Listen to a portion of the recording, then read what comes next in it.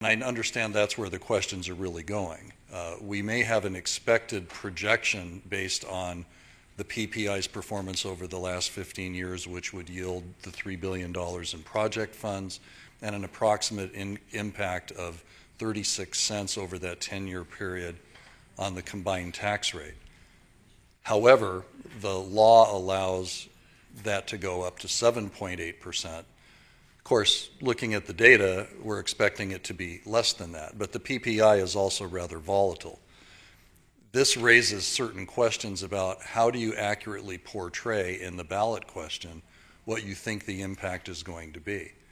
The way that it's been done by RTC staff based on historical data is a fair way of doing that. But also, as Ms. Miller points out, you do have the full latitude of the law, which would allow you to go to 7.8%. And again, I think that is what presents the quandary. If you were able to somehow put a limitation on what the upside of the yield would be, it would probably actually allow you to make the language in the ballot question more accurate than to offer this wide-ranging sort of, you know, we think it could be this, but it could be as high as that, but if something happened in the economy, it could be something as low as this type of rangy thing that would make it very difficult for people to pass judgment on what the impact would be on them personally. Now, I don't know that that's been helpful, but I'm going to refrain from any further comments. I'm just out of respect to my colleague here to my right. I'm going to, and all my colleagues to my right and my left. Commissioner June Giuliani. Thank you, Guy, for that. So as Mary Ann looks at this, I think RTC, and when we did the initial indexing, we were very frugal, and we wanted the public to support this so that we made sure that we could go to the ballot if the legislature passed this legislation to come back and say we did 136 projects, this is how much we generated. We didn't go to the extreme that the legislature allows us to do. So, Mary Ann, as you look at that, because I think you're absolutely correct, I don't think we can cap it, but we could always, in an explanation, because the explanation here is weak, in my opinion. It's almost trying to anticipate what the for and the pro and the con would do, and so maybe that part needs to definitely be redone. But maybe potentially look at a not to exceed. So that way you can then framework what your 10-year. That's a cap. Not to exceed is a cap. I don't know. I'm just using that language as an example of what we may need to look at. But if it's wide open, we can put our own. You can't cap it, but you can say the intent is not to do ... There's different ways to be able to look at language in that way. But it does not belong in the question. It's in the explanation, is where the fiscal piece, then you have the fiscal note, and then you have the committee that's formed to do the pro and the con. And so I think we're a little bit, it's my understanding, staff wrote this, right, Greg, and sent it to Mary Ann. Mary Ann, you amended some of it and then sent it back. So that's how we got to this point. But Mr. Chair, as chair of RTC, if we're going to do this, I think it has to be simple, has to be clear, it has to be concise, and understandable by the public. And to me, it's more in the explanation of what this would do or will continue to do. It's already been in place for 4 years now? 3? When did we do it? 3. So it's already been in place for 3 years. So part of that is to remember that in our verbiage, to be honest with the public, it's about continuing what we've approved in the first place and going down that path for another X number of years in order to be able to do this many projects and so on and so forth. So I don't know at this point what your pleasure is, Mr. Chair of RTC, but if your thought is to maybe hold this for a couple of weeks, if Joe says yes and doesn't have a cow. But in the meantime, he could begin putting together the committee, correct? So, I mean, you want some things in place so that you have your pro-con people already selected and ready to go.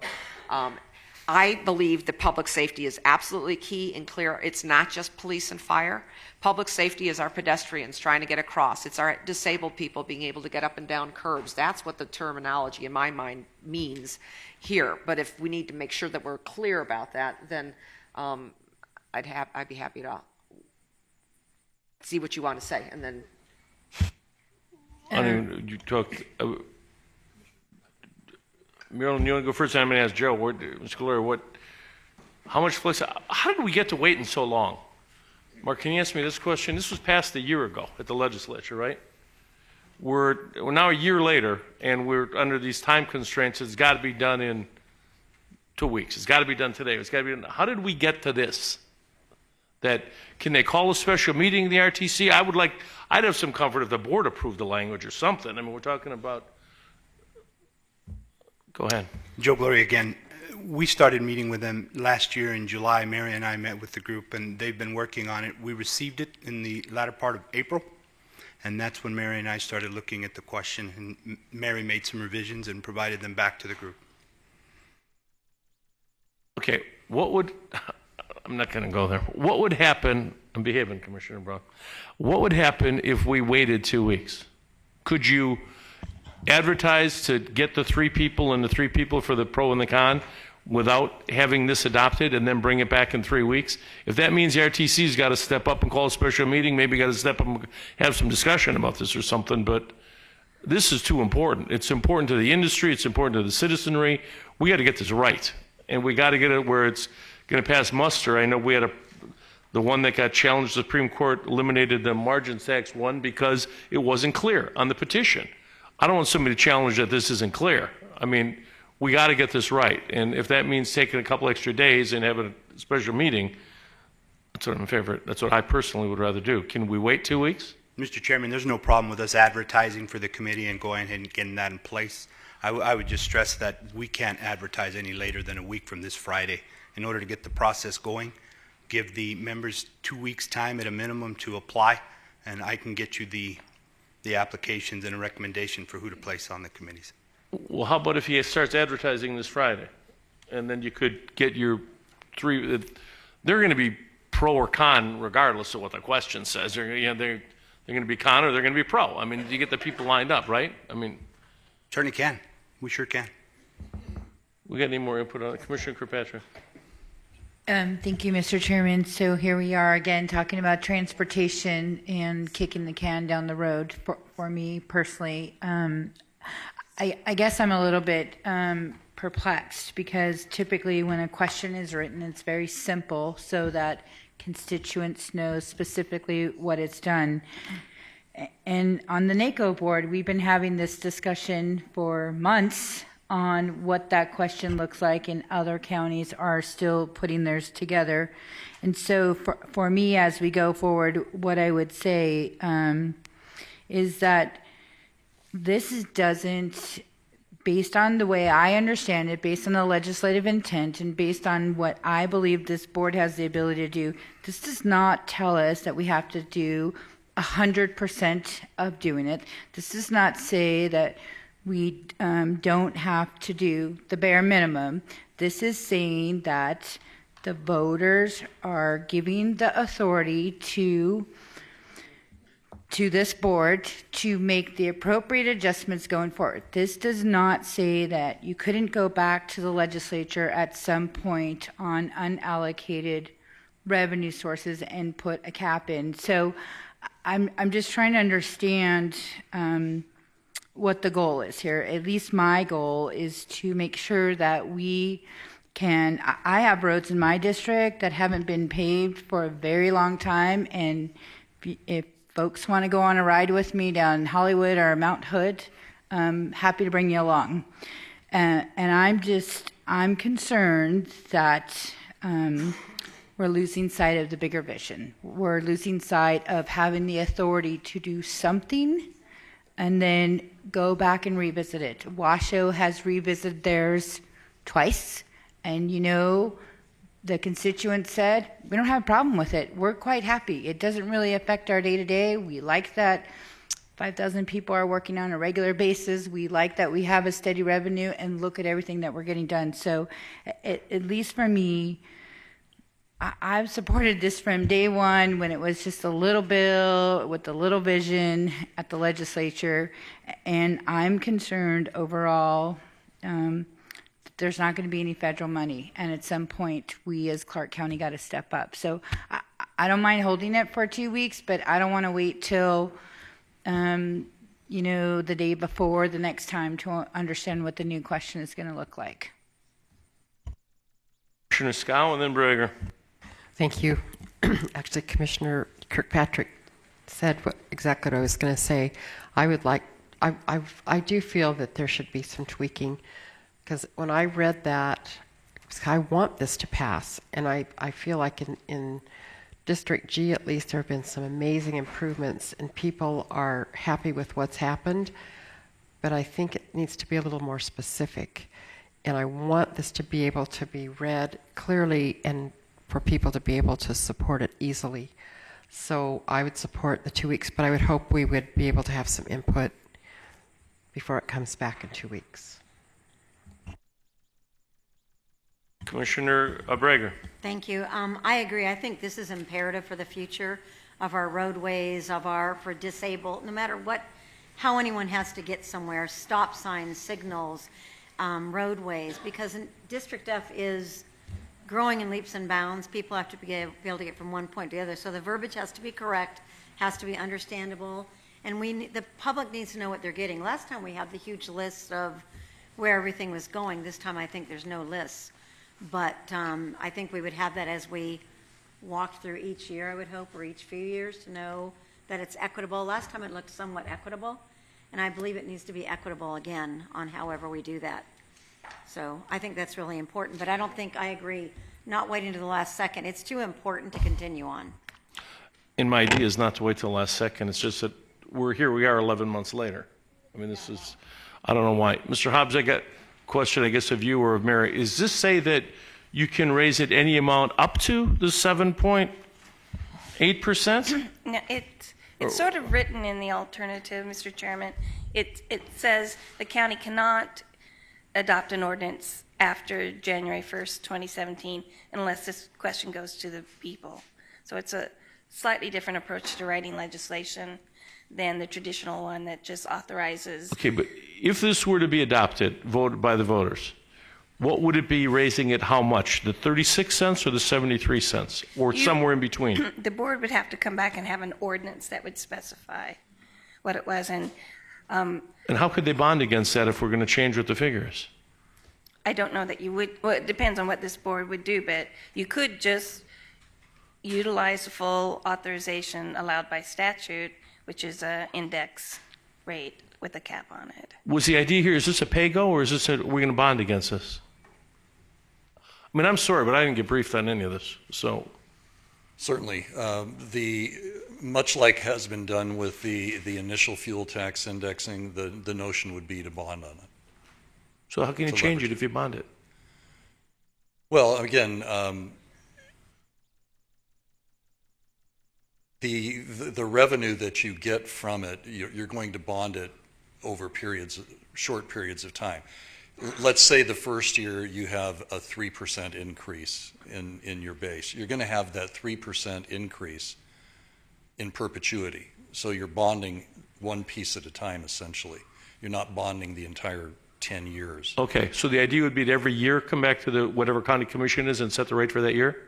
Pretty much. I mean, that's what's been done is the RTC has been bonding this on essentially an annual basis based on what the real growth in the PPI allowed the rate to increase by.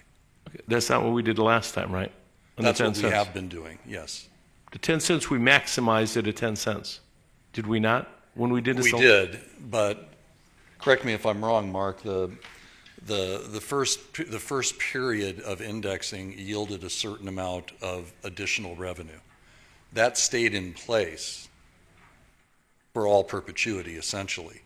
The next Correct. year, it increased again. So each incremental increase was bonded on its own merits. But when we voted on it at the beginning, did we not say the most it can go up is 10 cents? Yes, Not to you exceed? did.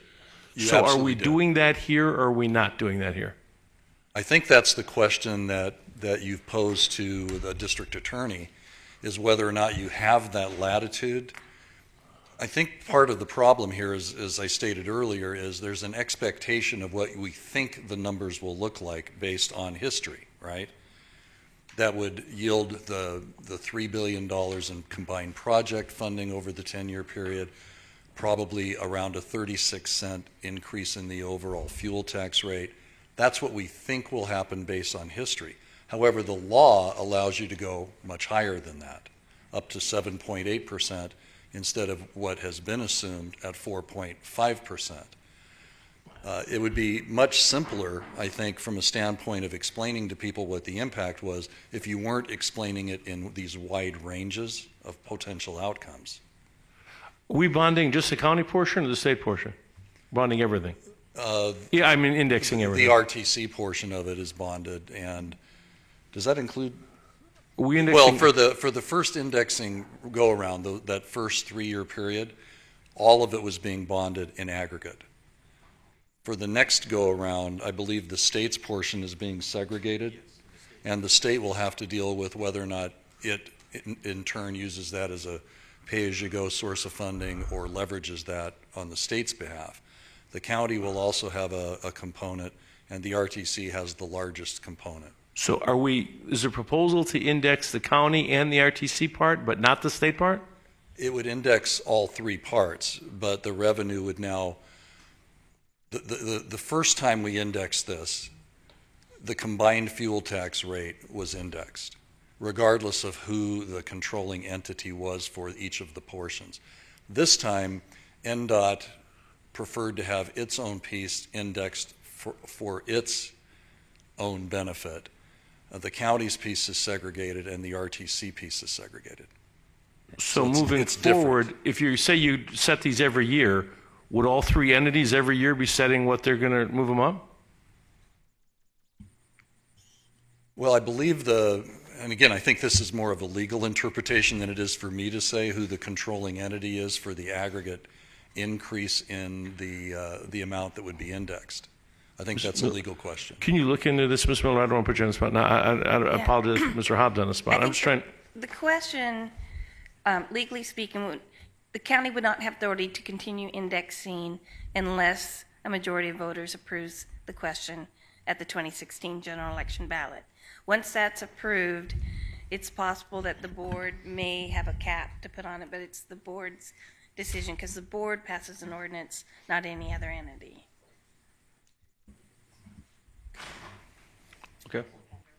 Commissioner Kirkpatrick. Thank you, Mr. Chairman. And I just want to point out something on the state's portion. So the way that the legislation is written, that the state's portion will only be spent in the county that it's generated from.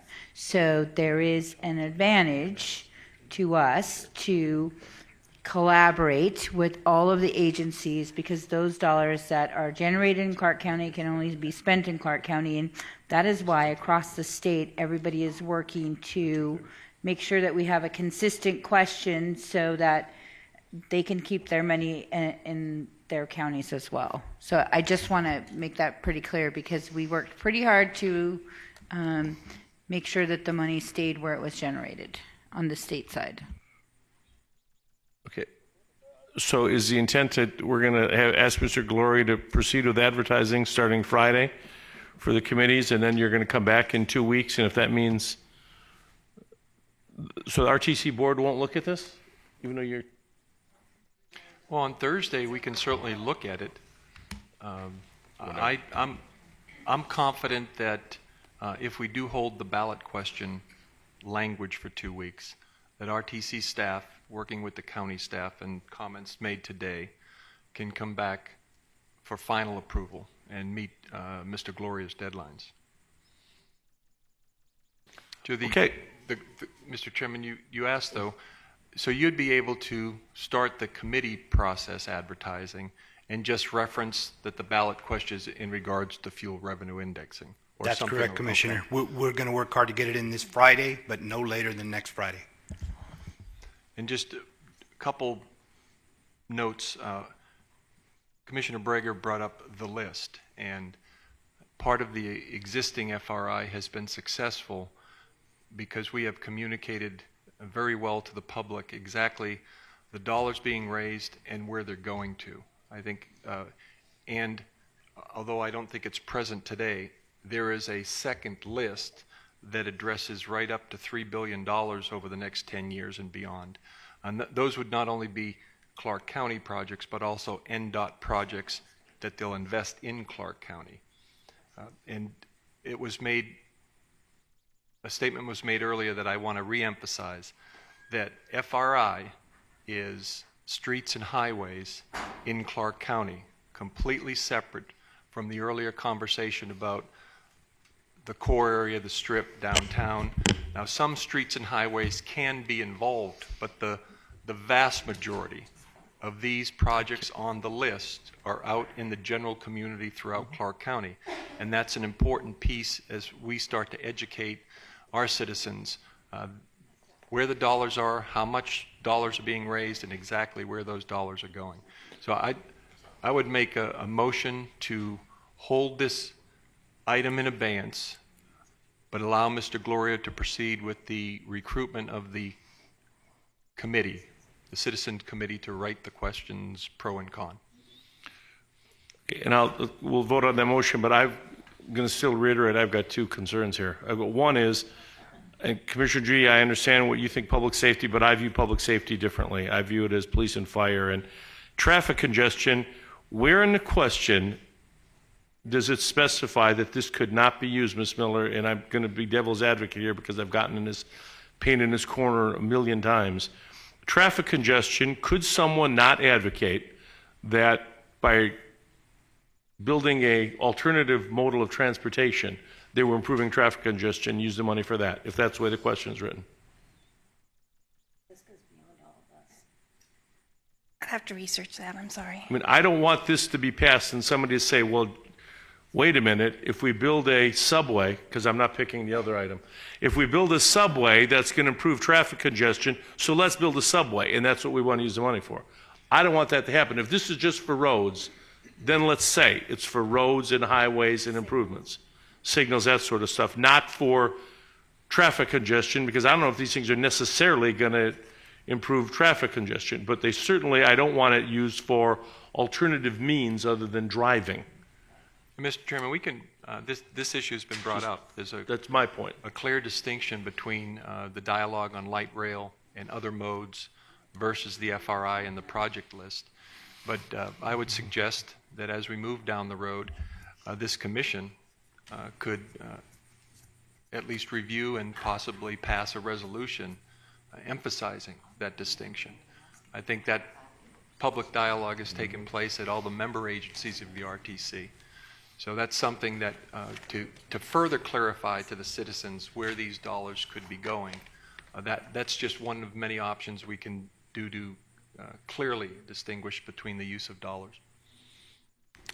Okay. Mr. Gilbert, you want to speak? I do. Thank you, Mr. Oh, Chairman. I'm sorry. Commissioner Weekly, I apologize. I see Commissioner G's hand up, but I wanted to I didn't ask, see you. but when I look at this FRI funding that we recently, or that we're currently going through, I think of, again, projects like the one on Simmons between Craig and Cheyenne. And when I see the cutouts and the widening of the sidewalks that makes it more pedestrian friendly, that to me is safety. And when I see the beautiful bus shelters that have been put in now, that gives a bit more visibility to the patron that's sitting there actually waiting for the bus. I mean, I didn't really get that until I had an opportunity to speak with you and to get your perspective on what you were envisioning when you thought of public safety. That really didn't come to my mind. I thought of cars running into the bus shelters, cars running up on the sidewalk, cars driving over into the bike lanes. That's kind of when I thought of it from a public safety standpoint when I read the question. So I wasn't there. But I think it's a word game to me, Commissioner. I think as we go out and we talk to the public about how to move this thing forward, because you guys know I was truly not on this supportive side of the fence in the initial beginning. This truly made me a believer as I go through Clark County District D, through the frustration that many of my constituents have gone through as well with all the orange cones and all of the traffic congestion and all that. I hear so many wonderful compliments today in terms of, oh my God, I'm so glad it's over, but I love the results. I love what's happening. Every time I drive down Simmons now, I'm loving what I'm seeing. I'm loving the decorative rocks, and everybody in the neighborhood over there are just absolutely loving it. And so I think it's just really a word game, Commissioner, and if that's what we need to do, to make it as transparent and easier for the actual constituent out there, then let's do what we have to do. I don't think we need to turn it into something that it's really not, because I don't know if the average person who reads it will look at it and go, is this about a firefighter or a police officer? I truly didn't get that, especially if it doesn't fall under that type of category. So, as the Isley brothers say, anywhere the wind blows, it's cool with me. You can Google that on YouTube. Okay, I will. Anyone else before we move forward? Commissioner Giuliani. Thank you. So the intent, because I think the explanation needs to, that's the weakest part here, but that's something that would be worked on. That's where you delineate the discussions on the financing. That's where you delineate. But I want to point out for the conversation, the key piece is shall Clark County continue? It's not something new. It's something that we went to the legislature and asked them to give us an opportunity to extend, to let the public vote on continuing the 3-year program that we've had that's been working very well. And we've not had infighting over whose districts. It's been perfectly laid out based on, you know, what your quality of your streets are. The public safety is absolutely key because it's all about pedestrian safety. How many people have we had killed? You can't, our street lights are still too high. You can't have disabled people reaching all those types of things. That is public safety. It's about congestion. Maybe one word missing here is maintenance, you know, because that is allowed for some of those dollars to maintain that roadway once you do that. Because people don't realize it's not just about jobs, but that's a very key piece. If we were not able to do those 130 some odd projects that are out there with the orange cones right now, we would have only $22 million for the entire county for maintenance of roads. We would not be adding sidewalks. We would not be adding curbs and gutters, bus turnouts, safety, any of that type of stuff. So this question needs to be complete but simple, without making people get crazy about it. The explanation then is where you really should delve into the mechanics of it, and then you go to your pro-con. And so that, to me, I'm more comfortable now. I was not willing, I did not want to hold this for 2 weeks, but Joe will do our best to get it there. And so you can go forward with the committee to get that put in place so they hit the ground running. But let's be careful. Err on the side of simplicity, honesty, and exactly what we're doing, what we're continuing to do, what we're already doing is really where we're at. Okay, Commissioner Brown, did you have a motion? There's a question on the table, motion on the table. I'm sorry, Commissioner Scow. Just one other thought. I think sometimes when we're so familiar with an issue, when we look at something like this, we're looking at it with our knowledge and preconceived knowledge, but it needs to be looked at from the eyes of someone who may not understand all that's been behind it. So to me, that's the key, because several of us had different, as we looked at public safety, we all thought of something different. We need to have it from the eyes of a constituent looking at this perhaps for the first time. Thank you, Commissioner. Mr. Commissioner, last comment, just as a listener Promise? in the audience. Pardon me? Never mind, go ahead. I realize that when a lawyer says he's only got one more thing to say, that's inherently suspicious. But on behalf of RTC, we'll work with the county legal. But I want to make one thing clear, that the FRI funds simply are not to be used for transit, and that beyond the question that you're looking at and evaluating right now, there's an actual body of law and statute that supports it that has limitations as to how those dollars get spent. So we'll do our best to make sure that it's more clear to you all so that you have the advantage of that information before being presented with the question. And it sounds like we'll be seeing you all and briefing you all in all of our capacities over the next week or two, and I appreciate your time. Thank you. Did anyone else from the public today, because I know we had a few people here on this, wish to speak, or do you not want to speak? I'm going to give you an option since you are here. Mr. Carroll, Mr. Milliken. Anybody? I'm not calling you out, but I'm calling you out. No? Okay. We have a motion on the floor. Is there any further discussion? Seeing none, please cast your votes. Quickly got through that, seeing none. Motion passes.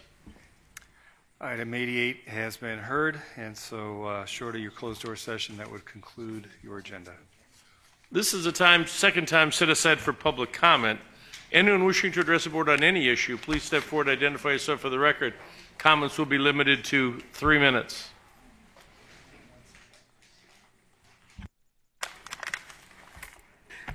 Good evening. My name is Margaret Ann Coleman, a homeless victim. Here again concerning the information given on 16 about the self-funding benefit plan.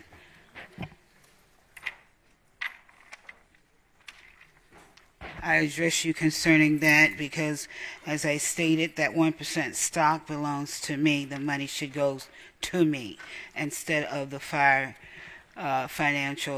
department. Now, I was here May 17th, and I addressed you saying that I can't stay here because I'm an unwelcome guest, or as a tourist or a residential, due to the fact you do not care about kicking me into the streets and making myself homeless on the board. Now, we must discuss these eviction notices. I'm still in my car due to these illegal eviction notices, and you knowing that on my lien or my exemption concerning my notice of execution, it states that I have free living. I have been paying rent for over 34 years, and that is a disgrace. This whole issue is concerning my injury on the job, whereas I am to receive this because I took the matter to court. 2-year statute of limitation. One more thing I like to say. I don't see what Darlene Newman and why is she so important. She have not stepped up to the plate as of yet to take important as much money as she has today. Darlene Newman had placed this whole town into a laughing stock of disgrace, as well as Shannon Hughes and Glenda Lee Gates of the Chief Judicial Judge, making the police department a scandal with the Board of City Council and members. Now, pension is very important to me to get my children out of this state because where are they? One is in behavior habit due to the fact you all have disgraced me, disgracing her. My son, he's with the Mexican group that stole my opportunity to have a home because of Kirkpatrick, Maryland, overthrowing it with Barbara Antelope being the AKA, being the power of attorney that has overridden me and put me into the streets, into a car. You might not take it too serious, but I do. That's one reason why I think it is important that you give me my benefits. You took my workman's comp. You took my 1% stock. You spread it all over town. Now you want my pension. And now you want my kids. Thank you for your comments. Anyone else wishing to address the board during public comment?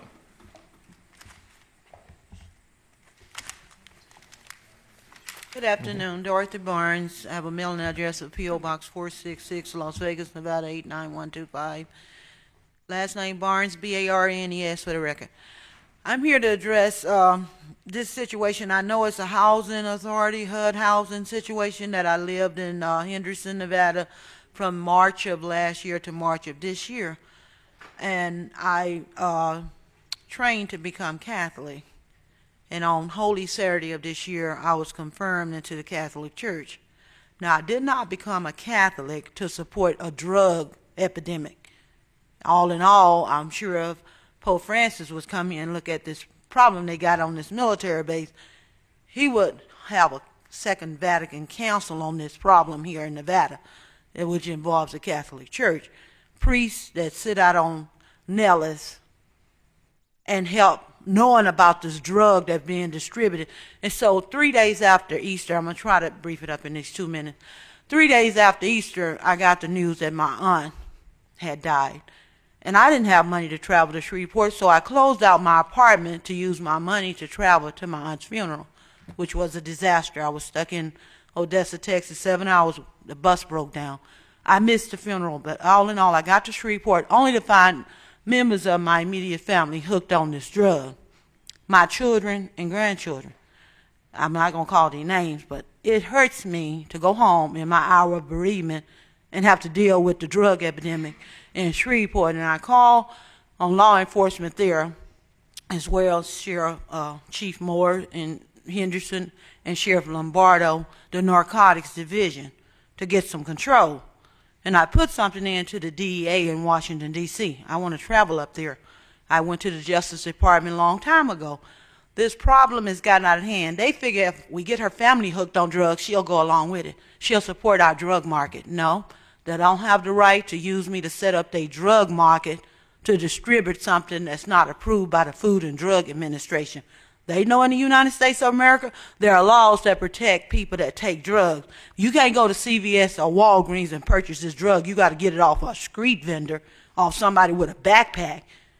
You know it's not a legal drug. Now, to live in Espinosa Terrace, I was in continual distress dealing with residents there hooked on this drug. And I talked to the police, went before Mayor Haffen and the city council, and came in here before you all to hopefully combat this problem and get a curtail going to control the person that's distributing this drug. And it's sad that I go home and I have to deal with family members being hooked on this drug. And I told them in city council meeting, watch the people that's coming into this area going on this military base.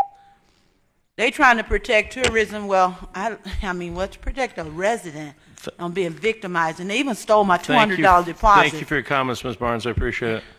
I mean, thank you all. Thank you. Next speaker. Good morning, Chairman. My name is Paul Casey. I'm the producer of Las Vegas Car Stars. For the last 8 years, I have produced this event, which has been an outstanding success. I wanted to come here in front of the board, which I do every year, and thank two of the commissioners for their support and help.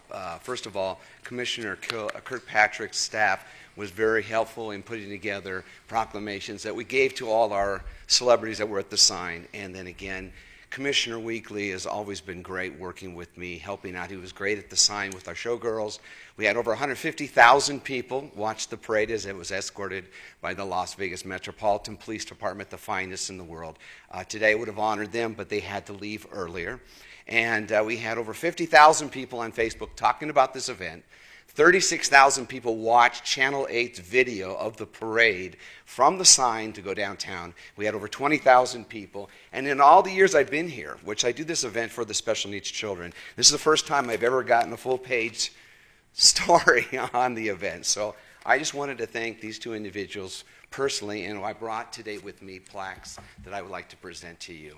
And I thank you very much for your help and your time. I know you guys are very busy. Thank you very much. We appreciate it. The commissioners will come down if that's the last public comment. Do we have anyone else wishing to address the board during public comment? Do I have a motion to go into a 288, 240, I forget the numbers, I'm so tired. Whatever, 248, 241. We have a motion on the floor in discussion. Please cast your votes. I need to be upstairs at 1:45. Okay, I have 30 minutes. Somebody down there didn't vote. Motion passes.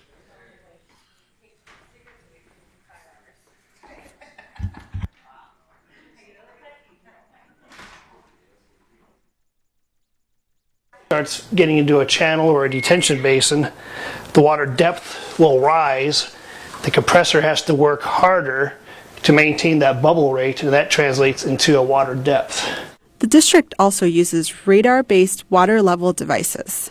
But when we really want to know when the flash is possible before the rain starts, we look at one very important weather indicator. Well, the weather station is used to not only detect rainfall, that's the main job of all of our weather sites, to monitor the rainfall, but a weather station will also monitor wind speed, wind direction, because knowing which way the wind blows can impact what kind of weather develops. Temperature and humidity are also two other parameters, with humidity that gets translated into dew point. Typically in the summertime, if the dew points are low, below 50 for example, what happens is whatever rain that rain clouds are bringing tends to be in the form of very light rain, or sometimes not rain at all. When the precipitation comes out of the cloud and it's with low dew points, the precipitation can actually evaporate, and that's called virga rather than rainfall. And that means obviously we're not going to have flash flood issues. But as the atmosphere gets more and more moist, if we start seeing weather stations reporting dew points in excess of 50 degrees, that will raise an eyebrow. We'll look at for potential for heavy rainfall. And many of our flash flooding events with significant consequences have occurred with dew points above 60 degrees.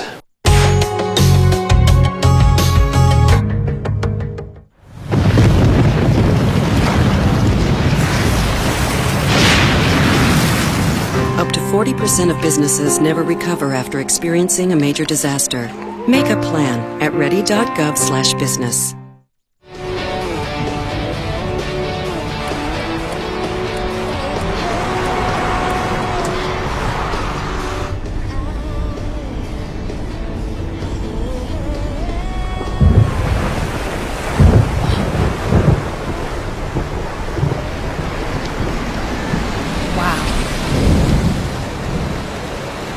Mind the road. Flash flood season is here. We have all seen the devastation that floods can cause to homes and lives in Clark County. Has your neighborhood or home ever been affected by major storms? Federal flood insurance is a smart and cost-effective investment if you think your home is vulnerable. Some easy-to-understand assessments can help determine if you need flood insurance.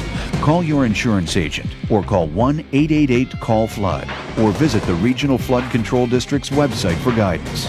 See if flood insurance makes sense for you.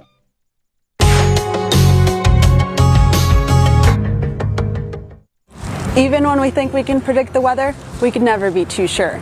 As this year kicked off, meteorologists thought it would be a super El Nino. So far, it's been drier than last year. El Nino is a warming of the waters in the eastern Pacific Ocean in the near the equator, where we tend to get higher temperatures, and what that does is cause a change in our weather patterns in the northern hemisphere. And during a strong El Nino, like we're experiencing now, it can bring the storm track during the winter right over our heads. The storms we've gotten so far have been primarily more of a typical winter nature, but we've got the storm track evolving as we speak, and we expect there to be more storms, more frequent storms than we've experienced so far over the next couple months. Computer models suggested this El Nino looked a lot like the Super El Nino of 1997 that created very heavy rain in the Las Vegas Valley.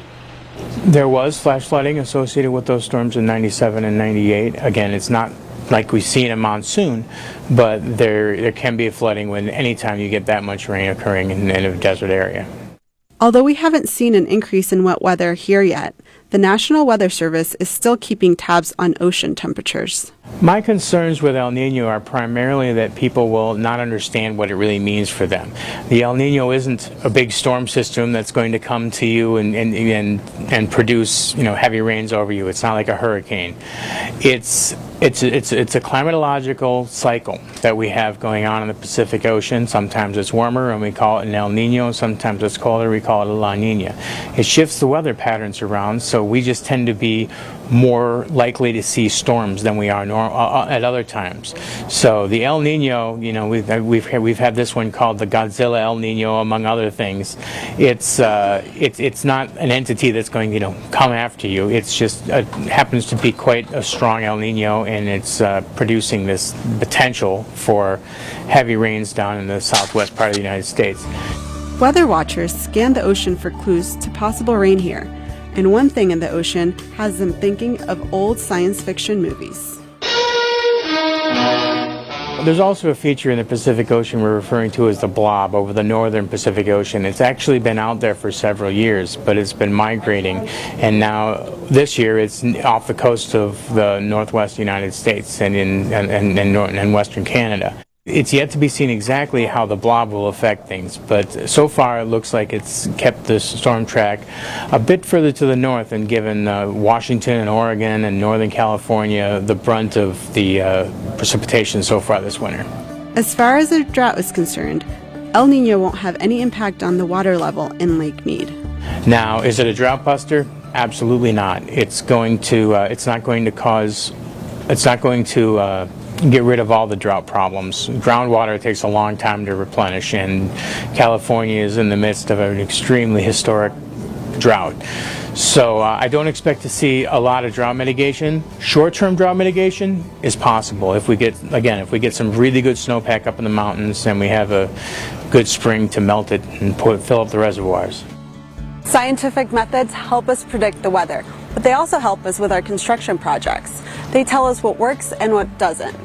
This year, engineers had to think outside the box for one of our projects, and they had to freeze the soil. This is the Brooks Channel project. The district needed to install steel pipe under the very busy Union Pacific Railroad tracks right next to Interstate 15. We had researched a couple different options in order to stabilize underneath the railroad, in order to accommodate the boring and installation of the casing pipe that we needed, and soil freezing made the most sense. They had experience in exactly this scope of work, so for us it was, it was the right call to make. In order to keep the railroad tracks from collapsing the tunnel, Soil Freeze was called in to engineer an arch made out of ice. We do ground freezing all across the United States, everywhere from Florida to New Jersey to California and Washington. Our typical application is in areas with high groundwater and where excavations need to go below the groundwater table. If this sounds like something brand new, it is. At least it's the first time being used in Nevada. But the technology has been around for a long time. Everybody that I know of thinks it's a brand new experience. People run into it as a brand new technology. It's actually been around since the late 1800s, but before, historically, it was used for big projects because they didn't have these modular chillers like we have. They would actually have to build the freeze plants, and they would have to make them specific to the job. So jobs like the Grand Coulee Dam, the Channel, big projects that were done historically have used ground freezing.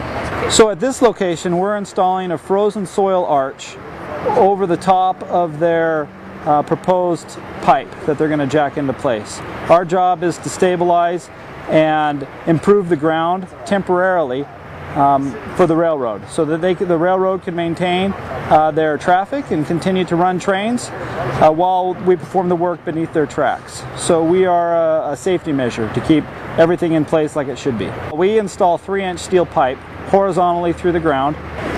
That's the conduit that we use to run a de-icer, a calcium chloride brine, through the ground. We don't inject anything in the ground, we just circulate it in the ground, and it runs through chillers, and we keep it nice and chilled, and that creates a freezing process around each pipe, and gradually that frozen ground grows until it overlaps with the adjacent pipe, and then we get that start of an arch. Our design here is to have a 5 to 6 foot thick arch where the freeze pipe's centered. So when we activate our system, we have a number of probes that we put in the ground that monitor the ground temperature. And then we activate the system, and it runs 24/7. It continually just circulates this brine, extracting heat from the ground. It doesn't put cold into the ground, it pulls warmth out of the ground. And that runs. And our design here estimates that it will be 4 weeks to freeze an arch that's sufficiently thick and sufficiently cold enough to be strong and stiff enough to support the railroad. The technology works the same way here in the desert as it does everywhere else. But the district was the first to use it on a project in Nevada. This method is new to us, and as far as I know, nobody in the state of Nevada has done this yet. It was a challenge, and they were the solution. So we're learning. It's not something we do every day, but we're confident in the results, and we're confident with Soil Freeze, and we're looking forward to it. After 5 weeks of chilling, construction crews were able to drill the tunnel and push the steel pipe into place. The arch held just as it was designed to, and soon a needed flood channel will be ready to take on stormwater. I like the flexibility. I like the problem solving, the head scratching that we get to do. The system is similar, but however we set it up and the different parameters are challenging. This one in particular was a fun project because it's unsaturated conditions. So we had to really tweak our parameters and really look at them closely to make sure that we were using appropriate parameters for this system to meet the requirements that the railroad set down. When there's weather in Las Vegas, you can get up-to-date information on our social media. The district is on Twitter, Facebook, and Instagram. You can also download our app, FloodSpot, to see where the flooding is happening. You can get that at your app store.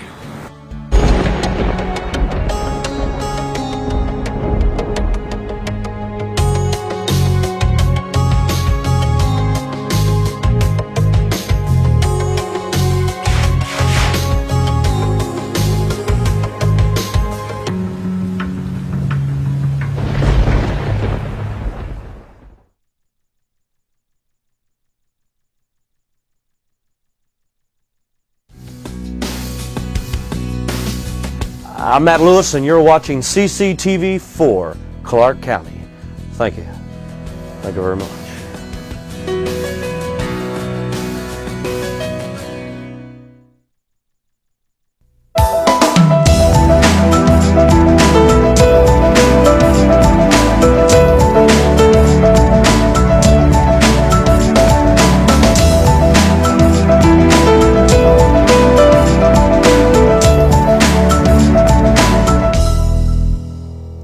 Since the earliest days, entertainment played a part in the hotel casinos of Las Vegas, but it was in the 1950s when Las Vegas gained the reputation as the entertainment capital of the world, and the dancers of the chorus line were at the center. The bomb was not the only thing to explode in 1950s Las Vegas. Showroom and lounge entertainment became the hot attraction that brought customers to the casinos over and over again. Hundreds of women danced their way to Las Vegas as members of chorus lines. Las Vegas developed its own special style of shows, but it built on the nightclub productions in New York, Chicago, or Los Angeles. In fact, successful dance companies like the Morrow Landis Dancers or the June Taylor Dancers had a number of troupes in clubs around the country and added Las Vegas to their circuit. Eventually, casino showrooms developed their own identities. The Sands had the Copa Girls, based on Jack Entrada's Copacabana Club in New York, and the Sahara Hotel and Casino created the Saharam Dancers. Early strip properties like the El Rancho Vegas and the Hotel Last Frontier emphasized a Western style done with modern elegance and convenience. Cowgirls and glamour girls promoted that theme at the property and its advertising around the world. Many of the women who came to dance in Las Vegas were hired in other cities. Los Angeles was a frequent audition spot, but dancers came from across the country and from overseas. Dancing for a touring company gave many young women a chance to work in their chosen field and led to lifetime careers for some of them. The explosion of showroom entertainment of the 1950s and 1960s occurred during the last decades of racial segregation in the United States. Black or Latino performers might appear as an act in the showroom, but not within an integrated cast. At the same time that notable entertainers worked to end the segregation, others found a chance to work in the racially separate venues that slowly became integrated in the 1960s. Nudity became a greater focus of showrooms by the late 1950s. Minsky's had partial nudity in its burlesque shows, but the Lido de Paris at the Stardust and the Folies Bergère at the Tropicana introduced a new style and a new icon, the Las Vegas Showgirl. The post-war Playboy era welcomed gladly the nude and the semi-nude showgirls and dancers. The size and spectacle of these newer productions marked a distinct shift that changed showroom entertainment for decades. Of course, female performers did more than dance and appear in burlesque shows. The era's greatest entertainers, such as Sophie Tucker, Lena Horne, and Debbie Reynolds, brought new forms of music from the artistic and urban metropolis to the casino lounges and the showrooms. Las Vegas' own creation, the Lounge Act, highlighted internationally known groups like the Mary Kay Trio, Keely Smith and Louis Prima, the McGuire Sisters, and the Kim Sisters. They may not have created their music in Las Vegas, but it was the place for everyone to come and see them perform.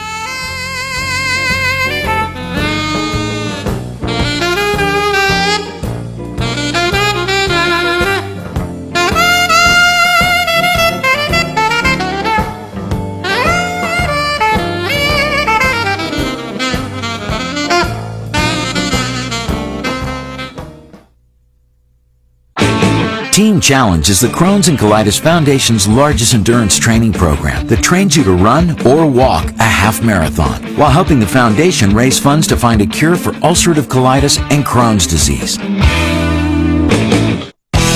Are you a fan of Sunset Park?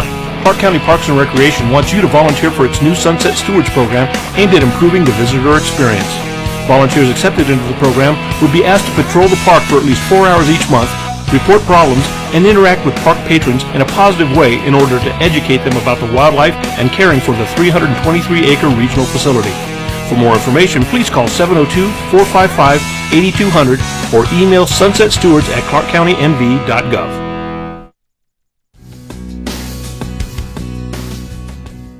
I'm George Wallace, and you're watching CCTV for Clark County.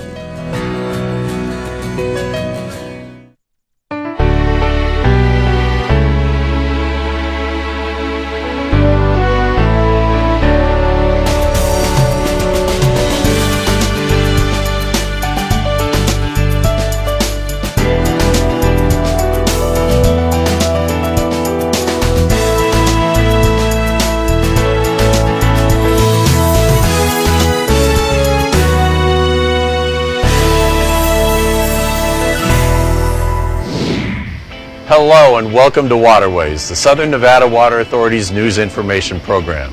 I'm your host, Scott Huntley. We join you on this rare rainy day from one of the SNWA's 2 state-of-the-art water treatment facilities, where tap water begins an uphill journey from the bottom of Lake Mead. Coming up in this half hour of Waterways, we'll give you a tour of the water delivery process as water travels through a complex web of pipes and pumps to get to your faucet. Take a day off and let your irrigation system rest on Sundays. That and more summertime tips to help your landscape survive triple digits. Plus, learn how to make a drip system out of household materials. And see a groundbreaking water-smart park on the Las Vegas Strip. When you turn on the tap, you expect the water to flow.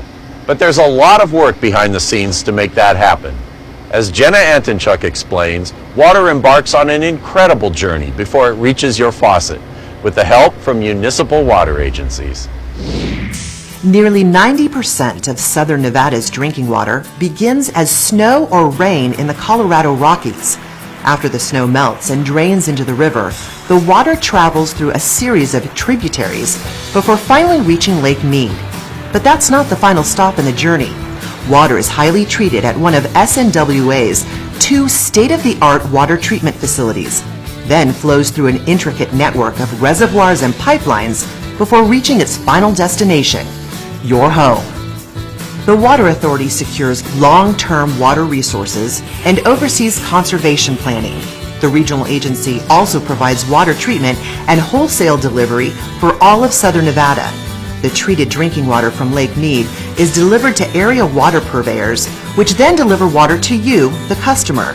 SNWA helps ensure your water quality, reliability, and security by operating 2 of the nation's most advanced water treatment facilities, River Mountains and Alfred Merritt Smith. Between the 2 plants, we can produce 900 million gallons per day.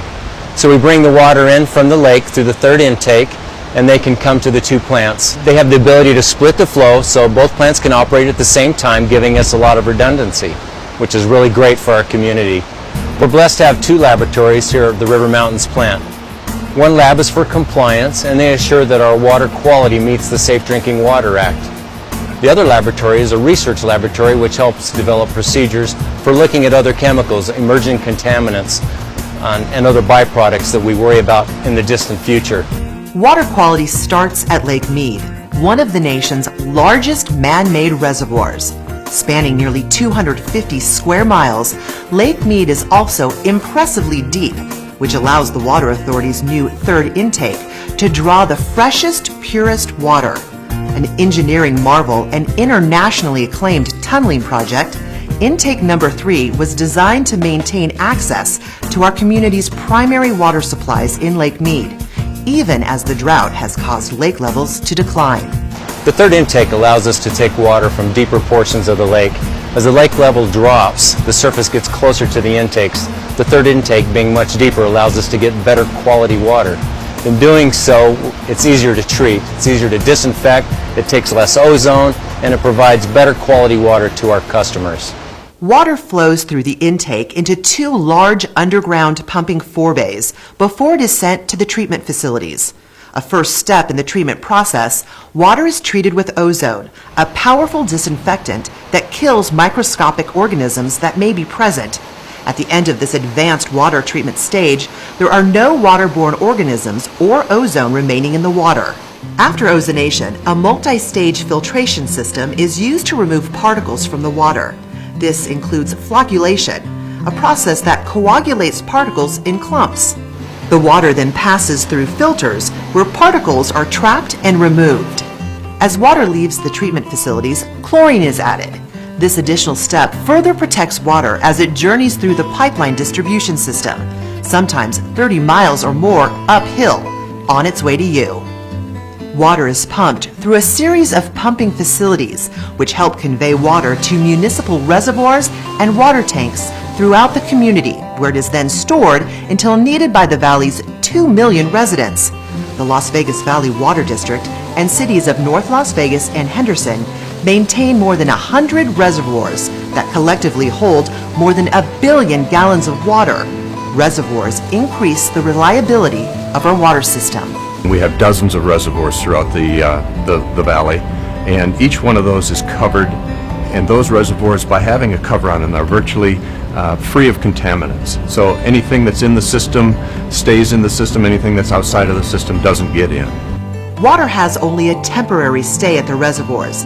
The next step is to deliver water to customers. Gravity helps move water through underground pipes and out into the neighborhoods.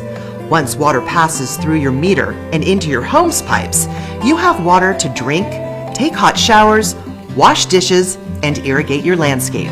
Water comes to every reservoir from a series of pump stations. So starting at Lake Mead, we pump that water out of the lake, we treat it, and send it across the valley, dropping it off into specific reservoirs. Each one of those reservoirs feeds a geographic area.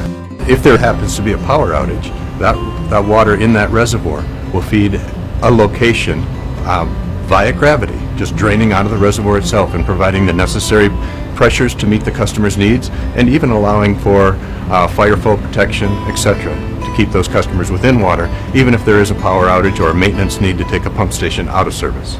Thousands of miles of underground pipeline help move the supply of water through the valley.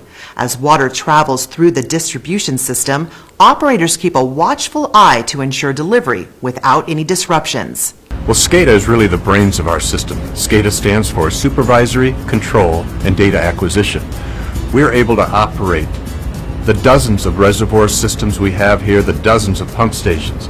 It allows us to greatly reduce both our manpower need and apply that manpower specifically when it's needed and where it's needed. In this room, we operate pumps instead of having a man or a woman out at each pump station. We also know the level of every reservoir. We're able to control the system from this operating room, and we're able to dispatch maintenance when necessary also. Each area water provider has its own checks and balances to ensure its customers receive reliable, quality drinking water, including pipeline maintenance and security. You may not see the complex network of people, pipelines, and technology working behind the scenes, but that collaboration is behind every drop. Reporting for Waterways, Jenna Antonchuk. Look for your annual water quality report in June.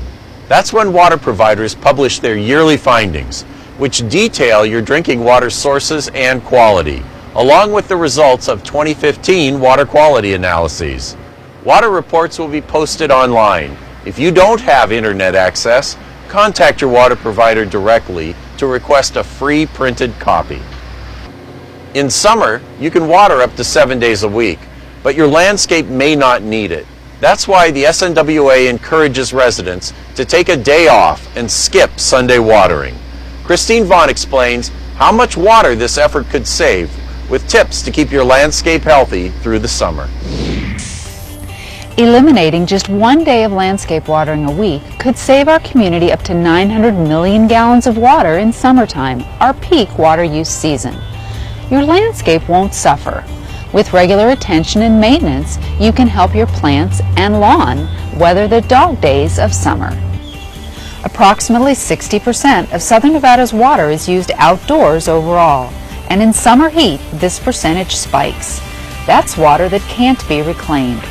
Since 2003, Mandatory watering restrictions have helped our community reduce its overall water use, and the Water Authority sees the potential to save even more. The SNWA Board of Directors recently approved changes to restrictions and eliminated Sunday as a summer watering day. Summer watering restrictions are in effect May through August. The no Sunday watering restriction would be voluntary for the first year and would need to be considered and adopted by each of the Water Authority's member agencies before it takes formal effect. For now, especially in the early days of summer, you should be able to maintain a healthy landscape by running your irrigation system less than summer restrictions allow. The key is to transition into your summer watering schedule. Just because you can water 6 days per week doesn't necessarily mean that you need to water 6 days per week. In the early summertime, you can get away with about 3 to 4 days of watering per week, but as we move through the summertime and get into the heat of July and August, that's when you're probably going to want to add additional days. The key, though, is to really monitor your plants and your lawn and to make small adjustments as the summer goes on. As you keep a vigilant eye on lawn areas, these tips can further help manage your water bill. First, set your sprinklers to cycle and soak. The Water Authority recommends 3 sprinkler cycles of 4 minutes each, spread over several hours, to give fescue lawns the water they need when they need it. Turf areas that are shaded or protected may need less water. Bermuda or other warm season grasses require less water than a tall fescue lawn, typically about 30% less. There's good reason for running short 4-minute sprinkler cycles for grass. These shorter sips ensure that water soaks lawn roots effectively before runoff and water waste start to occur. The valley's compact soils just can't absorb too much too quickly. You may still get stressed or dry areas, but use a handheld hose to target these. It's much more efficient than running your entire system longer, and it's permitted under watering restrictions. To help grass retain moisture in the heat, adjust your mower to cut grass higher in summer months. Mowing to about a 3-inch height creates a shade canopy over the soil that can reduce water evaporation. The time of day you water is important as well. In the summertime, the best time to water is early in the morning, just before sunrise, usually around 3 to 4 a.m. And the reason that you want to water early in the day is because you're going to reduce the water loss due to high winds and evaporation from the heat of the sun. The thing to keep in mind is that you are restricted from watering between 11 a.m. and 7 p.m. in the summertime, and if you do so, you may be subject to a water waste violation. Got drip? The needs of your plants and trees on drip irrigation are much different than a lawn watered by sprinklers. Think of it this way. Sprinklers deliver water fast in gallons per minute. Drip delivers water slowly in gallons per hour, typically between a half gallon to 4 gallons per hour. That's why you'll set your drip system to run longer but less frequently. Drip systems vary from home to home, but the SNWA recommends 1 drip cycle, 30 to 90 minutes long, 3 days a week in summer. In scorching July and August heat, you may opt to add a 4th drip watering day each week, but daily drip watering won't be needed and can actually harm your plants. Overwatering is actually a pretty common problem. We have pretty poor soils here in southern Nevada, and when we apply too much water too fast to the soil, it can't absorb the water in such a manner that the plants can utilize it. So what happens is the root zones of your plants actually can become waterlogged, which can lead to root rot and then eventually plant death. When you use drip irrigation, you can apply the water very slowly to the soil, which allows that soil to absorb the water. It allows the plant to uptake the water through its root system. The key, though, is to make customized changes based on the specific soils in your yard and your plant's watering needs. Your irrigation system works harder in summer, so maintaining that system is crucial, both for managing water use and keeping landscapes healthy. Since sprinkler malfunctions are a common source of water waste, check your system weekly in the summer. This will only take a few minutes. Briefly turn on each watering station and look for misaligned or broken sprinkler heads. Even properly working sprinklers may not have the reach to do the job. Replace older sprinkler heads with today's standard 4 or 6-inch heads for better coverage. Check drip systems as well, looking for broken or clogged emitters and cracked or broken tubing. Exposed drip tubing is especially vulnerable in the harsh summer sun, so protect it by burying lines or covering it with mulch material. Hidden underground leaks may show up as a damp spot in your yard, so look for soaked areas often to catch a problem while it's still small. For more warm weather tips, visit snwa.com. While summer hasn't arrived yet, triple-digit temperatures are on the horizon. Water wise now to help your landscape survive and keep your water bills in check. Reporting for Waterways, I'm Christine Vaughn. Drip irrigation is the most efficient way to water your landscape. Just ask the Water Authority's Youth Advisory Council. The high school students learned how to build a drip system and then developed a cost-effective system with recycled household items. Jason Gifford has more. What does a plastic water bottle have to do with landscape watering? It can irrigate your drought-tolerant landscape and prevent more plastic from filling local landfills. How does it work? The Youth Advisory Council shows us. The Water Authority created the Youth Advisory Council, or YAC, in 1999 to engage high school students in a discussion of water issues. YAC provides opportunities for youth to participate in the planning, policy development, and evaluation of water conservation. In past years, YAC helped launch the first World Water Day event in Southern Nevada, organized the Youth Summit, and developed a unique hydroponic system to educate Springs Preserve visitors about sustainable gardening. This year, the students focused on finding the most efficient way to water landscapes and vegetable gardens. So for our project, we basically came up with a way to educate the public about drip irrigation and to educate them about the wasteful practices that we find ourselves doing all the time. And so for this project, we did a lot of things just by going out to like orchards and talking with different farmers, and we found out that they use drip irrigation as the most efficient way to farm and the most efficient way to save water. And so the goal of our project was basically to educate the public about that. Drip irrigation is the most efficient method to water Las Vegas landscapes. It delivers water slowly and directly to soil, giving plant roots a better chance at survival. Drip delivers water in gallons per hour, whereas sprinklers water in gallons per minute. The water savings add up. After doing their initial research, YAC saw an opportunity to educate the community about drip irrigation. But they took it a step further and devised a sustainable and low-cost way to water using recycled household materials. Some of the cost-effective ways that we came up with to implement drip irrigation, not only at home but also in a school environment, was with PVC pipes, in terms of using recycled PVC pipes with holes drilled into them, a water source attached on one end, capped on the other end, and it provides a slow drippage over a long stretch. Another way, the way that we ended up presenting most heavily in teaching here at Springs Preserve, was a way of taking soda or water bottles and poking holes into the bottom of them in order to control water flow directly into a plant's roots. And this is something, it's a project that kids can do at their school and implement in a small scale home or school garden. So this is what a traditional professional drip irrigation kit looks like, and these can go from $60 to $100. And so the basic components of these are the motor, the pressure filter, and the valves. And after all of these things are used, the water flows through this one pipe. And with this pipe, you're able to regulate the amount of water that goes through to your crops, and you can do that by using these little attachments. And so these attachments will allow you to adjust the water according to what crop you're planting, according to how much of it you're planting. And these kits are really the last step in the investment into drip irrigation. And we wanted to explore alternatives to these expensive professional kits that are kind of that last step, and provide some baby steps to getting to this idea of drip irrigation. And what we came up with were these recyclable bottles, and these are water bottles that have small slits cut into the bottom that you actually plant with your plant or crop. So the soil would come up to about the neck, and every so often as you need to water, you'd unscrew the cap, fill it with water, and put the cap back on. And this actually regulates the water in the same way that the small plastic regulators do on the professional kits.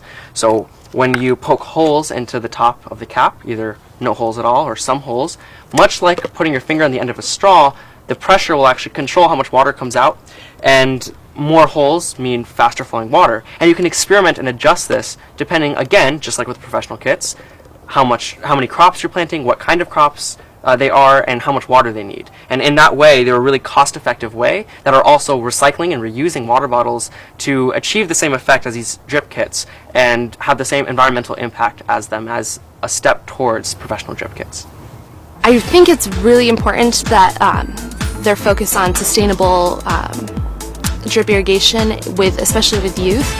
The water bottle projects that they proposed are ways that kids can do. You use scissors, you use a hammer and nails, things that are really easy for them, and it teaches them just the very basics of drip irrigation and gets them excited because they're making things and they're digging it into their garden, and it's something they could take home and teach their parents because there's not too much instruction required. The Youth Advisory Council meets once a week to develop and implement their annual project. They also present their findings to SNWA's Board of Directors. The students are at the Springs Preserve regularly to talk to visitors about the benefits of drip irrigation. They use their irrigation model to show that anyone can apply this simple, green method at home or at school. We want to take that kind of difficulty and hardship out of being water conscious and create these recyclable ways that not only reuse and recycle materials, but also are a better way of watering in general. These model students are future scientists, aspiring engineers, and public servants in the making. The Water Authority's Youth Advisory Council brings a fresh perspective to Southern Nevada's water issues, and with their innovative solutions to our unique challenges, our future is in good hands. Reporting for Waterways, I'm Jason Gifford.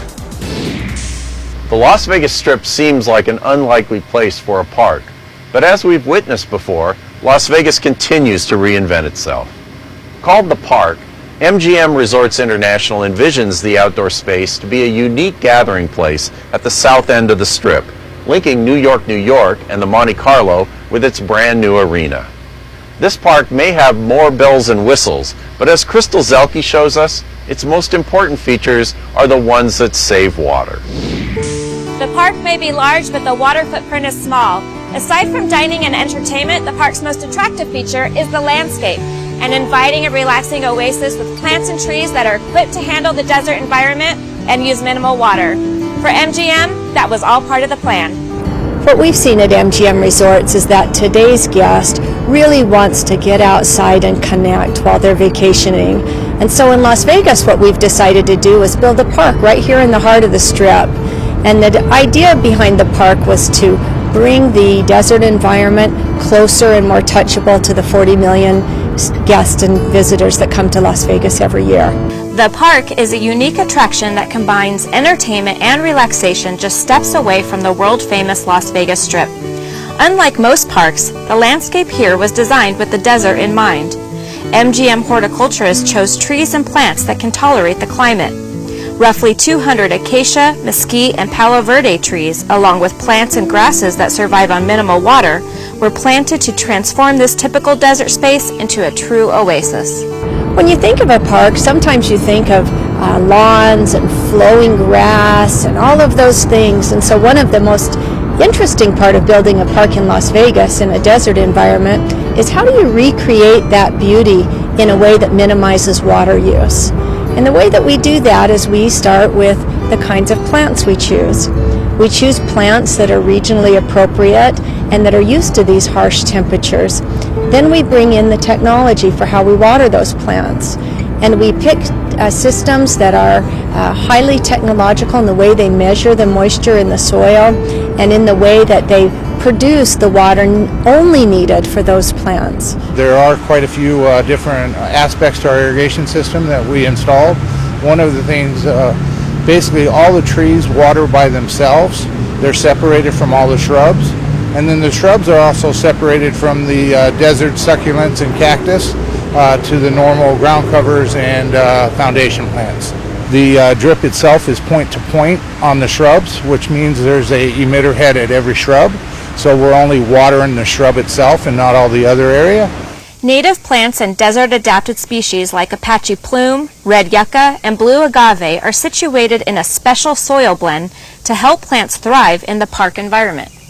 The soil itself has a lot of sand and loam mixture with very small amount of humus.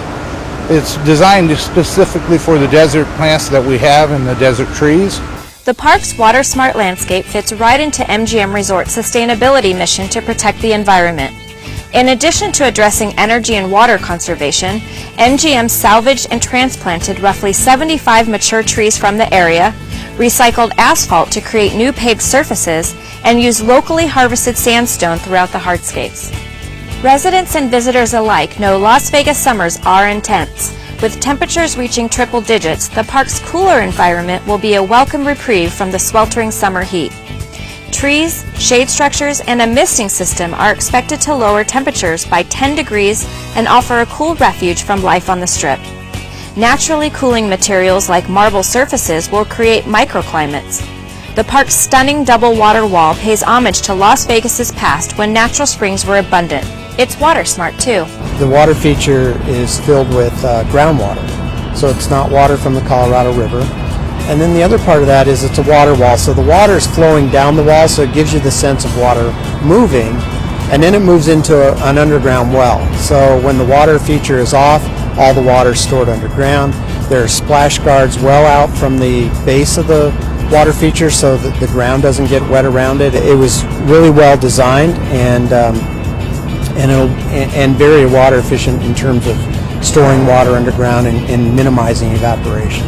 While the landscape of Las Vegas Boulevard continues to evolve, MGM planted its roots in a park that can adapt in an ever-changing environment.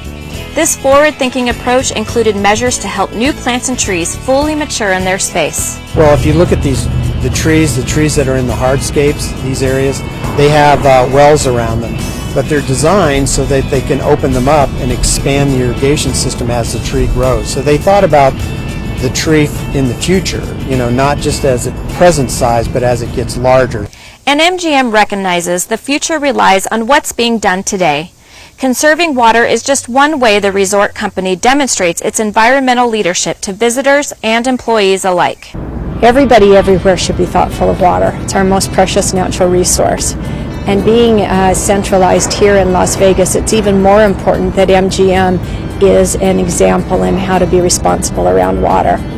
We have 52,000 employees here in Las Vegas, and as we implement water-saving techniques in our resorts and throughout our operations, we're able to teach people how they should reduce water use at home. And that's an exponential impact beyond what we could save just in our everyday operations.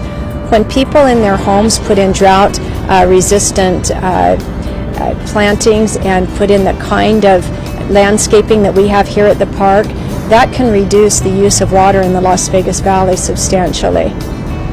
Conserving water is a walk in the park, whether you're doing it on a small or large scale like MGM Resorts.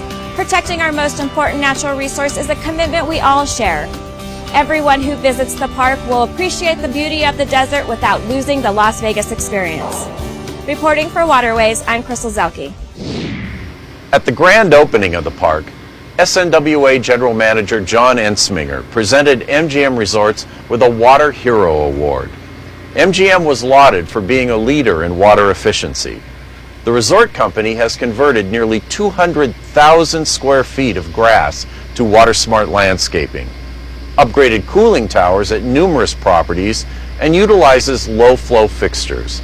Over the past 5 years, MGM's water conservation efforts have saved our community more than 800 million gallons of water, enough to fill nearly 40,000 average residential swimming pools.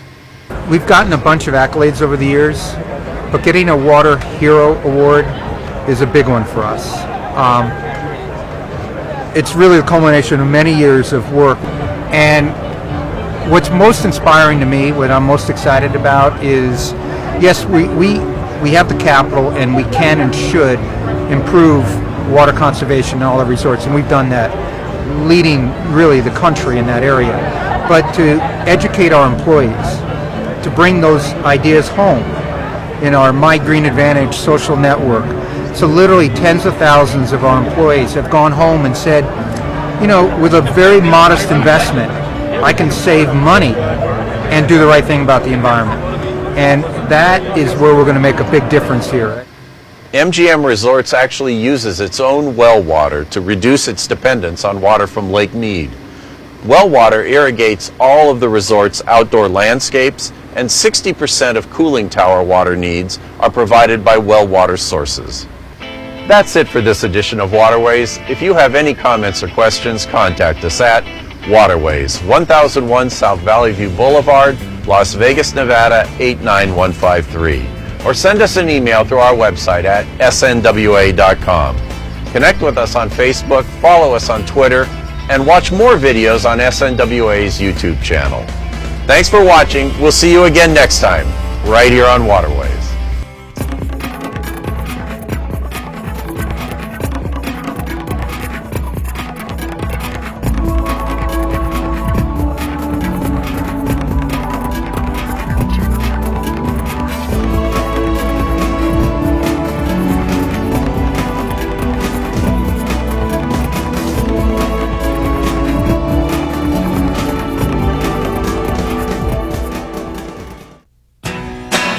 This is Clark County Television, CCTV 4.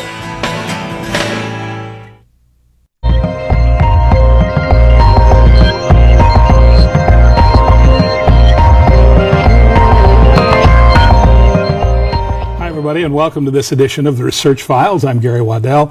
Tonight we'll talk about the discovery of a very old jawbone, find out how Daniel Garrity plans to use his $330,000 grant from the EPA. We'll take a look at what UNLV is doing with robots and drones, and we'll hear how researchers on campus are looking at the bacteria that causes dysentery. A lot to get to. First, though, I want to start the evening with Vice President of the Office of Research and Economic Development, Tom Piota. Tom, welcome. Hi, Gary. I understand there's a new partnership between the Air Force and UNLV. Yeah, it's great to be working with the Air Force and locally here with Nellis. It's a partnership where we're taking one of our technologies from the university. It's a great collaboration of our faculty in kinesiology, Dr. Janik Dufek and Dr. Mohammed Terbiya in engineering. They developed a foot insole that we're going to be working with the Air Force on, and it detects diabetic ulcerations. And this is particularly sensitive, to people that are diabetic and ulcerations that develop in their feet. So they've developed a foot insole that detects that and the early onset of that. So now they developed it in the lab, and now the next stage is really taking it out there and having people use it and try it out.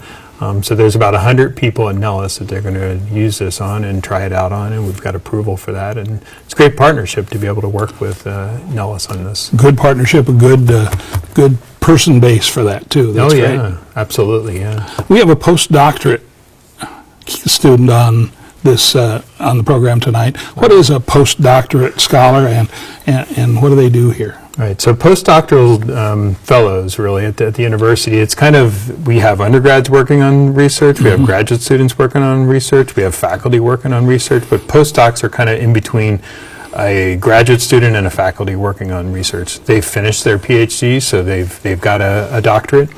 But now they've advanced on to the next stage, and we have them work with our faculty on campus here. They're full-time working on research. They can write their own proposals sometimes. They're fully funded to do research. They're incredibly valuable to help advance research at the university. As we look to become a top-tier institution, we want more postdocs. We have about 30 here on campus right now. I was reading some of the resumes. It's amazing. Oh yeah, they have great resumes, and they're really a valuable part of the campus. I was actually a postdoc for 2 years after I graduated with my PhD at UCLA, and then I got a faculty position after that. So it's a great transition after people get a graduate degree, and then if they want to continue that further, many times they continue as a postdoc. Very good. Tom, thank you very much. All right. All right, we have a lot to do tonight. Stay with us. We'll be right back. At that moment, it hit me. This is why I joined the Guard. I couldn't believe it. I just saved the life of somebody from my hometown. Be there for your community at NationalGuard.com. Welcome back. Joining us now is Paul O., Lindsay Professor for Unmanned Aerial Systems in the College of Engineering. Welcome, Paul. Thank you for being with us. Well, it's been an honor. Thank you very much, Gary. Your resume says that you are a internationally renowned expert in unmanned autonomous systems research. Lots of big words. I mean, I have an idea what it means, but what does it really, what are your duties? What are your... Well, in short, I build robots. Very good. Right, and I enjoy doing it, and I think robotics is a very exciting future. Robots that look like human beings, or robots that look like the Tesla plant? That's a good question. For me, they're all kind of one and the same. You know, some walk, some fly, some swim. You know, some are stationary. So to me, that's why we call it an autonomous system. Drones seem to be changing the world out there. Yeah, that's what they say. You know, it really captures the imagination to be able to fly and do so robotically. And we're particularly interested in using drones for like disaster response.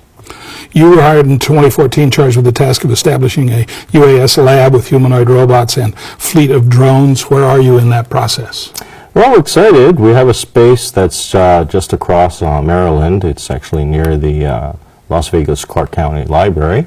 It's a very nice space, and we're working with planning and construction to make it a world-class research center. If we go by the university now, do we see your drones flying? No, you actually have to go inside. We do a lot of flying indoors because for us, designing disaster response drones requires us to fly indoors through caves and tunnels and things like that. Oh, okay. You know, it seems really exciting when we look at it. I mean, I come from the news business, and we look at drones as news gathering tools, but there really are a lot of other uses for drones, aerial drones, right? Absolutely. So some of the research that we've done was creating this medevac drone. You know, is be able to you know, find casualties and extract them and bring them back to like MASH units or Navy hospitals. Really bring people back on a drone without. Right, especially things in, for example, a mountain rescue, or if it is a disaster where it's just too harmful to send people. We like to send out these robots to be able to assist and help with that. Seeing a huge forest fire burning in Canada right now. Is that something drones could eventually be, even if it's used only to map it or things like that? Yeah, we actually hope that it could help with the first responders to be actually put out the fire. Wow. You took a group of students to the, is it DARPA Robotics Challenge last year? That's correct. That was unprecedented, you know, world-wide you know, gathering of roboticists for disaster response. How did you guys do? We did wonderfully. Actually, the robot that won the first place is the same model that we have in the lab. That was co-developed with my cousin in Korea, actually. Oh, wow. So they got the $2 million prize, and I'm waiting for my cut. But, you know, he had, their team had about 12 months head start before we did.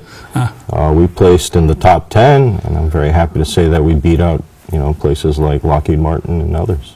Very nice, very nice. You going back? Well, yeah, you know, DARPA Grand Challenges are the epitome. They don't happen every year, and they kind of use that to set the needle as to where we need to put our, you know, taxpayers' money into research and to be able to advance the field. Paul, fascinating work. Thank you so much for being with us. Thank you very much, Gary. Okay, we'll be right back.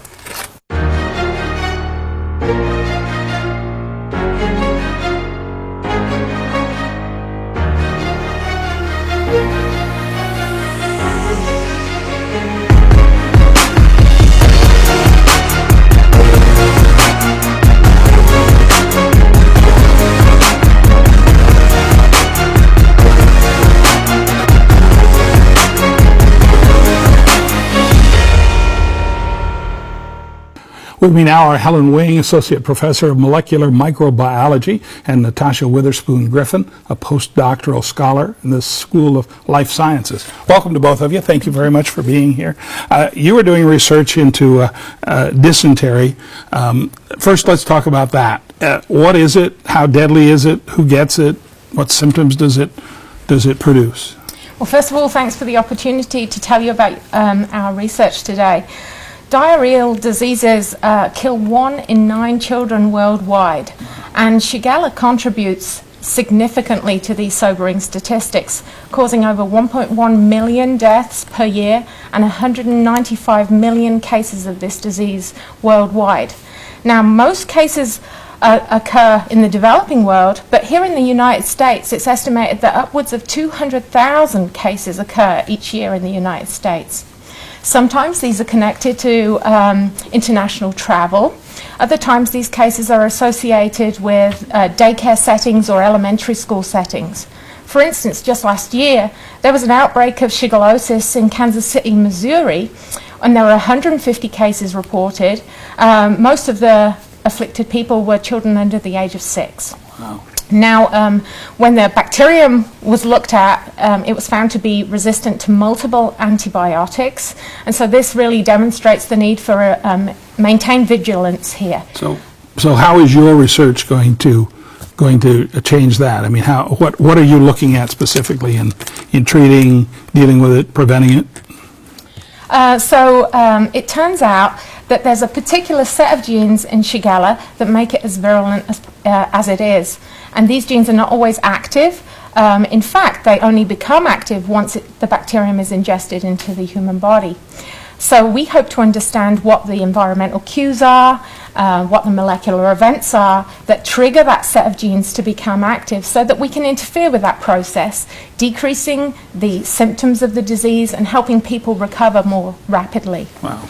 You spoke earlier the role of, we talked earlier with Tom Piota about the role of postdoctoral students at UNLV. Tell us about your postdoctorate position at UNLV. Well, sure. First, I'd like to say that a postdoc position in any life science or career is really important. It's a very important stepping stone.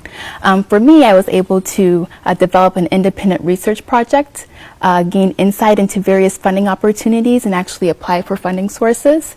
And I've also been able to continue to share my research with the scientific community and with the public like we're doing today. But in addition, I also had the unique opportunity to consider various different career paths that aren't necessarily thought of as traditional paths. And with the encouragement and the guidance from a mentor, I've been able to kind of hone in on a career path that's best suited for myself. So where are you headed? Right now, I'm still in academia, but the world's still open. College professor, maybe? Perhaps. I'm keeping all the doors open. You seem to have a good mentor in all of that. That's good. You were awarded a UNLV-sponsored Faculty Opportunity Award. How are you going to use the award? Yeah, we were very excited about that. So back in 2015, Natasha and I filed an invention disclosure. So I don't want to give too much away here, but suffice to say that the ideas contained within that invention disclosure stem from work that Natasha did directly in my research lab here at UNLV. Now, of course, in order to continue our research, to develop our ideas more, we need research dollars. And fortunately for us, our FOA application was selected. So UNLV will be providing a small but significant injection of cash to get our research moving forward so that those patents and hopefully new types of vaccines can be developed. An injection of cash to get an injection of cure or prevention. So do you see yourself as role models for women who are aspiring to be scientists? You know what? I never really considered myself a role model, but I can see how I can be considered one. With that said, I like people to know that I didn't always know what I wanted to do. It was actually the guidance of great mentors along the way that allowed me the opportunity to find out what I liked and then ultimately what I loved, which is research in microbiology. So I like to encourage anybody who's unsure about their future to keep an open mind because it might surprise you where you end up. So Helen, do you tell women who come to you and want to be part of this that it's a really great career? Yeah, and in the School of Life Science we have a demographic of 60% women, 40% male at both the undergraduate and graduate level. And I sit on many graduate student committees, about 10 actually. And for those students that I don't mentor directly, 100% of them are women. Wow. So I'm very proud of that, and that demonstrates, I think, that I'm serving a good role as a mentor for aspiring female scientists. Very good. Ladies, thank you so much. Good luck with your research and with your future and with all that you guys are doing here and mentoring for the more students in the future. Thanks a lot. Don't go away. We'll be right back. DAV stands behind America's veterans to make their transition back home easier with free services and help getting the benefits they've earned. Help us fulfill the promise to our men and women who served. Go to DAV.org to learn more. We are pleased now to be joined by Brian Vilmore, Assistant Professor of Anthropology. You made an amazing discovery in Ethiopia. First, tell us what you found and why it's important. So this is the first evidence of our genus. This is we are Homo sapiens, and this is the earliest specimen of that genus, so we call it early Homo. The reason it's important is because prior to, let's say, 3 million years ago, humans were essentially ape-like. And after 2 million years, we know that they are human-like. They use tools, and they're upright. They're no longer in the trees. They're living in an open environment. But there were no fossils from about 3 to 2.2 million years, a big blank spot in the map. And so this is the first piece that fills that gap. And you know that's about, what, 2.8 million, you're saying, years old? And how do you know that? Well, when a volcano erupts, the ash settles in the dirt, and the ash can be dated. So this was found between 2 ash layers, and the bracket between those 2 ash layers is 2.8 plus or minus 20,000 years. Wow. So this is really, I mean, this is like the best finds of ever of archaeologists, right? It's pretty important. It establishes the trajectory towards the modern lifestyle, dependent on large brains and tools. This is a cast model. Obviously, you're not walking around with the real thing in your pocket. Where is the original? Well, it's the property of the government of Ethiopia, so we keep it in the National Museum in Addis Ababa. Wow. You were part of an international team. How does it feel to do work like this? What kind of a rush do you get from this? Well, it's the highlight of our year, obviously, to go out there and do this. I've always liked the outdoors, and in fact, I picked this career partially because I could spend time living in a tent in the middle of the desert. You made the find of a lifetime.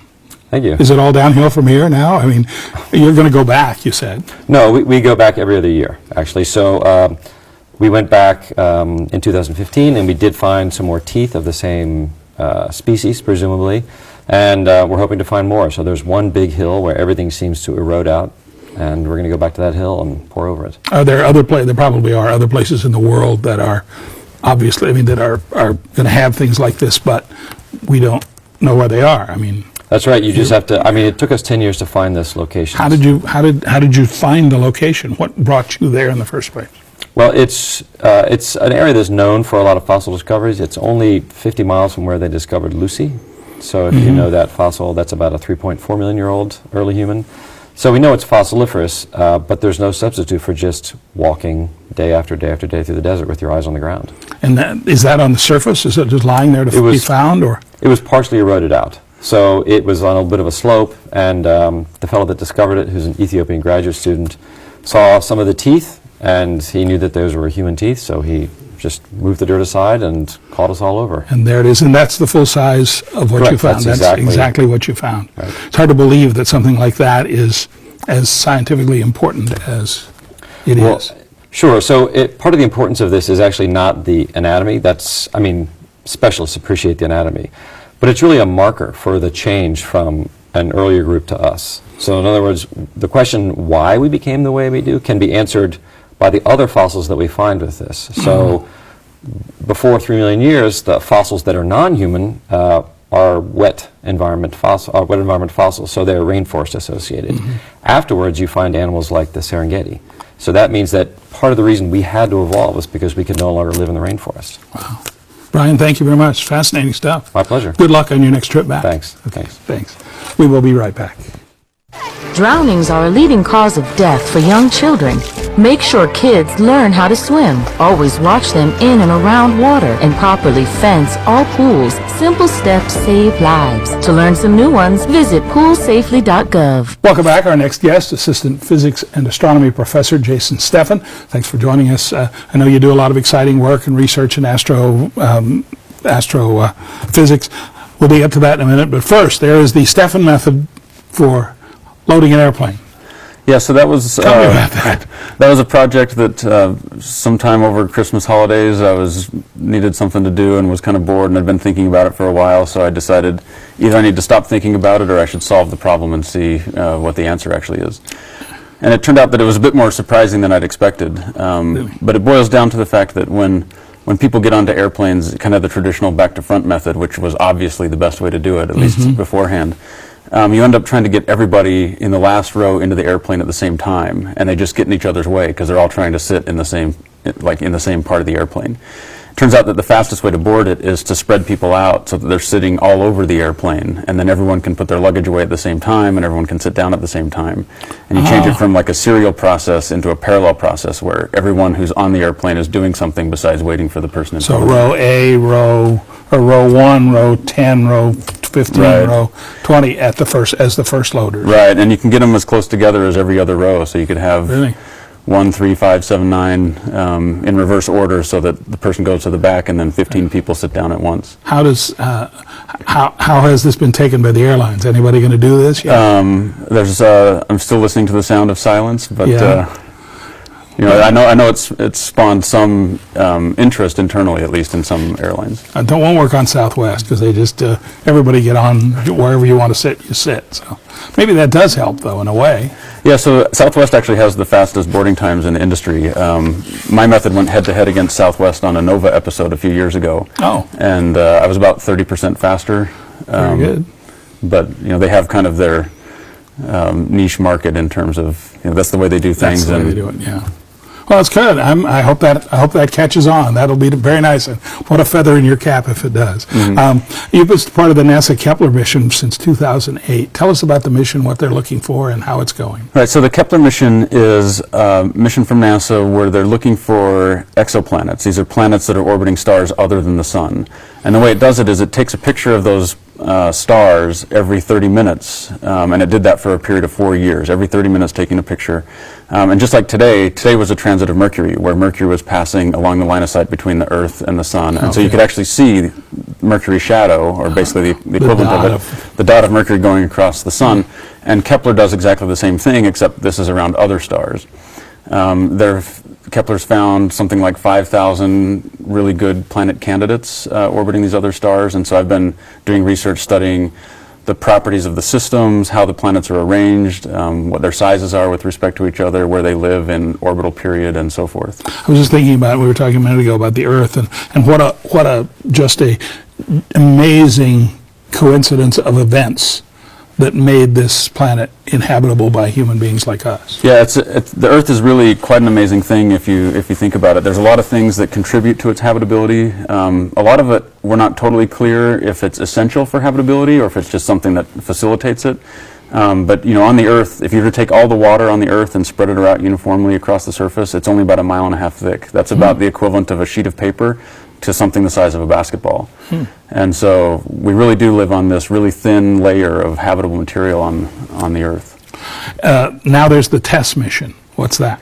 So when Kepler flew, it stared at one part of the sky for 4 years straight, basically without blinking. The TESS mission is going to do the same kind of strategy, looking for transits, looking for the planets to pass in front of the host star. But it's going to do it across the entire sky. It's going to survey the whole sky over the course of 2 years. The idea with TESS is that it's going to look for the brightest stars, because those are the ones that are easiest to follow up. They're easiest to follow up with measurements of the atmosphere. They're easiest to follow up with other ground-based instruments that you can use to detect other planets in the same system. What's the most challenging part of your job? Honestly, right now in the field of exoplanets, there's so much to do. One of the most challenging parts of the job is picking something from the wide variety of things to work on, picking something to work on and sticking with it. Wow. Well, you've loaded airplanes now. Find us another habitable planet out there. We're working on it. Jason, thank you so much. I appreciate it. Thank you. We'll be right back.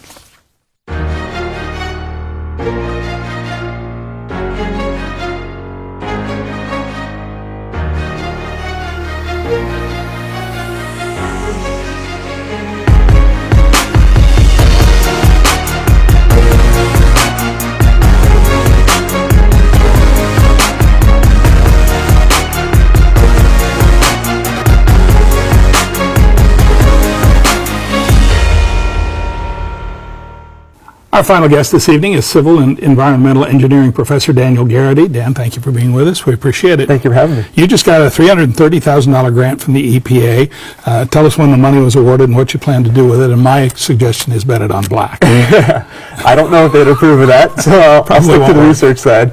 But it's been about a project 2 years in the making. We've been working on it for about a year now, so we're well into it. We have about 2 years left to go. There's 3 different parts to it. So the first part is doing a quantitative microbial risk assessment. So we're trying to figure out what's the risk of waterborne disease from different drinking water scenarios. So kind of related to what Dr. Wing was talking about earlier. The second part is looking at the life cycle assessment of potable reuse. So turning wastewater back into drinking water. What do we do here, right? We do here. So we do it, they do it all around the world in many different ways. So this whole project is related to the various ways that that's done around the world. So if I was going to give you a bucket and ask you to bring that water from Lake Mead all the way back into the valley, it would take a lot of energy and you probably wouldn't want to do it. Right. So one of the things that we're looking at is if we take all that energy that you would exert doing that and we put it more into advanced water treatment and then drink that water directly rather than putting it into the lake, we're trying to figure out when that scenario makes sense. So that's the role of the second part there. And then the third part is more of a typical environmental engineering application where we're looking at a different type of treatment train to turn wastewater back into drinking water. Obviously, moving water is very expensive. I mean, we can't bring water from the eastern slope of the Rockies over to the west economically to make sure that we have enough water here. That's got to be a huge factor that would affect people all around the world. Yeah, it is a huge factor. So, and it's one of the reasons that this research came to be is because of that economic factor. So one of the issues with potable reuse in a lot of the ways that it's done in California, for example, is that the treatment that we use to do that is very cost intensive and energy intensive. But in a lot of cases, it's actually cheaper and more cost effective to do that rather than taking that water from other places and bringing it in. So potable reuse is kind of an alternative to what you were talking about right there. You're collaborating with a number of other schools. What schools and how are you doing that? Yeah, so there's actually one school that we're collaborating with, the University of Michigan. So the chair of epidemiology there is providing some expertise in the public health side. So when we do these microbial risk assessments, he's making sure we're doing it correctly. And then beyond that, we're actually collaborating with the Southern Nevada Water Authority here in town. So they're providing some analytical expertise for some of the samples that we're analyzing. And we're also working with a consulting firm in San Diego who's kind of become an expert in this potable reuse concept. So they're providing their expertise and related to the projects that they're working on. We've seen a lot of news come out of Flint, Michigan. Is that part of their research too? Are they doing things like that? In some respects, they're doing the same kind of work. So the Flint issue is more of a conventional drinking water type application or issue.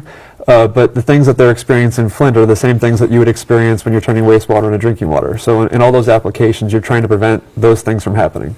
You also manage the Environmental Engineering Water Quality Laboratory. Tell us about that. So I co-manage it with Dr. Jossie Batista, and we have quite a few students from very many levels. So we had an elementary school student come in last semester and work with us. Have high school students come in over the summer. We have undergrads. We have grad students from all around the world.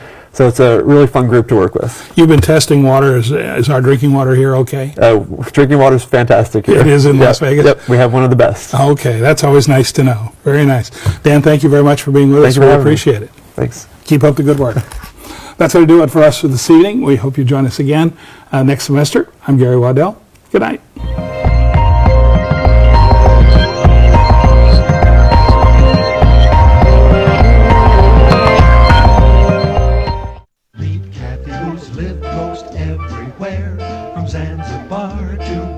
Square. But Patty's only seen the sights a girl can see from Brooklyn Heights. What a crazy pair. Oh my, Patty. Did you find all your files? Finally. Who knew it would be this much work when Richard and I decided to retire? Well, what are you going to do first? Oh, we're heading down to Brooklyn Heights and starting on that Social Security paperwork. Why would you do that? What do you mean? Well, it's so much easier just to log on to socialsecurity.gov and file online. Well, what if I need to know how much money I'll be getting? Online. What if our address changes? Online. What if I want Medicare too? Online. So how did you get so darn smart anyway? Online.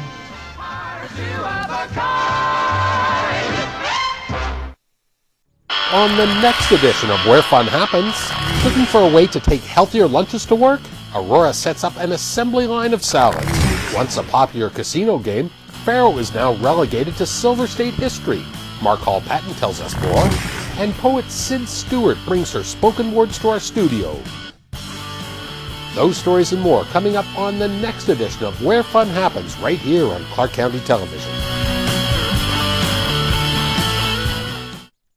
Sprained ankle? Don't call 911. Have the sniffles? Don't call 911. Wrong food order at the drive-thru? Don't call 911. Only call 911 for life-threatening emergencies. Otherwise, call 311 and be prepared to give the dispatcher your address, a description of the problem, and a phone number where they can call you back. Calling 911 when you're not supposed to can cause delays when there are real emergencies, and that jeopardizes lives. Learn more about when to call 911 at ClarkCountyNV.gov. Hi, I'm Governor Brian Sandoval. Public safety is a topmost concern for me, and it's a well-known fact that a victim's chance of survival is greatest within a short period following severe trauma. To help our drivers on the roadway, I'm proud to support the Yellow Dot program. Here to present the program to Southern Nevada is Assemblyman Derek Armstrong. Roadway accidents happen every day. To assist incident victims who are unable to communicate or can't remember important medical information, Yellow Dot helps first responders react as quickly as possible at accident scenes by providing valuable medical information about drivers and their passengers. To get started with the program, you can pick up a free Yellow Dot kit at participating locations, or request a kit via mail by calling 702-676-1754.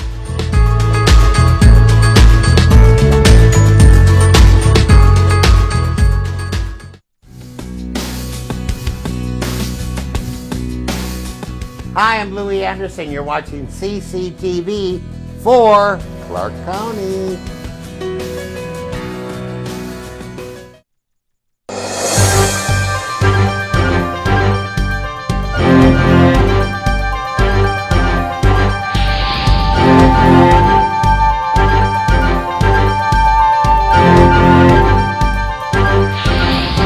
I'm Bill Brown with Brookings Mountain West. This is our first lecture of the spring semester, so you can pick up a printed schedule outside. We'll have 4 or 5 more. You can always see it on our website, and if we have your email, you'll get announcements of our lectures and other programs from us. So see me if you'd like to do that. And let me introduce our speaker, our colleague Philippe Lacour, who comes to us from the Brookings Institution. He's a visiting fellow in the Center in the United States and Europe at Brookings. His research focuses on Asia and Europe, their political and economic relations, China's foreign policy in Europe and France. And we originally were going to have Philippe talk a lot about that, but with the Paris attacks now of not even 3 months ago, still seems even shorter, we asked him to incorporate that topic into his talk tonight, larger issues of global terrorism and also America's role in this, what we do or don't do here, how it affects that part of the country. So I'm going to turn it over to Philippe, and we'll follow our usual format of about a 30-40 minute talk. We'll have some time for questions and conversation at the end. Philippe?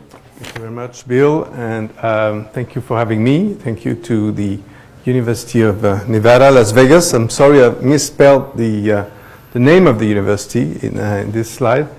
And I came to this city 37 years ago, so I was barely, a teenager.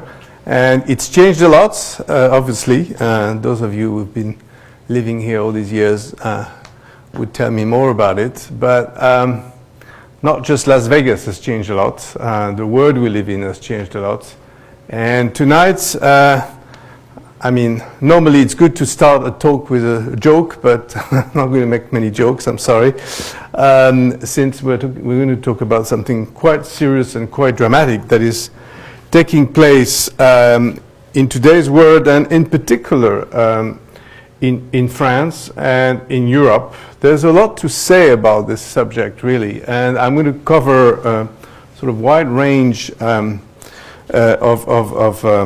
angles, so to speak.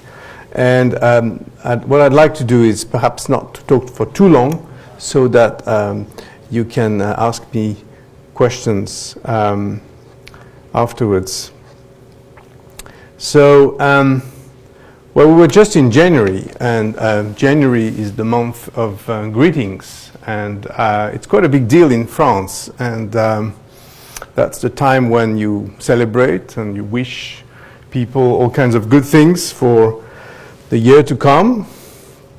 And this year, there have been fewer greeting cards and emails coming, and those who wrote didn't have perhaps the same cheerfulness about it. There's a sense of gravity, perhaps, and all the official ceremonies that normally take place in January were marred by this gravity. Now, obviously, the year 2015 will be remembered for having faced France having faced an unprecedented wave of terrorist attack, and it started in January the 7th, when, as you may remember, 10 journalists were killed at a satirical magazine called Charlie Hebdo. 2 police officers, and then a kosher supermarket was attacked, and also several customers and staff were killed randomly by people who had not only automatic rifles, but also bombs and all kinds of weapons that are presumably forbidden in France. And the year ended, as Bill just reminded us, on November 13th, with the random killing of 130 people in Paris, one of them outside a stadium, but many of them inside a theater called the Bataclan, which is an old theater of Paris, and where in fact, an American rock band was performing. And last but not least, people were also shot on the streets, and some of these people was a sort of not too cold nights for Paris, and there were a lot of people sitting outside in bars and restaurants, and they were shot by people who really wanted to shock the French, shock the Europeans, and shock the world. So, you know, it's a lot of people have compared this to 9/11. Now, obviously, it's perhaps less people killed, but of course there were hundreds of wounded people, and very badly wounded people, dare I say, and thousands, if not tens of thousands, if not hundreds of thousands of people traumatized by this action. Because in fact the victims were mainly young professionals, people watching a soccer game, people going to a theater, and people just having a drink or dinner. So that's, you know, it's not the first time a free and democratic society has been targeted by terrorism, but it's certainly the first time in Paris. And of course the Americans know about this, because 9/11 is not so long ago. So the question many people have been asking me is, why France? And in fact, these are some of the issues I'll be covering in my talk, and it's not a very, I mean, you won't have 30 slides to watch, I'm sorry, but I will refer to a number of graphs that you will see later on. So the question is, why France?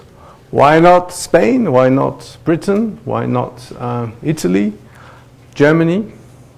Well, in fact, it's not just France. It's London, Madrid, it's Turkey, Lebanon, Mali, Indonesia, Pakistan, Afghanistan, and many other countries, just to name a few. And of course, they were targeted by different groups, by different organizations. And of course, I don't want to forget something that took place not far away from here, in the western part of United States, San Bernardino, a mass shooting. But as for France, it appears as, of course, one of the countries symbolic of free speech, one of the birthplaces of democracy, Western democracy, and a country that also has had a long, complex history of relations with the Middle East. And historically, it also has, as a consequence, one of the biggest, perhaps the biggest Muslim population in Europe, and the biggest Jewish population. And, you know, the system is what it is. It's a secular country. It's been a secular country for 200 years. And a country that's been coping with globalization, sometimes with difficulty. The colonial past keeps haunting France. And of course, you know, economically, it's been less good lately than it was due to all kinds of factors, globalization, the debt crisis, and the deindustrialization, perhaps. But what I could add is perhaps that the mainstream French perhaps thought for too long that you know, we were living in a happy multicultural society, and you know, there wasn't any problem. Immigration, of course, has come primarily from former colonies, Morocco, Algeria, Tunisia, but also more recently from other countries. Turkey, Iran, Iraq, Afghanistan, and sub-Saharan Africa, and even Syria. I'll come to that in a moment, as you can imagine. And immigration was encouraged by the successive governments, because unlike some other European countries, France has always considered that immigration is a good thing, just like here in this country, and that it helps the demographics. But the problem is, at a time of high unemployment, the second and third generations of these immigrants have been finding it much more difficult to adjust to this environment, where with a high unemployment, and some of these young men in particular are facing unemployment rate of perhaps 25%. It's better for young women, but many of them have been resentful of a system that doesn't integrate them the way they would like. And they think it's to do with Islam. They think it's to do with their religion, with their name, with their origins, with the fact they are not really French, they're not really European. And in other words, that the system does not allow them to be what they are and to be part of the mainstream at the same time. Now, of course, we're talking about people who have acquired French nationality. And it's the case also in Belgium and a number of other European countries. I'm going to focus mainly on France because, you know, there's enough to say, and obviously towards the end of my talk, perhaps I'll speak more about Europe. But it's very difficult for these young people, and some are not that young, really, they're in their 30s now, to believe in, you know, the French luminaries of the 19th century or 18th century, Voltaire, you know, Montesquieu, these people. They don't really, it's not a reference to them. And many of them have not really achieved enough academically and do not really find that useful. And the principles of the French Constitution, the right to vote, the right to express yourself, irrespective of ethnic background and faith. I mean, these are parts of the French Constitution, but they don't really believe that it's for them. Many of them are angry, they feel ostracized. And perhaps the most worrisome part of all this is that most of these terrorists that committed these attacks are European passport holders. French, Belgian mainly, but Dutch also, and several countries. And as you know, you can now circulate freely within the Schengen area, the European Union, without having to show your passport. This is one of the great achievements of the European Union. So there, you know, a professor called Gilles Kepel recently demonstrated in his book that the current wave of jihadism meaning, you know, going for Allah, the, you know, Islamism, the concept of achieving a closeness to Allah, is a complex mix of social dereliction, colonial pasts, political disillusion, and Islamist intensification. And it started gradually about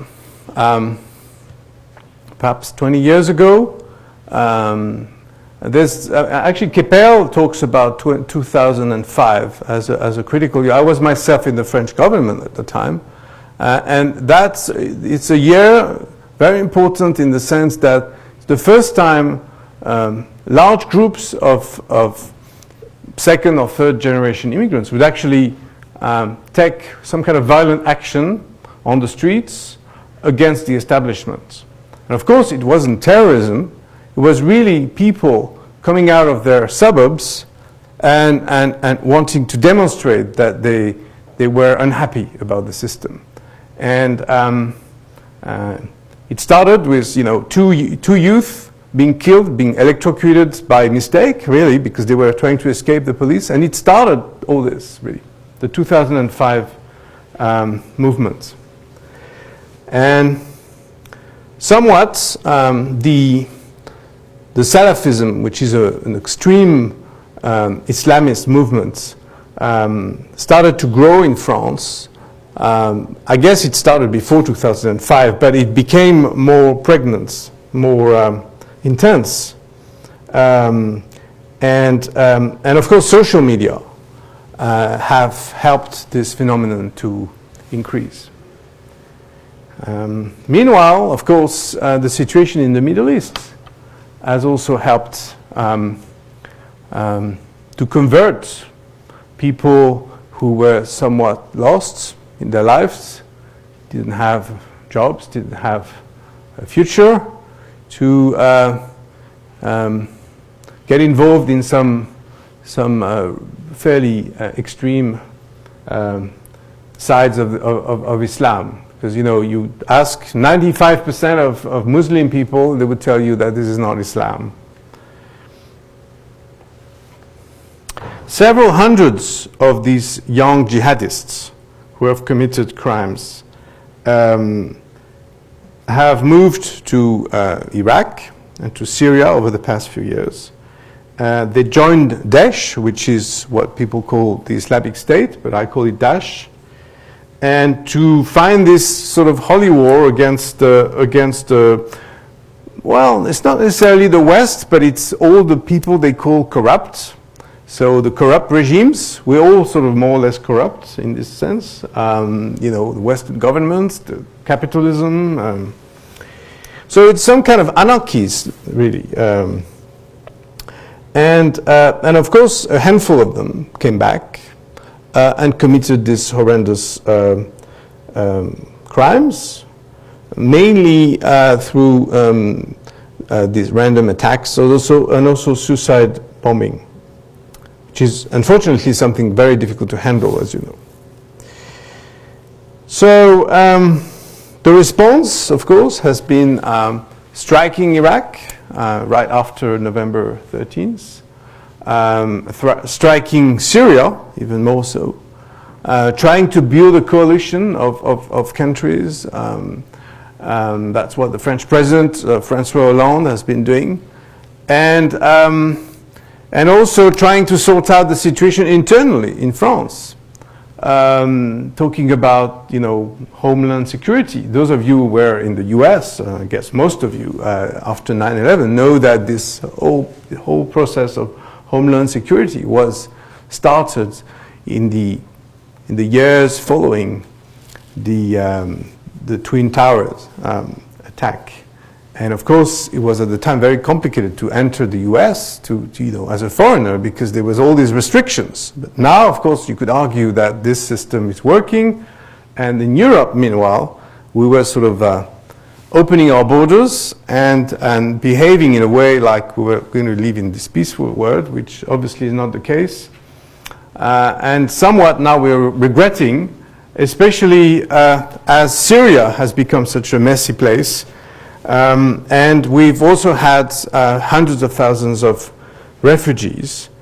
And meanwhile, the extreme movements I was referring to has been striking in different countries, not just in Europe, but also in many Muslim countries, in fact.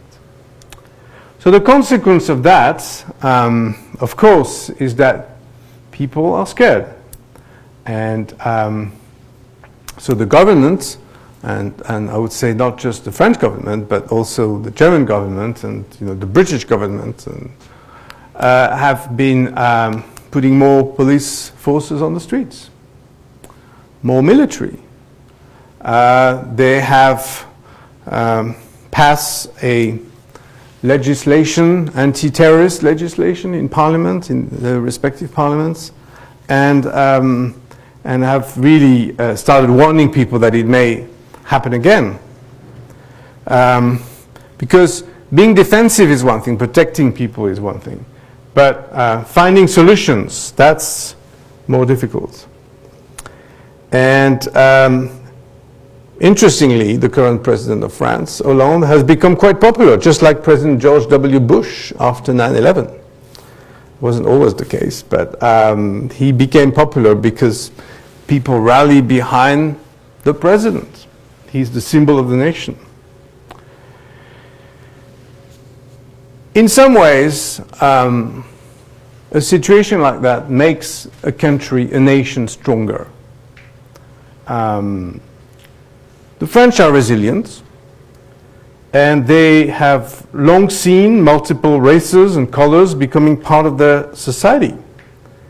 And it has the country has a long history of immigration, and perhaps it's even better prepared than some other countries to face this kind of situation. If you think about Scandinavia, for example, which is now panicking,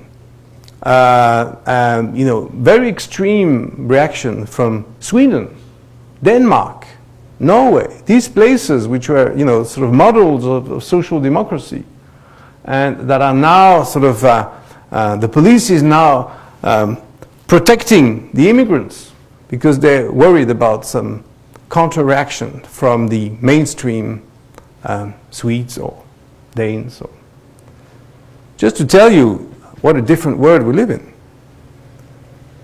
I mean, Sweden hardly has a Ministry of Defense. I can tell you, I worked in the Defense Department in my country.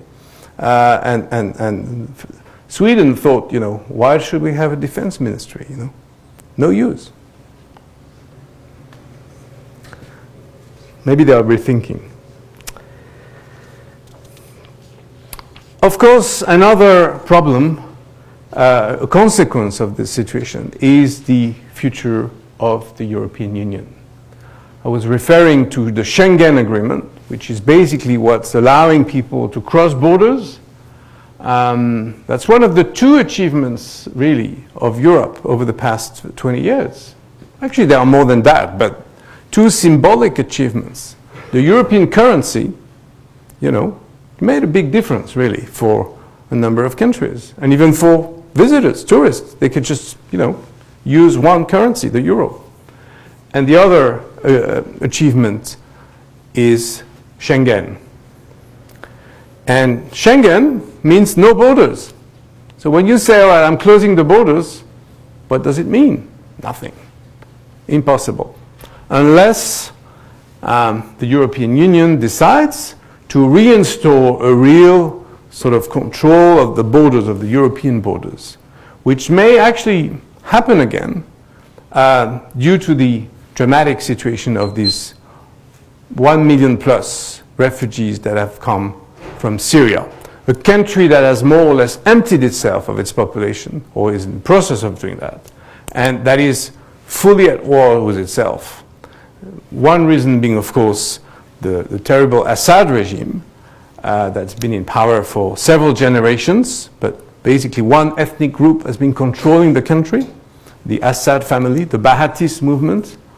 But there are also other groups, you know, including the extremist jihadists I was referring to, who of course want to get rid of Assad in order to control the whole country and possibly merge it with Iraq, a place that was once attacked by the United States.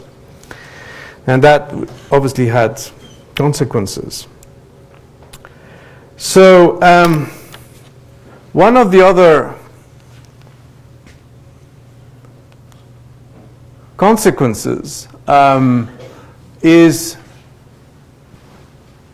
this populism. What do people do in a democratically elected system when they get attacked by terrorists?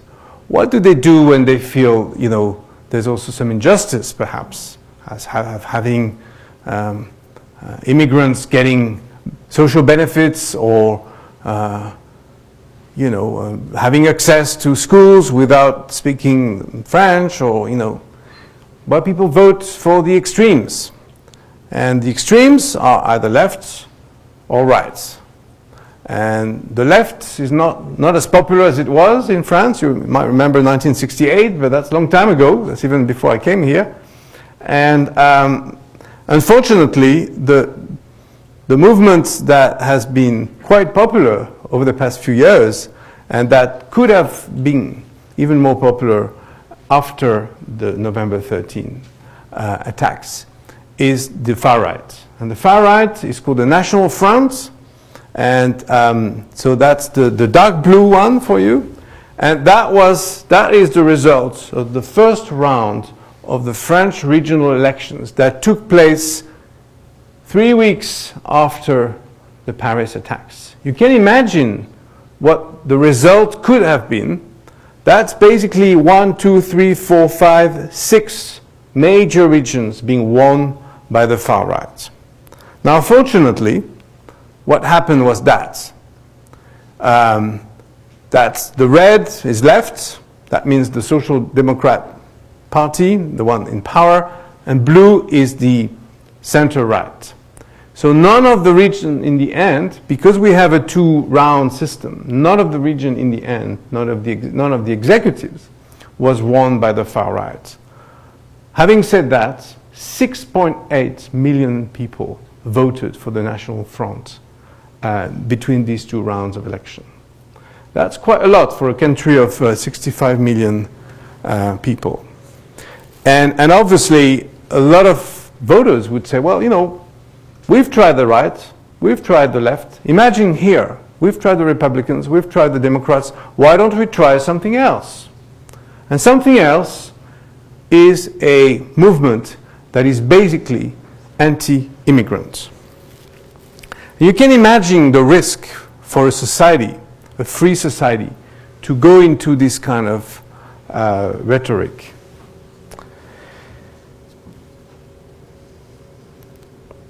Now,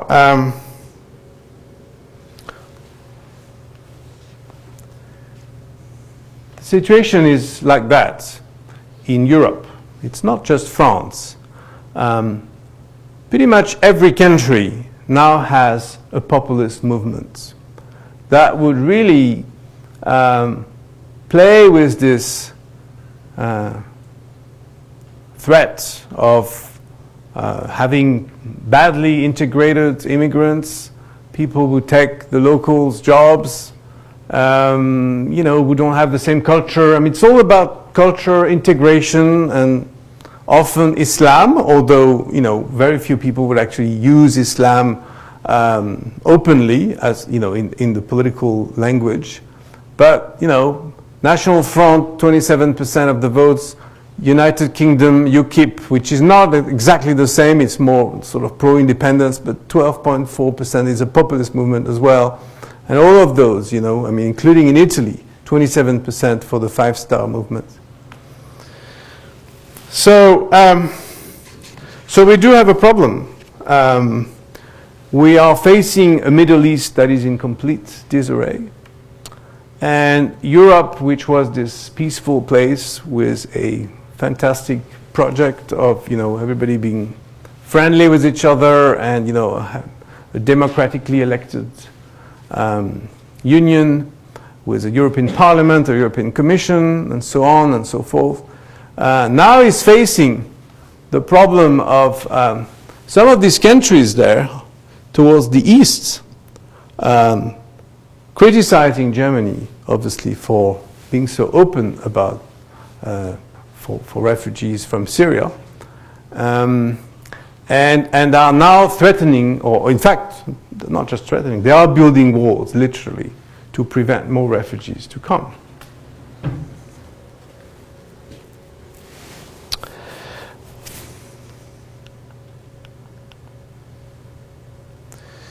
Well, it's just giving you an idea about the situation of unemployment. The figure under 25, of course, shows that France is much higher than in the other parts of Europe. The dark blue one again.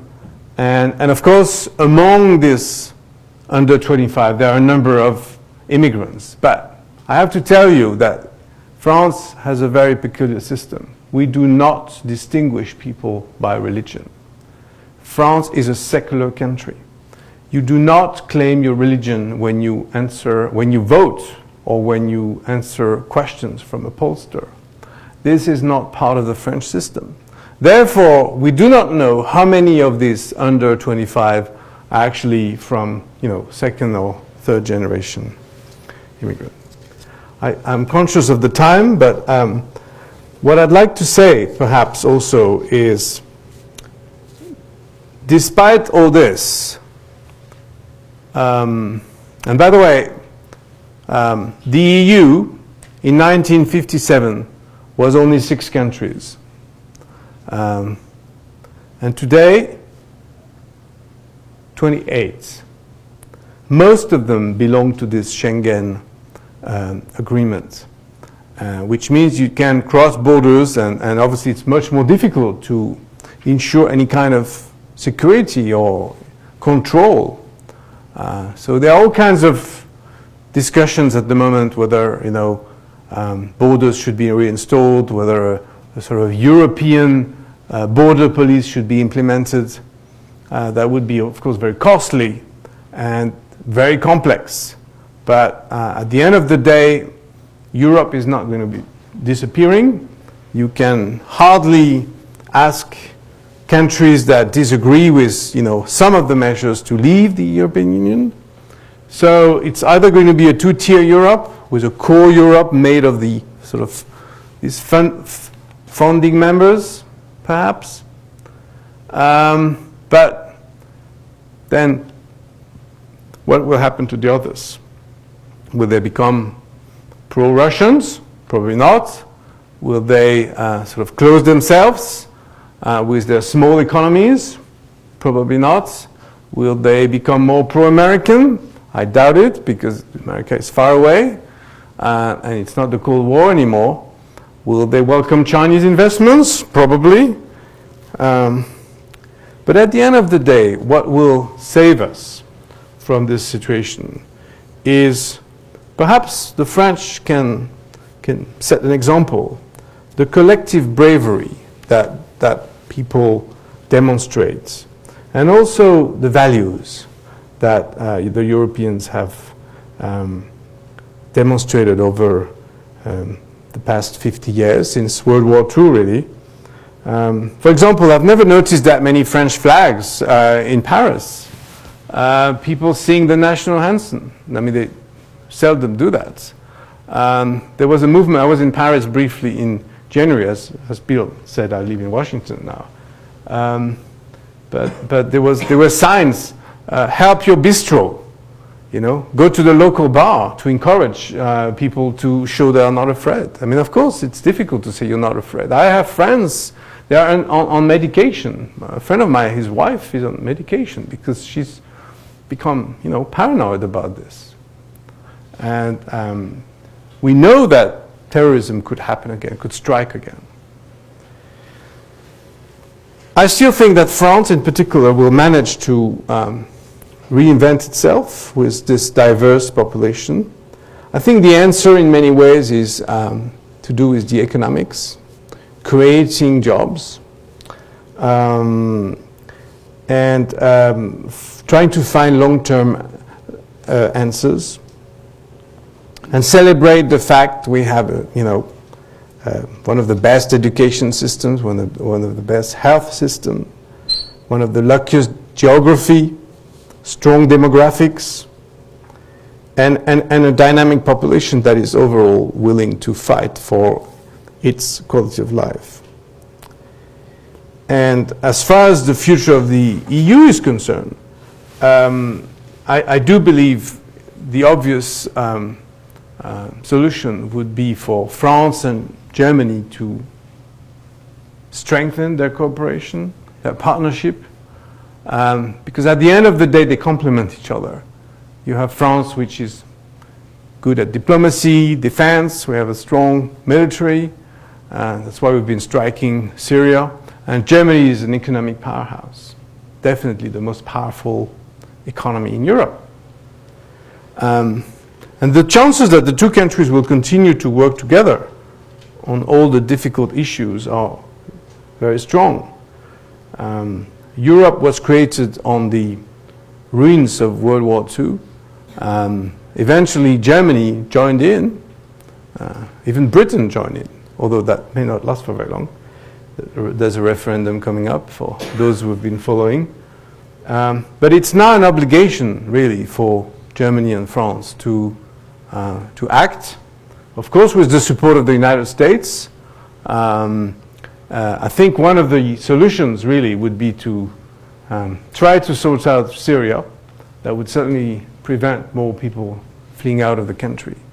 The Middle East is in a very messy situation. It's only a handful of people that have been training themselves as jihadists, the social media have been very damaging, but there's not much we can do about it. And unfortunately, this situation, the security situation, will be sorted by having more intelligence sharing, more security, and also trying to maintain the society. So, in other words, a mix of repression and security, and also of more positive feelings, and especially protecting the Muslims of Europe. 5 million Muslims in France. Now, do you think that would help if there were more anti-Muslim sentiments, anti-Muslim riots? Certainly not. That would just make things worse. So that's what we need to prevent in order not to steer the passions and the anxiety.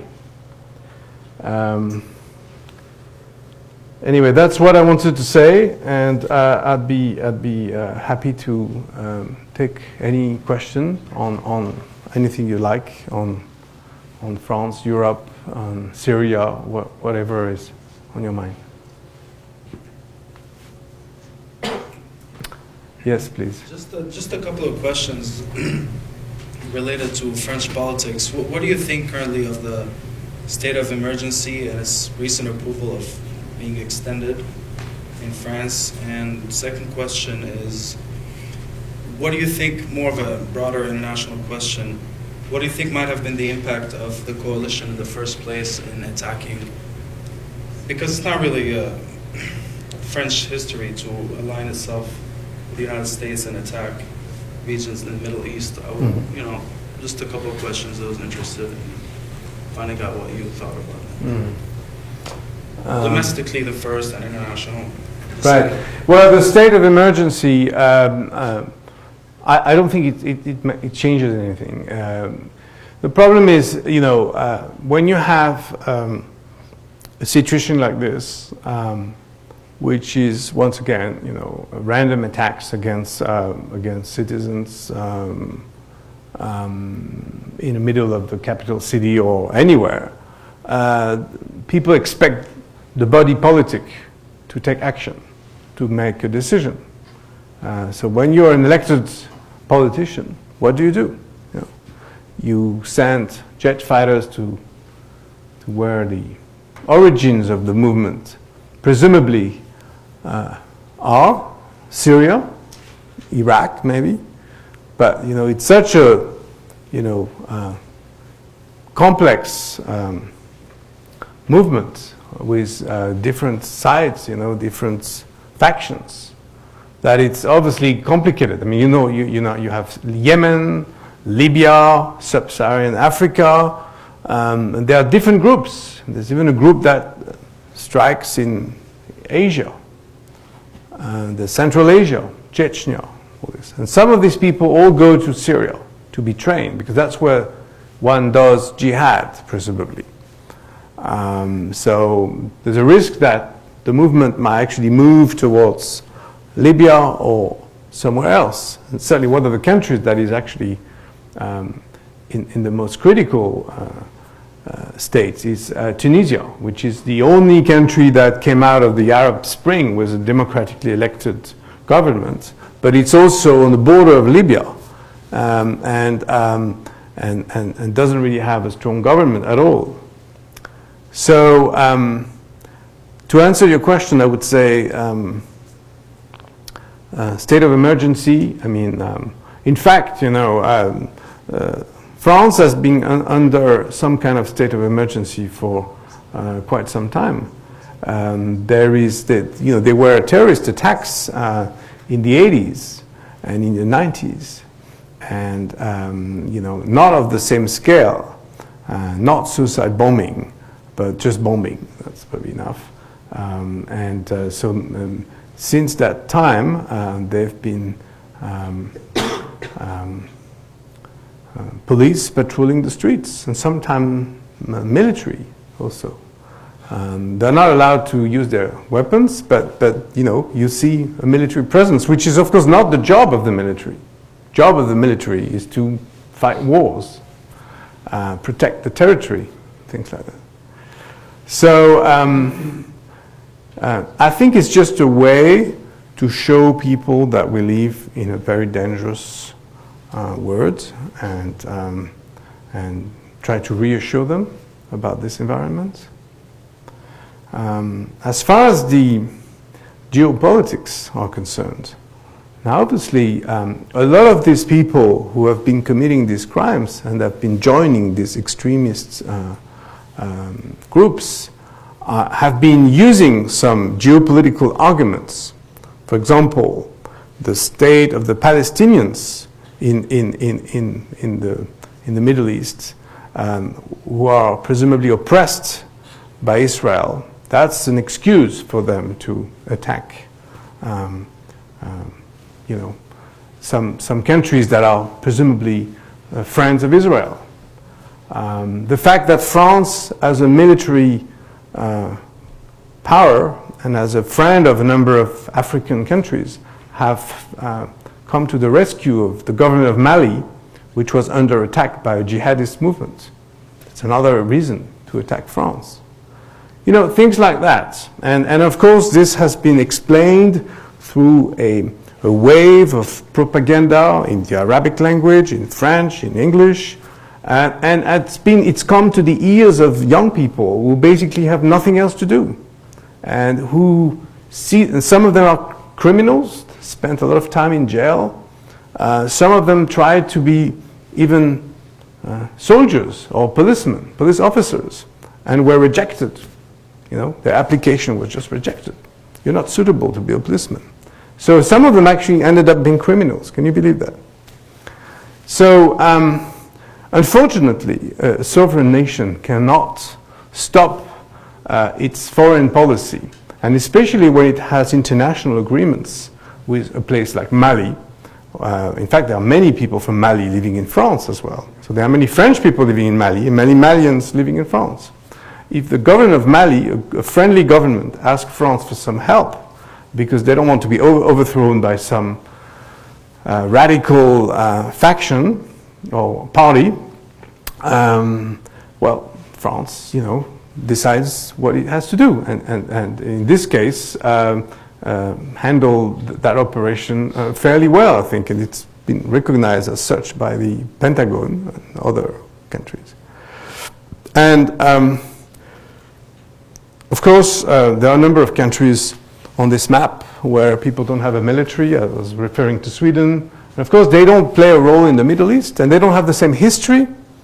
Of course, the UK has a history with the Middle East.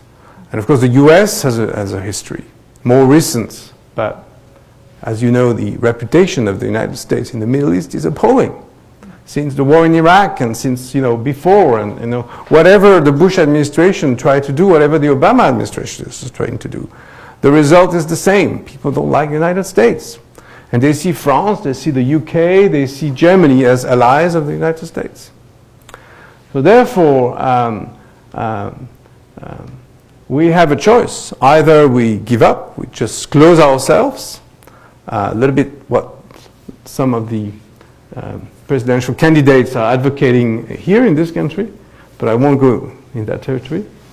Either you engage with some situations where you think you can actually improve the geopolitics, and especially in the case of Syria, where we've really messed up as a group of nations,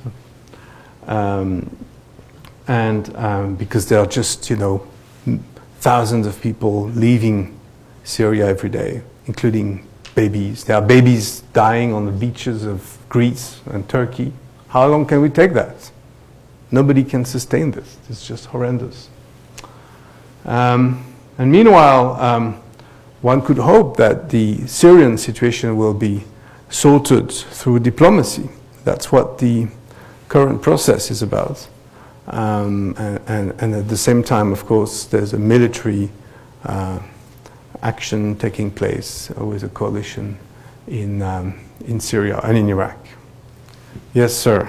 Has the Schengen area furthered European security or further perverted it? And my second question is, you talked about second and third generation extremism. Is that a trend, or is it solely based off unemployment statistics in the early portion of this decade? On the latter, obviously there are people. I mean, it's not like every Muslim in France cannot find a job. I mean, 5 million people, that's a lot, I mean, they are really, we have ministers who are, Muslims. The former justice minister was a Muslim. There are people who are doing well, but there are also people, because of the current economic environment, and I would say it has increased since 2008, because there's been a world crisis, as you're all aware. Therefore, when there's a crisis, when the unemployment is rising everywhere, of course the weakest parts is in even a worse situation than it was before. So I cannot give you statistics, but what I know is that in some parts of France in particular, the unemployment rate is very high, whether it's for young people or middle-aged people. And sometimes it is true that there's been some discriminations in the way people are being hired, and that's created a lot of resentment. But it's difficult to fight, and sometimes there is actually a law which was established, kind of affirmative action, a little bit like here, to prevent this to happen. That means you can send your resume to an employer without giving your name or having your photo or whatever. But at the end of the day, it's complicated. There's a cultural thing, and also many of these people are not educated. They didn't go to university, and therefore it's harder for them to find a job, and so they would end up with blue-collar jobs, which is fine. But for some of them, it's obviously not enough. Sorry, what was the first question? Has the Schengen area furthered European security or further perverted it? Well, I mean, I wouldn't say it's perverted it, because it's a great idea. I mean, it's the idea first of all, economically, it was a great idea to have this continent unified, especially when you think about World War II, which wasn't that long ago. where you had Germany basically taking over most of Europe, and you had Britain with the help of the US and what remained of France trying to fight the Nazis. So 60 or 70 years ago, you have a unified Europe with a kind of unified government, which is mainly sort of on the trade and economic issues. And Schengen was meant to help, this sort of internal trade situation. So the problem is, of course, many of the countries on the eastern part of Europe, central and eastern part of Europe, are now, which are former socialist countries, if you want, which were part of the Soviet bloc after World War II, are now behaving like they don't want refugees. They don't want to have anything to do with this because the countries are small population, and I mean, I can give you several examples: Hungary, Slovakia, even Poland now, which is obviously one of the biggest countries, the biggest of the new wave of EU members. These countries have elected populist governments, right-wing governments, that basically are restricting refugee arrivals. So I don't know whether I'm answering your question. I think it was a great idea, but the problem is the reality we're facing now is questioning this concept. Yes, sir. Have the military and police forces for the French experienced an increase in enlistment from the immigrant populations to perhaps erase the suspicion that surrounds them? Well, kind of signal that they are in fact on the French side rather than potential enemies? Well, I don't really know the answer, to be honest. I mean, I'm sure they are, just like anywhere. I mean, the military has its own ways to recruit people and make sure that once they belong to the military, they just, fight for the same master. So I don't think there's any problem on that side. Having worked myself in the Department of Defense, there are even imams. There are priests, of course, and there are imams for the Muslim soldiers in the French military. Now, obviously, I don't believe those people fighting in Syria. First of all, there are no ground troops, as you're aware. No Western country at the moment, in fact, no Middle East country either, has offered to send troops on the ground in Syria. So at this stage, it's mainly airstrikes. And as far as the French troops in Africa or in Lebanon or in other parts of the world, I mean, I don't think there are quotas or anything like that. I mean, there may be some Muslims, there may be not. I mean, we don't really ask people's religion. And that's, as I said, it's part of the French system. But they look, don't they look a little different than someone who's clearly French, a North African? Sure, but I mean, if they have a French passport, so they're as French as the others. I mean, they can be white, black, they can be of any religion, as long as they have the French nationality. There's nothing preventing them from joining the military. I mean, otherwise, it would be the end of the system, really. I mean, if you start selecting people based on their race, their religion, their identity, their sexual preferences, whatever, of course we don't have any of these. Yes, in the back. Has there been any shifts in immigration policy in France since the attacks in 2015? You mean recently? Well, actually, France has not had that many refugees for the past year compared to Germany. And the big story has been Germany because, I mean, that's another, yes, I'll come to you in a moment. Obviously, Chancellor Merkel had made this stunning offer to welcome 1 million refugees to Germany, which the French didn't do one reason is we already have a lot of refugees, I mean not refugees, but immigrants, and the economic situation in France perhaps doesn't allow to have 1 million refugees. It would be a very complicated thing to do. Even 200,000 would be a problem. So I think we're talking about 60,000 or 70,000, something like this. I mean, there are constant waves of immigration coming from pretty much everywhere in the world, including Asia, including a lot of people from sub-Saharan Africa. And many of the countries I mentioned, I mean, there are different processes like asylum seekers, some family reunion. It's not an easy process. I would say it's slightly easier than here, but it takes less time. But still, it's a very lengthy process to become French. And even if you marry, if you're a foreigner, you marry a French national, it takes you at least 5 years before you can apply for French nationality.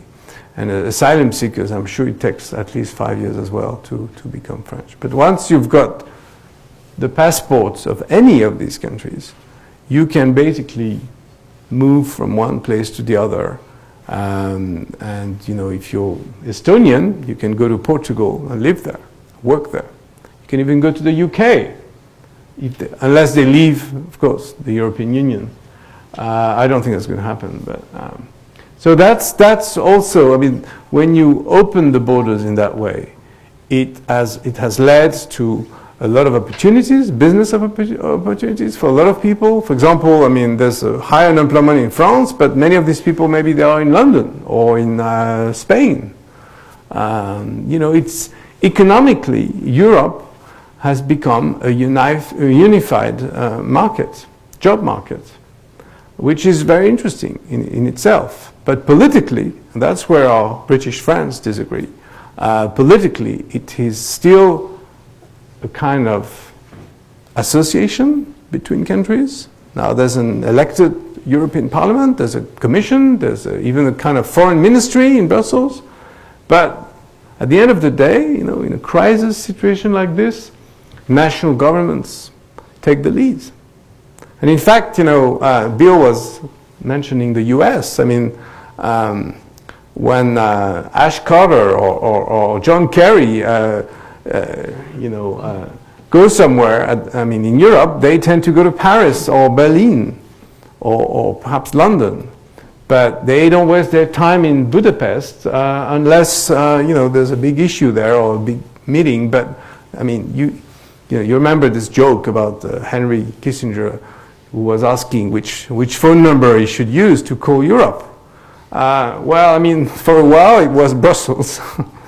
And it's turning to be Berlin and Paris for all kinds of reasons, but certainly on the security issues and the foreign policy issues.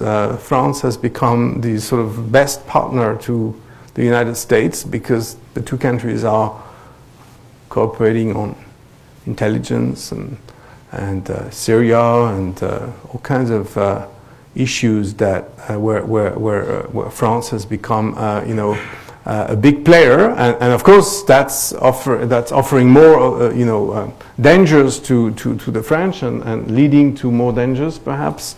But on the other hand, there's no choice. I mean, France is not going to sit there and wait. There is a very dangerous organization called Daesh, which is based in Syria and in various countries, and someone needs to tackle it and to prevent more terrorism and to prevent more Europeans to go there. That's another issue, tracking these people. Thank you, Philippe, for helping us better understand a very complex and changing situation in the world. And I'll invite you all to join us for our next lecture, which will be 3 weeks from tonight, which would be the 24th. Thank you. We'll turn to a domestic topic. We'll have another colleague out from Brookings of ours, Elizabeth Kneebone, who's written a fascinating book on the changing demographics of poverty and is going to look at a phenomenon called suburban poverty and particularly with its applications in Nevada. So I hope you can join us for that, and we'll look forward to seeing you then. Thanks again for your great questions.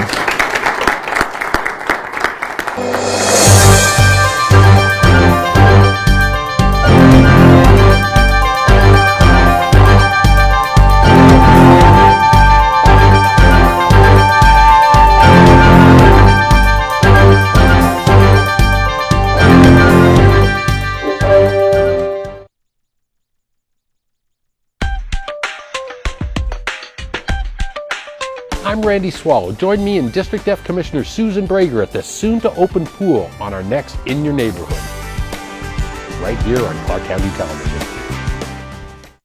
All feral bee colonies in Clark County are considered Africanized, which means they are aggressively defensive. So if you see any swarm or colony, stay away. Quietly move out of sight. If attacked, run in a straight line. Use your hands to shield your face, but don't block your vision. Take shelter inside. Do not jump into water. If you have buzzing insects on your property, the only beeline you should make is to an exterminator.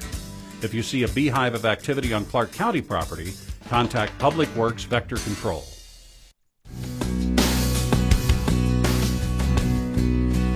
Hi, I'm Rita Rudner, and you're watching CCTV 4, Clark County.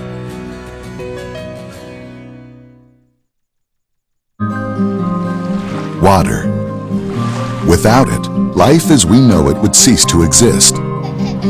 No one understands this better than those who live in the desert. Southern Nevada's water supply originates in the Rocky Mountains. Snowmelt drains into the mighty Colorado River, which winds its way through the southwest states to Mexico. Along its course, a series of dams and reservoirs manage the river's flow, delivering water for nearly 35 million people and more than 5 million acres of irrigated cropland. Many communities are dependent upon the life-giving waters of the Colorado River, but none more so than the city of Las Vegas. Las Vegas is located in the Mojave Desert. Without a reliable water supply, Las Vegas simply can't exist, so there's nothing more important than being able to guarantee that. Nearly 90% of the Las Vegas water supply comes from Lake Mead Reservoir, fed by the Colorado River. But Lake Mead's water level has been dropping, putting Southern Nevada's water system at risk. Since 1999, the Rocky Mountains has been going through a very severe drought. We've always known that droughts are part of the natural cycle. What's most concerning about the current situation is that we're seeing a natural drought combined with the beginning of climate change.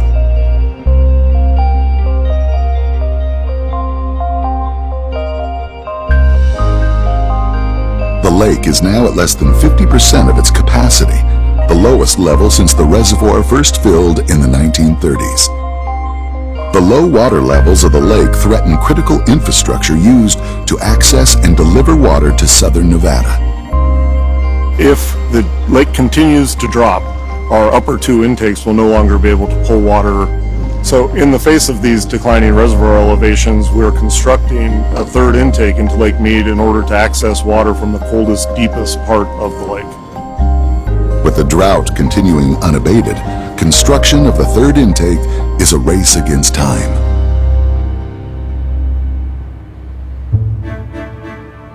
I feel pretty honored to be down here, you know. It's not easy work, you know, but by the end of the day, you feel like you've accomplished something, and you know, a little sweat never hurt nobody. Intake number 3 will draw water near the bottom of the lake. Its construction will be one of the most challenging tunneling projects ever attempted. To build it will require excavating a shaft more than 600 feet deep. A tunnel boring machine will be lowered to the bottom of the shaft and excavate a route 3 miles long under the lake. The intake structure will be built suspended from a barge near shore, then tugged out on the lake, lowered into a pit, and secured with concrete. Finally, the tunnel boring machine will connect with the intake structure, allowing the lake water to flow through tunnels and pumping stations to reach the water treatment facilities. Each phase of the project is a daunting challenge, made all the more difficult by the intense pressure working so deep underground and below Lake Mead. The tunnel boring machine will face up to 15 atmospheres of water pressure, higher than any previous tunneling project has ever encountered. The geology of the area poses another great challenge. Unstable rock conditions riddled with faults act as conduits for water to travel into work areas. This concrete, this semi-concrete, To overcome the obstacles of the harsh environment, it will take ingenuity and creative solutions. But it is the perseverance of crews working day and night over the course of 7 years that will lead the team to success. Working underground is dark, dirty, and wet. It takes an exceptional mindset to do this work. I like this kind of job. I love being underground. Drilling and shooting dynamite, TVMs. I like it. To excavate the shaft, workers apply a drill, blast, and muck technique. The first step is to drill long holes into the rock face. Workers then insert dynamite into the holes.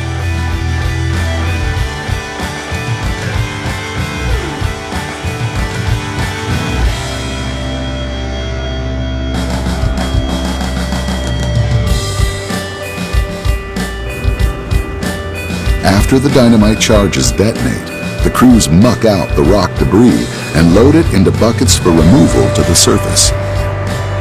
Bucket by bucket, the workers slowly make their way deeper into the earth.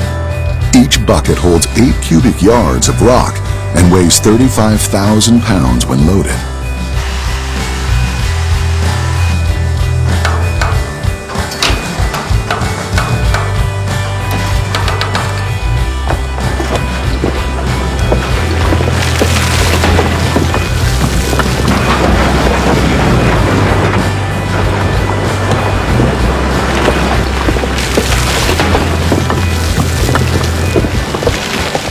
Working day and night, it takes over a year to reach the full depth over 600 feet below ground.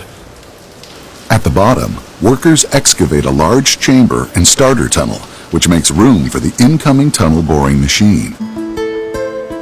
Then, on June 28, 2010, the workers get a shock. You know, it was like 5 of us down here, you know, working on the ground. And I seen the water changing color. That's what I knew, something was gonna happen. You know, so I called the guys on the top. I had that basket ready. A torrent of mud, gravel, and water surged into the work area. I'm a little bit scared. Well, you know, I won't deny it. You know, everybody was scared. You know, but then God got my guys out. Everybody's safe. That's what mattered. Over the next 4 days, water and approximately 6,600 cubic yards of mud and gravel flowed into the starter tunnel, bearing equipment and bringing the project to a standstill. I personally have never seen anything like this myself. Engineers launched studies to investigate and identified a series of near vertical faults that channeled the material into the work site. This just goes to show that despite your best efforts and the best information you have on hand, that things that are underground are almost impossible to completely predict. And Mother Nature is a powerful entity, and sometimes she wins. The inflows are a major setback. Crews spend the next year recovering and pursuing a new route for the tunnel that skirts the problematic fault zone. Meanwhile, crews excavate another tunnel to join the shaft to the existing tunnels and pumping stations that convey water to the treatment facilities. On the surface, the German-made tunnel boring machine is assembled. This machine is named Kokopelli, which is a southwestern Indian spirit, or god, if you will. Kokopelli is a technologically advanced and robust piece of machinery designed specifically for the conditions of this drive. Normally a tail shield could be as little as 1 inch thick. This one happens to be 3 inches thick just because it's got to be able to withstand that pressure. and that goes throughout the machine. All the steel structure of the machine has to be built in order to take that pressure. So this machine weighs about 900 tons. Lowering the TBM sections down the shaft requires precise maneuvering. The shaft is a 30-foot diameter and the TBM is 23 and a half, but if you look at it as a square from above, it's only got about 1 to 4 inches of clearance. So it'll take about 12 hours to descend to the bottom. While underground crews prepare the TBM at the beginning of the route, marine crews are busy working at the intake site. 2 miles offshore, they are excavating a deep hole in the lake bed where the intake structure will be placed. Working out on the lake comes with its own set of trials. Part of the challenges that we face is the weather, the high winds, which also create 3 to 4 foot seas when it's 30-mile-an-hour winds like it is today.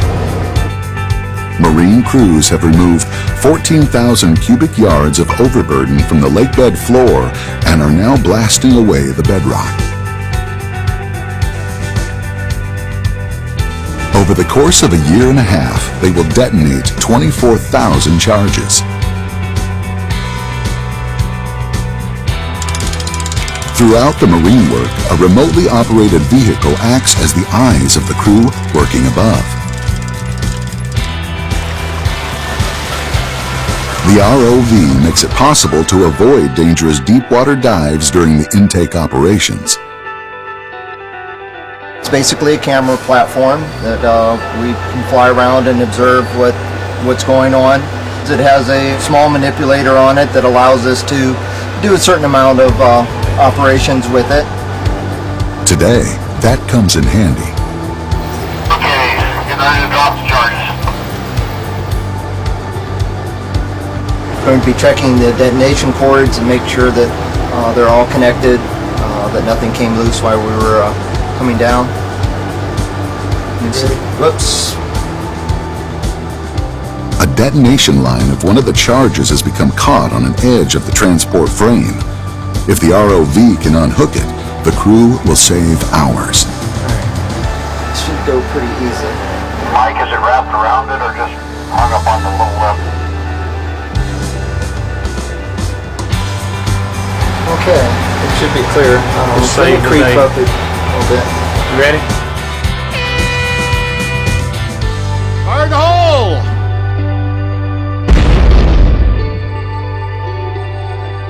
Every day, the hole underwater becomes a little deeper and wider. Off-site, crews are manufacturing the concrete ring segments that will be installed by the tunnel boring machine and serve as the final liner of the tunnel. The segments are manufactured to tight tolerances. They must vary in size by no more than 1.5 millimeters.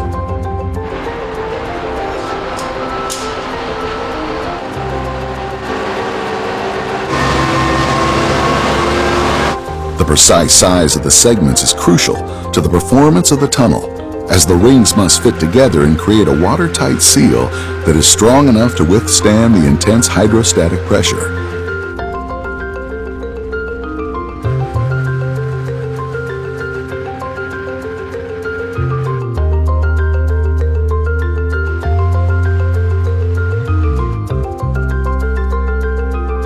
In all, over 14,000 segments will be cast for this tunnel drive.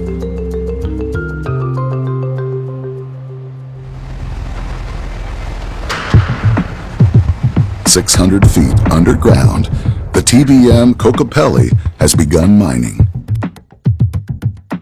The concrete ring segments will make up the tunnel liner, installed within the protective shield of the machine.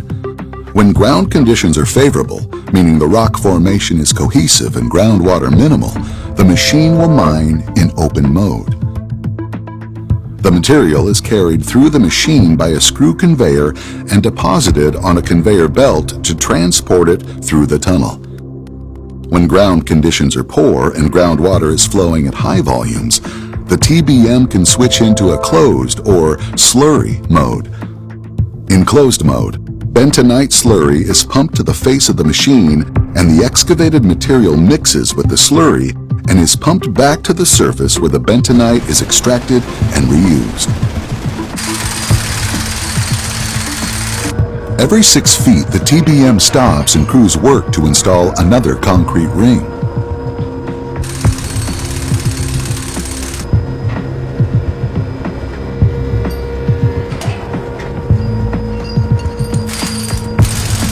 The tunnel boring machine pushes off the newly completed ring to move itself forward, then excavation begins again. Right now we're having problems with our water.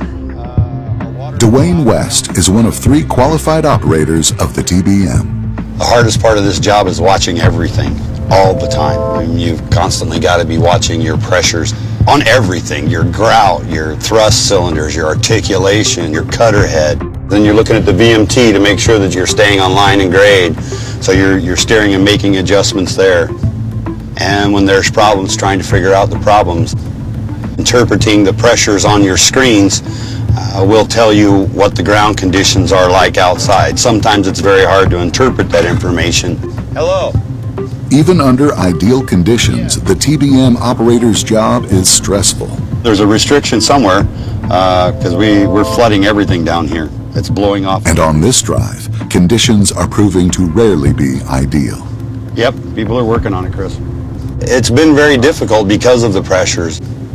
It's the highest pressure machine's ever been at in the world to mine through the ground.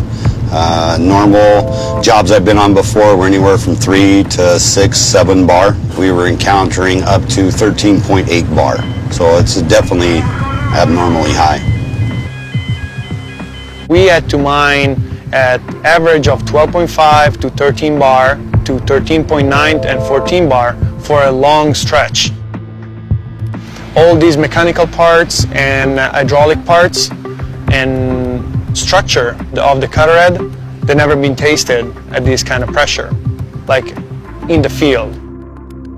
Due to poor ground conditions and high pressures, the team is unable to access the cutter head for routine maintenance, forcing the cutters to work much longer than they were designed for.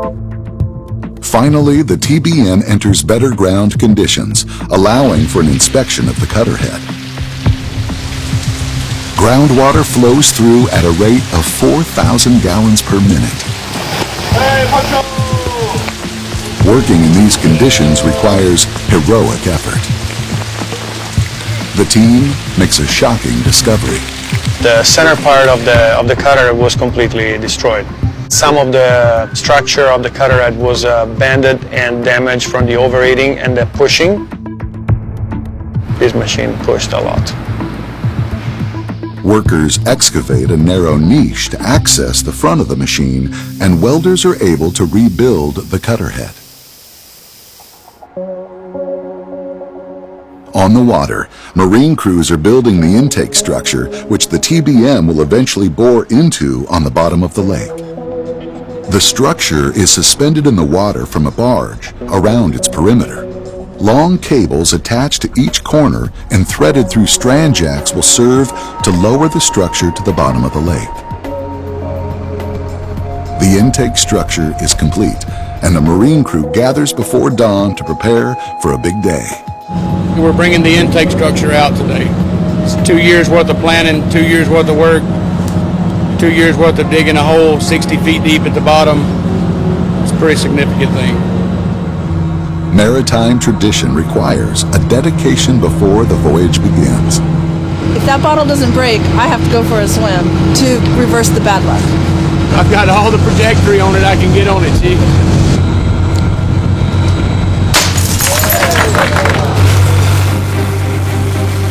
The anchors are cut, and it's time to push off. At more than 90 feet tall and 1,400 tons, moving the structure in the lake presents quite a challenge. All eyes are on the weather. The barge is a big sail, and the wind will push you off course. And if it pushes you off course, then you run a risk of running aground.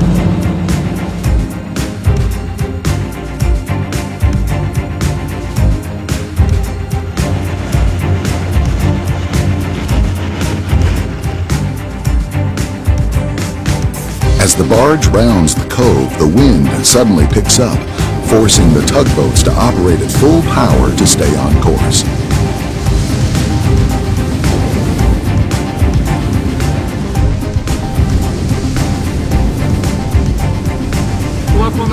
Despite the wind, the intake structure safely makes its way to meet up with the crane barge on the lake.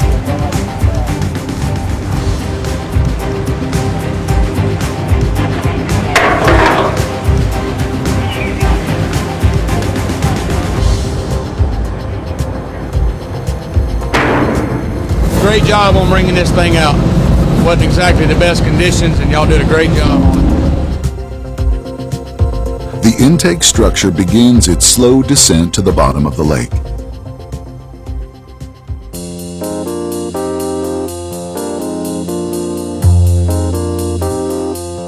To secure the intake structure to the lakebed floor requires pouring 11,000 cubic yards of concrete at a depth of 350 feet.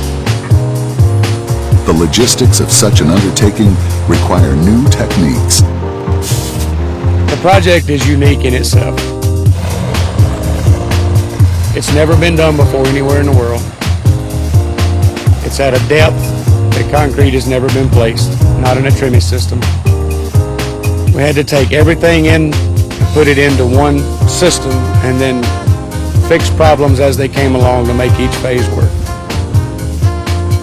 Engineers worked for 18 months to develop a method of delivery and a specific concrete mix designed for the unusual environment. The concrete, it has to stay very fluid during the transportation, and getting it out to the placement barge with the ready mix trucks is very difficult because it takes around 2 hours to get it there.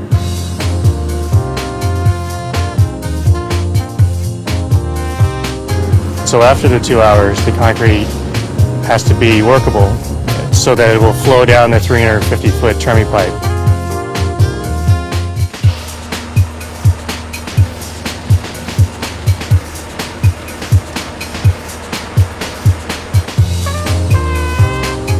The pour itself is a marathon, running around the clock for 11 days straight. 3 barges loaded with concrete trucks rotate continuously from the shore to the site on the lake. As if the task was not challenging enough, Lake Mead throws in one more trial for the crew to overcome. 5 days into the pour, the wind picks up. It's supposed to be 75 miles an hour. The tugs can't push the barges like that. It's too much weight. Today's gonna challenge us. All right, guys. Crews wait out the worst of the storm, and the barges are soon back to work. Finally, the base of the intake structure is fully submerged in concrete. For the marine crews, their job is complete, and they depart knowing they've had a hand in something momentous. Being a part of this job that's never been done before, so it's going to be like the crowning moment in my career. That's kind of special to me. I like it.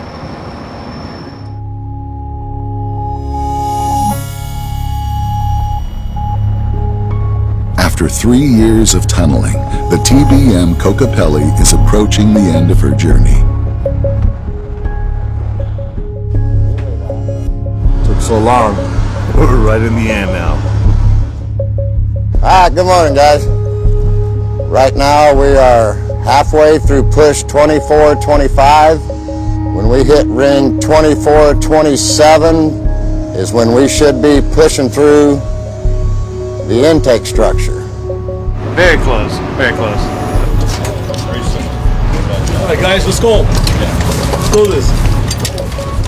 The whole through has been a long time coming.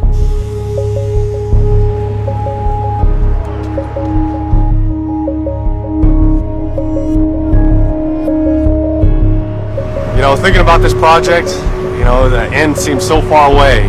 It never really seemed real.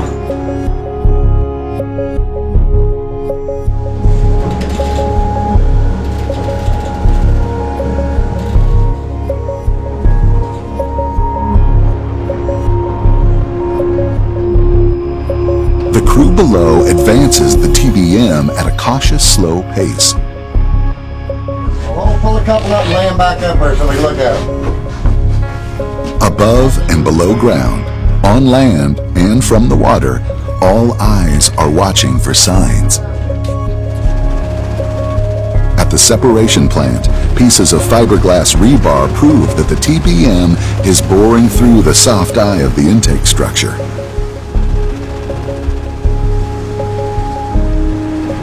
I'm kind of waiting for this total force. That should drop down about 5,000 kilonewtons when we haul through. That's when we'll know. A call comes in from the marine barge on the lake, where workers report seeing bubbles rise up through the water. Did you get some more bubbles? Almost there. Almost there.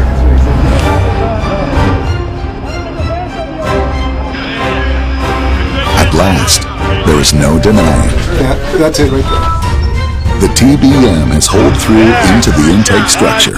Yes, sir. We're broke through. It's a done deal. Along the top, along the top. Good job, everybody, guys. It's over. It's over. It's over. Finished. After Game 6 years, over, it's man. over. Game man. over. It's over. Long time coming, but it's done. Yeah, good job. Everybody. Very proud of what they've accomplished. After all the hard obstacles that we had on this job over the years, people that worked together to get it up, to get it done. So without them, we would go no place. Feels great. Feels real good. All of the preparations that went into excavating the tunnel are now reversed. All this structure will be cut out. The cylinders, the main bearing structure, everything will be for the outer ring of the shield. The outer ring of the shields will be welded together and it'll actually be part of the tunnel. The TBM pieces, miles of pipe, utilities, and rail lines are hauled up the shaft. The tunnel is ready. To equalize the pressure from the lake, the tunnel is filled with water from the surface. There is just one last milestone left in the project. A temporary bulkhead in the intake riser is all that separates the lake from the new tunnel. Today, it's coming out. So, you ready to bring her out? Let's do it. Hey Mike, go ahead and come on up slow. You're about a quarter of the way out.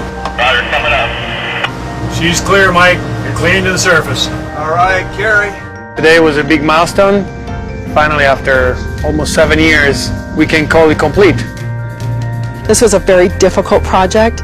We've set the world record for mining at the highest pressure with a tunnel boring machine in the world to date. We encountered variable ground conditions, unstable ground, and very high pressures, so we had to really fight for every inch along the way. But it was really the workers, the contractors, engineers, everybody that's involved coming to work and bringing their best and putting their heads together and working through these challenges. That's why it was such a success.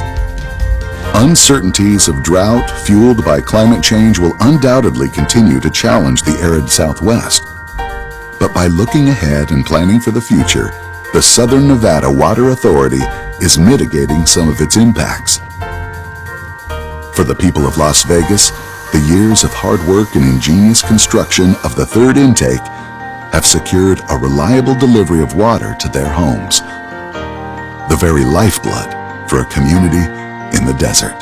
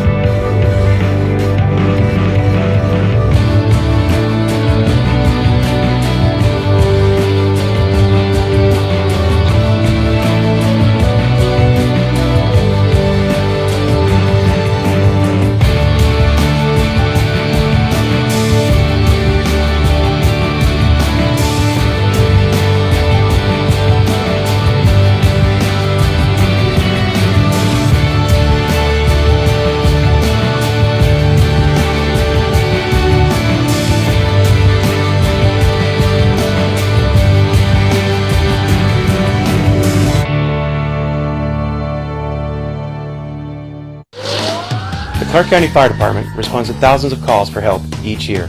The key to saving lives in any emergency situation is education. That's why the Fire Department teams up with its community partners to host open houses at different fire stations. Our open houses are held on Saturdays every other month. We invite you and your family to visit our fire stations, meet our firefighters who serve you, and learn how to stay safe and healthy. For more information, visit Clark County's website. Clark County Parks and Recreation helps you feel fit, carefree, athletic, informed, fast, extreme, inspired, entertained. Come feel recreation with us. Clark County Parks and Recreation. Come feel recreation with us. For more information, log on to ClarkCountyNV.gov. So, I'm kind of new here, but I've noticed a trend. My human does this funny thing where she goes around and gets all my toys, and then she hides them in that basket by the door. You know, but it's always the same basket, and it's always in the same place. And then she acts so surprised when I find them, but, you know, she's putting them in the same basket. Again. It's like, hello? That's where you put it last time. You were the worst at hide and go seek.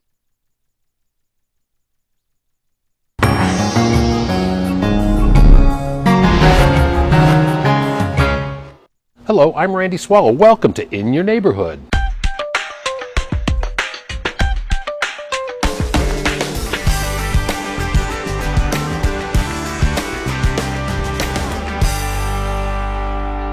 For the next half hour, we'll talk District F issues and county-wide issues with your Commissioner, Susan Brager. Good morning, Commissioner. Good morning. Beautiful District F morning here. You know, it is. The sun's shining, and we're in a great place at a great time.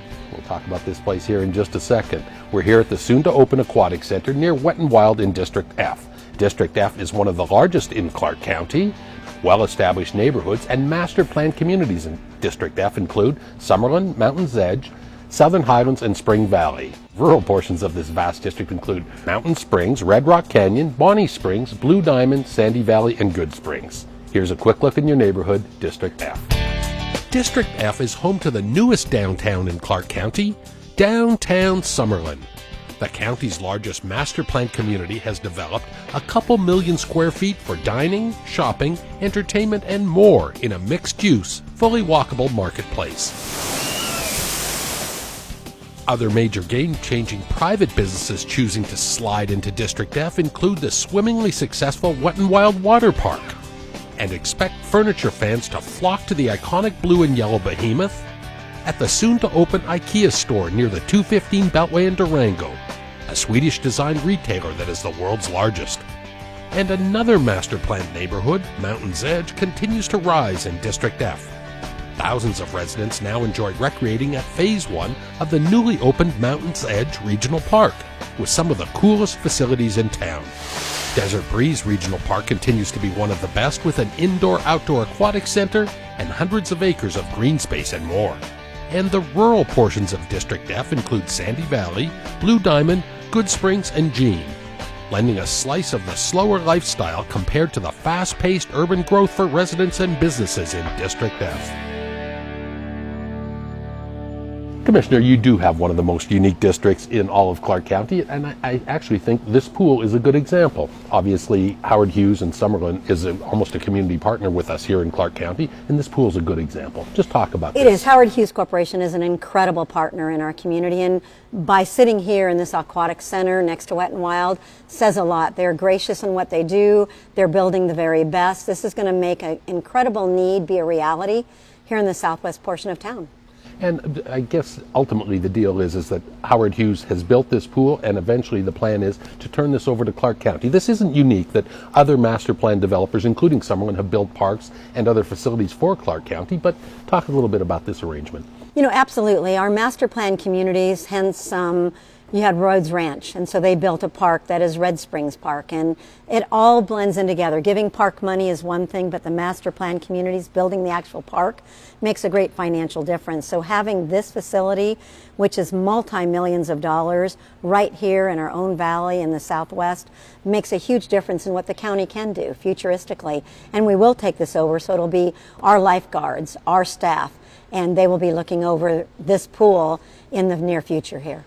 Commissioner, the economic development in District F and Clark is probably mirroring how it's going in Clark County. We've seen the Wet and Wild in the past couple of years open up, and Summerlin, Howard Hughes also opened up the downtown Summerlin, which has been a very big success. How important are these developments to the overall economic picture in the county? They create the amenities and the infrastructure, and having those amenities and infrastructure, when you buy a home, you have a place to shop, you have a place to work, you have a place to play. So that work, shop, live, play environment is very important. Society looks forward to that now. So the economic drive and that engine behind that creates the fun things and the good things and the every other option that we need for everyday living. And again, as we continue to talk a little bit more about Summerlin, they've continuing on with their Cliffs and Regency, which is one of their villages. Pardon me, the Cliffs is a village right behind us here. Tell me a little bit about those neighborhoods. Well, what's exciting when you go from Flamingo to pretty much past Russell, you have Regency, which is senior community, of Latitudes, which is another senior community. You have Discovery, which is was the Summit, which is a community that is going to be here in the southwest portion of town. So the development is futuristic. It is meeting the needs of those baby boomers that really go from 1946 to 1964 that want that single story home that they can live and play in, and their grandkids and family members are welcome. So it's extraordinary what is happening across the Southwest. Let's shift gears a little bit, Commissioner. I know you sit on the Las Vegas Convention and Visitors Authority, which has many tasks, getting people to come to Las Vegas, getting conventions to come to Las Vegas, and continuing on with our world-class convention center. Tell me about the River Area expansion and what's going on with the facilities with that, first of all. You know, Clark County in Southern Nevada with LVCVA is very unique. We do need to keep reinventing ourselves, because if we want to be that #1 destination, that's what that takes. And LVCVA works very, very hard to go across the country and across the world to make sure we have what those people, the citizens, the foreign countries that are out there that are trying to compete with us. So that competition level needs to be moving quickly. It needs to be very done diligently. We have to have the space to bring those conventions. And they've done an extraordinary job over the past 45 years. And it's amazing. It is amazing the work that it does take behind the scenes of going out there and telling them why should they come to Southern Nevada. And that economic factor is very, very important to the future of Clark County and Las Vegas.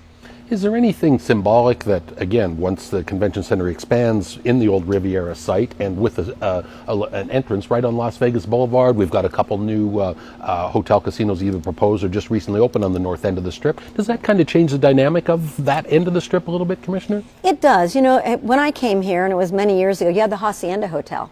Did Easter egg hunts for the citizens. You had the Sahara Hotel. So you had the Frontier Hotel. So when you look at the Evolve movement that's happened, we keep hitting. We're going to hope to be 43 million people that come here, and our own citizens that are here daily, they enjoy those amenities also. So it's extraordinary. The Riviera, being one of the older ones, which was heartfelt to many of us to not see it go away, makes a huge difference and improves that district of what can happen for the Convention Authority to bring some of those other conventions that need that outdoor space for that gigantic, if you've ever been down there, equipment where they have a place to have that and to show it off.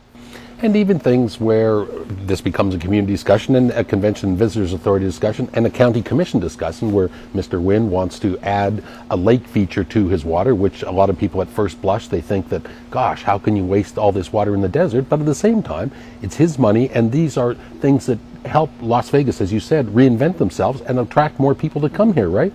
And we barely looked at that because he just made that announcement. But what's interesting is you have to look at the golf course will be gone. So the monies and the water that was incorporated in that golf course, that water may already be there. So it may not be that he's generating more of our water, but that he's using the usage that is allowed to him.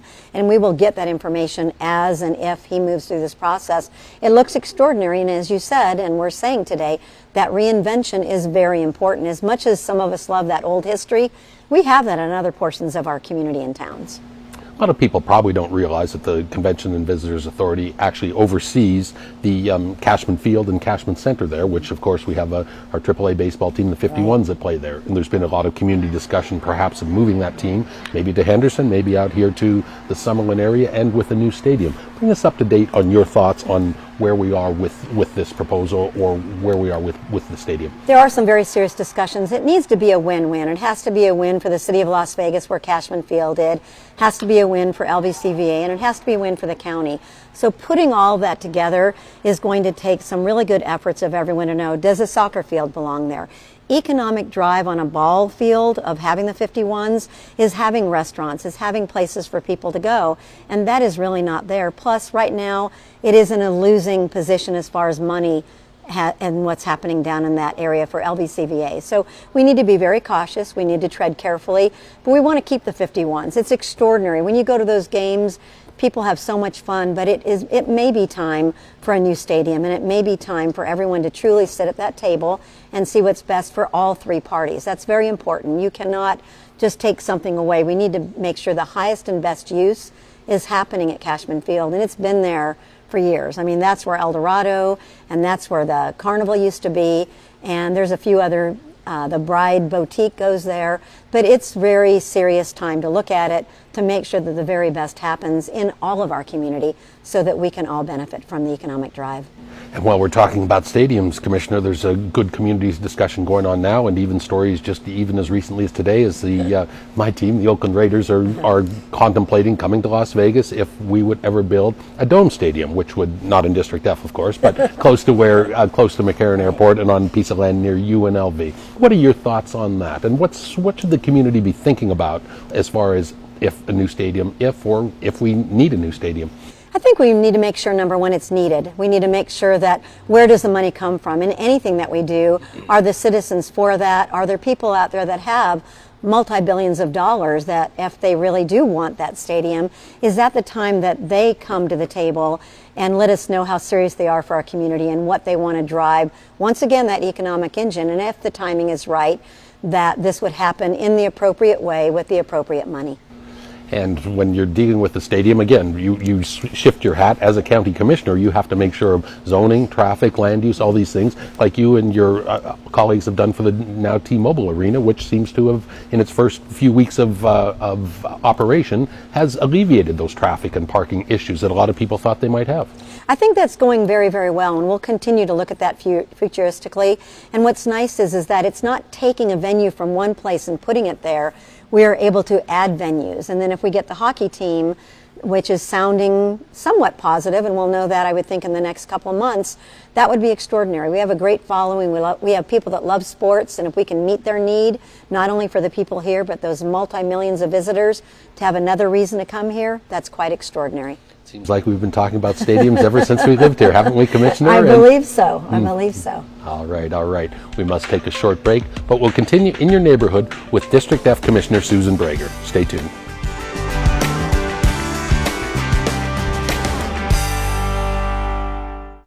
I am for the child who's had 7 addresses in a single year because she's in foster care, because her father abused her, and her mother couldn't believe her. She is the child I am for. I am a CASA volunteer. I am you.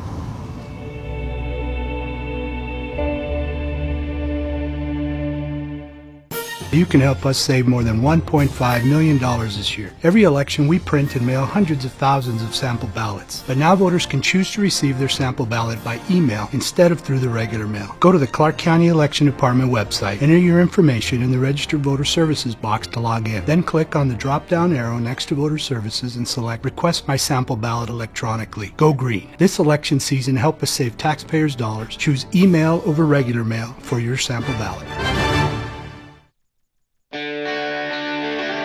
District F will soon be home to the largest retail store in Nevada, IKEA. The Swedish furniture company chose Clark County as home for its 42nd store in the United States and created construction jobs on the front end and will employ several hundred permanent employees. IKEA shoppers are die-hard fans, and Clark County has assisted IKEA with traffic, zoning, and land use. IKEA is set to open in mid-May and is located at 215 in Durango in District F. And speaking of District F, we're talking with the woman who represents the area, your Commissioner, Susan Brager. Now, Commissioner, gee, I haven't heard about this IKEA thing at all. It's like, right. Well, ever since it was announced a year and a half, 2 years ago, under very cloak of secrecy, people, I'm sure, probably are, as we say, IKEA fans, as we both know, are hardcore. And this is actually going to be a destination, not just for people that live here, but visitors. That's going to be on their list. Go gambling, go see a show, go visit IKEA, right? Exactly. Everything can be shipped to them. So IKEA is monumental, only opening maybe 2 stores a year worldwide. So to pick Clark County in southern Nevada is amazing, and it was done very secretly in the beginning because they needed to make sure it could happen, it could be done how they needed. And what an extraordinary location. It meets the need of just about everyone in the whole valley. But it will open May 18th. They have quite a week preceding to that. That's quite extraordinary of what they do. They are going to have the cafeteria that has gorgeous views of the Red Rock Canyon, so it's completely glass. It looks gorgeous when you go there. We did a tour, and it took us a couple hours to walk through that facility, 300,000 square feet. So it has like 50 or 60 rooms that are already set up. It has, like we said, the smorgasbord food facility. You can buy food, you can eat there. You can drop your children off, get a little beeper, and take 2-3 hours and wander through the store and take your time. They say the visit, every person takes 2 to 3 hours to visit their stores. So pretty incredible, fun events. What they're doing is extraordinary, and I think it's great that we can have another economic driving engine for people that come here, as you said, to click off, go to IKEA. They don't have to load their things in, on their airplane. They can get it sent to them and put it together when they get home. So extraordinary times, and I think it's going to be an incredible addition to the valley. As you say, the largest retailer in Nevada, the largest store, and also the largest solar display. They actually will use that on the rooftop. We both toured up there and saw that, Commissioner. This is big, and this is all part of greening, which is what we all require, or we're all looking for, right? When you think of 300,000 square feet of floor space, and we did go up on the roof and saw their solar display, absolutely fantastic, and that sends a very good message. I mean, they're saving, it's the green factor, and they really come into this town and they become part of it. They're not just there for themselves. They're very, very open to what they can do, how do they become part of our valley, and it's going to be a very exciting. They say people line up 2 days ahead of time with tents, with their food. So I'm really looking forward to seeing what it looks like. It was quite an incredible sight when they brought helicopters to drop all the air conditioners. That was on a Sunday morning early, and throughout the valley you could see that. It was pretty extraordinary to watch them bring the multitudes of air conditioners to make the store viable.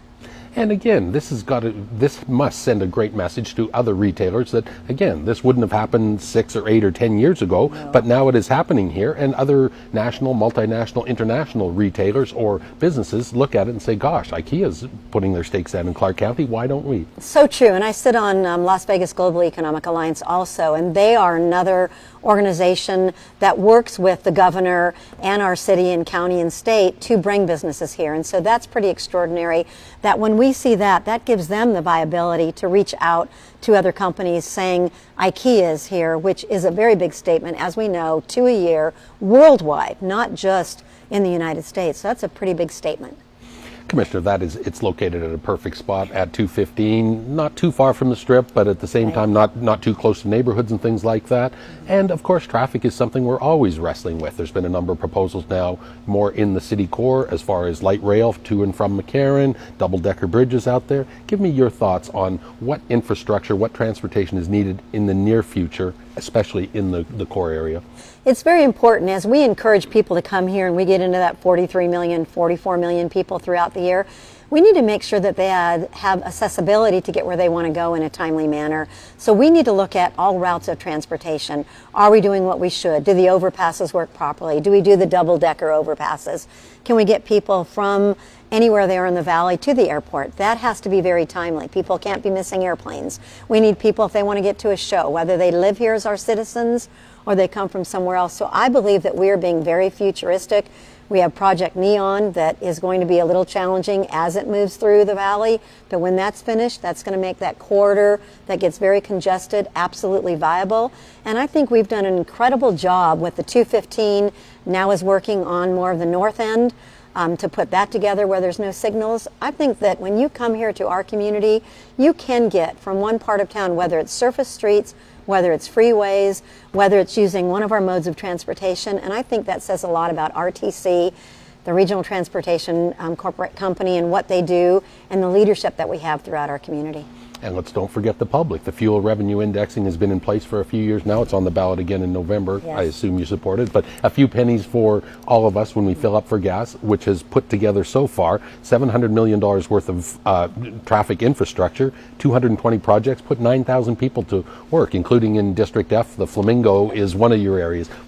Give me your thoughts on the fuel revenue indexing. Okay, the fuel indexing I was behind from the very moment it began. None of us like to pay more money, but if we want the proper infrastructure and we want the right things to happen within our community so you can get to work in a timely manner, and we want signals at Warm Springs and Huntington and Fort Apache and all those streets that got so terribly congested, then this, pennies on the dollar, I don't want to be insignificant because some things really do affect some of our citizens, but I think that we were very sensitive to that. We looked at it, and when the gas prices went down, that was very helpful. They're creeping a little bit. But I think that that is so important that you have the right infrastructure to get where you need to go in everyday travel. And that's what it is affecting, is that everyday travel. And I really appreciate our citizens, and I do implore them in November, this should be something that you vote yes for. If we want to continue having the best modes of transportation and the roadways to transport on, then we need to support this indexing and make sure that it goes on into the future. And those 9,000 jobs really do make a difference in our economy, and those millions that are spent are right here for all of us on a daily basis. So I would implore our voters to look at that and be very sensitive to our everyday issues. Let's talk a little bit about some of your parks, existing ones and upcoming ones here in District F. The Gypsum Ridge Trail Park, I know, is something we've all been excited about for a while. This is going to be a very unique park. Bring us up to date on the status of this project, Commissioner. We did receive some SNPLA money. We worked with the Howard Hughes Corporation, getting joint access so we could get up there. We want it to be a biking, walking, hiking trail, and so it is going to happen, and it's absolutely extraordinary. It's west of Wet and Wild. It's around the Russell Corridor. There will be access there. There will be parking. We're going to have restrooms, which makes a huge difference. That's just one of the ones we're going to have. So that money from Southern Nevada Land Act makes a huge difference when we can get that out here in our community. One proposed near Fine Elementary School. Yes, we have the funds for the Fine Elementary School. It does take a few years to do, but I'm not going to give up on any of those. That outdoor space is important. So that park over there near Pebble, Rainbowish area by Fine Elementary is going to be another one of our parks that we were able to secure the funding from the county and from some of the funds that were out there. So that's extraordinary. Just like last year when we opened up the Mountain's Edge Wellness Park, that really meets the needs. It's regional, meets the needs of everyone, and it's still very extraordinary. Gets lots of high traffic from not only that community, but other people say it's one of the best parks in the whole valley. And even with the Mountain's Edge name on there, it's certainly not inclusive just to people in that neighborhood. Adding 4 full diamond baseball facility, that's a first for Clark County as well. Oh, I'm so excited. Working with staff and people within the community and even the 51s and Commissioner Brown, to where we know that this facility is going to be state-of-the-art. 4 fields, a championship field. It'll bring people from across the United States. We have not had anything like it. There'll be a play area for our young children, so if a family's there, they can have a place close by and still watch whomever's playing. Great restroom facilities, all the necessary needs, not just building a ball field out somewhere where you don't have to be functional. It'll be quite extraordinary. We're getting closer to where they'll start turning dirt, and we'll get some of those championship games for the adults that really have been playing that their whole lives and continue to do that. People don't realize that. Maybe this is a good time to explain a little bit about regional parks. You're building in phases, as you say. It's a fantastic park. There's amenities in there that we don't see in any other county parks. This is just phase 2. How many acres do you have there, and what are future plans out there? There's about 200 to 300 acres there, and so there's going to be a multitude of things that we'll have. Eventually, we would like to have the community center. And those are, of course, tens of millions of dollars. But as we improve in the community, then I believe we'll see those futuristically, and something I'd really enjoy working on. And I know, Commissioner, one of the last times we sat down was out in Sandy Valley. They're adding a new gymnasium and to their school and adding some improvements out there. The rural parts of District F are vitally important as well. You know, very exciting. When I was on the school board, we moved through that and continuing to move through that with the trustee that's there and the Clark County portions of that. But to have a true gymnasium and to have a true K through 12 school in a community that meets the needs of so many people out there, and as it will continue to grow, that's exciting. So the rurals, as through Mountain Springs, they're getting the roadways. It's going to make that a safer route to get to Pahrump. So there's a lot of things that are going on in District F that just is amazing as it continues to develop and grow. All right. District F is a great place. We'll continue talking with your Commissioner, Susan Brager, in your neighborhood. Stay tuned.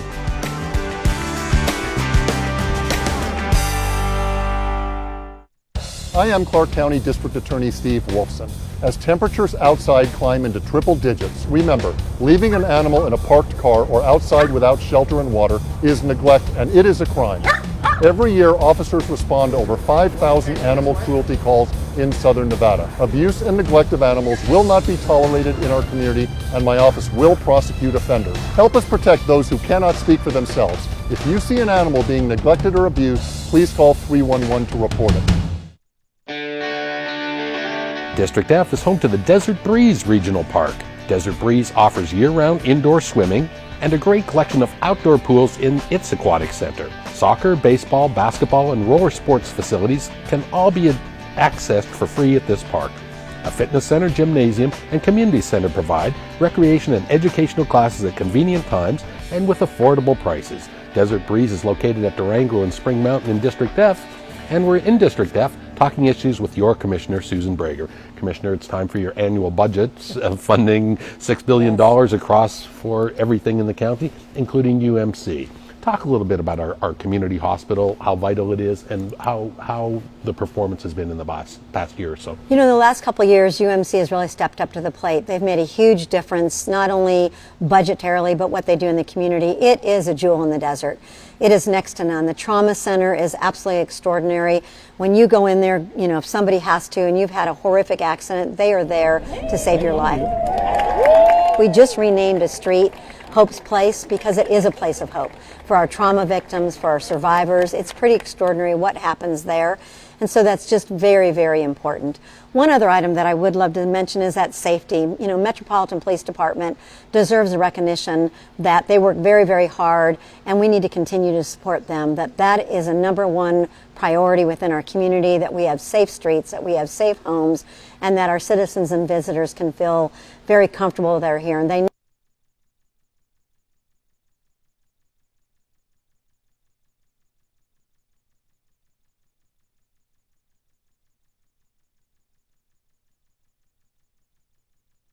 change their budget or, reconfigure their personnel through re-upping their gang unit a little bit because they've seen some issues in that. Is that being nimble on their part, in your opinion, Commissioner? The sheriff's being very aware of that, and I know that he wants more officers on the street, out in the communities. So the gang unit, as I'm told, is still out there. They're just working in a different manner. And so our citizens can be comfortable to know that Metro and Sheriff Lombardo is very aware of what's happening, and he wants the best for our community, like all of us do. And so he is on top of that, working very, very hard. And they're an incredible force of men and women that every day are out there with their lives on the line. And we need to make sure that we stand with them and beside them. And what are the most important things for you and your staff working on in District F in the next few months? Well, we have the opening of IKEA. We have a land auction is going on of 800 acres, so there could be some more work there. We're out there meeting with our neighbors on a daily basis to make sure the right things are happening and attempt to get through the processes that we do have. So lots of growth, lots of development, new schools coming into District F, which is going to be very important because we're on year-round in our elementary, so it never stops. It's a very viable district. It's so much fun. I feel honored to be able to serve District F. The citizens are very supportive and they're very active, and I encourage them to stay active, and it's very exciting to be out here, and it's really an honor. I don't know how else to say it, that you just feel privileged that you can be a part of it. And my family has 5 generations that live here, so from a tiny baby to my 97-year-old dad, very exciting to know we've been here for 50 years, and we love it here. And so I encourage everyone to enjoy their time, be active, and be part of the community. Always a pleasure talking to you, Thank Commissioner. you so much. Thank you. I appreciate it. That wraps up this edition of In Your Neighborhood. Special thanks to Commissioner Susan Brager for taking time to tell us about the area she calls home and represents as your elected official, District F. If you have any questions about this show or ideas for upcoming segments in your neighborhood, call me. I'm at 702-455-6357 or send me an email, rsw@clarkcountynv.gov. Thanks for tuning in to Clark County Television. On behalf of our production staff, I'm Randy Swallow. We'll see you again next time in your neighborhood.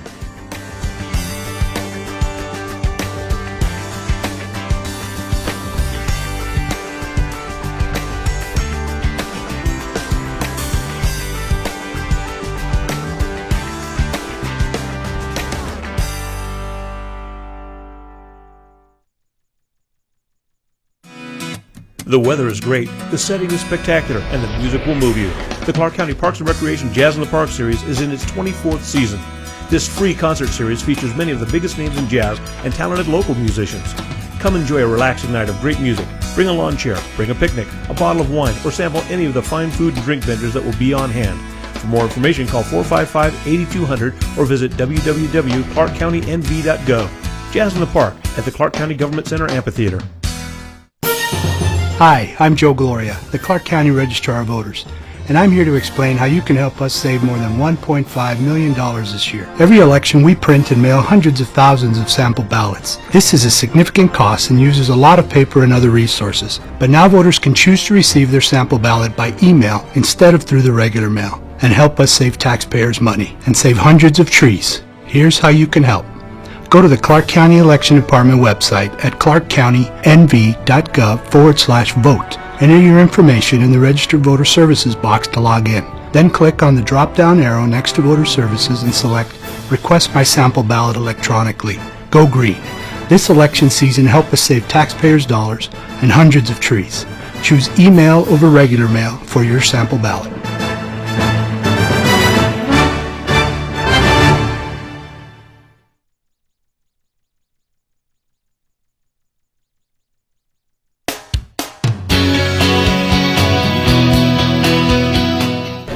Just ahead on UMC Digest, we'll take you inside one of our operating suites to show you the latest in surgical robotic technology.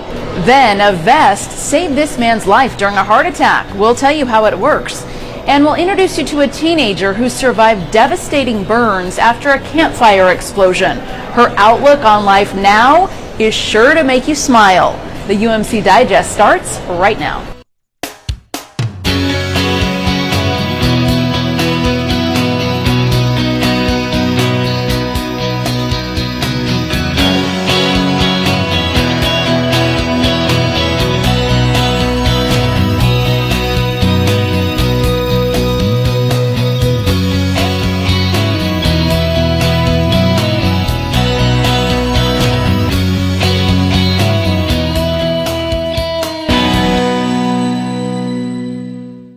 Welcome to UMC Digest. I'm Danita Cohen, and we're very glad you're with us.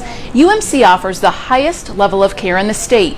We're home to Nevada's only Level 1 Trauma Center, Nevada's only designated Pediatric Trauma Center, Nevada's only Burn Care Center, and the only Transplant Center in Nevada.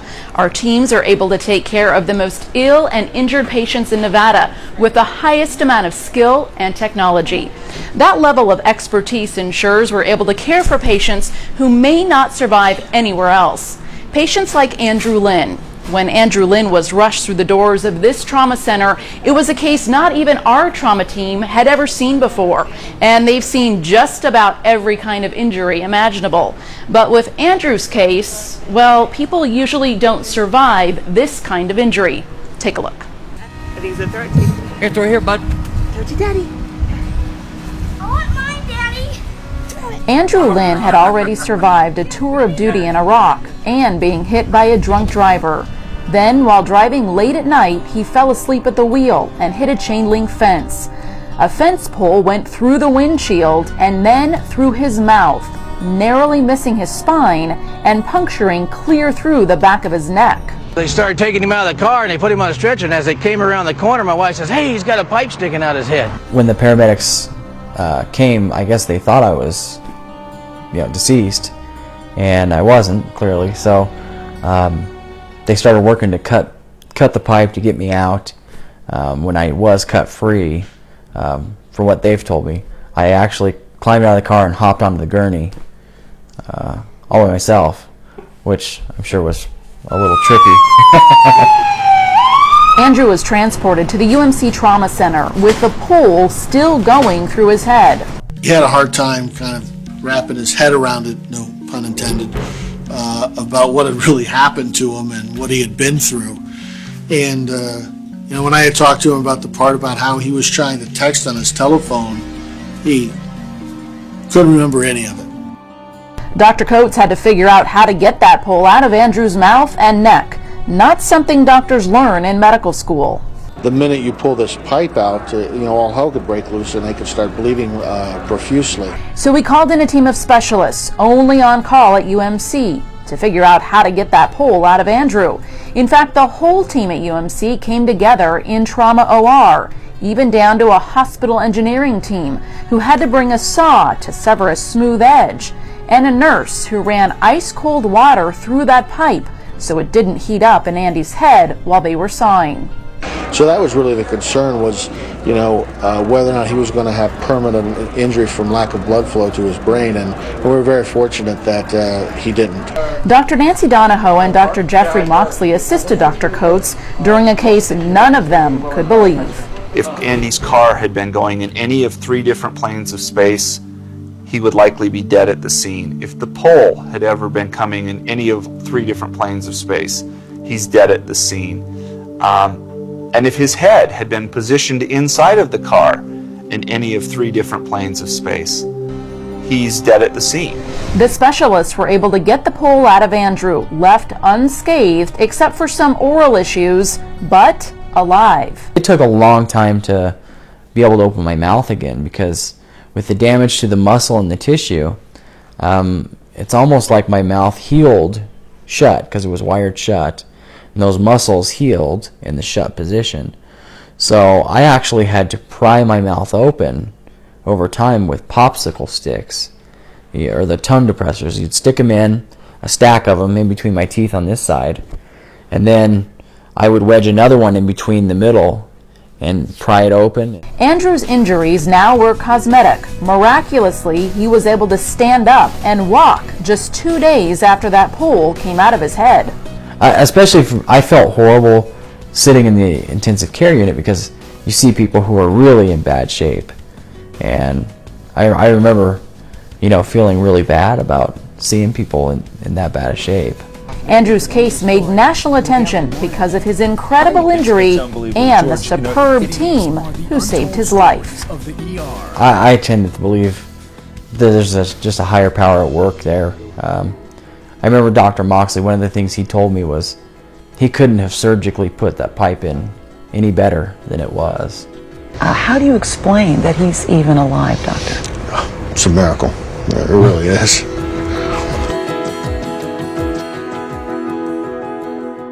Andrew attended our trauma survivor celebration that is hosted by Caesar's Palace every year. Another patient who joined us that day was Casey Nita. You might remember her story in the media after she was involved in a campfire explosion last summer. That explosion nearly took her life and caused her an extremely painful recovery. But she refused to let it ruin her soul, because as you will see, Casey is one of the most positive people you will ever meet. It was supposed to be a celebration, a graduation party with friends, enjoying a bonfire on the outskirts of Henderson. And so we set up our bonfire and we were hanging out, and I was paying attention to my friends, and within 10 seconds it exploded. And I remember being on fire and then being out, and then going up to my friend and telling her I need help. So we all piled into the trucks and we drove. Casey was the most severely burned of 7 teens who suffered injuries. The kids drove themselves to the closest hospital, where they were quickly transported to UMC's Burn Care Center, the only burn care center in Nevada. I wasn't aware of how badly I was injured because I told my mom to bring me a spare set of clothes like I was going to go home. Once at UMC, Casey was heavily sedated in a coma for 15 days. When I first got Casey's consult, she was in the pediatric intensive care unit. She was intubated, she was sedated, and the prognosis was no one really knew. She was burned almost her entire body, so 85% of her body had sustained second and third degree burns. So no one really knew what was going to happen. Casey slowly came to, and family therapist Kara Goodman was also at her bedside. My first visit with Casey was in pediatric ICU, and when I first came to see her, it was the most amazing visit. She was so inspirational and so positive, even though she was in, the most excruciating pain, and it was a horrible circumstance, but our visit, she brought tears to my eyes because she was so inspirational and so positive, even though she was in this terrible circumstance and in this terrible accident. But she talked in the most beautiful way. It was just, I couldn't believe that this 16-year-old girl could take this circumstance that she had been in and want to be positive, and she wanted to make an impact on my life.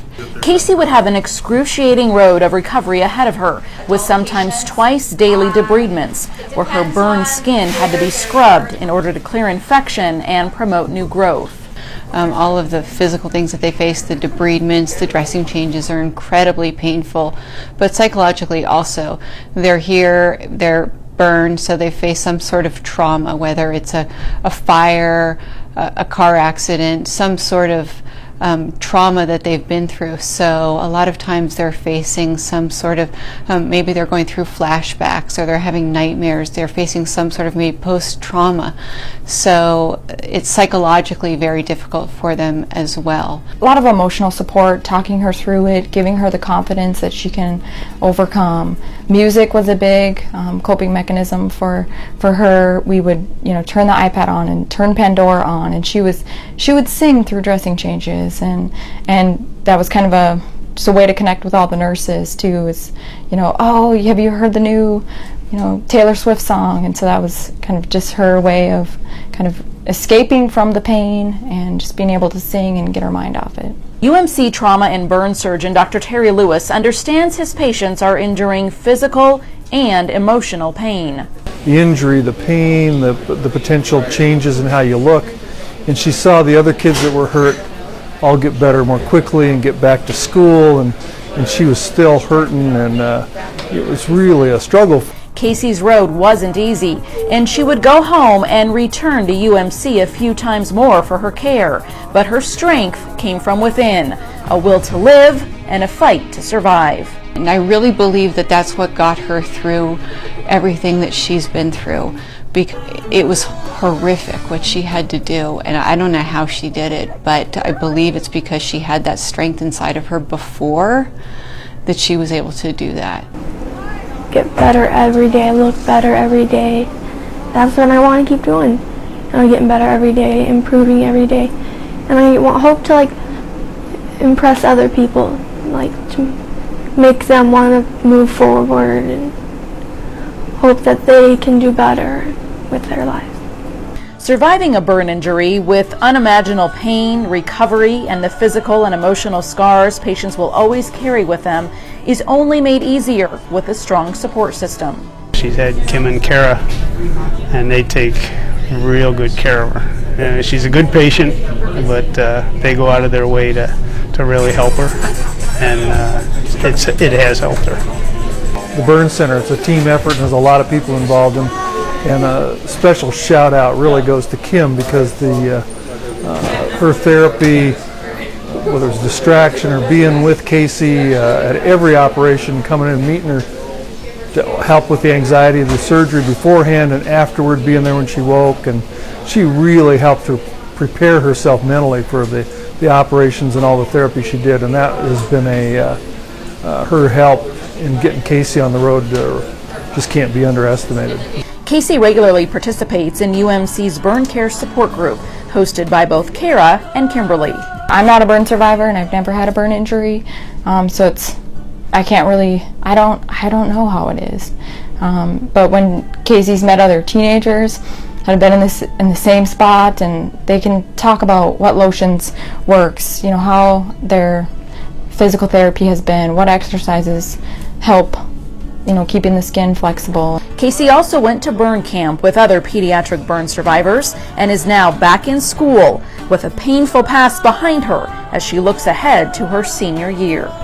I was elected by my student class to be on the homecoming court this year.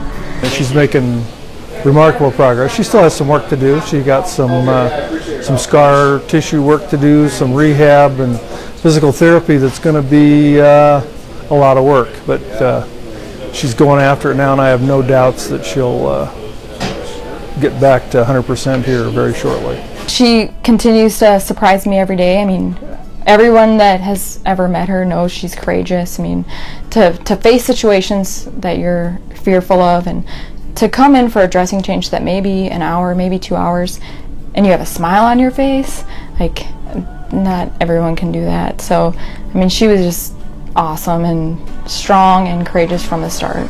That it's never as bad as you think it is. You can always find the bright side to something. You can always make it through it. Always.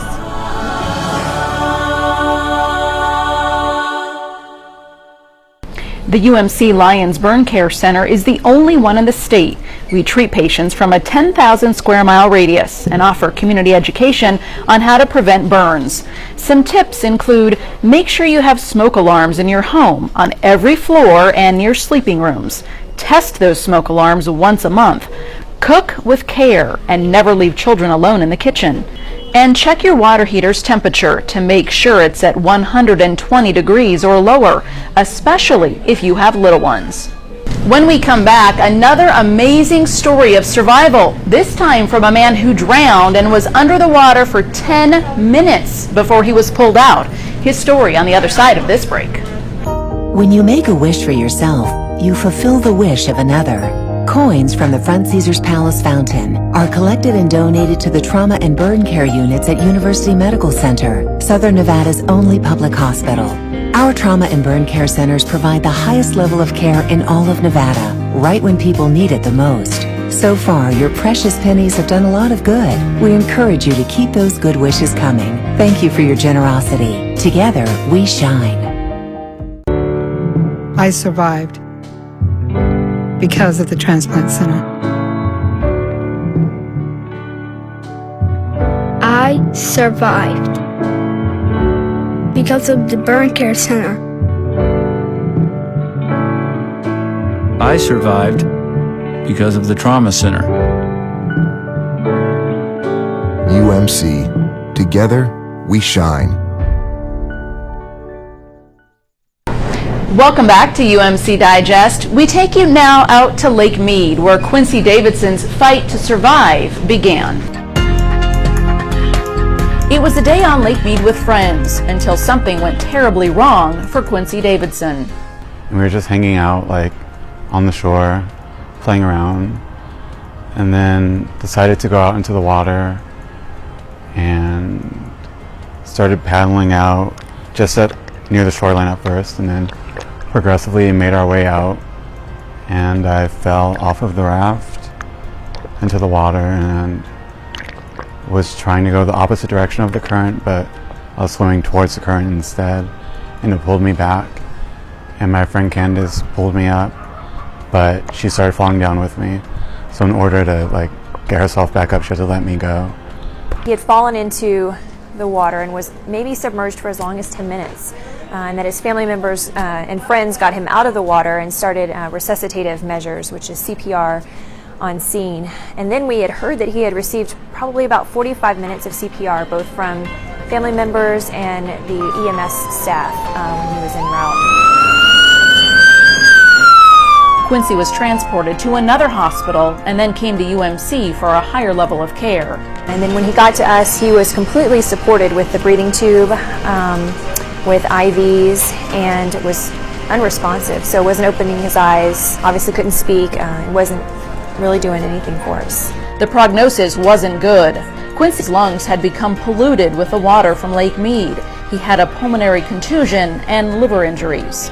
away from the drowning, just the fact that he had CPR for so long, typically those patients don't really regain much, brain function after they haven't had good blood flow to the brain for such a long period of time. Quincy was in a coma in UMC's trauma intensive care unit for nearly 6 weeks, totally unresponsive.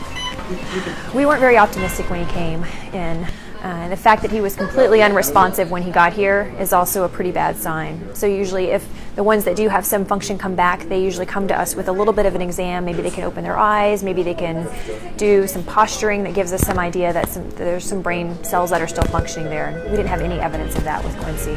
For weeks, the trauma intensive care team looked for any sign of response from Quincy.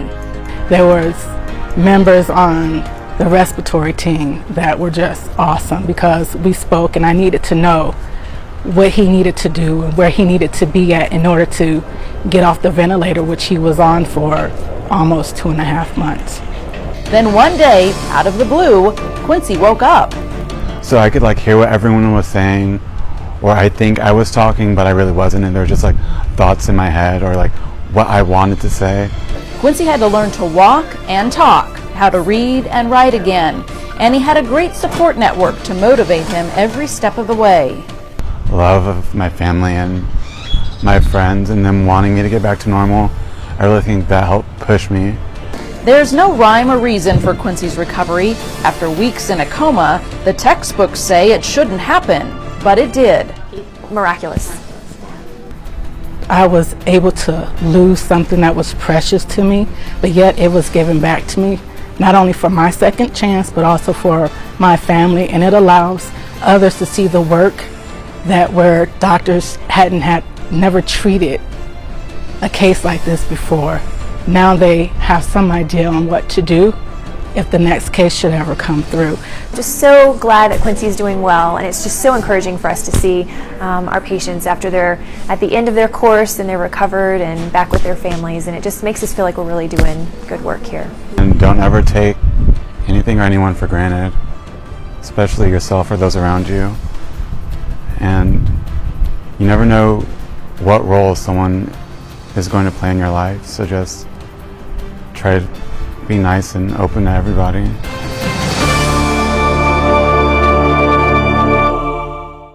At UMC, we have the most advanced technology in the state in use in our surgical suites. Our surgical robot takes minimally invasive procedures to a whole new level, cutting down on recovery times and improving outcomes. Take a look. It's state-of-the-art equipment that actually allows for surgeons to have one more hand during a procedure. Controlling the robot from a console, UMC surgeons are able to do very intricate work for patients using minimally invasive techniques, allowing for quicker recovery times, less pain, less bleeding, and shorter hospitalizations. UMC's Da Vinci Xi is 3D and HD, giving surgeons a highly magnified view, virtually extending their hands and their eyes right into the patient. Little differences make a big difference in a difficult scenario. So if I have a patient who again had recurrent cancer, I would usually say in the past, well, the easiest way to do this is open surgery, just to be on the safe side. But having this advanced technology right now, I can still offer minimal invasive approaches at the same time dealing with very, very difficult scenarios. Heather Richardson is just that kind of patient, dealing with multiple surgeries for a variety of health issues over the years. This time was for gallbladder surgery. My surgeon, who had done prior surgeries, told me he was going to use the robot this time. So how it worked out incredibly. This was actually my 7th abdominal surgery, so I have a complex surgical history, and I have to say that it worked out incredibly. The surgery was a success, and she had a much shorter recovery time than in the past. The recovery time is incredibly different. I was able to get up, walk around. The level of trauma to my abdomen is significantly reduced with the robot. So, and the complexity of what they were able to do with the robot and the precision is amazing. It's state-of-the-art equipment. I'm shocked what they were able to do. The UMC robot has what's called an endo wrist, which makes it very flexible. Conventional laparoscopy utilizes instruments similar to chopsticks. The robot here at UMC allows the surgeon to control 3 arms with a switch on a foot pedal that is assigned to either the left or the right hand, rather than relying on an assistant's hands. It also has a 3D camera, much like the difference between watching a movie from a VHS tape or watching it on a 3D movie screen. All advances that show UMC's commitment to providing the highest level of care in Nevada. We appreciate all our surgeons, and they're entrusting us to take care of their patients. This is great for the surgical residents, for the community, and it's teaching them to have the latest technology when they come out of schools. UMC saved my life a few years ago. I've received great care here. The staff here is amazing, and the surgeons that practice here are amazing, and I always trust my care here at UMC. So. For more information on UMC's surgical robotic technology, please visit our website at umcsn.com/robotics. When we come back, we'll explain how a vest saved a man's life while he was having a heart attack. That's next.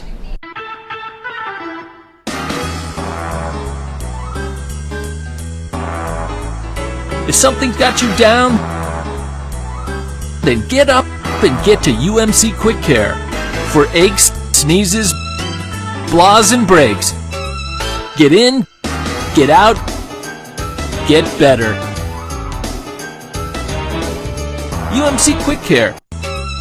There's one near you.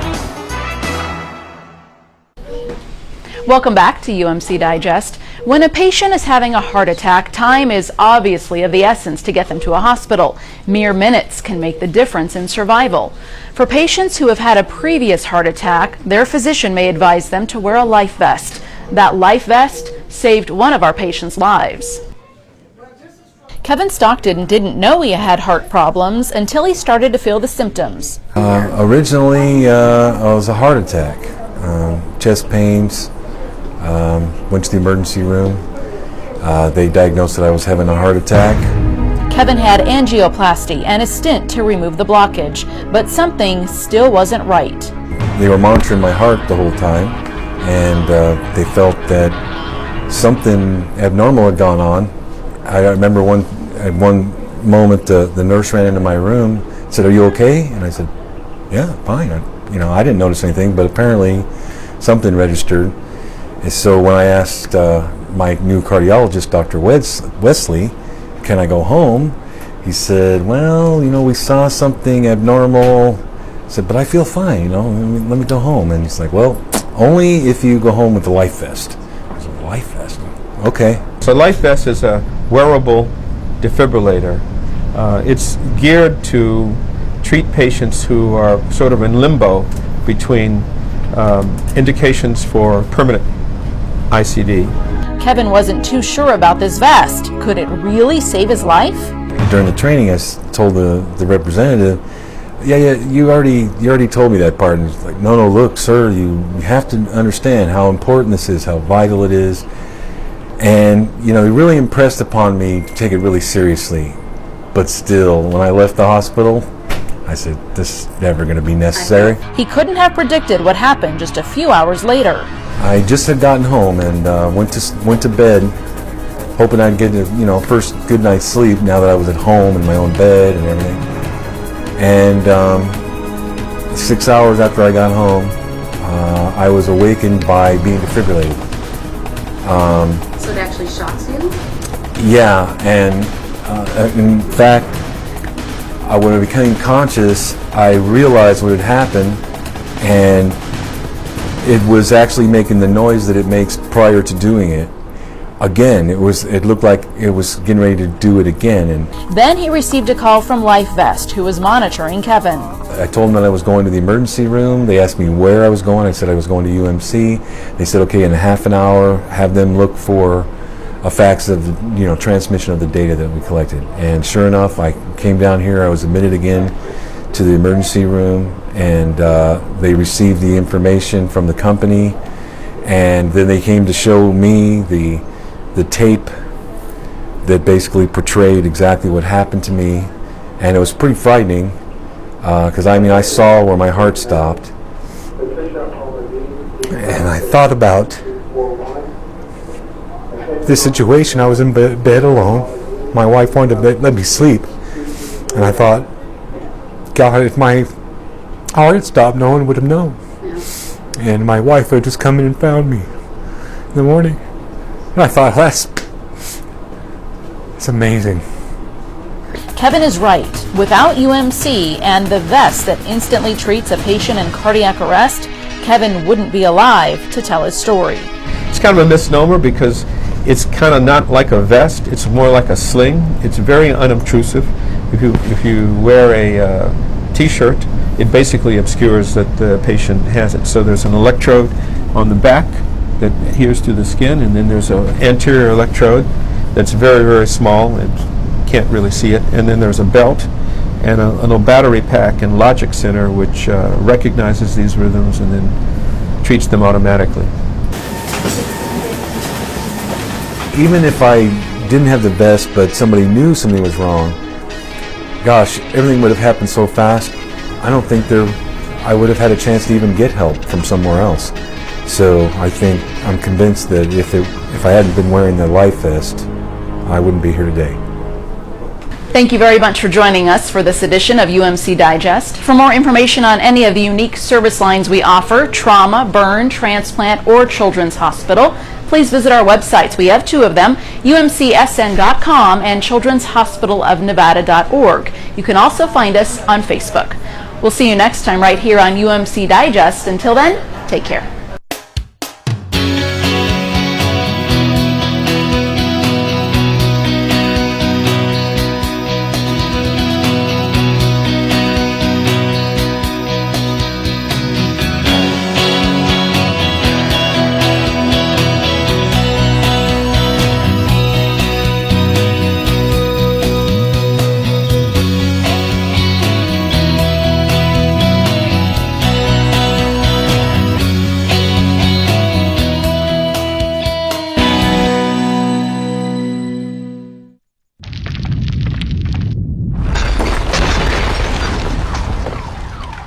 Preparing today reduces the consequences of a disaster tomorrow.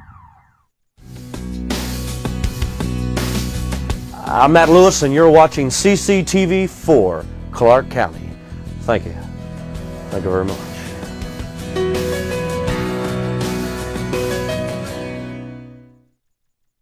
Coming up next on Clark County Chronicles, public art is popping up all over Clark County. We'll take a closer look at Centered.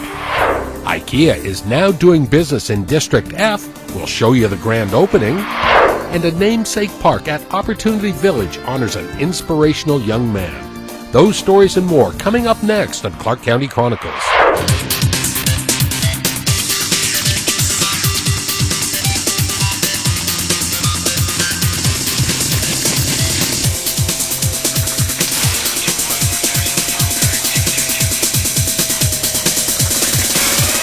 Hello, I'm Randy Swallow. Welcome to Clark County Chronicles. Clark County's Vector Control and the Southern Nevada Health District are teaming up to combat the arrival of nuisance mosquitoes that can deliver a deadly disease. Clark County's Vector Control, and then if we've caught mosquitoes, they're in here, and the Southern Nevada Health District have joined forces to ensure that the carrier of the Zika virus, the Aedes mosquito, doesn't invade Southern Nevada. Aedes mosquitoes like small, dark containers to breed in. The health district traps and tests more than 20,000 mosquitoes each year, usually on private property, such as this backyard. We have routine areas that we know are habitual breeding sites. We take complaints from citizenry, so if they're noticing mosquitoes in their backyards, they'll give us a call, and we'll go out and we'll set some traps to try and identify, what kind of mosquitoes, are there local breeding sources, and then if we do find problematic areas, we'll refer that to our jurisdictional counterparts, like code enforcement, vector control for sure, public works. In the past few years, their primary flying focus was on eradicating the West Nile virus. But in the past few months, the emphasis has shifted to stopping the spread of the Zika virus. So the disease can be transmitted through infected mosquitoes.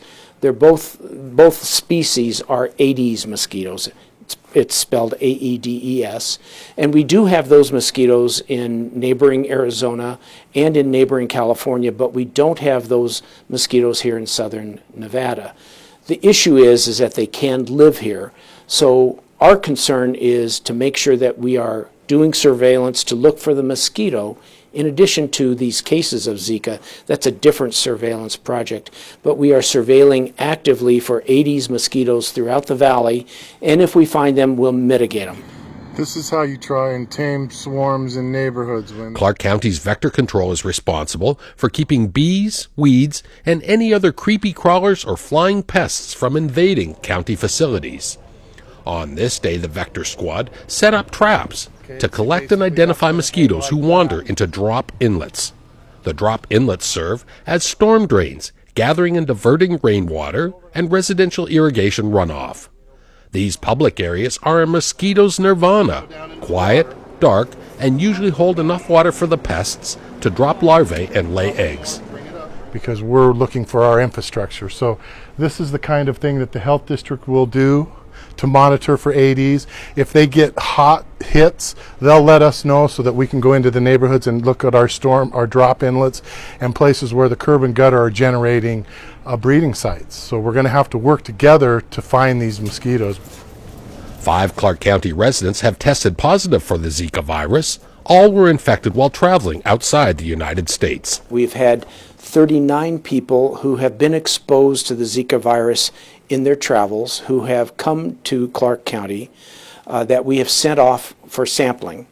Of those, we've gotten 30 results back, and of those, 25 are negative for the Zika virus, 5 are positive for the Zika virus. Local health experts agree with the travel advisory issued by the Center for Disease Control to reduce the chances of contracting Zika. And our Vector Pros suggest residents do some simple surveillance to keep mosquitoes from backyard breeding. Got abandoned tires, used tires in your backyard, and they're holding water from rain or sprinklers that continually fill them up. They need to empty those out. All of the potted plants that are over there that will hold water, people have a tendency to fill them up, let their sprinklers fill them. They need to make sure that they empty those out. For more information on the Zika virus, visit the Health District's webpage at www.southernnevadahealthdistrict.org. And Clark County is reaching out to the public to remind us all of the dangers of green pools. Neglected pools collect stagnant water that turns green from algae and bacteria, a putrid petri dish that's a prime breeding ground for disease-carrying mosquitoes. Residents who want to report a green pool are advised to call 702-455-4191 or file a complaint on the county website at www.clarkcountynv.gov. If you've traveled in the area of the Beltway and Durango in the past year and a half, you've probably noticed the construction and now the opening of the largest retail store in Nevada.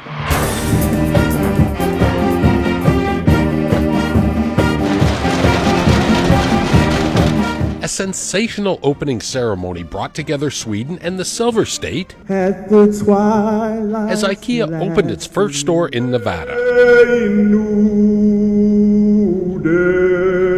National anthems from both countries were sung, and the yellow and blue Swedish flag was raised right alongside the Stars and Stripes.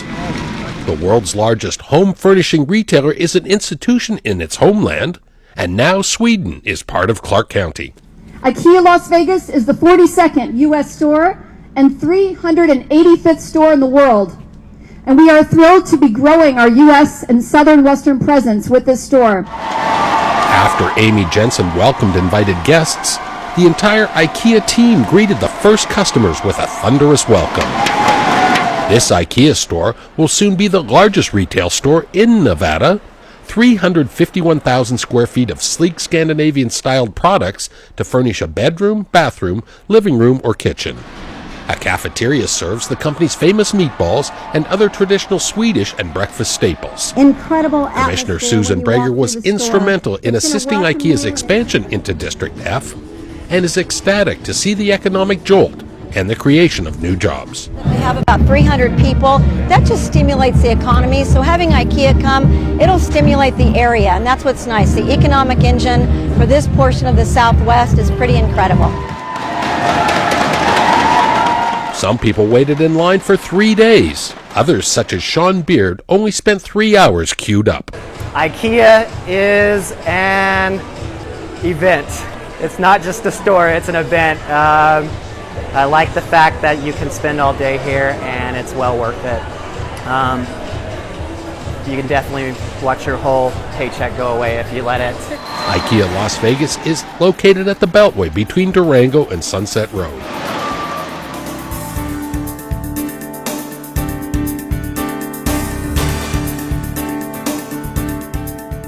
This spectacular new park on the Opportunity Village campus is named after an amazing young man who loves this place, the Ohio State Buckeyes, and golf. Big day for us, for everybody here, and the best part of it is this is just the start of this park. Michael Morrissey and his all-American family were all smiles during the opening of Sean's Park at Opportunity Village. The park is named for Sean Morrissey, a young man born with Down syndrome. Sean is a man of few words but many loves, including golf, the Ohio State Buckeye football team, his family, and the Opportunity Village family. Sean's Park is 2.5 acres designed for children and adults with intellectual disabilities. Adorned with many trees and plants, this one-of-a-kind park features a wheelchair-accessible swing, an arts and crafts pavilion, and a learning crosswalk traffic post. 3, 2, 1. And after a ceremonial putt-off, the 18-hole mini golf course swung open for a tournament, featuring some of Sean's pals, including UNLV golf coach Dwayne Knight and Rebel football boss Tony Sanchez. It's a great day, and it's, like I said, it's just a start, and we're going to turn this park over now to our staff. And the staff are the people that work every day here, and they are unbelievable. They're fantastic, and that's what makes this place work. Sean's Park is a private facility, but interested members of the public are welcome. Check out the Opportunity Village website at www.opportunityvillage.org or call 702-262-1550 for reservations.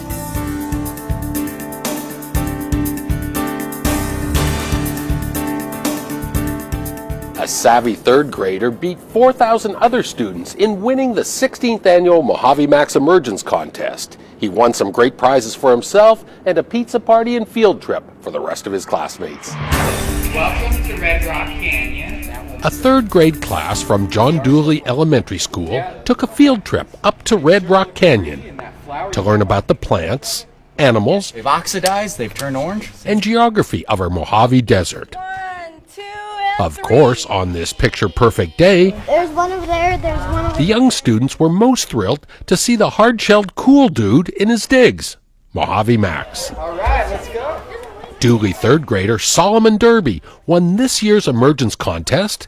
His wise prediction of when the slumbering desert tortoise emerged from his winter slumber was the most accurate. There you go. Thank you. As part of the prize package, Solomon and his classmates were given T-shirts, This right here is our exhibit. accorded the royal treatment at the Red Rock National Conservation Area, and taken on a guided hike of this slice of southern Nevada paradise. We've noticed a big increase in the program, and Solomon happened to be one of those kids that had seen our program and went online and put his guess in for the contest and put in a good guess and was the closest one, and so that's why we're celebrating here today. After the hike, the group was reacquainted with the mascoted Mojave Max, who brought a group of his friends and provided lunch. Pizza, pizza, pizza! Pizza, pizza, pizza! After the students enjoyed their pizza, it was time for Solomon to be awarded his prizes. We are here today! In addition to some great electronics, Solomon won a year's pass to all national parks, some slick outdoor gear from REI, and other goodies. Always the scholar, Solomon took time on the field trip to gain knowledge about the environment. It's not really that often you see Jeddah tourists around because they're usually hiding a lot or they're getting eaten or something like that, yeah. And it was cool to learn some stuff about Red Rock today. For more information about Max and how to enter next year's contest, visit www.mojavemax.com. Public art is popping up all over Clark County, and the cultural arts specialist Michael Ogilvie is the point man for public art efforts like this one. Michael, thanks for joining us. We're here on Windmill near Rainbow, one of the 10 centered pieces here. This one's called Gem by local artist Holly Ray Vaughan. Yes. Tell me about the centered art project. Thanks, Randy. The centered art project is the county has hired artists to enhance and beautify medians throughout basically most of the county, not all of the county. We haven't gone to Laughlin or anything like that yet with this project, but it's all over. It's in all districts, and the artists have taken what was once just either a blank concrete slab, asphalt, or dirt in an island, and they've been asked to create something to beautify and enhance that space. And so what we have behind us, Holly's, is one of the examples of that. Holly really, when she came out here, she kind of looked at the space and noticed that there really isn't a lot of color around here. You've got your concrete gray, your asphalt black, and then most of the buildings and walls are beige or a variation of that. And so when she created this, I mean, it really is kind of like this splash of color in an area where there isn't any. We've seen Holly's work in other public art and some of the others. There were 46 artists for 10 different spots for this centered location. What's the criteria, and do you mostly pick local artists to do public art like this, Michael? Yeah, for all of our projects, we have hired only local artists so far. So that is definitely one of the benefits of this project, because not only does it employ local artists, but those artists in turn employ local subcontractors, so it really does help create a lot of business within the town. So one of the more interesting ones that was quite newsy earlier this year, and you're saying it's some unintended publicity. I mean, it's horrible, of course, vandalism. Artist Chris Bowder's sculpture was stolen and defaced. He had a lion and some crocodiles. That was obviously not a good thing, but it got people talking about public art, which is a good thing, right? The piece, as soon as it went in, it was amazing. People either loved it or hated it, and like I said, the outpouring of commentary with just in the first 4 days was really quite surprising. And you know, we got a lot of positive commentary, and we did get some negative feedback as well. But the sad part about it is, of course, within that 4-day window, somebody decided to one, steal the lion and damage the crocodiles. We had 2 of the crocodiles that were completely smashed. Another 2 were removed. So we do everything we can to try and secure these things. We are definitely going to be reinstalling the piece and adding more security measures to ensure that this doesn't happen again.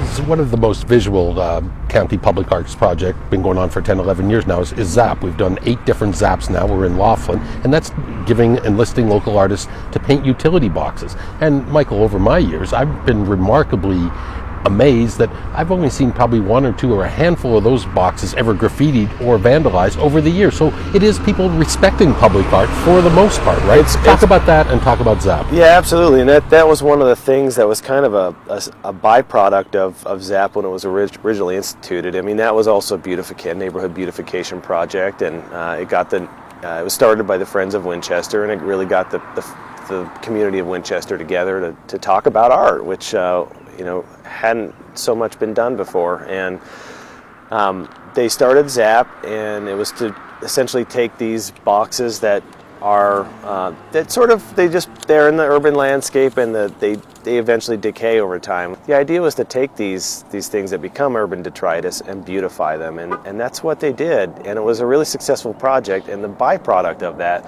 was that we would have boxes where art was painted on them on one side of the street.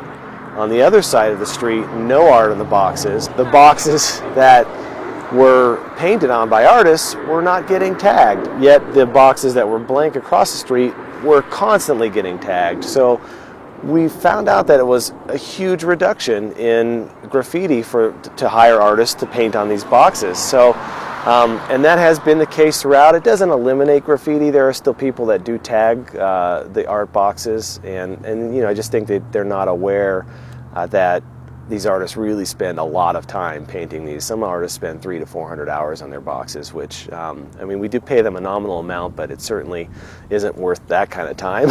So it's really a labor of love for these artists.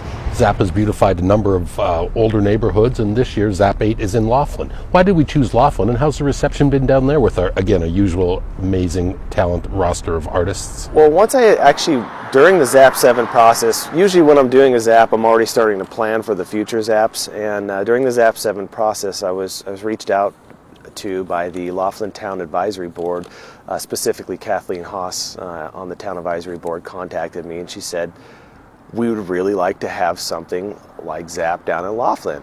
And I said, well, that's not a bad idea. Laughlin's in the county, there's utility boxes there.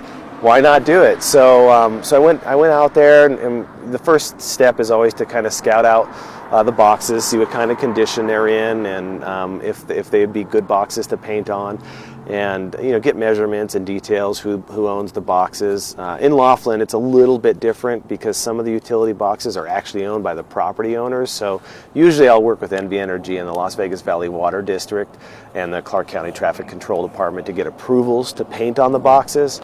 But in this case, it was a little unique because I actually had to contact individual property owners, and the water district down there is the Big Bend Water District, so it was a little bit different. But when we went down there, we scouted them out. I ended up getting approvals without too much of an issue. All of our partners that we've worked with in the past, and even the property owners, were really excited about it.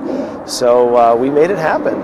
And one other piece of public art that got a lot of attention last year was one of our best local artists, Sush Machida, who actually he commands tens of thousands of dollars for commission. He was out at Child Haven and created a couple mural masterpieces out there. He called them some of his most important work. How important is that for an artist of that stature, to give back to the community and create something for some kids that really need some art? Really important, and I mean, we're totally honored that Sush was willing to do that project. It's probably the most important project I've ever worked on as well. It essentially took an environment, like these kids would go through this intake corridor, and as they walk through this corridor, I mean, a lot of these kids are coming from pretty horrific circumstances. And so the corridor before, it was a long corridor. It's 80 feet long, and when you're small, obviously, it's much larger. And it was just blank. The walls were blank, and it's daunting to walk through it as an adult, and I can't even imagine what a kid from that circumstance would feel like. And what Sush did was he changed that. He wrapped it basically not wrapped, but he painted all of the walls these very friendly murals of animals smiling, and it's really kind of a fantasy wonderland, but they're done in his style, and they are absolutely beautiful. And the kids now, before they would go kicking and screaming through the hallway when there was nothing on the walls, now they go through the hallway and they smile and they point at the animals, and it gets them out of that mindset that they came into the building, and really helps provide some therapy for them. And so it's a project that solved a problem, and that's one of the things we really like to do with the arts program, the county arts program, is to create art that solves problems. Clark County and the Metro Police Department are always trying to prevent crime, especially if it's aimed at our seniors. A recent senior safety fair gave our most seasoned citizens some tips on how not to become a victim. Clark County firefighters are usually in a hurry to attend to a blaze or assist a sick or injured person. They wear this during fires and other emergencies. But during the senior safety fair at Santa Fe Station, these firefighters slowed down to show off their official uniforms. Representatives from the Las Vegas Metropolitan Police Department, Southwest Gas, and other local agencies donned their official badges and uniforms too, to help seniors recognize authentic representatives of these organizations. Dozens of other companies, Clark County agencies, and other service providers answered questions and offered free advice to the active attendees. We all need to be on guard for scams, cybersecurity, and natural disaster preparedness, and resource fairs like this one provide a reminder to be aware, alert, and prepared. SALT has kind of become the outreach and education arm for prevention of elder abuse. And so we like to put on these senior safety fairs once a year, maybe twice a year. So, and it's always fun. And we have over 60 vendors this year.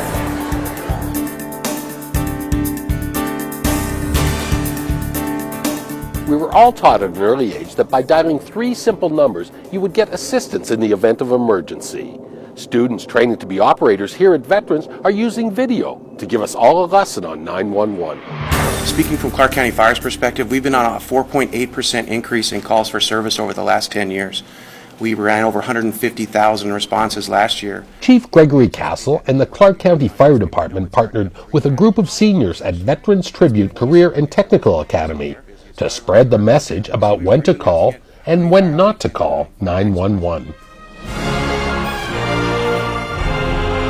The students in the 911 program at Veterans produced a series of public service announcements that hammer home the importance of using 911 for emergencies, including situations that are life-threatening or require immediate police or fire assistance.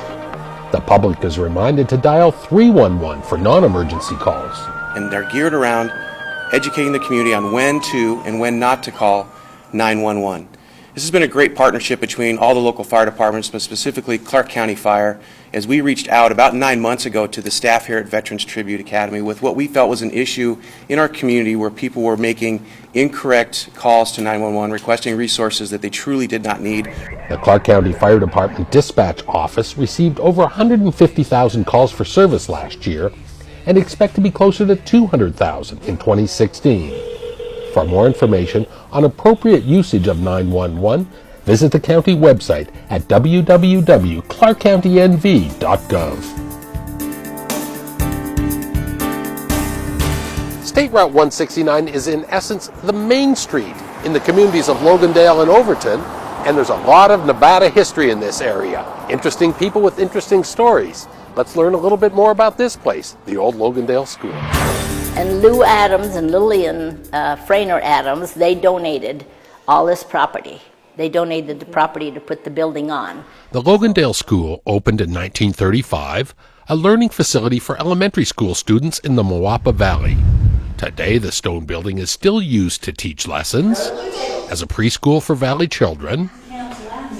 Local members of the Art Guild meet weekly in an old classroom, but most notably, the old Logandale School is a museum chock full of cultural and ancestral photos and artifacts, remnants of the rich history in the area. And once you know me, when I set my teeth in something, I'm like a bulldog. Virginia Lanny Tobiasen, known to one and all as Beezy, is a one-woman walking, talking Wikipedia of Muddy Valley history. Can you believe that? Beezy and Robin Mon are the driving forces behind the Old Logandale School Historical and Cultural Society, an appropriate acronym of OLSHACS. History is so important, and this valley still has so many old families that live here that we're finding there's such a disconnect from our young people to their ancestors. We're finding it even among the school and the pirate pride that we've always had. And so what we're trying to do is just bring it back, that these were real people. They gave you your heritage. His name was Hugh Lord, and he was bound determined that that water would never ever come up to his house. OLSHAC's mission is to restore and preserve the historic buildings and artifacts in the community.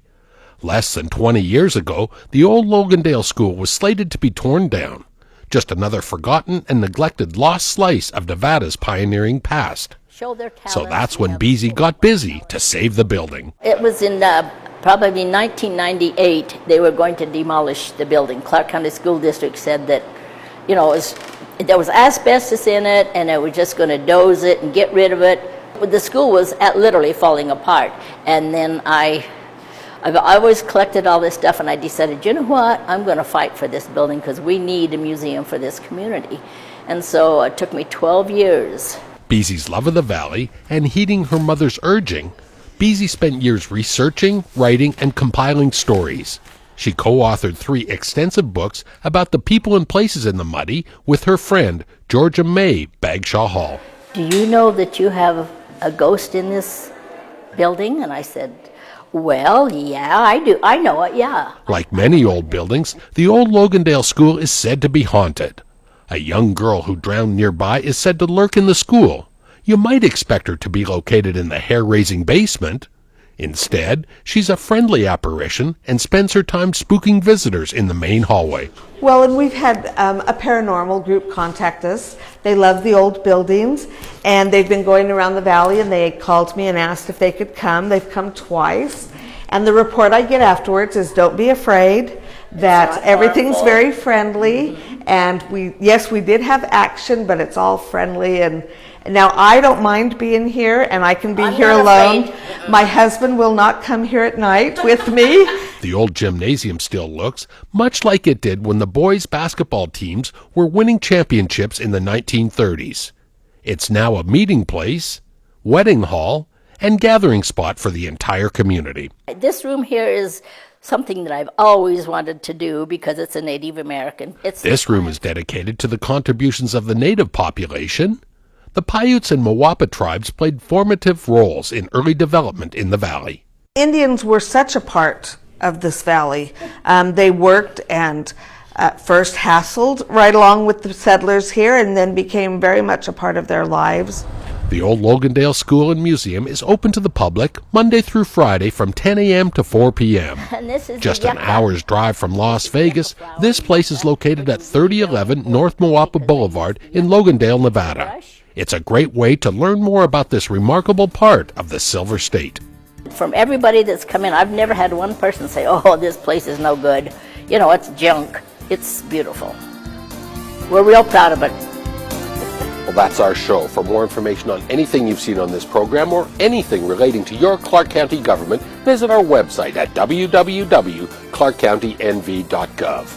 On behalf of all of us here on Clark County Television, I'm Randy Swallow. We'll see you again next time here on Clark County Chronicles.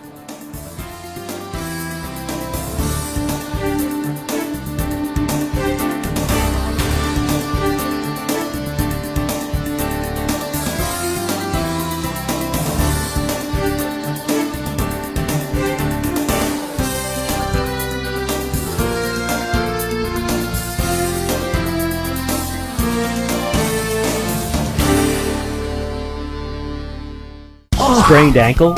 Don't call 911. Have the sniffles? Don't call 911. Wrong food order at the drive-thru? Don't call 911.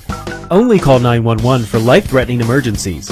Otherwise, call 311 and be prepared to give the dispatcher your address, a description of the problem, and a phone number where they can call you back. Calling 911 when you're not supposed to can cause delays when there are real emergencies, and that jeopardizes lives. Learn more about when to call 911 at ClarkCountyNV.gov. There's a shelter pet who wants to meet you. Meet one today. Visit theshelterpetproject.org. Adopt.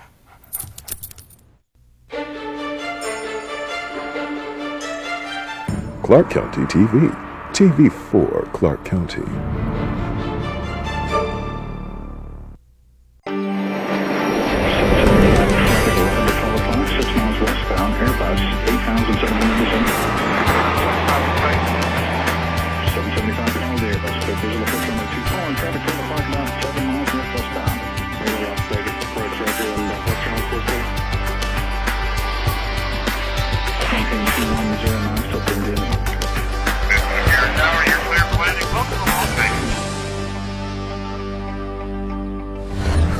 Hello and welcome to Flight Path. I'm Chris Jones, the Chief Marketing Officer at McCarran International Airport.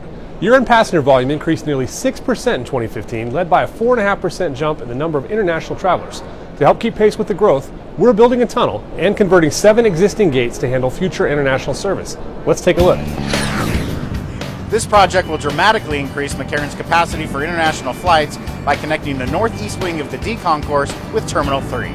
7 gates will be converted to process arriving international passengers. 6 will be able to receive wide-body aircraft, including 1 with dual-level jet bridges to serve the Airbus A380. To accommodate that, we figured out the best way to do it, to take the northeast wing of the D gates and create an environment that we could, in a sterile fashion, we could bring the passengers to the passenger screening at the customs at Terminal 3.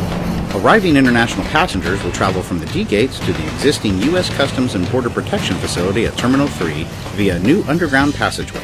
To keep the airport operating efficiently during construction, the Department of Aviation works closely with airport partners. There's a lot of coordination between FAA TSA, the DOA staff, as well as the customs.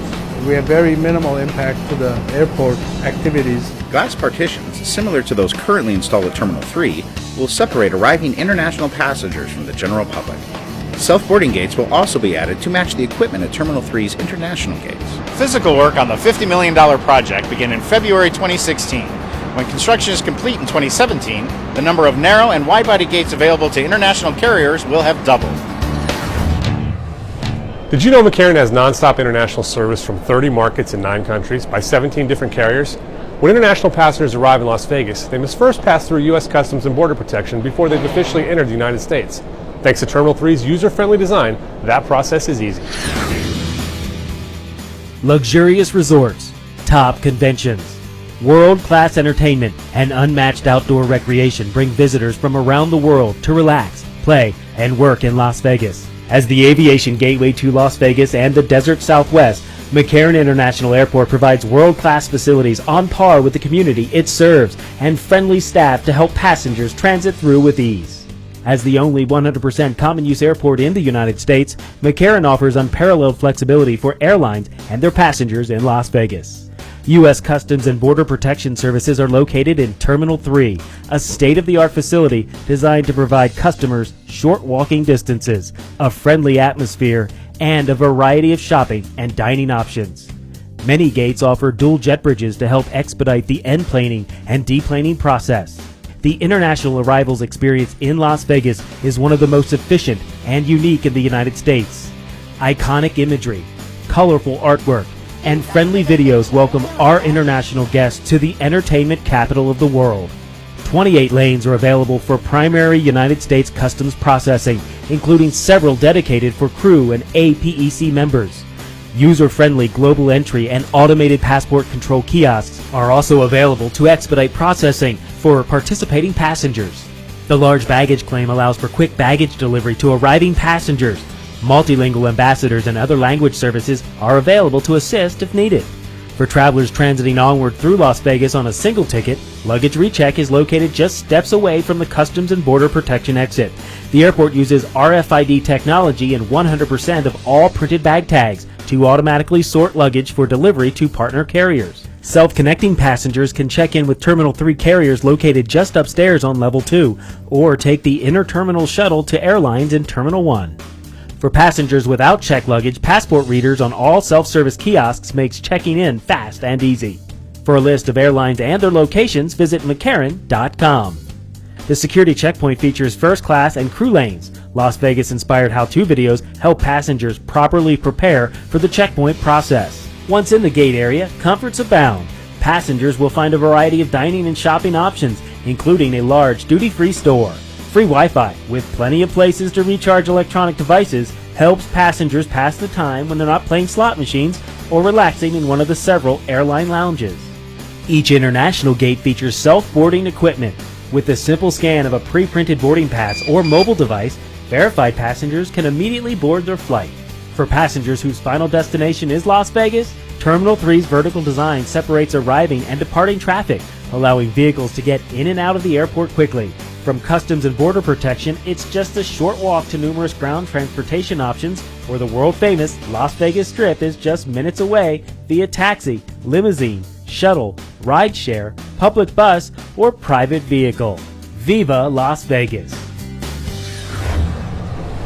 For many, longer days and warmer temperatures mean summer vacation and time away from home. If you're planning a trip, here's what you need to know to make your airport experience as hassle-free as possible. Passenger numbers are on the rise at McCarran, and as more travelers take to the skies for summer travel, lines may be a little longer. But traveling like a pro is easy as long as you plan ahead. So we do recommend the passengers arrive 2 hours early. That way we'll give them time to park, check in at the ticket counters, get through the security checkpoints, and get to their gates in ample time to make sure that they make their flight and get ready for boarding. Properly packing your carry-on luggage can also make the security screening process more efficient. The TSA's website has instructions about prohibited items, the 311 liquids rule, and identification procedures. The website also has information on the Trusted Traveler Program, TSA PreCheck, and other programs that may be helpful to passengers. Also on the TSA.gov website is TSA Cares. It's a program that allows passengers with disabilities or people that need extra time or assistance. If they call that number, we can prepare for them and assist them through the checkpoint if we know that they're coming in advance. Summer vacation can also mean more children on board airplanes and in the airport. Restrictions on children traveling alone vary by carrier, so make sure you carefully review the unaccompanied minor policy for your airline of choice before making a reservation. If your little loved one is flying solo, there are some things you can do to prepare for the trip so it will be pleasant, safe, and carefree for you and your child. If you're traveling with kids, first tip we give is make sure you get to the airport early. If your children are traveling by themselves, we suggest that you go on each airline's websites. If there's fees that you have to pay those in advance. A good tip to give your unaccompanied minor traveling by themselves a cell phone or a communication device. Depending on the length of the flight, you want to give them activities to keep them occupied for the duration of the flight as well. If your flight operates from Terminal 1, please pack your patience. Our baggage claim and ticketing areas are getting a makeover, which may alter your usual path of travel. And as always, know before you go by visiting us at mccarran.com to learn where to park, which terminal to use, and what amenities are near your gate area. For the second year in a row, McCarran International Airport and the Las Vegas Convention and Visitors Authority co-hosted the 2016 CAPA Aviation Summit. The event brought airline CEOs from around the world together in Las Vegas for candid and high-level discussions about the aviation industry. 67 Las Vegas Tower, upon Airbus 321. Last year, McCarran International Airport served 45.4 million passengers, extending the recent trend of annual increases for a fifth consecutive year and making 2015 the airport's busiest since the economic downturn. Maintaining that trend and establishing additional air service is critical to the continued growth and development of Southern Nevada.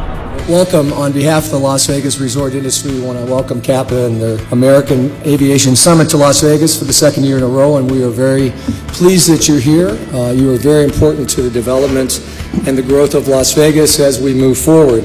The return of CAPA America's Aviation Summit to Las Vegas is significant to McCarran International Airport, as well as the community it serves. Hosting such an important conference in Las Vegas provides the unique opportunity to showcase the airport and destination to airline executives and top aviation planners. I think it's really important for this type of audience, all these type of delegates from really all around the world, to hear from every perspective. Hearing what we need, hearing what they need is just very valuable.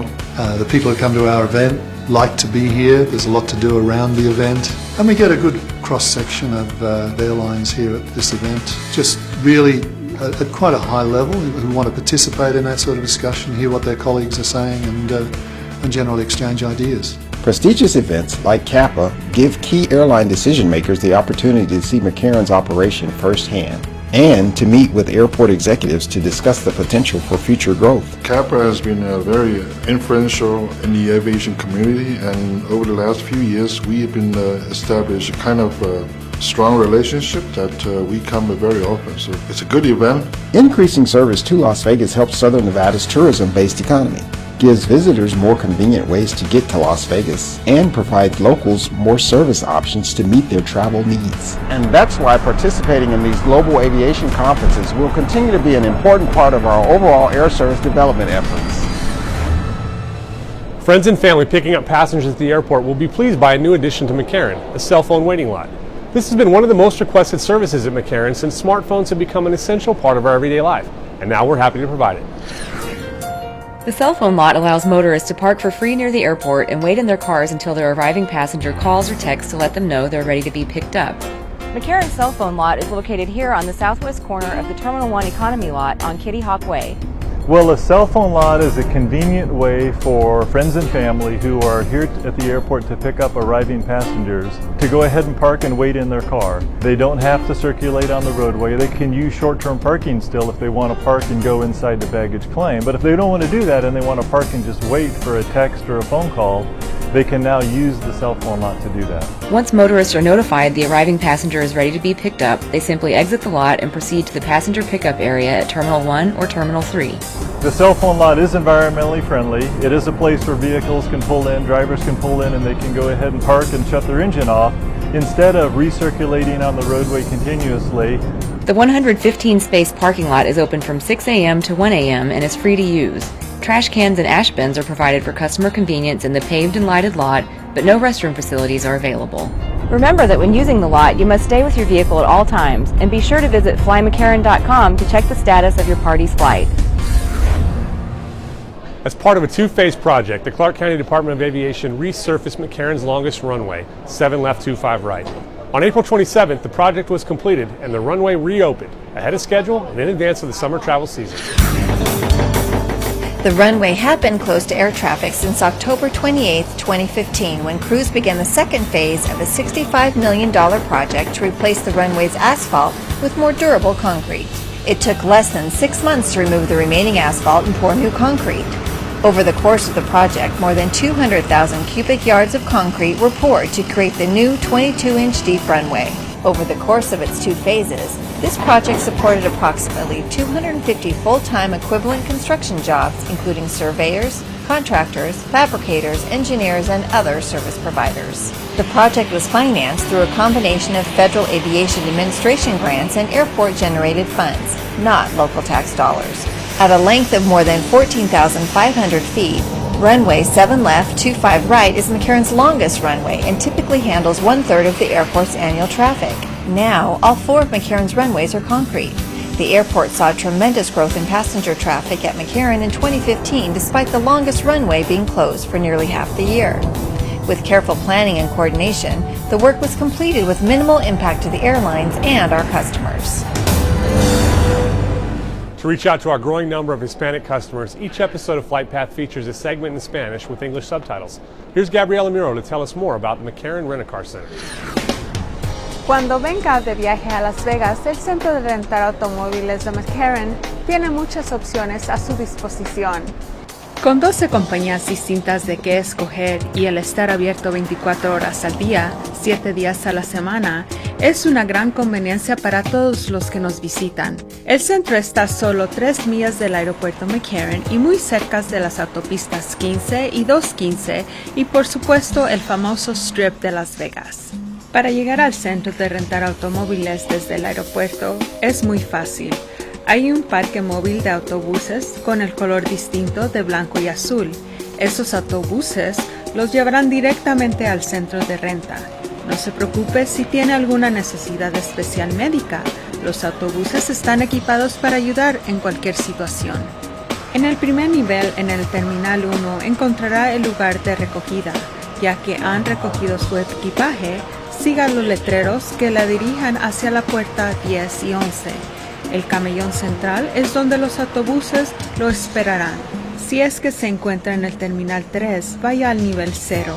Hacia el este están las puertas 51 al 54. Hacia el oeste están las puertas 55 al 58. Pasen por cualquiera de ellas para encontrar el autobús esperándolos. Ya que ha llegado al centro de rentar automóviles, tiene a su disposición 12 compañías distintas en que escoger. La cochera cuenta con más de 4.500 vehículos, entonces tiene muchas opciones. Cuando llegue el tiempo de regresar su automóvil, siga los letreros que digan Rental Car Return, que lo guiarán hacia la entrada localizada en el 7135 Gillespie Street. Siga los letreros que lo llevan hacia las compañías en que contrató su automóvil. Ya que ha finalizado la entrega de su automóvil de renta, diríjase hacia la entrada principal. Afuera encontrarán los autobuses que lo regresarán al aeropuerto McCarran. Para su conveniencia, los autobuses salen cada 5 minutos. Es muy importante que sepa hacia qué terminal va, 1 o 3. El viaje del centro de renta al aeropuerto dura aproximadamente 10 minutos. Tenga en mente que hay proyectos de mejoramiento en los alrededores. Favor de permitir tiempo adicional por si hay una demora de tráfico o construcción. Como siempre, apreciamos su paciencia y flexibilidad durante estos tiempos de construcción. Para información actualizada, visítenos en el sitio mccarran.com. Bajo la pestaña Go, seleccione Rental Cars. Allí encontrará una lista de las compañías de rentar vehículos, números telefónicos y direcciones de cómo llegar al centro. To maintain a high level of customer service, the airport has a dedicated team of skilled carpenters that build, assemble, and maintain many of the facilities that our customers, tenants, and coworkers use. Their talent and hard work is the glue that keeps our airport together, and that's why our carpenters are at your service.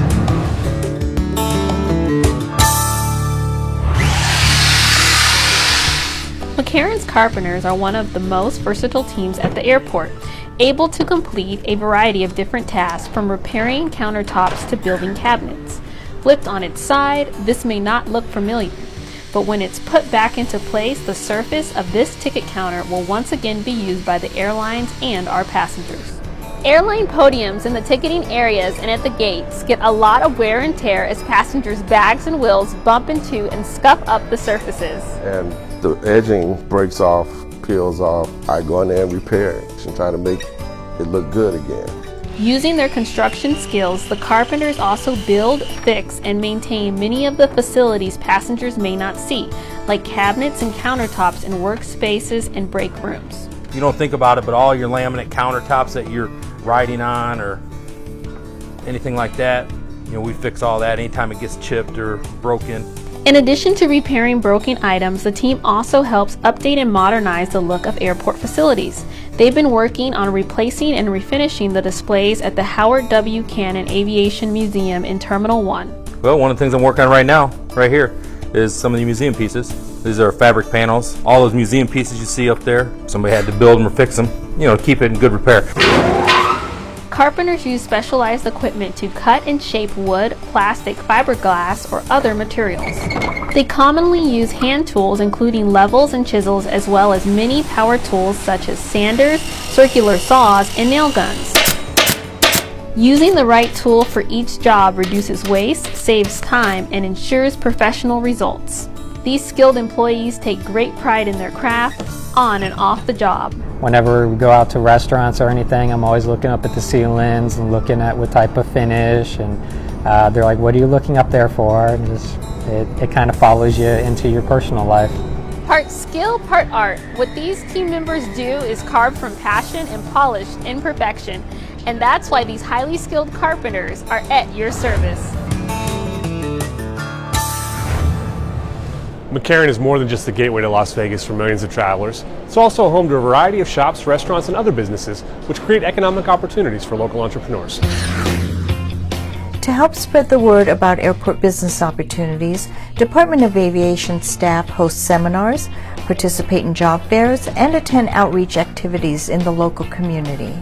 Events like these give small business owners important information on how to partner with one of the nation's busiest airports. McCarran is one of the airports that support as many locals as they can. However, the local people have to do their share of work too. They have to have a product which actually competes. If you do not really provide a better quality, better service, you got to work on that, because all your competition are bidding in McCarran and the rest of the airports. To help local entrepreneurs gain valuable exposure to potential clients, the airport hosted a doing business fair at the airport.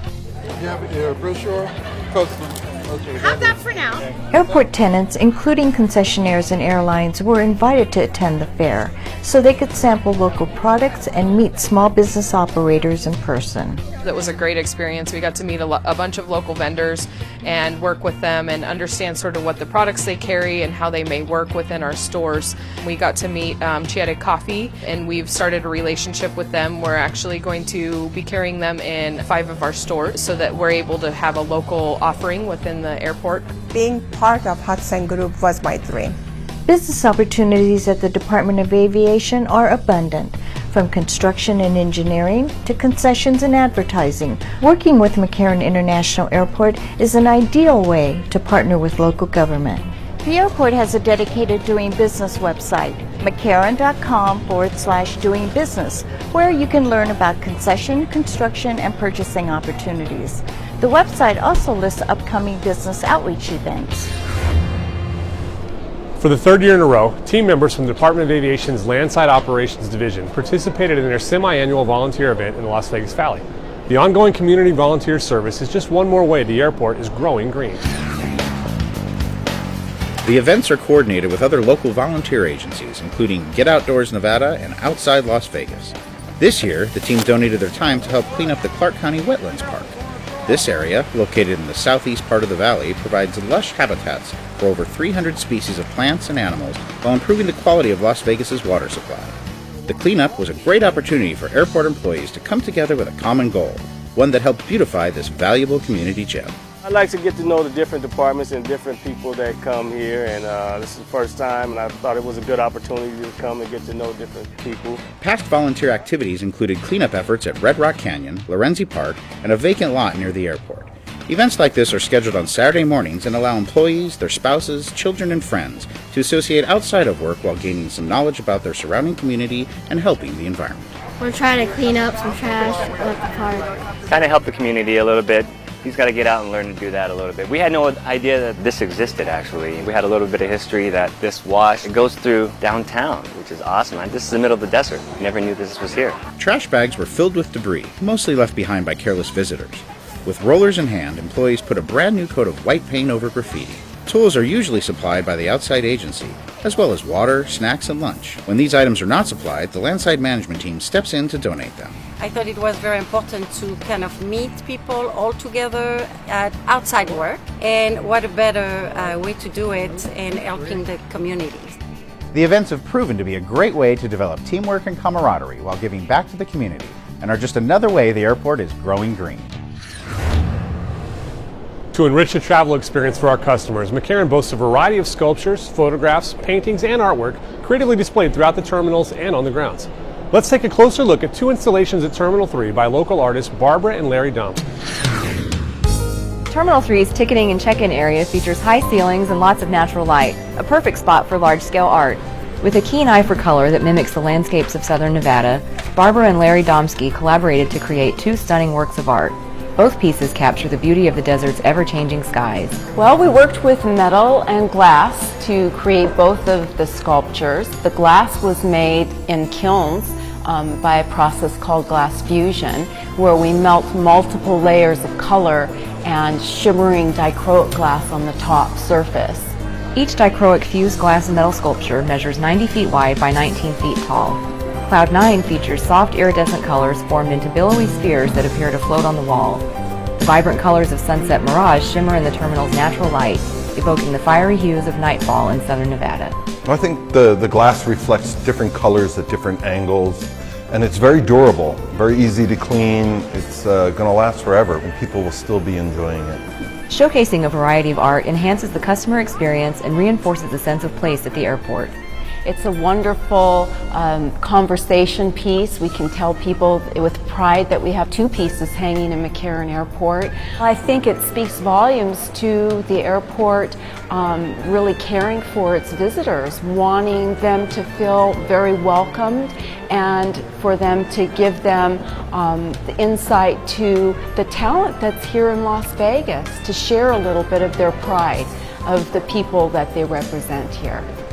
It took the pair more than 4 years to fabricate and execute their design, but their labor of love was worth all the effort. I think Cloud 9's my favorite. I love the clouds. I love the way it looks in the terminal. I like the way it moves. Seeing it up there and knowing that we had met this challenge and that we'd been given this grand opportunity and that our work was going to be there forever for people to see. It still makes me get emotional, really it does. The Domsky's contemporary sculptures are just a few of the many pieces of art that beautify the airport canvas and provide busy travelers a place for quiet reflection. To learn more about these and other works of art at the airport, visit McCarran.com and click Relax and then Airport Art. Each year, the U.S. Travel Association dedicates a week in May for communities and travel organizations across the nation to recognize the importance of the travel industry and the impact it has on our economy. Here's a look at what the airport did to participate in National Travel and Tourism Week. The travel and tourism industry supports more than 368,000 jobs in southern Nevada and generates $14.9 billion in local wages and salaries. To remind arriving and departing passengers of the importance of the travel and tourism industry to our local community, McCarran participated in the celebration by placing the logo on digital signs throughout the airport. The theme for this year was Travel 16, which was also displayed on buttons airport employees wore throughout the week. Well, it's from McCarran International Airport that some of our hospitality heroes as well. Would you all stand and be recognized? The week was also the perfect time to thank those frontline employees whose outstanding service keeps visitors coming back. Once again, the Department of Aviation nominated 2 outstanding employees for the Las Vegas Convention and Visitors Authority's Hospitality Heroes program. Well, McCarran is without a doubt a world-class airport, and we enjoy seeing our tourists come into town. I'm a people person, and I love helping people and making sure that they're comfortable, and I love working at McCarran. Their commitment to airport customers was recognized at the Board of County Commissioners meeting, where LVCVA board chair and 2 showgirls presented each outstanding employee with a Hospitality Hero Award.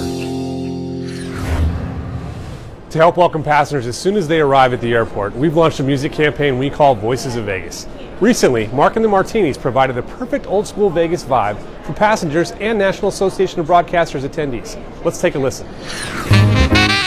Welcome once again, ladies and gentlemen, to Voices of Vegas at the wonderful McCarran International Airport. You are nobody till somebody loves you. I love performing here at the airport. Vegas is a very unique town, and there's nowhere else in the world that they can get what they get here. It's the entertainment capital of the world. You can get everything you want here, and you start by landing here at the airport, and you walk off a plane, and there's entertainment.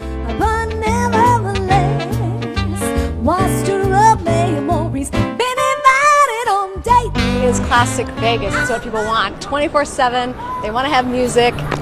So it's definitely perfect when they got off the flight. It was fun. We had some people dancing. Oh, Louis Miller. Well, he disappeared after drawing out all his cash. Wonderful. That's what we were looking for. Yeah, exactly. We came for this music, for this, feeling. Yeah, it's wonderful. We would not expect it for this at the airport. Lucky if you've ever been a lady to begin with. Luck be a lady tonight.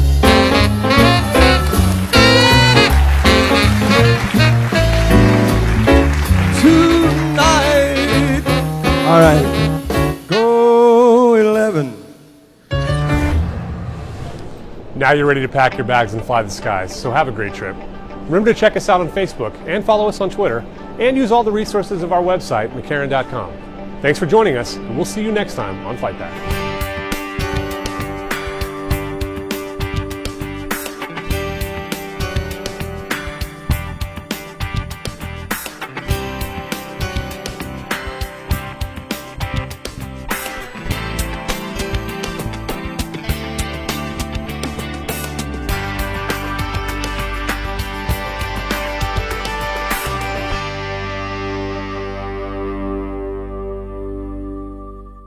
Don't let your pets go tomcatting around. Did you know that an unspayed cat, her mate, and all their kitties can produce 470,000 cats in 7 years? Prevent a litter.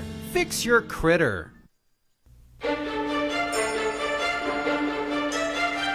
Clark County TV. TV for Clark County.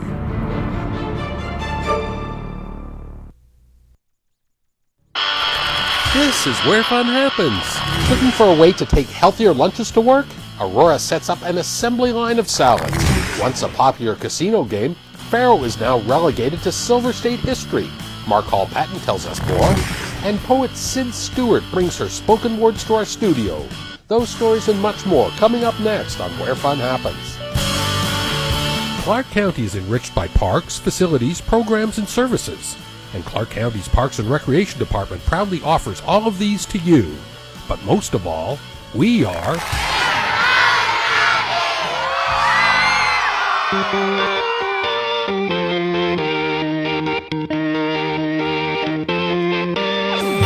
Hi, my name is Travis Smith. I'm the site coordinator for Clark County Aquatics this summer. We're really excited for the summer season. I'm here just to talk about some things. We have swim lessons coming up. We have a lot of pools opening up for you guys. Tons of opportunities to have a lot of fun this summer. We got a lot of pools opening up. On May 28th, we have Desert Breeze, Hollywood Aquatic Centers. We also have Paradise and Walnut Water Parks. The following weekend, on June 4th, we have a lot of pools opening up as well. We have Parkdale Pool, Cambridge Pool, Sunrise Pool, Whitney Pool. We also have our North County pools. We have Laughlin Pool, Overton Pool, Indian Springs. Those are all opening up that weekend. Prices for open swim. It's very affordable, cheap, perfect for the family, lots of fun. We have starting off $3 for adults, $2 for kids, $1 for seniors, that's 55 and up, and kids 2 and under are free. All of our lifeguards are Red Cross certified. They're trained extensively. We do weekly in-service trainings. So, you know, bring the kids out. They're going to be safe at our facilities. Here at the Hollywood Aquatic Center, we have some great slides. We have 2 slides that we offer here. We also have a small slide for the kids, plenty of play features. We have water buckets, spray guns, even a small lazy river. The neighborhood pools also have slides, lap pools, playgrounds, all kinds of things for the kids, the family to have a good time on. And of course, our indoor pools will be open throughout the summer season, regular hours. If you'd like any more information, just visit us at www.ClarkCountyNV.gov.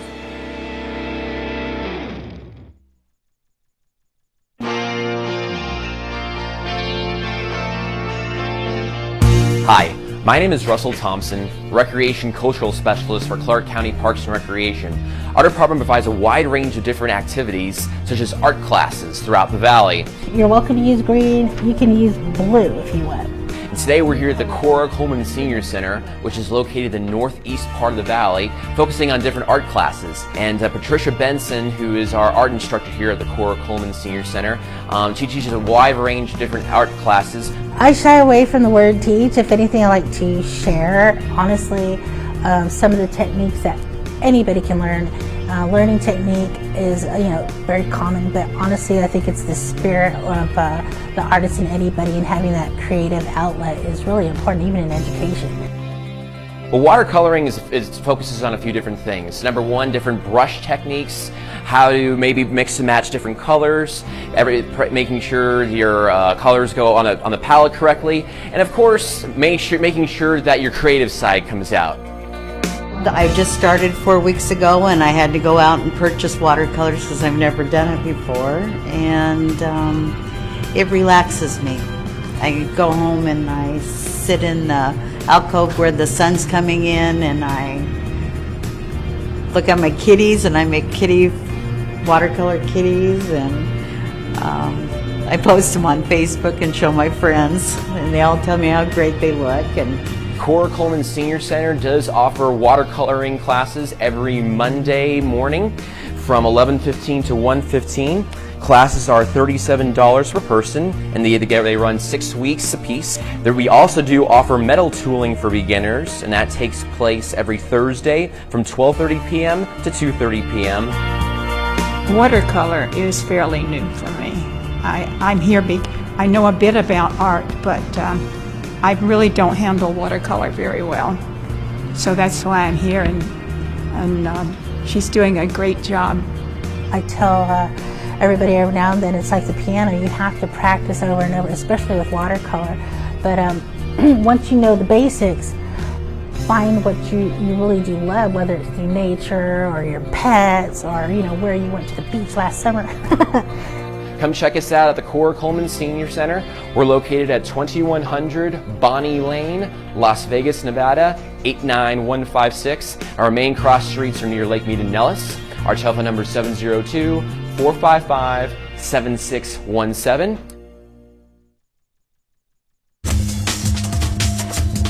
It's the best cultural center in all of Clark County. Welcome to Winchester. Hello, my name is Patrick, and I wanted to tell you about a few events that are coming at Winchester Cultural Center. On Friday, May 27th, the dance program of Winchester Cultural Center forms itself into Winchester Star Catchers. The Star Catchers is an award-winning dance program. They'll be dancing hip-hop, jazz, contemporary, and ballet. 6 p.m. Admission is $7. On Saturday, May 28th, we are bringing directly from Italy the Luca Ciarla Quartet. Luca plays violin. It's a wonderful group. I think anybody who likes music is going to enjoy this band. Again, Saturday, May 28th, $10 in advance, $12 on the day of the concert. Lou Ragland is a singer who lives here in Las Vegas but tours the world. He is now the leader of the Ink Spots, the classic singing group.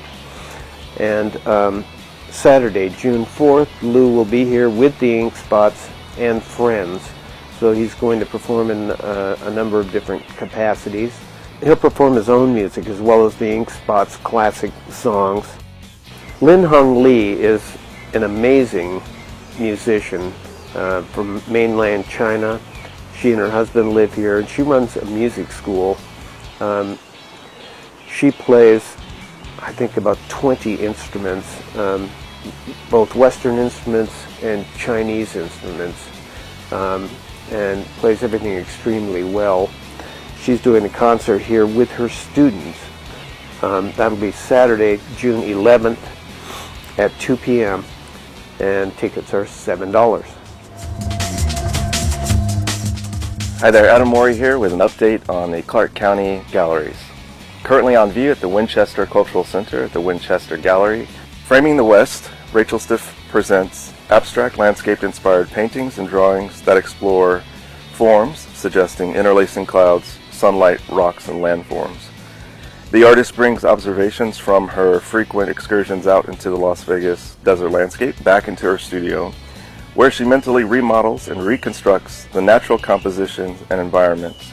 Coming to the Clark County Government Center Rotunda Gallery, May 16th through July 8th, Miranda Bear's High Noon.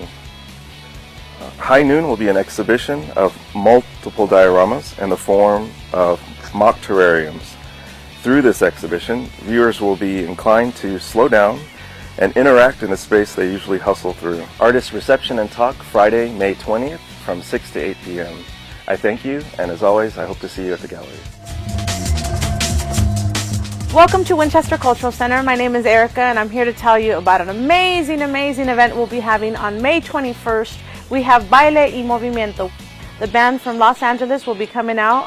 It's Buyo Pongo. They're going to be bringing a lot of Latin jazz, a little bit of hip-hop, a little bit of soul music to come and enjoy. It's family-friendly. Tickets are going to be $10 in advance, $15 a day of the show. The event will be from 3 o'clock to 7 p.m.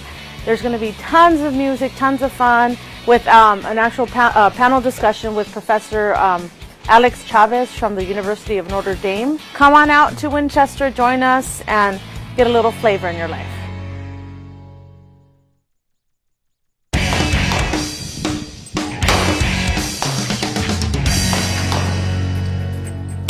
Hi, I'm Steve Carmichael, Program Administrator for the Clark County Shooting Complex. We've got some new programs to tell you about this summer. It's going to happen every Friday morning from May 20th to August 26th. Learn to shoot trap, learn to shoot a 9mm handgun, or learn to shoot archery. All these programs are going to be available with very minimal cost.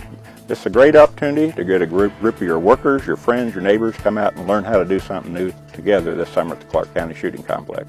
We've also got other programs coming up, league activity during the summer. The Wednesday Night Trap League starts on May 20th. This is the traditional trap league that's been going on in the Las Vegas Valley for 27 years. It starts on May 25th.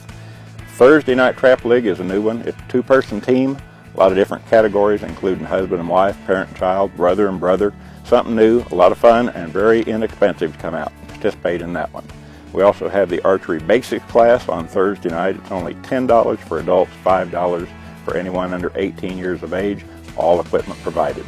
And last but not least, the Archery League, the summertime Archery League, I believe it starts on June 8th, and it's Wednesday night at 6:30. These are 5-man teams. They offer 4 different age groups and a lot of different shooting venues.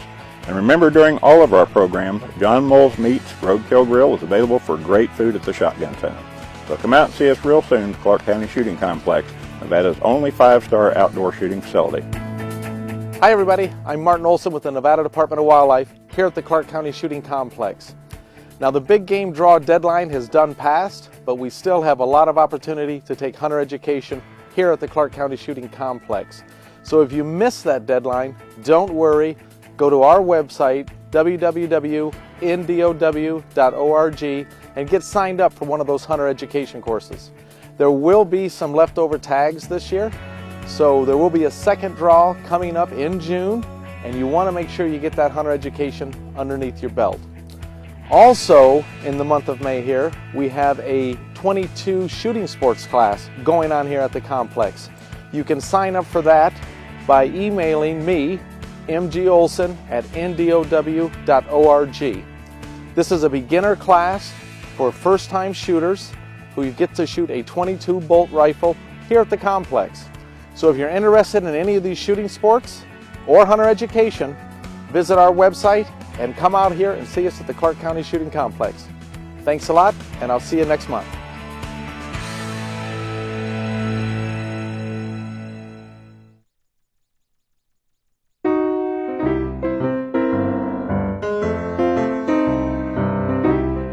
Hello, I'm Mark Hall-Patton. I want to welcome you to the Clark County Museum.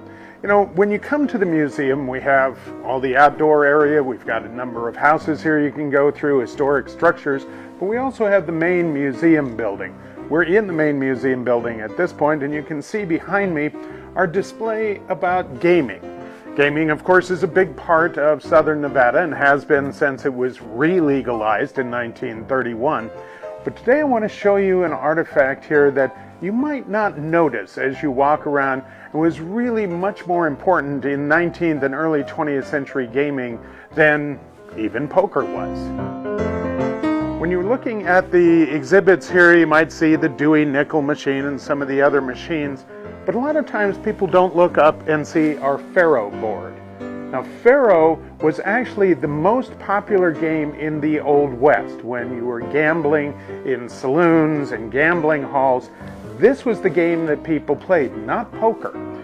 Faro was one of those games that was relatively even-handed. You had the best chance of winning if it was a fair game, and the game hadn't been gaffed or rigged. The game of Faro actually comes from France, and its original name was named for the Egyptian images on the cards that they used. It was Pharaoh, like the pharaohs of ancient Egypt. But when it came to the United States in 1817, the name was changed to Faro, F-A-R-O, and that's how the name was known. It was used throughout the Old West. It was an easy game to set up. You had to have your bank, which meant you had to have money, and if you broke the bank, then the game was over because the Faro dealer had no money to pay off on bets anymore. And the game was an easy one. You're basically betting that you can guess what the next cards are coming out of the shoe, coming out of the card holder. And the idea was you'd set up the board, the bank would be the dealer, and he would burn the first card, then he would pull it out, you'd see it, that card was no longer in the deck, you'd use a single deck, and then you'd have the bank card, which was the losing card, and you'd have the English card, which was the winning card. Winner to the king, $500. And in the Old West, Faro was the game that you would find everywhere. Wyatt Earp was a Faro dealer, Bat Masterson was, Doc Holliday was something that you'd find all over. When gaming became legal again in 1931, Las Vegas and Nevada were about the only place in the United States that you could find a legal Faro game. But by the end of World War II, Faro had started dying out. Most of the men who came back from the war had learned to play craps. They didn't really understand Faro anymore. And the gaming establishments, the casinos, didn't have a real good return on Faro. It was a much more even-handed game if played correctly. And by the 1970s, you could not find a Faro game being played anywhere in Nevada.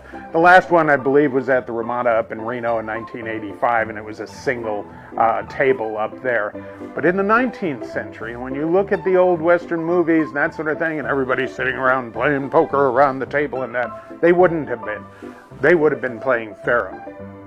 Now remember, the museum is open 7 days a week, 9 to 4:30. It's only $2, so it is the best bargain in the Vegas Valley. So I hope you'll come out and see us here, learn a little bit about our gaming history as well, and take a look at our Faro board.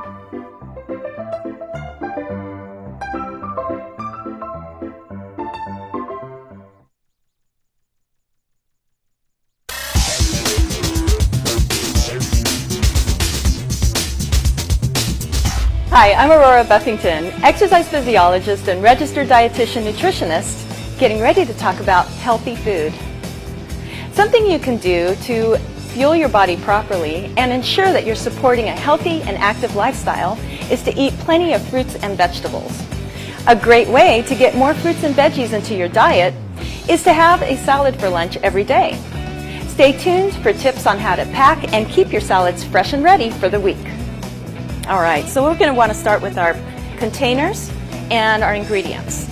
And our plastic containers are really easy and lightweight and durable. If you prefer glass containers or mason jars, they're great too. Next, you'll set up your ingredients assembly line style to make it easy to put your salads together. Start with your salad greens. You can use pre-bagged greens to save time or wash and cut your own. I find that romaine lettuce keeps very well. Just make sure that you dry your lettuce well. Since leafy greens are flat, 2 cups are equivalent to a 1 cup serving. I like to start with about 3 cups of greens, filling your container about 2/3 full. Next, you'll add some texture and color. You can use cut up vegetables, you can drain and rinse canned beans, or you can use fresh cut up fruit or drained canned fruit. Next, I like to add some lean protein. And I find that 21 grams of protein is a nice amount to have at each meal. That's going to be about 3 ounces of chicken or meat. You can also use cheese, eggs, tofu, whole grains like quinoa. I'm not going to add it to these yet because I don't want them to get soggy, but I'm bagged my chicken and I'm going to have it on the side. Put your dressing in a small container separate from your salad. Dip-sized containers are great. And you can also repurpose small jars that have lids on them. All right, so with this mason jar, we kind of work backwards. And we're going to start with our salad dressing. And then we're going to put our harder veggies in first. Because it's okay if these guys soak in the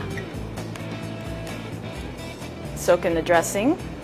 You don't want to put your the veggies that'll get soggy. I'm going to put a few more broccoli in there. And then we can put our salad in there.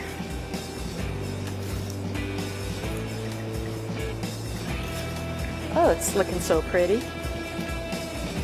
You'll want to shake this all together when you're ready to eat it, or you can pour it out on a plate and enjoy. A healthy U.S.-style eating pattern at the 2,000 calorie level includes 2.5 cups of vegetables and 2 cups of fruits every day. Well, hopefully you've seen how quick and how easy it can be to put your salads together for the whole week. This will help you fuel your body with the nutrients and the energy that it needs to lead a healthy and an active lifestyle. And to be more active, you can take a fitness class, play sports, or even work out in a fitness room at your local Clark County Parks and Recreation Center. They have a variety of activities at affordable rates and are located in a convenient area near you. And they're going to help you meet your fitness goals. Well, that's all for now. I'm Aurora Buffington, encouraging you to eat healthier and get more active by visiting a Clark County Parks and Recreation facility near you, where fitness happens.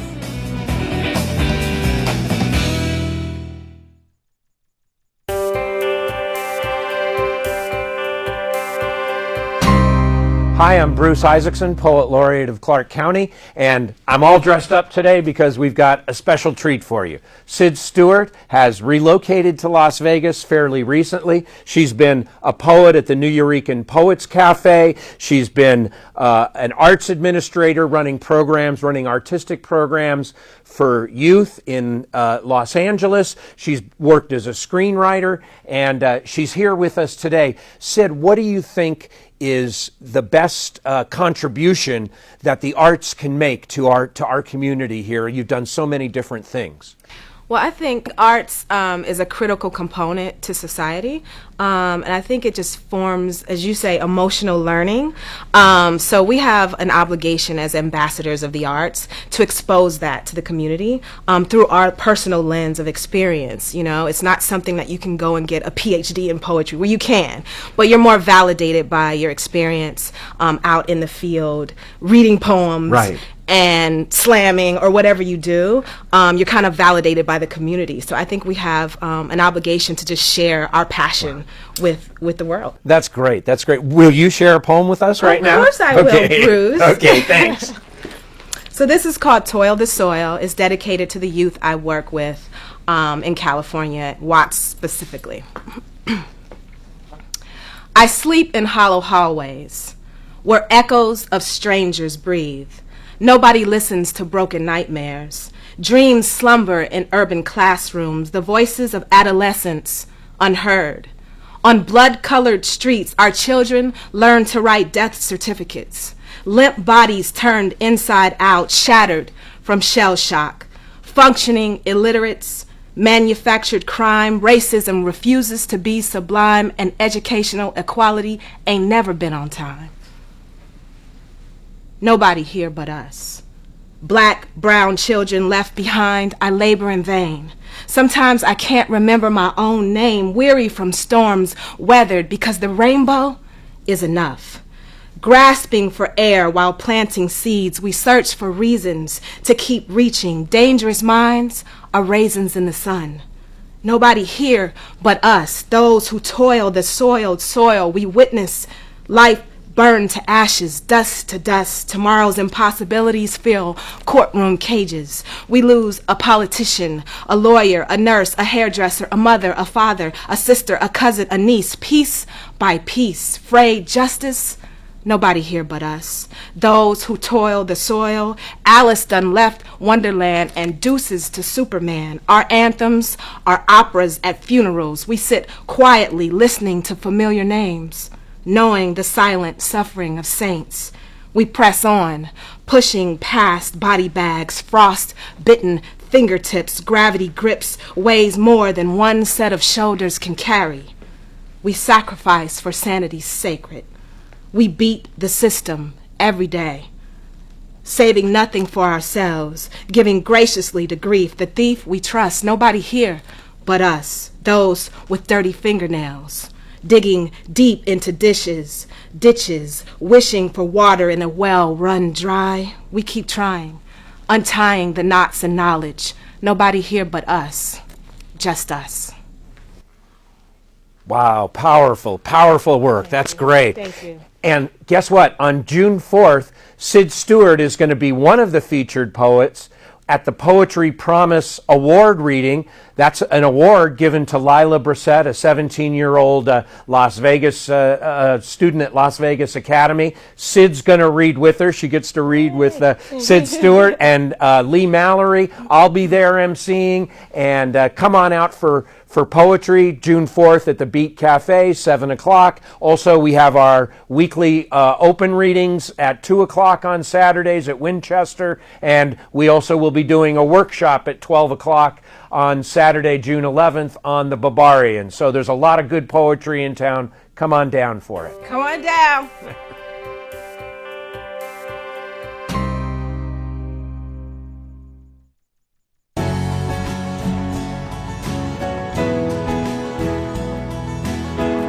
My name is Rachel Stiff.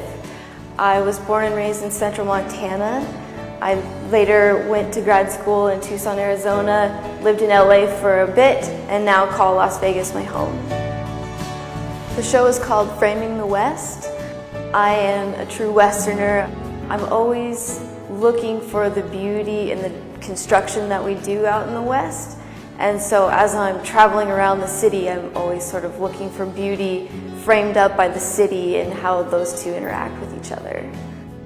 I find beauty in the way, of course, the atmosphere of Las Vegas, the dust caught in the air, and that all sort of enveloping the city. But I also find it very interesting how I live out by a gravel pit, and I like to observe how we take the land, break it up, make space to fill space, and that then sort of shapes the city. This series is called Gravel Pit because there's a gravel pit behind my house. I walk out there to kind of look at that and see the desert, but also from there I can see the city really, really well, the strip and everything. So behind me is the construction that no one sees, and below me is the city with all of its activity. The paintings are much more cerebral for me. They're much more intellectual and about decision making. They're just as much about the city and the desert and myself, but each move has so much, there are bigger consequences. It's paint, it's big canvases, it's a lot of time. So physically they're much more grandiose. The drawings are much more meditative, and I can let my brain go on default mode. And so they're more like poetry or quicker free writes in drawing. It's called Goner ×2, and it is so much about the layers that we have here in Las Vegas and the colors, and also the facades that we see around the city. So the layers are very sort of flat, but they still create space.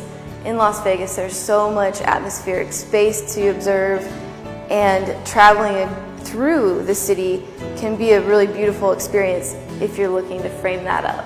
The fringe frames, I call them fringe frames, are sort of this investigation of how the canvas could venture off of its structure, how it could be a little bit more object-like, but it is also a way to frame the pieces and kind of question beauty.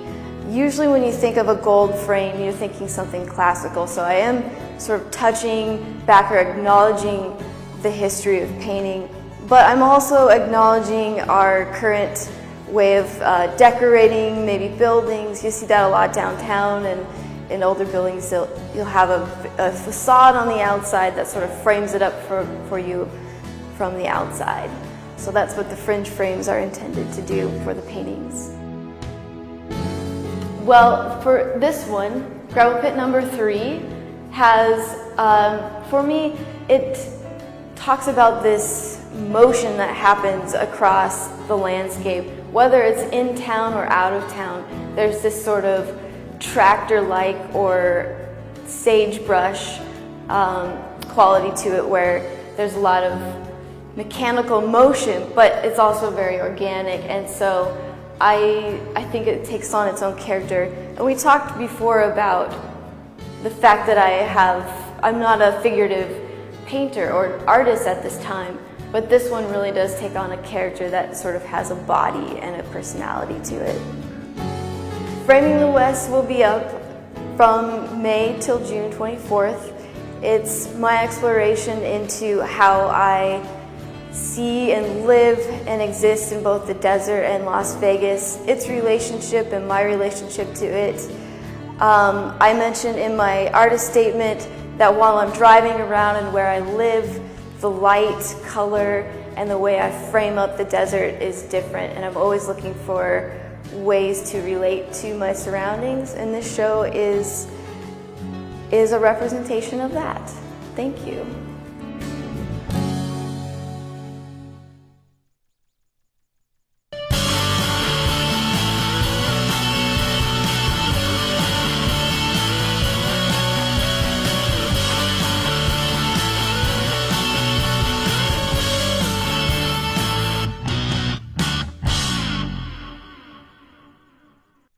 Hi, this is Penn of Penn and Teller, and you're watching Clark County Television, but I've been known to lie.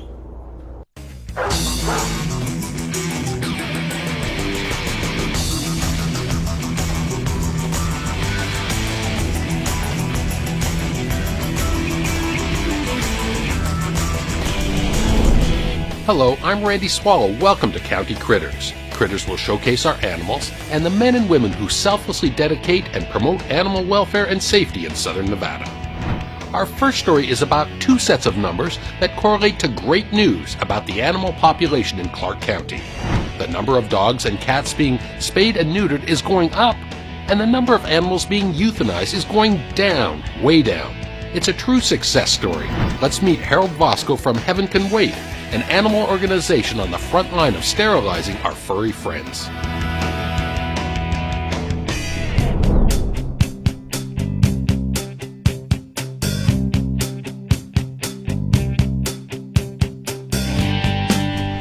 Harold, we've talked about some of the economics and some of the numbers here. There's your folks here at Heaven Can Wait is doing spay and neuter, as are a number of other people in the valley. Talk a little bit about that. Well, what has happened is, the numbers have gone down quite a bit, and a big reason is because spay and neuter today is affordable. There are a whole bunch of clinics that do it at a very reasonable, very reasonable price. And therefore, because it's the law, more people have gotten their animals spay and neutered. Therefore, less animals being born, less animals going into the shelter, less animals being euthanized. So that's really a key point. Well, that's the low-hanging fruit. People that can afford, $30, $50, maybe $100. But you see, what really people don't understand, this is a major surgery. And to do these surgeries, some clinics charge $300, $400. Totally understand it, because it costs a lot. You saw how many people we had there today. Well, we have 4 licensed vet techs, and then you have, 3 vet assistants, and we have 2 veterinarians. But you add that up at a clinic, that's going to cost a lot of money. That's why they charge a lot. But a lot of these veterinarian clinics have lowered their price to get these animals spay and neutered, which is a great thing, which has been a great asset. And probably the most important number are the number of euthanizations in the Las Vegas Valley. That number has steadily declined in the past 6 years. You must be very proud about that. Let me tell you, that's what you live for. You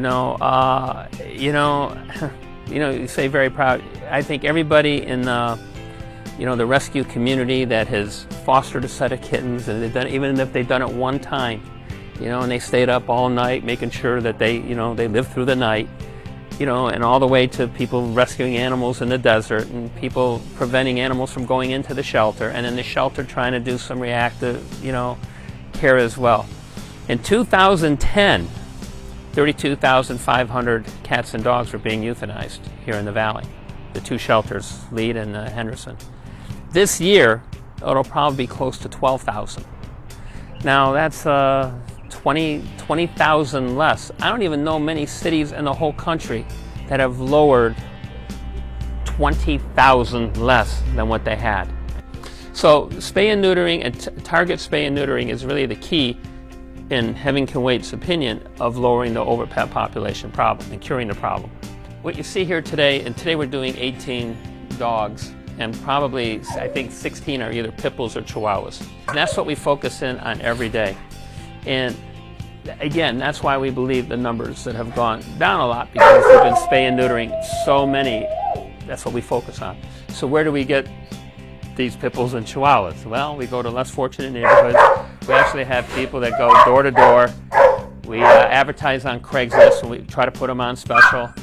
Again, if people don't have enough money, we try to work a way to at least get them done, because they go to the top of the list every day. Like if you call up saying, I got a pit bull and I got 2 pit bulls, a male and a female, we're going to try and get you in as quick as possible, either that day or the next day, because we don't want these things to happen. What are some of the costs, and what are then obviously some of the main benefits for having the procedures done?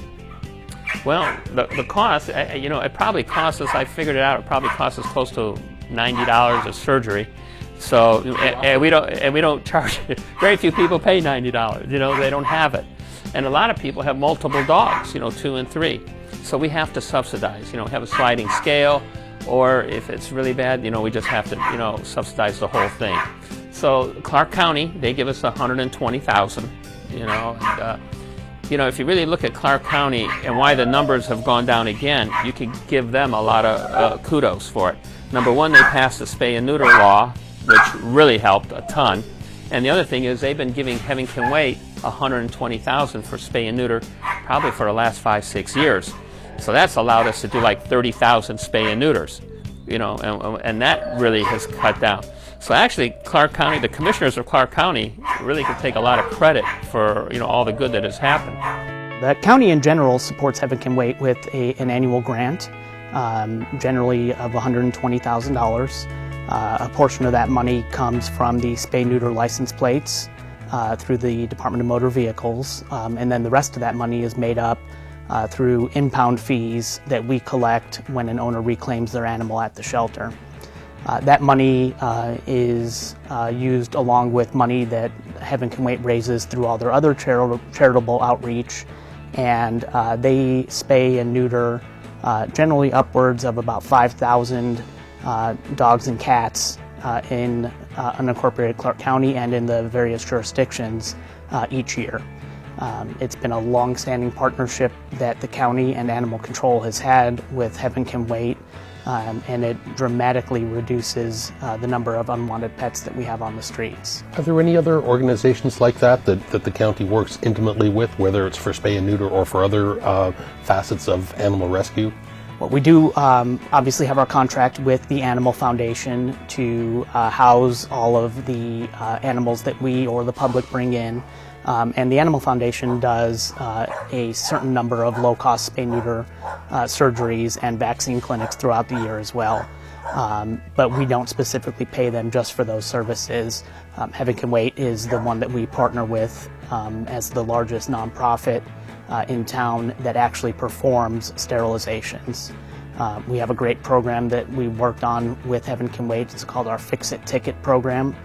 That Fix-It Ticket program, when our officers find an intact animal, we can write a ticket, a citation, and give the person 2 weeks or 3 weeks, depending on how busy Heaven Can Wait is.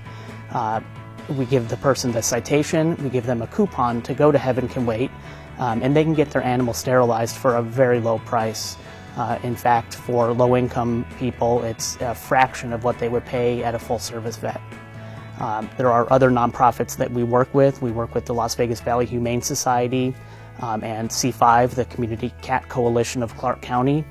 They don't actually perform surgeries, but they do have the ability to help financially for people who cannot afford it. It's been several years since Clark County has enacted or changed the spay and neuter laws. What are they, Jason? So essentially what they are, currently every dog and cat in Clark County needs to be sterilized so that they cannot reproduce any offspring.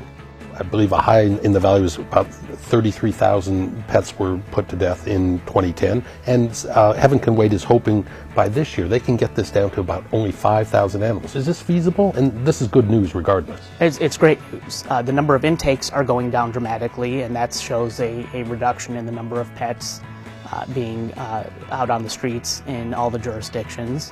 And the number of people adopting pets from shelters versus buying them at pet stores is going up. And the public is getting the message that there are a lot of animals out there, and the best place to get them is from a rescue or from a shelter so that we can help reduce the pet population. Our very stringent breeder laws in Clark County require that in order to breed a dog or a cat, that dog or cat has to be a show animal. Harold, when you talked about all spays and neuters aren't equal, these cats are prime examples, right? Yes. In fact, yesterday, we came a day late. We had over 220 here in the lobby, and we did it in one day. And these are all homeless, and we call them feral community cats, whatever. And you can see, if you take close up, you see how healthy they look.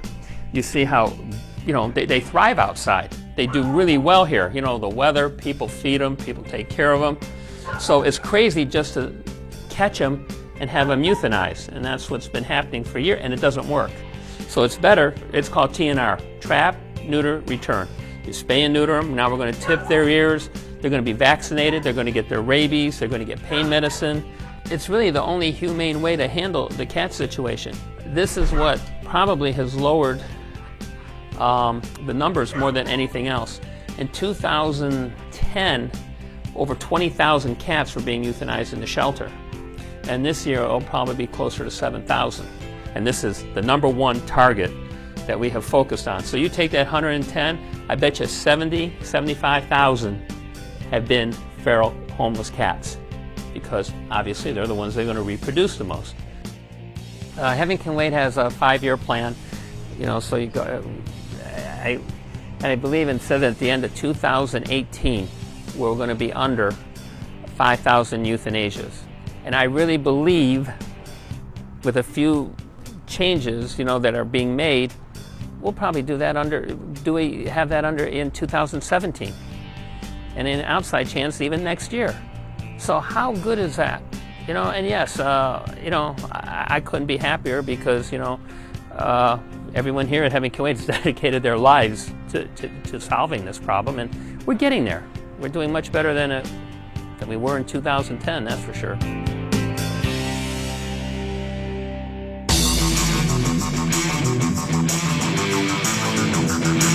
learn more about their great work, visit the Heaven Can Wait Animal Society website at www.hcws.org.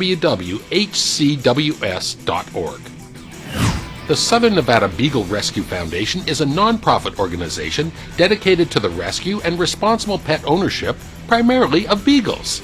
Let's meet Regina Harmon, who introduces us to some of our cute, floppy-eared pals. Regina, thanks for joining us. Tell us who your friends are. This is Bull. He is about 11 or 12-year-old beagle. He's kind of large for a beagle. He's more or less our mascot now. He came into the rescue a few years ago. He was going to be euthanized for ear infections, and he was actually really, really thin at that time too. And he's doing quite well. He's got cataracts now, so he can't really see that well. And then these guys, this is Cash and this is Tango, and they are only 7 months old. They had kind of a little bit of a long journey to get here. They were chained to railroad tracks in Kentucky, and this lady saw them, and the guy who had them was a hunter, and he said, you can unchain them from those tracks for $50. Actually, I think he wanted more at first, but they talked him down, and they couldn't get the parents, but they were able to get these guys. And they made their way to Ohio, where they were treated for dehydration and worms and parasites. They were actually quite ill at that time, and this lady took her into her home and fostered them. And there was a rescue who was supposed to back them and take them, and they kind of let them fall through the cracks. So we were contacted by Colorado Beagle Rescue, who had dogs already coming out towards them, and they asked if we'd be willing to take these guys. So we paid for their transport, and they arrived this week. And they, he's a little more timid than Tango, but they've had a lot of changes this whole week with traveling and just everything they've been through. And they just got neutered, and we checked for heartworm, and they got microchipped, and they're actually really healthy now. So they're great little dogs. They've kind of come a long way. Figuratively and literally. Yeah. The Southern Nevada Beagle Rescue Foundation has been in operation since 2006. Is that a typical journey for puppies like this, or any of the beagles that come to you? We typically get most of our dogs locally. We have gotten dogs, though, longer journeys than that. We don't have as many beagles here as they do on the East Coast. They're inundated in the Midwest and the East Coast because of all the hunters. They breed them, they use them for hunting, and then they dump them. After the hunting season's over, if the dogs don't come back, they don't care. If the dogs don't hunt, they don't want them. So, even though they're hunting hounds and scent hounds, not all dogs will try to hunt. So they want the ones that do. And sometimes they just use them for breeding, and they live in these little tiny boxes, and it's really quite horrid, actually. But they are just have a ton of beagles. So when we can help out and we have the means, we'll try. Our biggest thing is transport.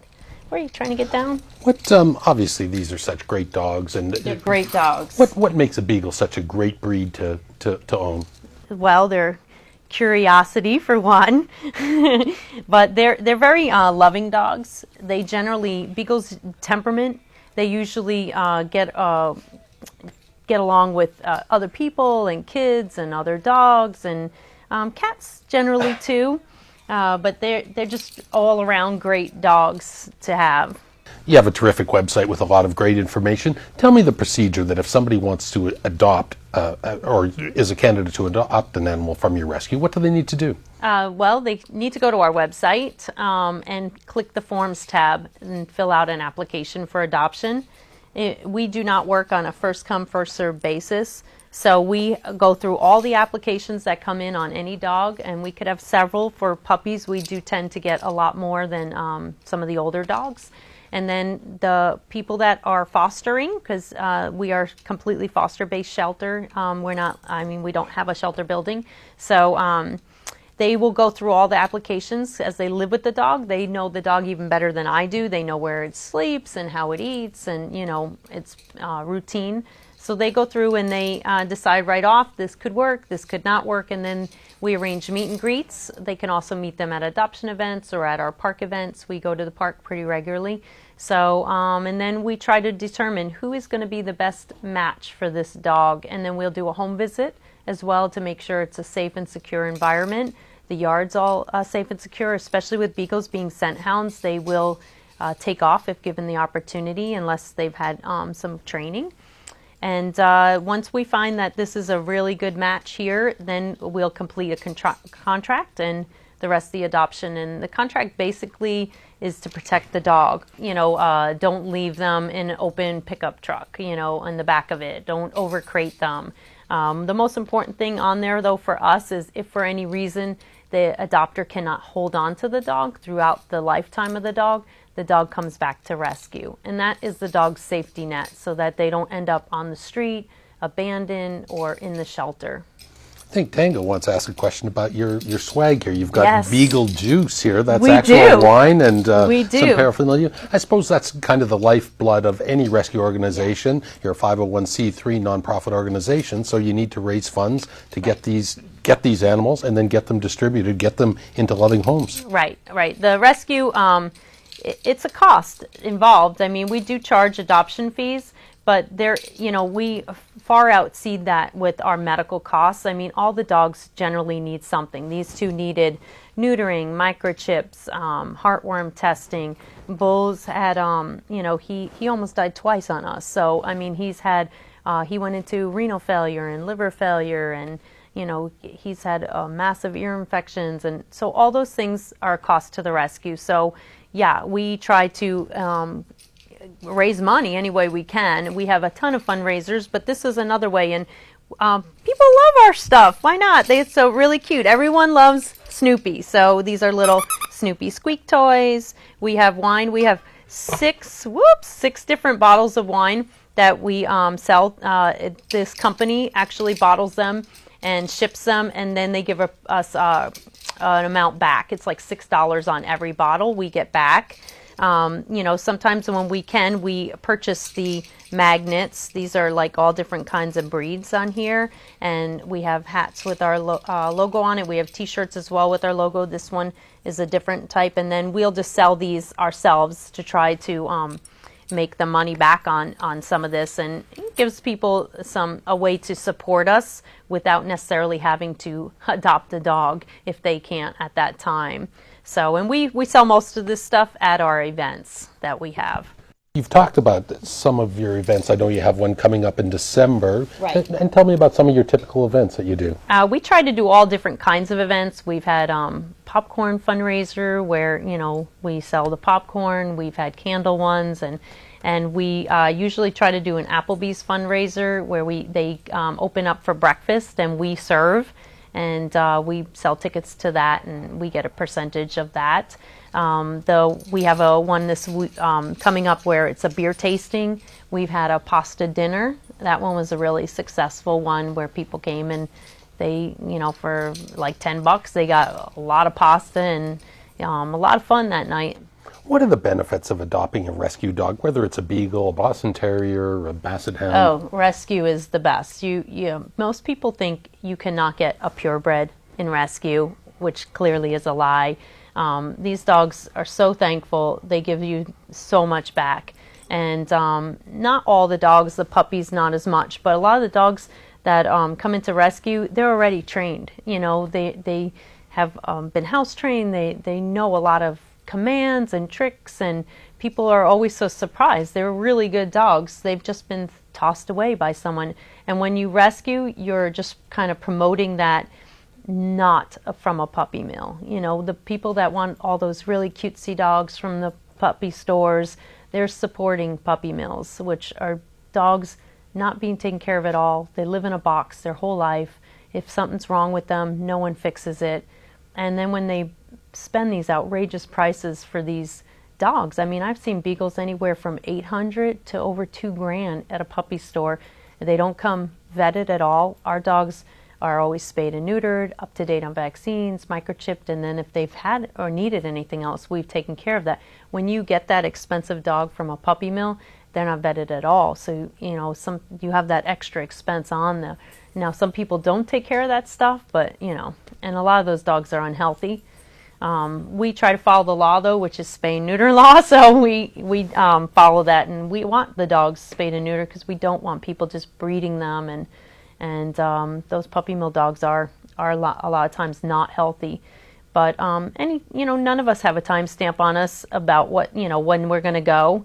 But we try to really take care of these dogs, and these dogs know it. They really do give back to you quite a bit. They're very loving dogs. And what are some of the myths, some of the quirks about this breed? Everyone seems to think that they howl and bay. That's right. And stuff Everyone like said, that. "Oh, a They? beagle." Yeah. They just bark all the time and bay, and clearly they don't. Really loud, right? That is a myth I hear all the time. And yes, they will bay and bark when they hear something or people coming in. If they're playing, mostly that's when, or if they're out in the park and they're all chasing each other, that's when you'll hear that baying a lot, which is fun then. But they don't just sit there all day long and they're not doing that. That is a huge myth amongst them. They are food hounds, but you can easily control that. I mean, some people just want to feed them and let them go, and as long as you don't do that, it's very easily under control. And finally, for someone watching this to get a hold of your organization to see about these beautiful dogs, tell us all about it. Yes, they can either go to our website, which is www.southernnevadabeaglerescue.com, all spelled out. They could see us on Facebook. We post a lot of the dogs on there as well. They can email us at snvbeaglerescue@gmail.com, or even call us 702-493-9779 and just see what we have coming up next, or where they can see the dogs. As I said, we are foster based, so they wouldn't be able to just come and see all the dogs all in one spot, but we are active enough and have the dogs out enough where they probably can then. Thank you so much for being here, Regina, and bringing your beautiful pals along with you, and continued success for the Southern Nevada Thank you so Beagle much. Rescue. We really appreciate coming down.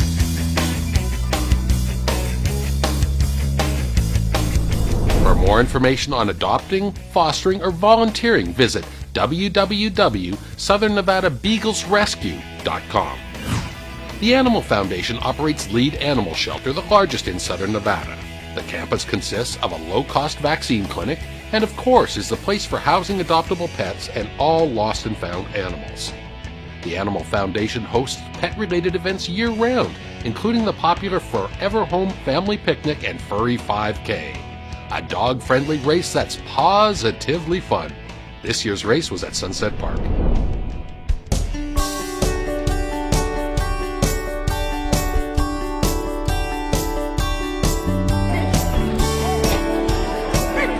Welcome to the Forever Home Family Picnic and Furry 5K.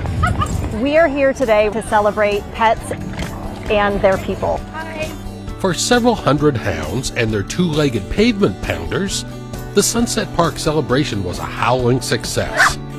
Part road race and part Poochie Party, the Forever Home Family Picnic and 5K is an annual Animal Foundation mainstay, a possum event to raise animal awareness in Clark County. I think it gives us an opportunity to really tell people our story, where we've been, where we're going, some really exciting times. And you'll notice that around the picnic area, we've got signs up with our new vision and new mission. And our new vision is a humane and compassionate community for all animals. And our new mission is to save all healthy and treatable animals in the Las Vegas Valley. So we're moving in such an exciting direction. The Animal Foundation operates the Lead Animal Shelter, the largest shelter and pet adoption center in Nevada. The staff and volunteers care for more than 30,000 animals every year. It's their dedication caring for the unwanted and neglected pets that draw animal lovers to this race and support to the Animal Foundation.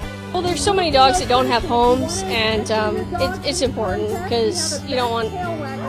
These are great animals because they give you companionship, and they deserve a home too. Thank you so much to them. The Animal Foundation hosts fundraising and community events all year long. Community support is a key in their work, and reducing pet overpopulation is crucial, and it takes every animal owner in Clark County to assist. Responsible pet owners know simple steps can help improve animals' lives and increase the level of companionship between you and your best friend. Well, of course, spaying and neutering, number one, make sure that dogs and cats are all taken care of and they don't get loose. You make sure your dogs and cats stay on their leashes, in their backyards, in their cages, especially during holidays like 4th of July where they get spooked real easy, and Halloween, and these things. We're going to make sure our dogs and cats stay inside where they're safe. The Animal Foundation is selling this Las Vegas to the Rescue calendar. Local stars including Wayne Newton, Carrot Top, pro golfer Ryan Moore, and many more posing with sheltered dogs. Jamie Little, a Fox Sports racing reporter and local Las Vegan, is the driving force behind this effort. Visit www.animalfoundation.com to purchase your copy. 100% of the proceeds go directly to the Animal Foundation. And we leave you with our feature pets on Critter Corner, Kaylee and Casey. Kaylee and Casey are adorable, inseparable 7-year-old Cavalier King Charles Spaniels who provide love and companionship to Erica Reynolds and Kimberly Shea of Las Vegas. Kaylee and Casey love Christmas, treats, walks, hanging out, watching their beloved Dallas Cowboys and New England Patriots football teams.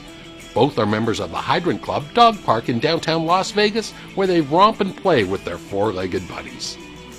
Thanks for tuning into Clark County Television. I'm Randy Swallow. We'll see you again next time on County Critters.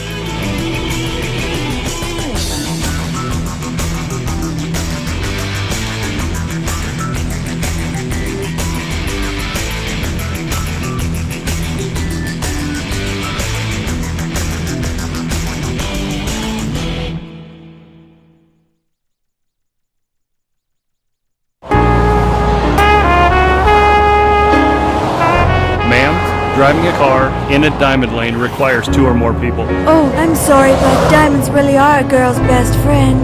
Now where's a girl gonna find another person to share a ride with? Club Ride can help you find people to carpool with. Visit their site at rtcsnv.com. It looks like someone visited the Club Ride website. That's right. These diamonds really are a driver's best friend. Sprained ankle? Don't call 911. Have the sniffles? Don't call 911. Come on. Wrong food order at the drive-thru? Don't call 911. Only call 911 for life-threatening emergencies. Otherwise, call 311 and be prepared to give the dispatcher your address, a description of the problem, and a phone number where they can call you back. Calling 911 when you're not supposed to can cause delays when there are real emergencies, and that jeopardizes lives. Learn more about when to call 911 at ClarkCountyNV.gov. They might call it puppy love, but it's not always so cute. Did you know that an unspayed dog, her mate, and all their puppies' can produce 67,000 dogs in 6 years? Prevent a litter. Fix your critter. Hi, I'm Joe Gloria, the Clark County Registrar of Voters, and I'm here to explain how you can help us save more than $1.5 million this year. Every election we print and mail hundreds of thousands of sample ballots. This is a significant cost and uses a lot of paper and other resources, but now voters can choose to receive their sample ballot by email instead of through the regular mail, and help us save taxpayers money and save hundreds of trees. Here's how you can help. Go to the Clark County Election Department website at clarkcountynv.gov/vote. Enter your information in the Registered Voter Services box to log in. Then click on the drop-down arrow next to Voter Services and select Request My Sample Ballot Electronically. Go green. This election season, help us save taxpayers' dollars and hundreds of trees. Choose email over regular mail for your sample ballot.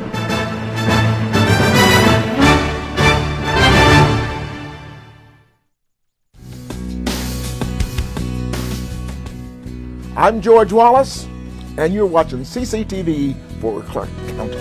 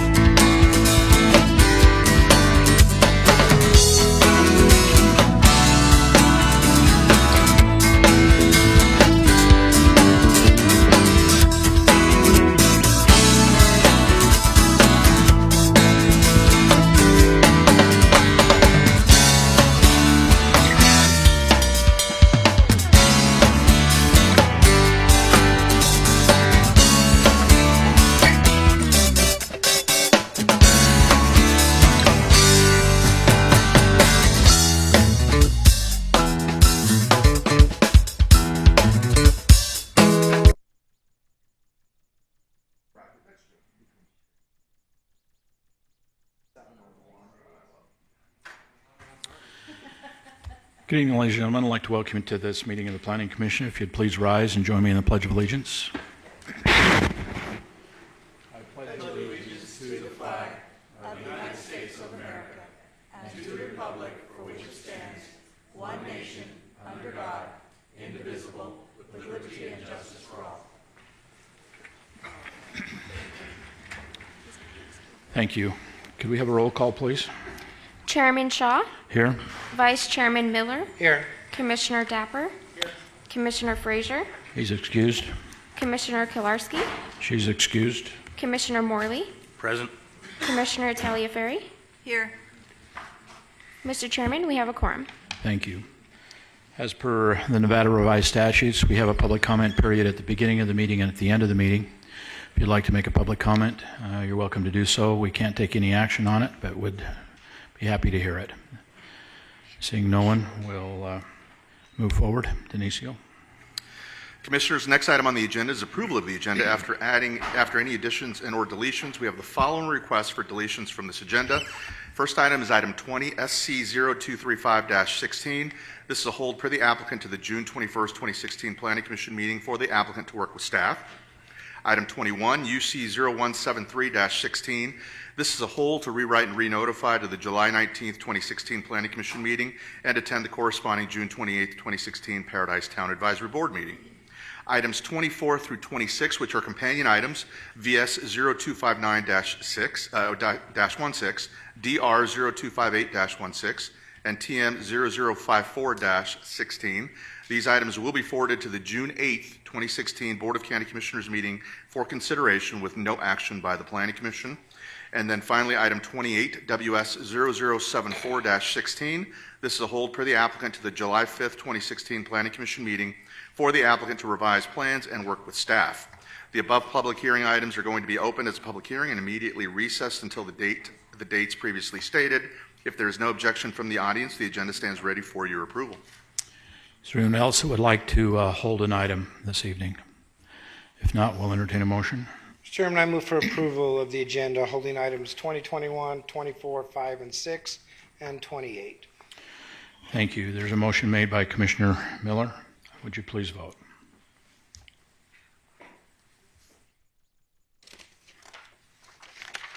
That motion carries. Next on the agenda is approval of the minutes for the regular Planning Commission meetings of April 19th, May 3rd, and May 17th of 2016, and the briefing meeting of May 17th of 2016. Move for approval of the minutes. Motion is made by Commissioner Miller. Would you please vote?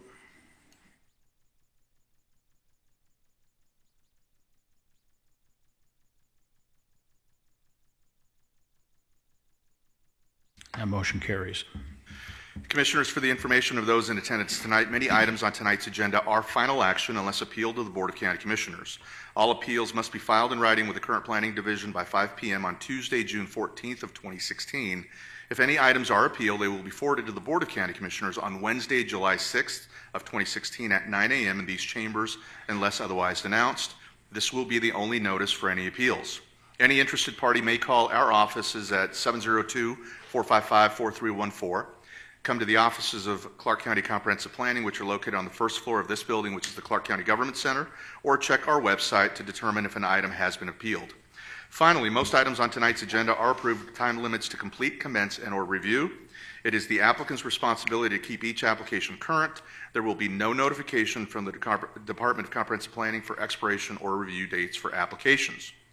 Next on the agenda is the routine action, non-public hearing, and public hearing items that consist of items 4 through 19. These items may be heard as one public hearing and in one motion and one vote. Any person who does not agree with the conditions recommended by staff should request the item be removed from this portion of the agenda and be heard separately when directed by the Planning Commission. Items that have been recommended for denial or with different conditions of approval by their respective town boards are not automatically removed from the routine action agenda.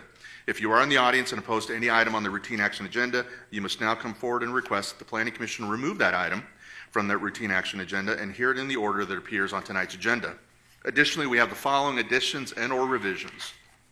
Item number 7, UC 0218-16, staff received 1 card in support and 1 card in protest. Item number 9, UC 0233-16, staff received 2 cards in protest and 1 card in support. Item 11, VS 0227-16, staff received 3 cards in protest. Item 13, VS 0237-16, staff received 4 cards in protest. Item number 14, VS 0238-16, staff received 3 cards in support and 1 card in protest. Item 15, VS 0239-16, staff received 3 cards in support and 1 card in protest. Item 16, VS 0248-16, staff received 3 cards in protest to that item. Item 17, WS 0165-16, Paradise Town Board recommended approval of this item. Staff received an additional 2 cards in protest. Item 18, WS 0225-16, staff received 2 cards in support and 1 card in protest. And finally, item number 19, WS 0230-16, staff received 1 card in support and 1 card in protest. With those revisions, and if there are no objections from the audience, the routine action, non-public hearing, and public hearing portion of the agenda that consists of items number 4 through 19, excluding any items which were previously held, stands ready for approval of staff conditions as listed or as amended for each agenda item. We're about to take actions on item 4 through 19 and handle those with 1 vote. If you'd like to hear any of those items separately, now's the time to come forward and request that. Yes, ma'am, I need your name and address for the record.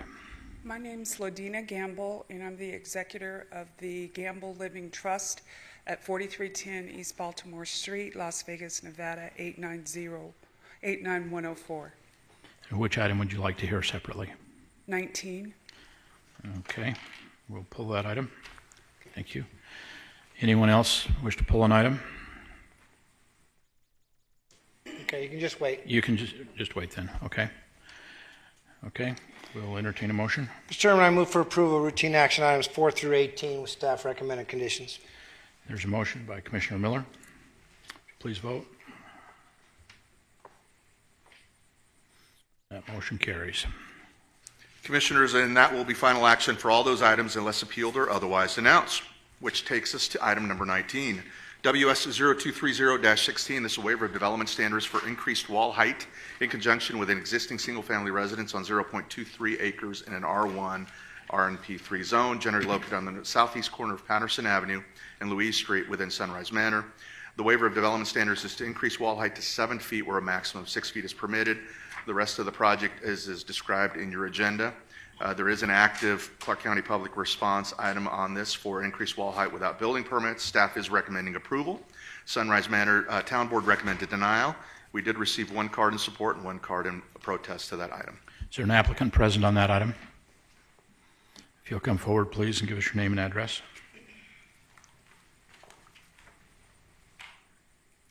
Hello, my name is Maisha Bonner, and I'm at 4315 Patterson Avenue, Las Vegas, Nevada, 89104.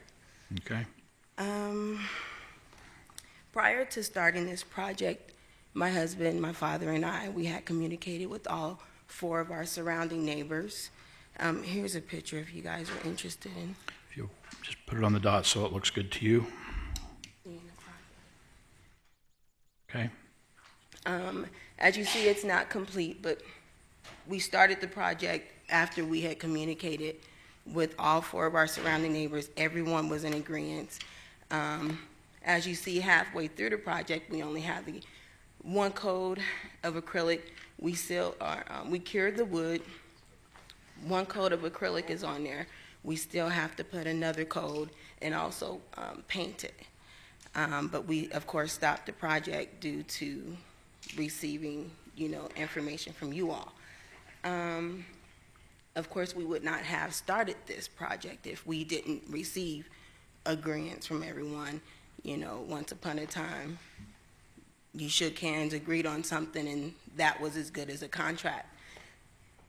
Unfortunately, halfway through the project, we find out that the person that we've been communicating, well, Mr. Gambler and his wife decided that they no longer want us to do this after we've agreed on several occasions. So now, I have 3 kids.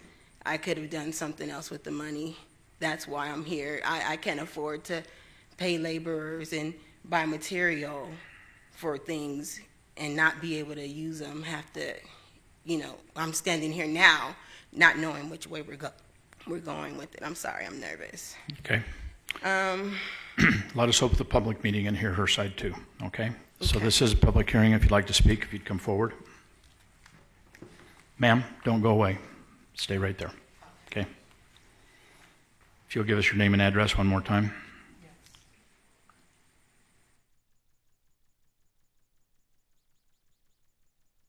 Ladina Gamble, 4310 East Baltimore Street, Las Vegas, Nevada, 89104. The issue related to the parties did not obtain the approval of the Clark County Comprehensive Planning. There were no engineer drawings. This was done. I'm the executor of that property. It was not done according to county policy. As the picture can show, the outside was painted, and the inside that faces my parents' residence was not painted. It's been since December. Nothing came before the comprehensive planning related to this issue. The second picture shows that it's more than 25 inches above their fence. With it not being engineering, it's horrible. I mean, as we know, East Las Vegas has a lot of issues related to that area, and we're just requesting that everything be done according to comprehensive planning. So you're okay if she goes through and gets a building permit and complies with all of the comprehensive planning and codes? My only concern is my parents have an event this summer, and as the other picture showed, that it's not even in compliance. This has been since December of 2015. No, it hasn't. So as it relates to what is up, we're just very concerned. And if everything, we had the engineering drawings, everything was done according to the county, but to wait another year for this to occur, it's just too long. My parents are retired, they're home every day, and the picture of the building not being finished is what they see every day. The side related to the parties was completed, but the side as it relates to my parents was not. My recommendation would be the part that shows my parents, that be removed if they need additional time to get this completed according to comprehensive planning. But for my parents, both being retired, to have to look at that every day, I think that's unreasonable. Okay. In response to Is there, Ms. just Campbell. 1 second. Is there anyone else that would like to speak on this item? Okay, then we'll close the public hearing. Are there questions or comments? Yeah, can you respond to what she just said a little bit? The reason why we haven't had a chance to put this texture that you see, it's an unfinished job. We're not even finished with this portion. The reason why we weren't able to put the texture or the design on the wall is because they have changed their mind. Mr. Gambler changed his mind. Well, no, the reason is because there's a violation. You did this without building permits. That's the reason your work had to stop. So the question is, there's a couple questions here. One is whether or not this will even meet up to Clark County building code standards. To address your concerns, ma'am, nothing's going to happen fast. If we deny this tonight, doesn't mean it's going to come down tomorrow. So if we approve this tonight, then she will have to not only, she doesn't get this approved. What we would approve is an increased wall height from 6 to 7 feet. That's all that's before us right now. If we approve this, she's going to have to go forward to the building department with the plans, the structural engineering, all the things that would be required that would say this is a safe expansion of this wall and it meets all the code standards. So my question, and I'll address you again, is do you have a problem with not this specific design, but with the wall height going from 6 feet to 7 feet? Because that's what's before us right now. This really isn't a design. I don't believe we're approving the design review of this wall as she has built it. She may have to build it in block again. But my question to you is, are you okay with a wall height going from 6 foot to 7 foot if it's built pursuant to county and uniform building standards and codes? No. So We do not object if it's done according to the county. According to building codes. Building code. Okay. With the reinforcement, with the rebar. Exactly. The same color as my parents' residence, but as I had showed you, that's not. Because if it's, let me ask staff a question. If it's a building height approval and it's not a standard material used like another course or course and a half of block, would it have to go back for design review if it's an extraordinary looking expansion? It could, but in this case, it's a block wall. It's a perimeter block wall. There's nothing in the code that says that it has to be decorative. So based on the elevations that were submitted to us, it showed a decorative block wall, so therefore we had no issues with the design. All we're dealing with is really just the height. Just the height. Well, yeah, And- but did you and see? let me finish my thought. You can jump in. So then if she goes back to building, they will approve whether it's engineered correctly and it's going to withstand whatever wind and all that kind of stuff, the things you're concerned with. Absolutely. I mean, I can't tell off of the pictures, but that would be one of the things that the plans checkers will look for at the building department before they issue the permit, is to make sure that the existing wall can take that added weight that they're adding. Okay. Thank you. So did you see the pictures of the wall? Because when I look at the pictures of the wall, it looks like they've just affixed, a wooden, extension, plywood extension, particle board extension onto a cinder block wall, which to me it doesn't look like anything like the block wall. Well, it's going to be stuccoed. I think the picture that you see up there right now is going to be as I understand it, is the final result, which is wood framework with stucco on the exterior. But the applicant can clarify that if that's not the case. The question is, we're approving a height difference between 6 to 7 feet, and the height difference has to meet the county code, whatever that is.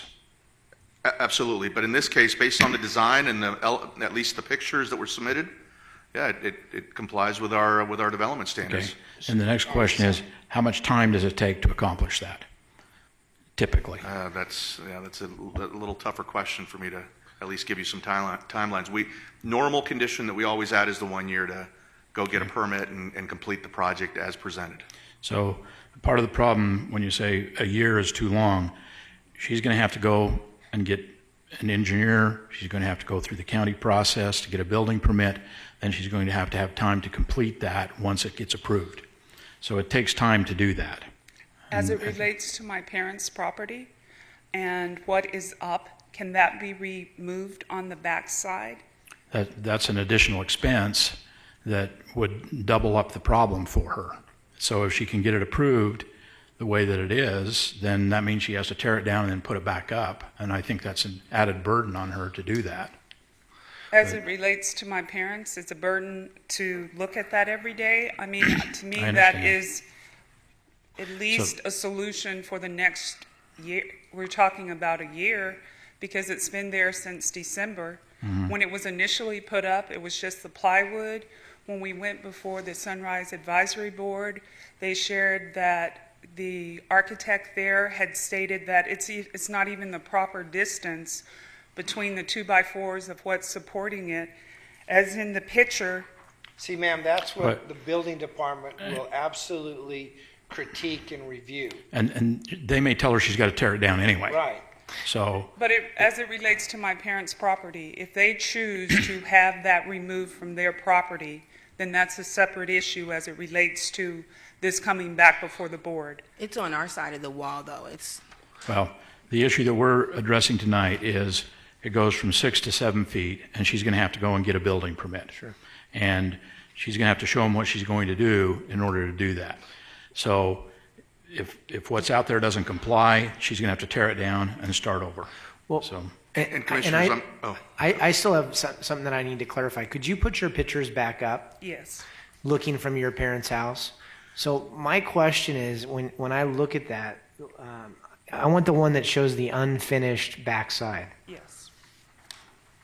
This is what my parents look at every day. Okay, so my question to As retirees, they look at this every day. to the applicant is, so I take it that you're standing, when you took this picture, you're standing inside your parents' yard looking towards her property. Correct. That is out their back sliding door. Okay, so just to be clear, so if you were to get this approved and the building department said yes, if I was standing here and it was completed, I would be looking at her parents' back wall, and the top of that would be stuccoed? Absolutely. And we already discussed it with Mr. Gambler, just how the outside of this picture look. It's going to look stuccoed, secured. We already cured the wood.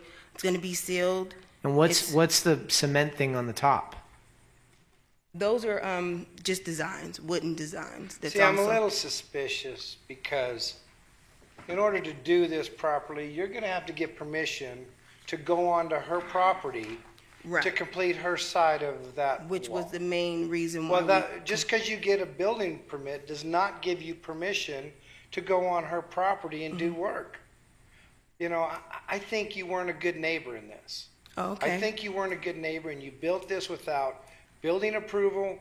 You completed your side aesthetically, and her side is just raw wood. Well, that's incorrect. I really I don't believe I'm going to support this application. I don't think you've done the right things on this, and I don't believe you can do the right things unless this lady gives you permission to have people come on her property to do a wall expansion that isn't standard at all. So I'm not going to be supporting your application tonight.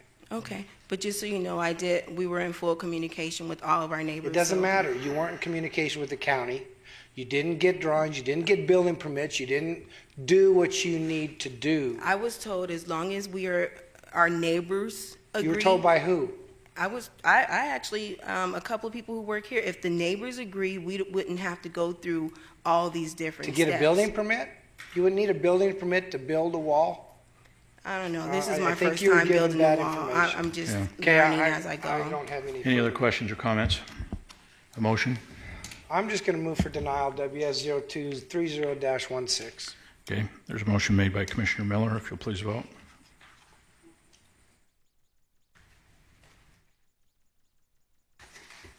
That motion carries. Commissioners, and that will be final action unless appealed on that item. Takes us to item 20, SC0235-16 was previously held. Item 21, UC0173-16 was previously held, which takes us to item 22, UC0175-16, use permits for the following. One is allow a proposed manufactured home as an accessory apartment, and two, waive the architectural compatibility between two existing accessory structures and the principal dwelling, which is the residence. Waivers of development standards for the following: reduce the front setback and reduce the separation between two existing accessory structures in conjunction with an existing single-family residence on 2.2 acres in an RE zone, generally located on the west side of Maverick Street, 300 feet south of Gowan Road within Lone Mountain. The details of the waivers and the project as described in your agenda, as is the staff recommendation, subject to the if approved conditions as listed in your agenda. And we did, there were 3 neighbors present at the Lone Mountain CAC in opposition, and we have received 10 cards in protest. Could I have your name and address for the record, please? Mr. Chairman, Commissioners, Nathan Taylor with Taylor Consulting Group, representing the applicant today. Okay. Good evening, Mr. Chairman. Why don't you briefly explain to us I what you will want to do? briefly explain. Hopefully this won't take long. Good evening, Mr. Chairman and Commissioners. Nice to see you guys. First off, I want to say that the reason for us wanting to put the manufactured home on the property, which I think is important for you to know, is that my client purchased this property about 3 years ago in its current condition and has been saving money over the past 3 years to make improvements to this property.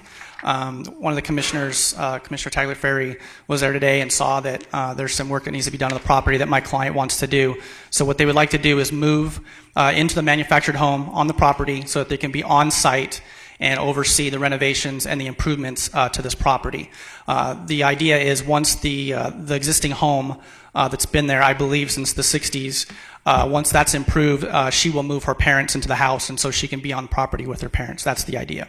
I want to go through just a couple things on our requests in this application. First, obviously, we'd like you to follow staff's recommendation for approval of the manufactured home to be located on the property. I did want to make note that once that manufactured home is on the property, which I'll show you a picture of what it will look like. It's a very nice manufactured home. You will not be able to see this from the street. It's screened from very old, mature trees. We'd like to withdraw our request for use permit number 2. That was to waive the architectural compatibility between 2 existing accessory structures. The structure was removed. It was a small aluminum shed, so we do not need to make that request for use permit number 2, so I'd like to withdraw that. Next, I'd like to get to waivers of development standards.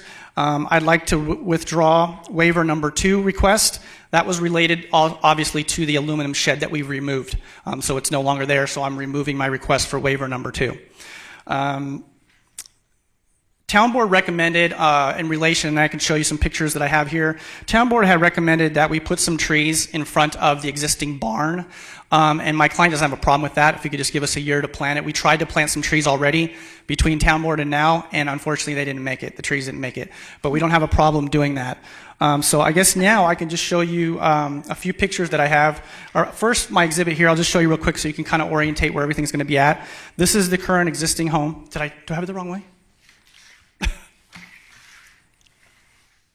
This is his first time here. This is the existing home, or the existing home. This is a horse corrals. This right here is the existing barn, which I found permits for. 1965, it was permitted. That's the one that I need the waiver for because it's only 10 feet back. And it doesn't meet code. But we are going to put trees right here on Maverick. And then this square right here, if you can see where my finger is here, that's where they're going to put the manufactured home, which staff said they were okay with and that it meets code.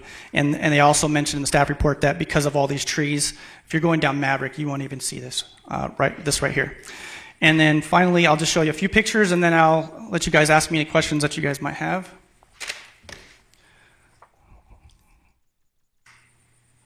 See that? That's what the manufactured home would look like.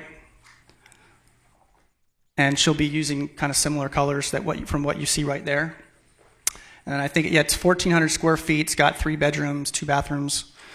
This picture here is the barn that we're asking for the waiver for. This is where we try to put trees in, and unfortunately, I guess with the heat, they didn't make it, but we don't have a problem putting trees there. You understand you need to plant them. I wasn't. They were planted. That was just before they were planted. Oh, okay. That was funny. That was good. You got that. This is Dan's a horticulturist on top of everything else. This is the existing house that she wants to renovate. Just had a picture of that. This is where the aluminum shed used to be. I just wanted to show you guys that it's gone. We removed it. And then this is a picture of the barn and the horse stables from Maverick. And other than that, I'm here to answer any questions you may have. Okay, this is a public hearing. If you'd like to speak on this matter, if you'd come forward. Okay. Seeing no one, will close the public hearing. Mr. Taylor, would you put your first graphic up, the overhead, the aerial one? Yes. If you could do that for me, I'd appreciate it. Okay, if you would point out where the trailer is going to be, I think it's that little shaded area right there. Right. As far as the application, I don't have any problem with anything that you're going to do. I would like, after talking to Sue Baker today, she said that a good compromise for the neighbors so that you don't have any problems going forward would be trees around that trailer. We're fine with that. Okay. And we suggest, it's still America, you can choose the tree you want, but we were thinking maybe some pine trees. Denicio, what did you say? It'd be 20 feet on center is pretty standard for Mondale pines. That's fine. All right. Okay. 24-inch box. Commissioners, just briefly on, the applicant withdrew use permit number 2. And yes, that would apply to the building that's been removed, the western accessory structure. Off the pictures, I can't tell if there's still architectural compatibility between the eastern barn and the main home. So I would advise still keep use permit number 2 for the barn, just in case there's still some incompatibility between the main house and that barn. Okay, all right? That's fine. Okay, Motion? okay. I am going to make a motion to approve. I'm going to use current planning's staff conditions, okay? And I'm going to make a motion to approve UC 017516 with the added condition of the trees every 20 feet, 24-inch box, pine trees, or something like that. You know what? All the way around, I don't think so. Just around the outside of the trailer. Is that So okay? if we could, I mean, I don't want to make the motion for you, but maybe along the east and south side of the manufactured home? Right, and that's bullet point 3 under current, okay? So we could just follow bullet point 3. Is that all right? Does that work? If that works for you. I mean, I didn't know if you also, I didn't know if you also wanted on the south side of the manufactured home. Oh, the south side. Do I want it on the south? Yes, I think I do, The bottom. yeah. Well, Okay. the south side is the side that they're going to see from the other side, so yes. Okay, so then let's just modify bullet number 3 and say install 24-inch box, Mondale pines 20 feet on center on the east and south side of the manufactured home? Yes. Okay. Is that okay? Yeah, that's fine. Okay. All right, okay. There's a motion by Commissioner Tagliaferri. If you'll Thank please you. vote. That motion carries. Good luck. Commissioners, and that will be final action unless appealed on that item. Takes us to item 23. UC 0198-16, holdover use permit for live entertainment in conjunction with an existing on-premises consumption of alcohol establishment, a supper club within an existing retail center on a portion of 0.9 acres in a C2 zone, generally located on the east side of Swenson Street and the north side of Naples Drive within Paradise. The details of the project scope are as described in your agenda. There is an active zoning violation for live entertainment that's audible from the exterior of the building, hence this application. Staff is recommending denial, subject to if approved conditions as listed in your agenda.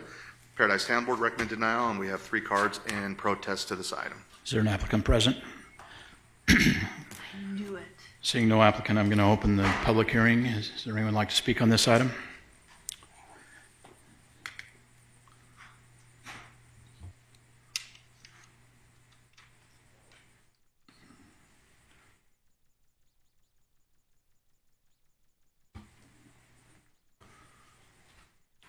If you'll come forward and give us your name and address, please.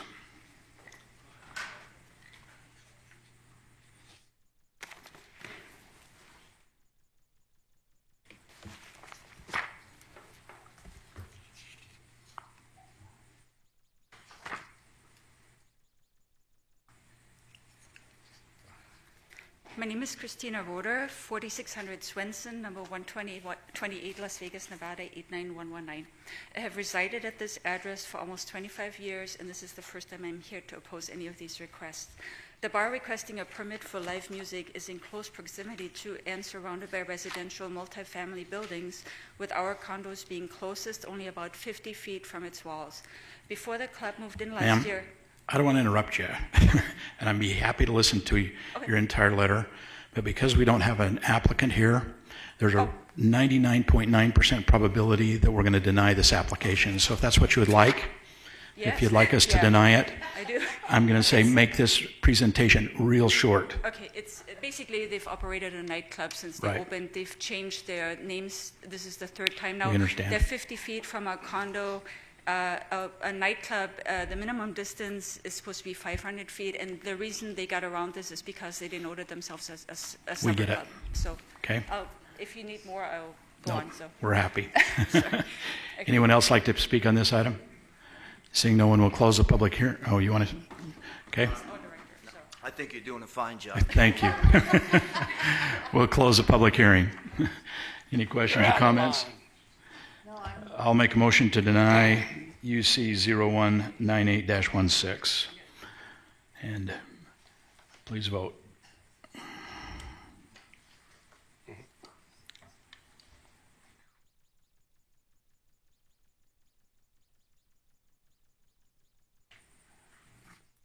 Next door. That motion carries. Thank you. Commissioners, and that will be final action unless appealed. The next three items, which were the companion items 24, 25, and 26, were previously forwarded with no action by you. Takes us to item 27, which is waiver of conditions 0047-16. It's on the original use permit 111-89. It's a waiver of conditions of a use permit for an off-premise sign requiring applicant to have the sign removed if the property otherwise develops, generally located on the east side of I-15 and 300 feet south of Ford Avenue with an enterprise. The project scope and the request is as listed in your agenda, as is staff recommendation, and the if approved conditions as listed in your agenda. And we have received one card in protest to this item. Name and address, please. Good evening, Mr. Chairman, members of the Commission. Stephanie Allen, 1980 Festival Plaza here on behalf of the applicant. If I could direct your attention to the overhead, this property is located south on I-15, just adjacent to I-15 on the east side, south of Ford Avenue. The request is actually a request to waive a condition from 1989, so 27 years ago. This billboard that's located on the property was approved on the site, and at that time there was a condition of approval that upon development the billboard be removed. This particular property owner in the last land use update had this property changed from commercial tourist to BDRP, and they're currently planning on developing some kind of office flex industrial building on the property. What they're trying to do by requesting the removal of this condition is have a little bit of surety in their plans as to whether the billboard may remain there. On this overhead, I have examples, if we could just zoom out, of 3 other billboards in this exact area or within a half mile of this area where they have remained as development has come. This one to the right is just to the north of Silverado, directly adjacent to the 15. There's a apartment complex that was developed on that property, and the billboard remained on the property. This property right here is currently an RVP park, and there's a billboard on the property that remained on the property after the development of that. And then just to the south of it, there's a condominium property also with a billboard that remained on the property after the development of that project. All of these are within a half mile of one another. I think if there's a place where billboards are appropriate, up and down the I-15 is probably the location for those. So the town board vetted this thoroughly and recommended approval. We'd ask that you follow the town board's recommendation and approve our request. Happy to answer any questions. Thank you. This is a public hearing. If you'd like to speak on this item, if you'd come forward. Seeing no one, will close the public hearing. Any questions or comments? Mr. Chair, I recommend approval. Okay. We have a motion for approval from Commissioner Morley. If you'll please vote. That motion carries. Thank you very much. Have a good evening. Commissioners, that will be final action unless appealed on that item. Item 28, WS 0074-16, was previously held. Takes us to item 29, at WS 0240-16, waivers of development standards for the following: reduce setbacks for additions to a principal structure, single-family house, or the prime residence, and 2, reduce setbacks for an accessory structure, a gazebo, in conjunction with an existing single-family residence on 0.4 acres in an RE zone, generally located on the north side of Herrera Avenue, 300 feet west of Leon de Oro Drive within Lone Mountain. The details of the waivers is listed in your agenda, as is the project scope and staff recommendation, and the, if approved, current planning conditions. Lone Mountain CAC recommended denial. We have received 4 cards and 1 letter in protest to this item. Is there an applicant present? No applicant? Is there anyone here that would like to speak on this item in a public hearing? If you come forward, please.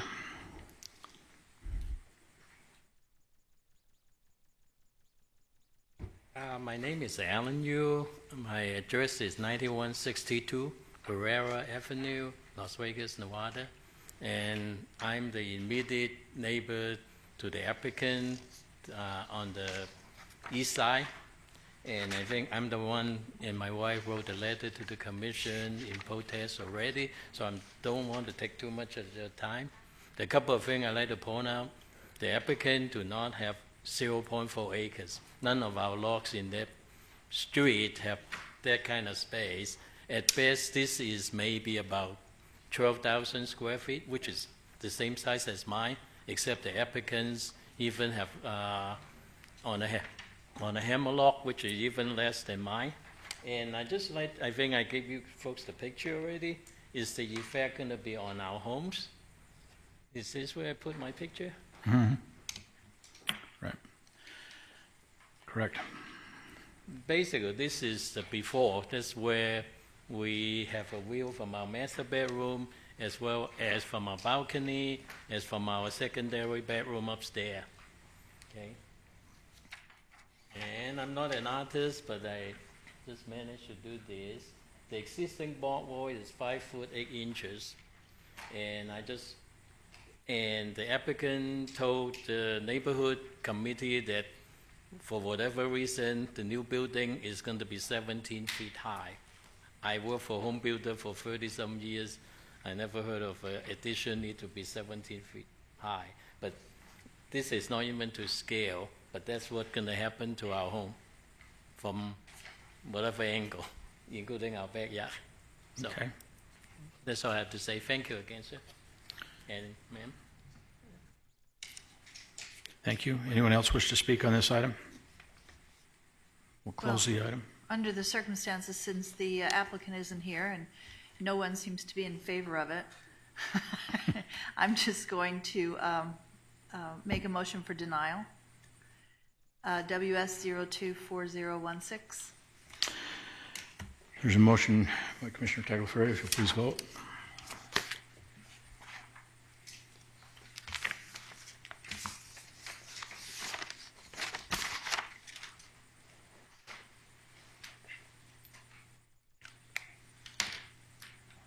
That motion carries. Thank you. Commissioners, and that will be final action on that item unless appealed. Takes us to item 30, NZC 0234-16. This is a zone change to reclassify 5.6 acres from M1 and M1A60 zone to C1 and C1A60 zone. Design review for a proposed retail center consisting of an inline retail building and 2 restaurant pad sites with drive-throughs on a portion of 5.6 acres, generally located on the north side of Russell Road and the east side of Decatur Boulevard within Paradise. Details of the project scope and the process as described in your agenda, as is staff recommendation, which is for approval, subject to the conditions as listed in your agenda. And we did receive 3 cards in support of this request. Name and address, please. Good evening, Lucy Stewart, 1930 Village Center Circle, representing the applicant. There is existing retail at the corner of a convenience store, which their M1 used to allow retail. Now you'd have to come back and get a use permit. So we've decided to come back in and just rezone the property to allow for a shopping center. There's inline here, 2 pad sites along Russell. Your staff's recommending approval. The town board recommended approval. I think there's nobody that showed up at our neighborhood meeting, and we have neighborhood support, so I'll be quick and just accept staff's recommendation. Okay. Thank you. Sure. This is a public hearing. Is there anyone here who would like to speak on this item? Seeing no one, we'll close the public hearing. Any questions or comments? Mr. Chair, I make a motion to approve with staff recommendations. Okay. So that motion is made by Commissioner Morley. If you'll please vote.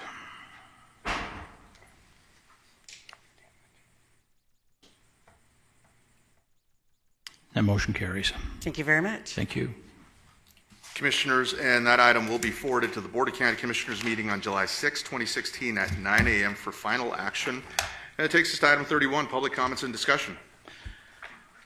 Seeing no one, will close that portion. We'll stand adjourned. Thank you.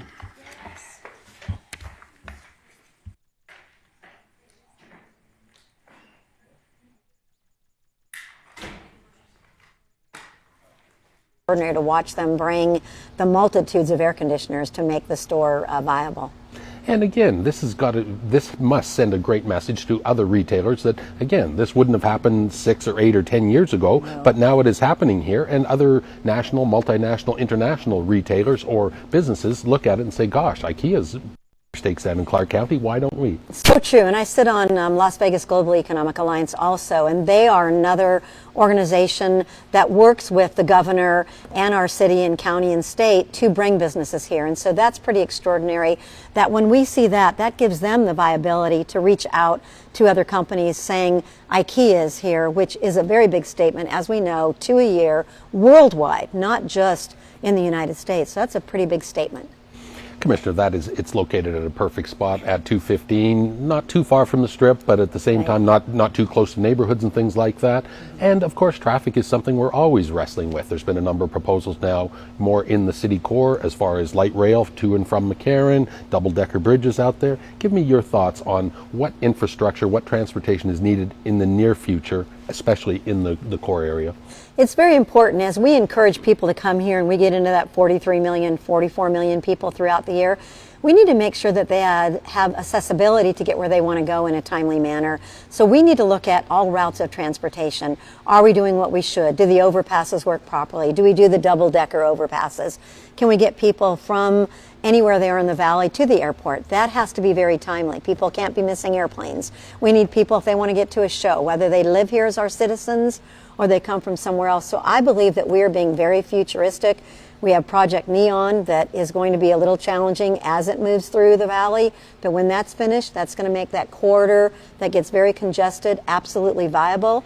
And I think we've done an incredible job with the 215, now is working on more of the north end to put that together where there's no signals. I think that when you come here to our community, you can get from one part of town, whether it's surface streets, whether it's freeways, whether it's using one of our modes of transportation. And I think that says a lot about RTC, the Regional Transportation Corporate Company, and what they do, and the leadership that we have throughout our community.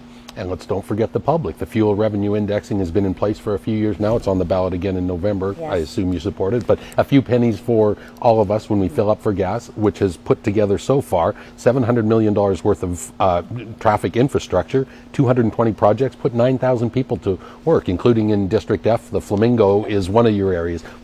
Give me your thoughts on the fuel revenue indexing. Okay, the fuel indexing I was behind from the very moment it began. None of us like to pay more money, but if we want the proper infrastructure and we want the right things to happen within our community so you can get to work in a timely manner, and we want signals at Warm Springs and Huntington and Fort Apache and all those streets that got so terribly congested, then this, pennies on the dollar. I don't want to be insignificant because some things really do affect some of our citizens, but I think that we were very sensitive to that. We looked at it, and when the gas prices went down, that was very helpful. They're creeping a little bit. But I think that that is so important that you have the right infrastructure to get where you need to go in everyday travel. And that's what it is affecting, is that everyday travel. And I really appreciate our citizens, and I do implore them in November, this should be something that you vote yes for. If we want to continue having the best modes of transportation and the roadways to transport on, then we need to support this indexing and make sure that it goes on into the future. And those 9,000 jobs really do make a difference in our economy, and those millions that are spent are right here for all of us on a daily basis. So I would implore our voters to look at that and be very sensitive to our everyday issues. Let's talk a little bit about some of your parks, existing ones and upcoming ones here in District F. The Gypsum Ridge Trail Park, I know, is something we've all been excited about for a while. This is going to be a very unique park. Bring us up to date on the status of this project, Commissioner. We did receive some SNPLA money. We worked with the Howard Hughes Corporation, getting joint access so we could get up there. We want it to be a biking, walking, hiking trail, and so it is going to happen, and it's absolutely extraordinary. It's west of Wet and Wild. It's around the Russell Corridor. There will be access there. There will be parking. We're going to have restrooms, which makes a huge difference. That's just one of the ones we're going to have. So that money from Southern Nevada Land Act makes a huge difference when we can get that out here in our community. One proposed near Fine Elementary School. Yes, we have the funds for the Fine Elementary School. It does take a few years to do, but I'm not going to give up on any of those. That outdoor space is important.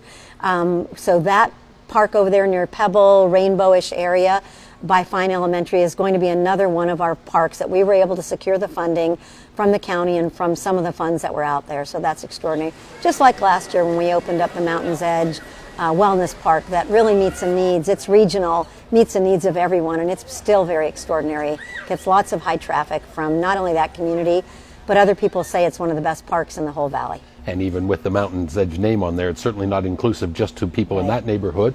Adding 4 full diamond baseball facility, that's a first for Clark County as well. Oh, I'm so excited. You know, working with staff and people within the community and even the 51s and Commissioner Brown, to where we know that this facility is going to be state-of-the-art. 4 fields, a championship field. It'll bring people from across the United States. We have not had anything like it. There'll be a play area for our young children, so if a family's there, they can have a place close by and still watch whomever's playing.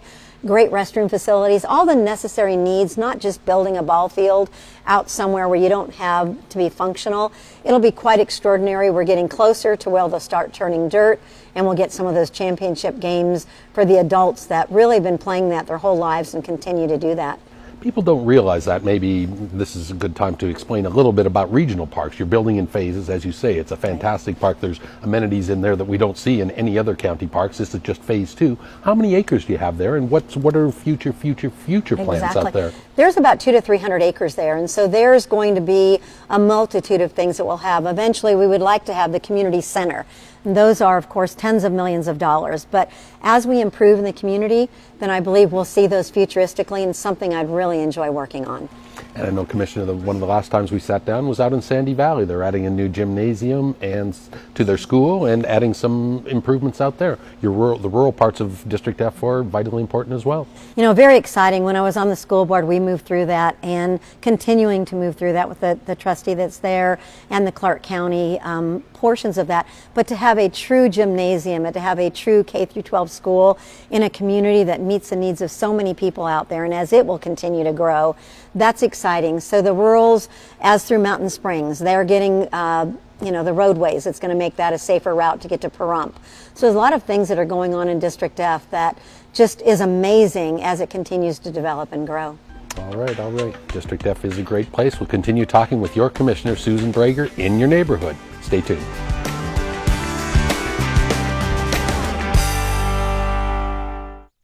I am Clark County District Attorney Steve Wolfson. As temperatures outside climb into triple digits, remember, leaving an animal in a parked car or outside without shelter and water is neglect, and it is a crime. Every year, officers respond to over 5,000 animal cruelty calls in southern Nevada. Abuse and neglect of animals will not be tolerated in our community, and my office will prosecute offenders. Help us protect those who cannot speak for themselves. If you see an animal being neglected or abused, please call 311 to report it. District F is home to the Desert Breeze Regional Park. Desert Breeze offers year-round indoor swimming and a great collection of outdoor pools in its aquatic center. Soccer, baseball, basketball, and roller sports facilities can all be accessed for free at this park. A fitness center, gymnasium, and community center provide recreation and educational classes at convenient times and with affordable prices. Desert Breeze is located at Durango and Spring Mountain in District F, and we're in District F talking issues with your Commissioner, Susan Brager. Commissioner, it's time for your annual budgets of funding $6 billion across for everything in the county, including UMC. Talk a little bit about our community hospital, how vital it is, and how the performance has been in the past year or so. You know, the last couple of years, UMC has really stepped up to the plate. They've made a huge difference, not only budgetarily, but what they do in the community. It is a jewel in the desert. It is next to none. The trauma center is absolutely extraordinary. When you go in there, you know, if somebody has to and you've had a horrific accident, they are there to save your life. We just renamed a street Hope's Place because it is a place of hope for our trauma victims, for our survivors. It's pretty extraordinary what happens there. And so that's just very, very important. One other item that I would love to mention is that safety. You know, Metropolitan Police Department deserves a recognition that they work very, very hard, and we need to continue to support them. That is a number one priority within our community, that we have safe streets, that we have safe homes, and that our citizens and visitors can feel very comfortable they're here. And they know they work very hard. We need to ensure that we do get more officers, and we need the support of the community for that. And so that's something that we need to always work on, along with the aspect that we can have people come here and enjoy their stay and go back home safely. We've just seen with Metro, they've recently just kind of changed their budget, or, pardon me, reconfigured their personnel through re-upping their gang unit a little bit because they've seen some issues in that. Is that being nimble on their part, in your opinion, Commissioner? The sheriff's being very aware of that, and I know that he wants more officers on the street, out in the communities. So the gang unit, as I'm told, is still out there. They're just working in a different manner. And so our citizens can be comfortable to know that Metro and Sheriff Lombardo is very aware of what's happening, and he wants the best for our community, like all of us do. And so he is on top of that, working very, very hard. And they're an incredible force of men and women that every day are out there with their lives on the line, and we need to make sure that we stand with them and beside them. And what are the most important things for you and your staff working on in District F in the next few months?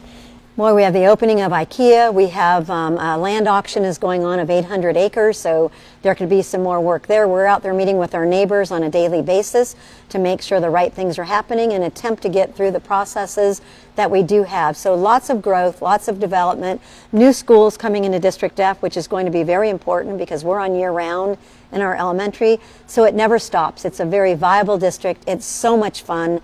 I feel honored to be able to serve District F. The citizens are very supportive and they're very active, and I encourage them to stay active, and it's very exciting to be out here, and it's really an honor. I don't know how else to say it, that you just feel privileged that you can be a part of it. And my family has 5 generations that live here, so from a tiny baby to my 97-year-old dad, very exciting to know we've been here for 50 years, and we love it here. And so I encourage everyone to enjoy their time, be active, and be part of the community. Always a pleasure talking to you, Commissioner. Thank you so much. Thank you. I appreciate it. That wraps up this edition of In Your Neighborhood. Special thanks to Commissioner Susan Brager for taking time to tell us about the area she calls home and represents as your elected official, District F. If you have any questions about this show or ideas for upcoming segments in your neighborhood, call me. I'm at 702-455-6357 or send me an email, rsw@clarkcountynv.gov. Thanks for tuning in to Clark County Television. On behalf of our production staff, I'm Randy Swallow. We'll see you again next time in your neighborhood.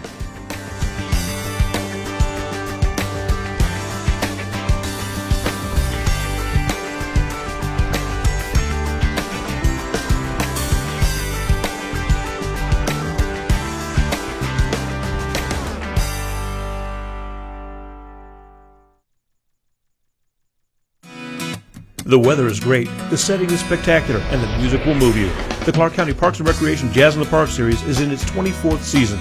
This free concert series features many of the biggest names in jazz and talented local musicians. Come enjoy a relaxing night of great music. Bring a lawn chair, bring a picnic, a bottle of wine, or sample any of the fine food and drink vendors that will be on hand. For more information, call 455-8200 or visit www.clarkcountynv.gov. Jazz in the Park at the Clark County Government Center Amphitheater. Hi, I'm Joe Gloria, the Clark County Registrar of Voters, and I'm here to explain how you can help us save more than $1.5 million this year. Every election, we print and mail hundreds of thousands of sample ballots. This is a significant cost and uses a lot of paper and other resources, but now voters can choose to receive their sample ballot by email instead of through the regular mail, and help us save taxpayers money and save hundreds of trees. Here's how you can help. Go to the Clark County Election Department website at clarkcountynv.gov/vote. Enter your information in the Registered Voter Services box to log in. Then click on the drop-down arrow next to Voter Services and select Request My Sample Ballot Electronically. Go green. This election season, help us save taxpayers' dollars and hundreds of trees. Choose email over regular mail for your sample ballot.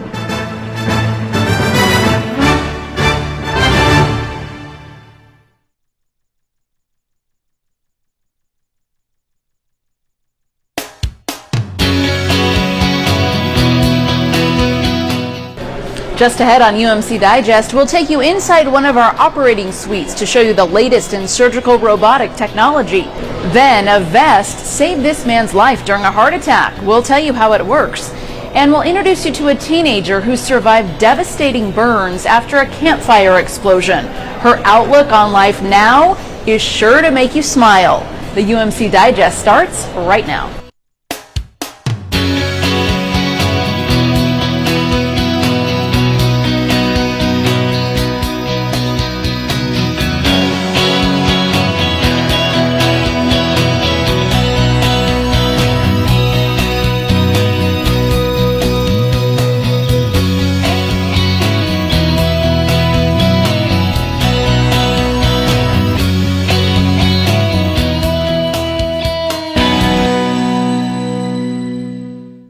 Welcome to UMC Digest. I'm Danita Cohen, and we're very glad you're with us.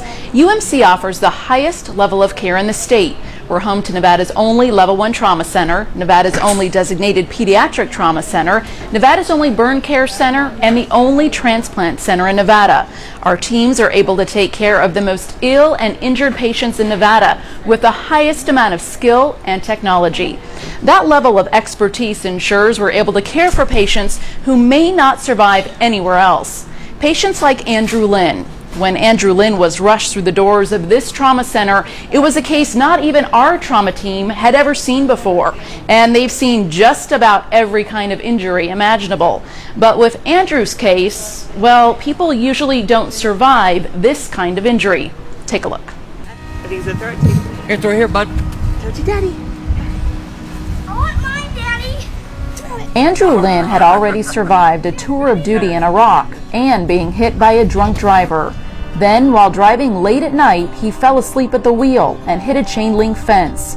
A fence pole went through the windshield and then through his mouth, narrowly missing his spine and puncturing clear through the back of his neck. They started taking him out of the car and they put him on a stretcher, and as they came around the corner, my wife says, "Hey, he's got a pipe sticking out his head." When the paramedics came, I guess they thought I was deceased, and I wasn't, clearly. So they started working to cut the pipe to get me out. When I was cut free, from what they've told me, I actually climbed out of the car and hopped onto the gurney all by myself, which I'm sure was a little trippy. Andrew was transported to the UMC Trauma Center with the pole still going through his head.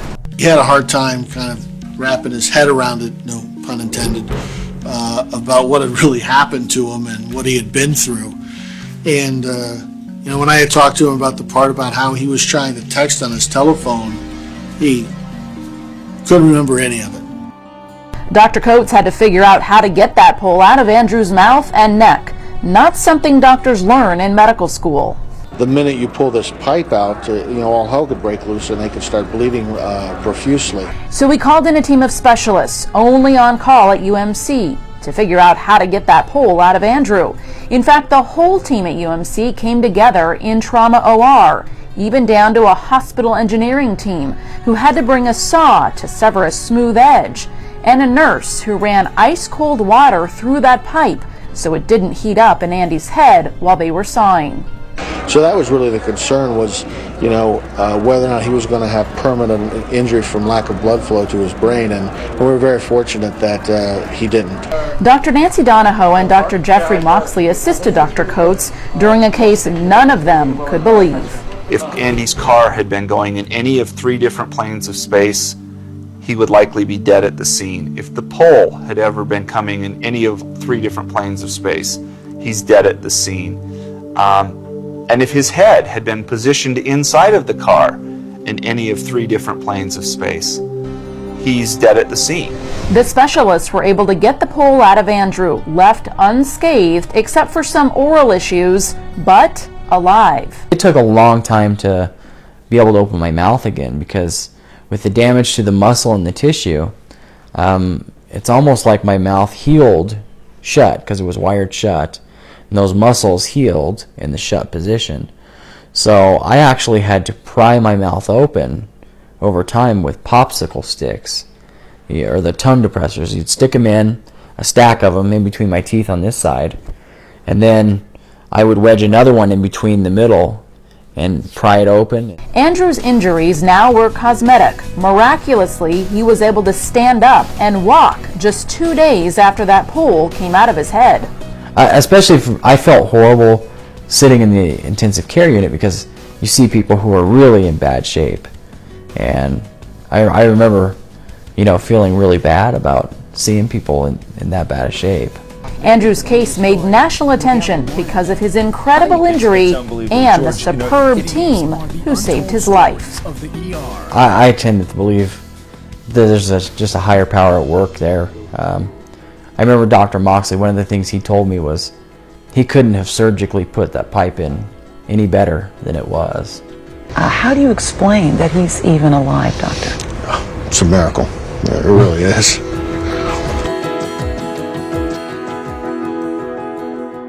Andrew attended our trauma survivor celebration that is hosted by Caesar's Palace every year. Another patient who joined us that day was Casey Nita. You might remember her story in the media after she was involved in a campfire explosion last summer. That explosion nearly took her life and caused her an extremely painful recovery. But she refused to let it ruin her soul, because as you will see, Casey is one of the most positive people you will ever meet. It was supposed to be a celebration, a graduation party with friends, enjoying a bonfire on the outskirts of Henderson. And so we set up our bonfire and we were hanging out, and I was paying attention to my friends, and within 10 seconds it exploded.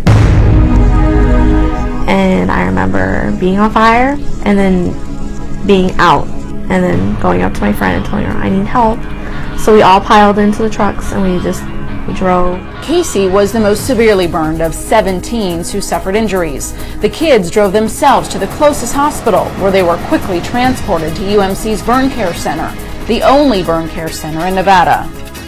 I wasn't aware of how badly I was injured because I told my mom to bring me a spare set of clothes like I was going to go home. Once at UMC, Casey was heavily sedated in a coma for 15 days. When I first got Casey's consult, she was in the pediatric intensive care unit. She was intubated, she was sedated, and the prognosis was no one really knew. She was burned almost her entire body, so 85% of her body had sustained second and third degree burns. So no one really knew what was going to happen. Casey slowly came to, and family therapist Kara Goodman was also at her bedside. My first visit with Casey was in pediatric ICU, and when I first came to see her, it was the most amazing visit. She was so inspirational and so positive, even though she was in, the most excruciating pain, and it was a horrible circumstance, but our visit, she brought tears to my eyes because she was so inspirational and so positive, even though she was in this terrible circumstance and in this terrible accident. But she talked in the most beautiful way. It was just, I couldn't believe that this 16-year-old girl could take this circumstance that she had been in and want to be positive, and she wanted to make an impact on my life. Casey would have an excruciating road of recovery ahead of her, with sometimes twice daily debridements, where her burned skin had to be scrubbed in order to clear infection and promote new growth. All of the physical things that they face, the debridements, the dressing changes, are incredibly painful, but psychologically also. They're here, they're burned, so they face some sort of trauma, whether it's a fire, a car accident, some sort of trauma that they've been through. So a lot of times they're facing some sort of, maybe they're going through flashbacks, or they're having nightmares, they're facing some sort of maybe post-trauma. So it's psychologically very difficult for them as well. A lot of emotional support, talking her through it, giving her the confidence that she can overcome. Music was a big coping mechanism for her. We would, turn the iPad on and turn Pandora on, and she would sing through dressing changes, and that was kind of just a way to connect with all the nurses too. Is oh, have you heard the new Taylor Swift song? And so that was kind of just her way of kind of escaping from the pain and just being able to sing and get her mind off it. UMC trauma and burn surgeon Dr. Terry Lewis understands his patients are enduring physical and emotional pain. The injury, the pain, the potential changes in how you look, and she saw the other kids that were hurt all get better more quickly and get back to school, and she was still hurting, and it was really a struggle. Casey's road wasn't easy, and she would go home and return to UMC a few times more for her care, but her strength came from within, a will to live and a fight to survive. And I really believe that that's what got her through everything that she's been through. It was horrific what she had to do, and I don't know how she did it, but I believe it's because she had that strength inside of her before that she was able to do that.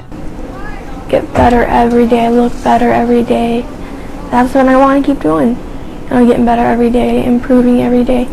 And I hope to impress other people, like to make them want to move forward and hope that they can do better with their lives.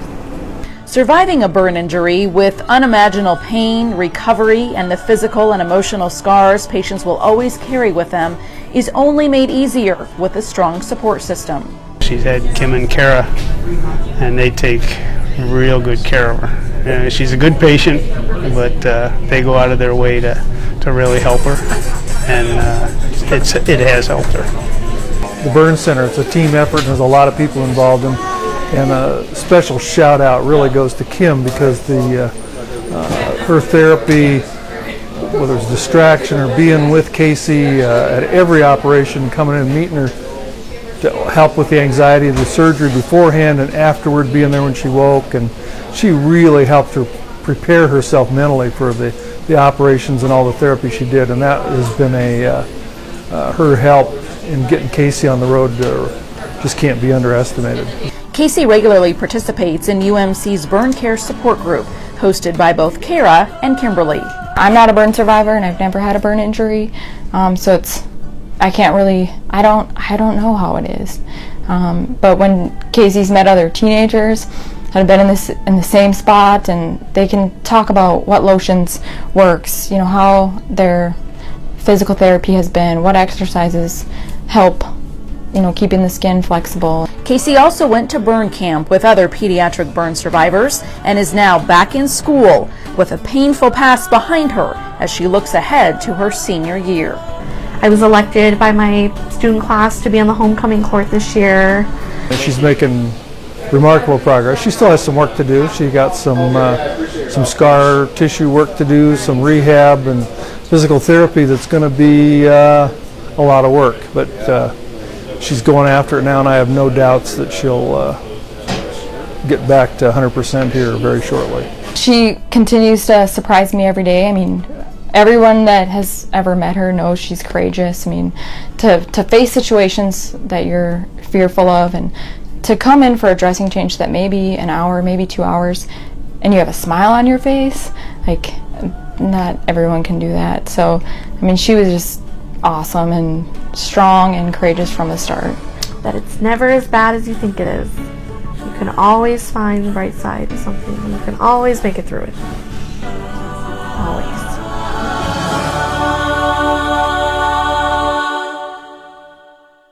The UMC Lions Burn Care Center is the only one in the state. We treat patients from a 10,000 square mile radius and offer community education on how to prevent burns. Some tips include: make sure you have smoke alarms in your home on every floor and near sleeping rooms. Test those smoke alarms once a month. Cook with care and never leave children alone in the kitchen. And check your water heater's temperature to make sure it's at 120 degrees or lower, especially if you have little ones. When we come back, another amazing story of survival, this time from a man who drowned and was under the water for 10 minutes before he was pulled out. His story on the other side of this break. When you make a wish for yourself, you fulfill the wish of another. Coins from the Front Caesars Palace Fountain are collected and donated to the trauma and burn care units at University Medical Center, Southern Nevada's only public hospital. Our trauma and burn care centers provide the highest level of care in all of Nevada, right when people need it the most. So far, your precious pennies have done a lot of good. We encourage you to keep those good wishes coming. Thank you for your generosity. Together, we shine. I survived because of the transplant center. I survived because of the burn care center. I survived because of the trauma center. UMC. Together, we shine.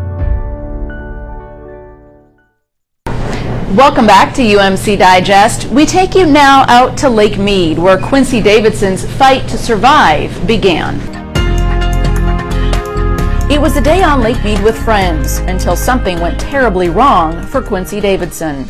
We were just hanging out, like, on the shore, playing around, and then decided to go out into the water and started paddling out just near the shoreline at first, and then progressively made our way out, and I fell off of the raft into the water and was trying to go the opposite direction of the current, but I was swimming towards the current instead, and it pulled me back, and my friend Candace pulled me up, but she started falling down with me, so in order to get herself back up, she had to let me go.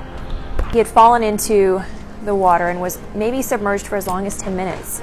And that his family members and friends got him out of the water and started resuscitative measures, which is CPR on scene. And then we had heard that he had received probably about 45 minutes of CPR, both from family members and the EMS staff when he was en route. Quincy was transported to another hospital and then came to UMC for a higher level of care. And then when he got to us, he was completely supported with the breathing tube, with IVs, and was unresponsive. So wasn't opening his eyes, obviously couldn't speak, and wasn't really doing anything for us. The prognosis wasn't good. Quincy's lungs had become polluted with the water from Lake Mead. He had a pulmonary contusion and liver injuries. Away from the drowning, just the fact that he had CPR for so long, typically those patients don't really regain much, brain function after they haven't had good blood flow to the brain for such a long period of time. Quincy was in a coma in UMC's trauma intensive care unit for nearly 6 weeks, totally unresponsive. We weren't very optimistic when he came in. The fact that he was completely unresponsive when he got here is also a pretty bad sign. So usually if the ones that do have some function come back, they usually come to us with a little bit of an exam. Maybe they can open their eyes, maybe they can do some posturing that gives us some idea that there's some brain cells that are still functioning there. We didn't have any evidence of that with Quincy. For weeks, the trauma intensive care team looked for any sign of response from Quincy. There was members on the respiratory team that were just awesome, because we spoke and I needed to know what he needed to do and where he needed to be at in order to get off the ventilator, which he was on for almost 2.5 months. Then one day, out of the blue, Quincy woke up. So I could hear what everyone was saying, or I think I was talking but I really wasn't, and there were just thoughts in my head or what I wanted to say. Quincy had to learn to walk and talk, how to read and write again, and he had a great support network to motivate him every step of the way. Love of my family and my friends and them wanting me to get back to normal, I really think that helped push me. There's no rhyme or reason for Quincy's recovery. After weeks in a coma, the textbooks say it shouldn't happen, but it did. Miraculous. I was able to lose something that was precious to me, but yet it was given back to me, not only for my second chance, but also for my family, and it allows others to see the work that where doctors never treated a case like this before.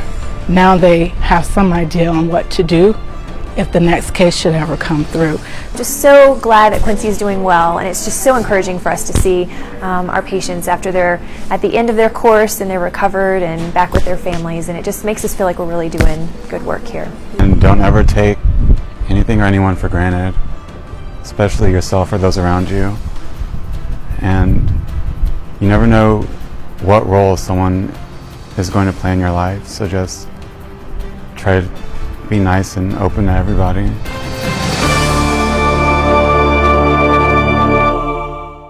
At UMC, we have the most advanced technology in the state in use in our surgical suites. Our surgical robot takes minimally invasive procedures to a whole new level, cutting down on recovery times and improving outcomes. Take a look. It's state-of-the-art equipment that actually allows for surgeons to have one more hand during a procedure. Controlling the robot from a console, UMC surgeons are able to do very intricate work for patients using minimally invasive techniques, allowing for quicker recovery times, less pain, less bleeding, and shorter hospitalizations. UMC's Da Vinci Xi is 3D and HD, giving surgeons a highly magnified view, virtually extending their hands and their eyes right into the patient. Little differences make a big difference in a difficult scenario. So if I have a patient who, again, had recurrent cancer, I would usually say in the past, well, the easiest way to do this is open surgery, just to be on the safe side. But having this advanced technology right now, I can still offer minimal invasive approaches at the same time dealing with very, very difficult scenarios.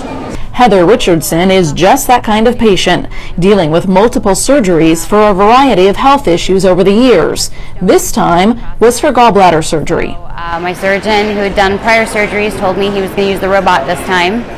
So how it worked out incredibly. This was actually my 7th abdominal surgery, so I have a complex surgical history, and I have to say that it worked out incredibly. The surgery was a success, and she had a much shorter recovery time than in the past. The recovery time is incredibly different. I was able to get up, walk around. The level of trauma to my abdomen is significantly reduced with the robot. So, and the complexity of what they were able to do with the robot and the precision is amazing. It's state-of-the-art equipment. I'm shocked what they were able to do. The UMC robot has what's called an endowrist, which makes it very flexible. Conventional laparoscopy utilizes instruments similar to chopsticks. The robot here at UMC allows the surgeon to control 3 arms with a switch on a foot pedal that is assigned to either the left or the right hand, rather than relying on an assistant's hands. It also has a 3D camera, much like the difference between watching a movie from a VHS tape or watching it on a 3D movie screen.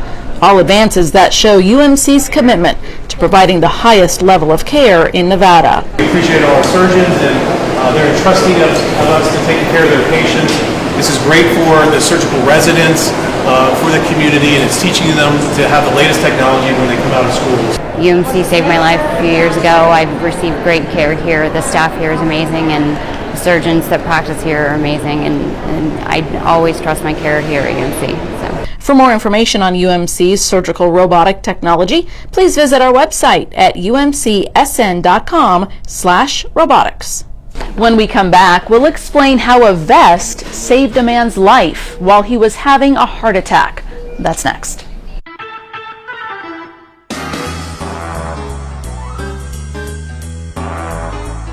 If something's got you down, then get up and get to UMC Quick Care for aches, sneezes, blahs, and breaks.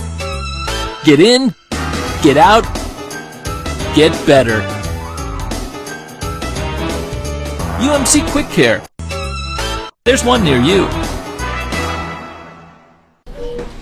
Welcome back to UMC Digest. When a patient is having a heart attack, time is obviously of the essence to get them to a hospital. Mere minutes can make the difference in survival.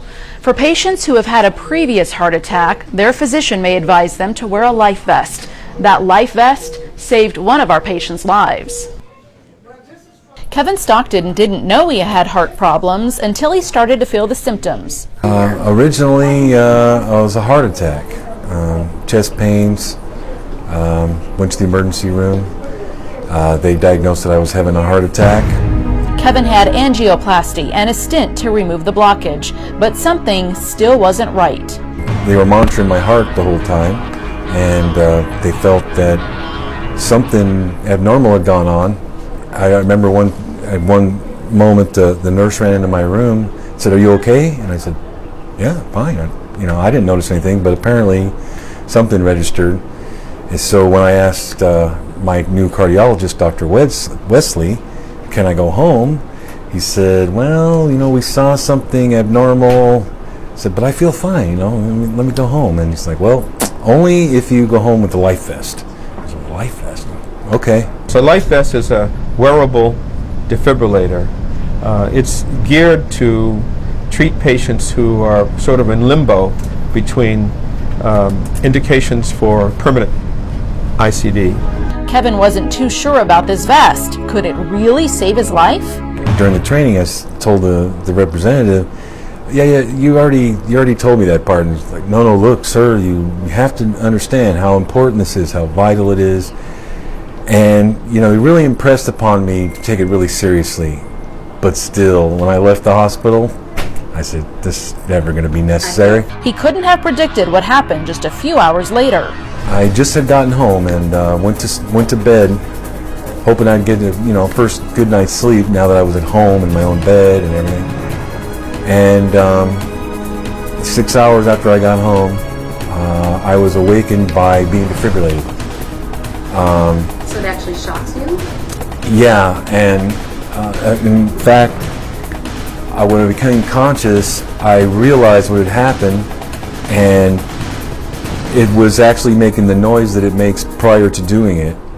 Again, it looked like it was getting ready to do it again. And Then he received a call from LifeVest, who was monitoring Kevin. I told them that I was going to the emergency room. They asked me where I was going. I said I was going to UMC. They said, okay, in a half an hour, have them look for a fax of the transmission of the data that we collected. And sure enough, I came down here. I was admitted again to the emergency room, and they received the information from the company, and then they came to show me the tape that basically portrayed exactly what happened to me. And it was pretty frightening, because I saw where my heart stopped, and I thought about this situation. I was in bed alone. My wife wanted to let me sleep, and I thought, God, if my heart stopped, no one would have known. And my wife would just come in and found me in the morning. And I thought, it's amazing. Kevin is right. Without UMC and the vest that instantly treats a patient in cardiac arrest, Kevin wouldn't be alive to tell his story. It's kind of a misnomer because it's kind of not like a vest. It's more like a sling. It's very unobtrusive. If you wear a T-shirt, it basically obscures that the patient has it. So there's an electrode on the back that adheres to the skin, and then there's an anterior electrode that's very, very small and can't really see it. And then there's a belt and a little battery pack and logic center which recognizes these rhythms and then treats them automatically. Even if I didn't have the vest, but somebody knew something was wrong, gosh, everything would have happened so fast. I don't think I would have had a chance to even get help from somewhere else. So I'm convinced that if I hadn't been wearing the life vest, I wouldn't be here today.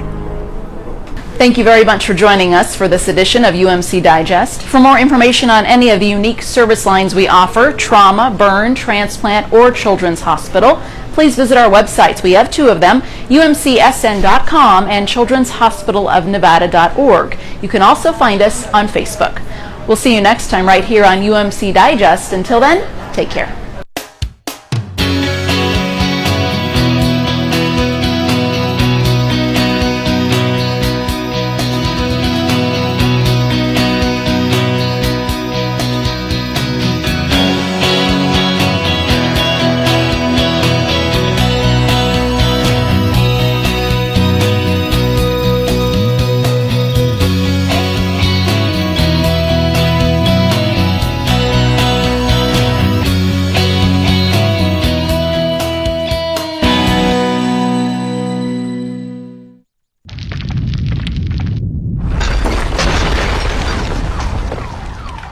Preparing today reduces the consequences of a disaster tomorrow. I'm Matt Lewis, and you're watching CCTV 4, Clark County. Thank you. Thank you very much.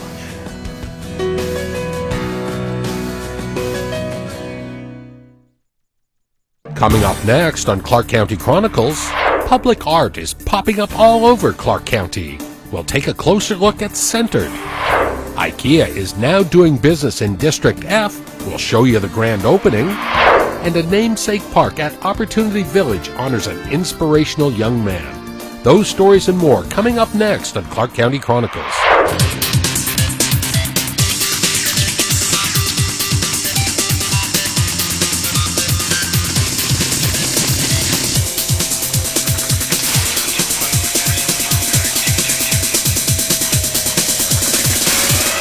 Hello, I'm Randy Swallow. Welcome to Clark County Chronicles.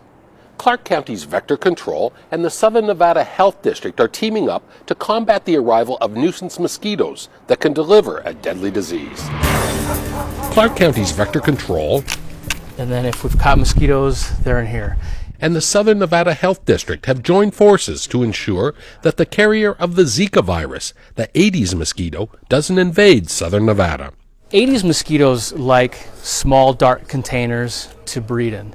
The health district traps and tests more than 20,000 mosquitoes each year, usually on private property, such as this backyard. We have routine areas that we know are habitual breeding sites. We take complaints from citizenry, so if they're noticing mosquitoes in their backyards, they'll give us a call. And we'll go out and we'll set some traps to try and identify, what kind of mosquitoes, are there local breeding sources, and then if we do find problematic areas, we'll refer that to our jurisdictional counterparts, like code enforcement, vector control for sure, public works. In the past few years, their primary flying focus was on eradicating the West Nile virus. But in the past few months, the emphasis has shifted to stopping the spread of the Zika virus. So the disease can be transmitted through infected mosquitoes. They're both species are Aedes mosquitoes. It's spelled Aedes. And we do have those mosquitoes in neighboring Arizona and in neighboring California, but we don't have those mosquitoes here in Southern Nevada. The issue is that they can live here. So our concern is to make sure that we are doing surveillance to look for the mosquito in addition to these cases of Zika. That's a different surveillance project.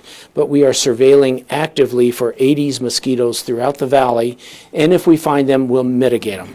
This is how you try and tame swarms in neighborhoods. Clark County's vector control is responsible for keeping bees, weeds, and any other creepy crawlers or flying pests from invading county facilities.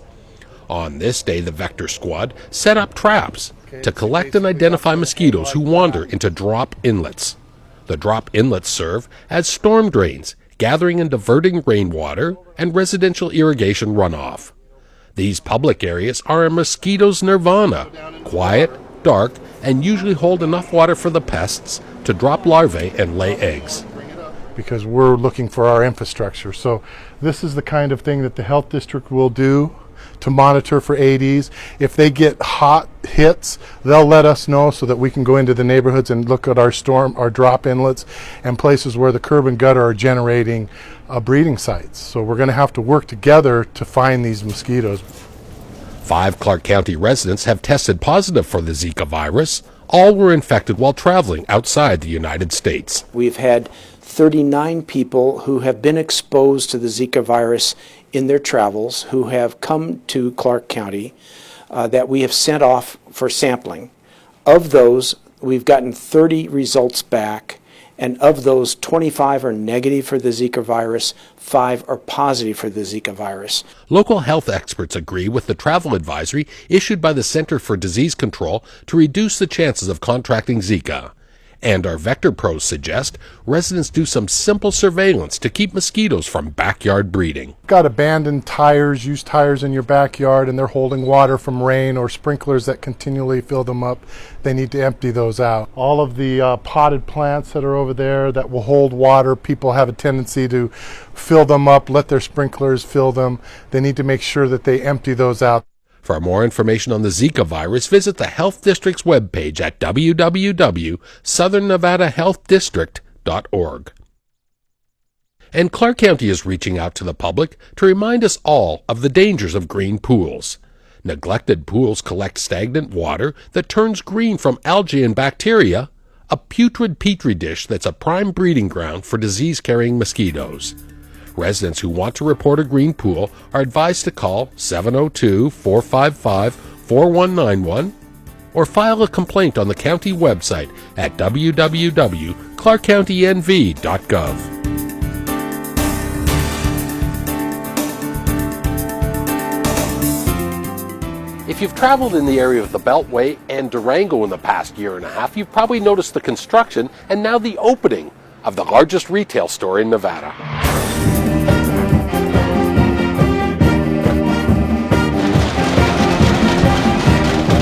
A sensational opening ceremony brought together Sweden and the Silver State as IKEA opened its first store in Nevada.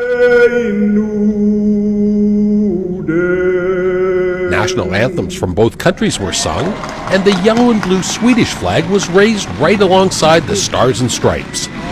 The world's largest home furnishing retailer is an institution in its homeland, and now Sweden is part of Clark County. IKEA Las Vegas is the 42nd U.S. store and 385th store in the world. And we are thrilled to be growing our U.S. and Southern Western presence with this store. After Amy Jensen welcomed invited guests, the entire IKEA team greeted the first customers with a thunderous welcome. This IKEA store will soon be the largest retail store in Nevada. 351,000 square feet of sleek Scandinavian-styled products to furnish a bedroom, bathroom, living room, or kitchen. A cafeteria serves the company's famous meatballs and other traditional Swedish and breakfast staples. Incredible Commissioner Susan Brager was instrumental in assisting IKEA's expansion into District F and is ecstatic to see the economic jolt and the creation of new jobs. We have about 300 people. That just stimulates the economy. So having IKEA come, it'll stimulate the area, and that's what's nice. The economic engine for this portion of the Southwest is pretty incredible. Some people waited in line for 3 days. Others, such as Sean Beard, only spent 3 hours queued up. IKEA is an event. It's not just a store, it's an event. I like the fact that you can spend all day here and it's well worth it. You can definitely watch your whole paycheck go away if you let it. IKEA Las Vegas is located at the Beltway between Durango and Sunset Road.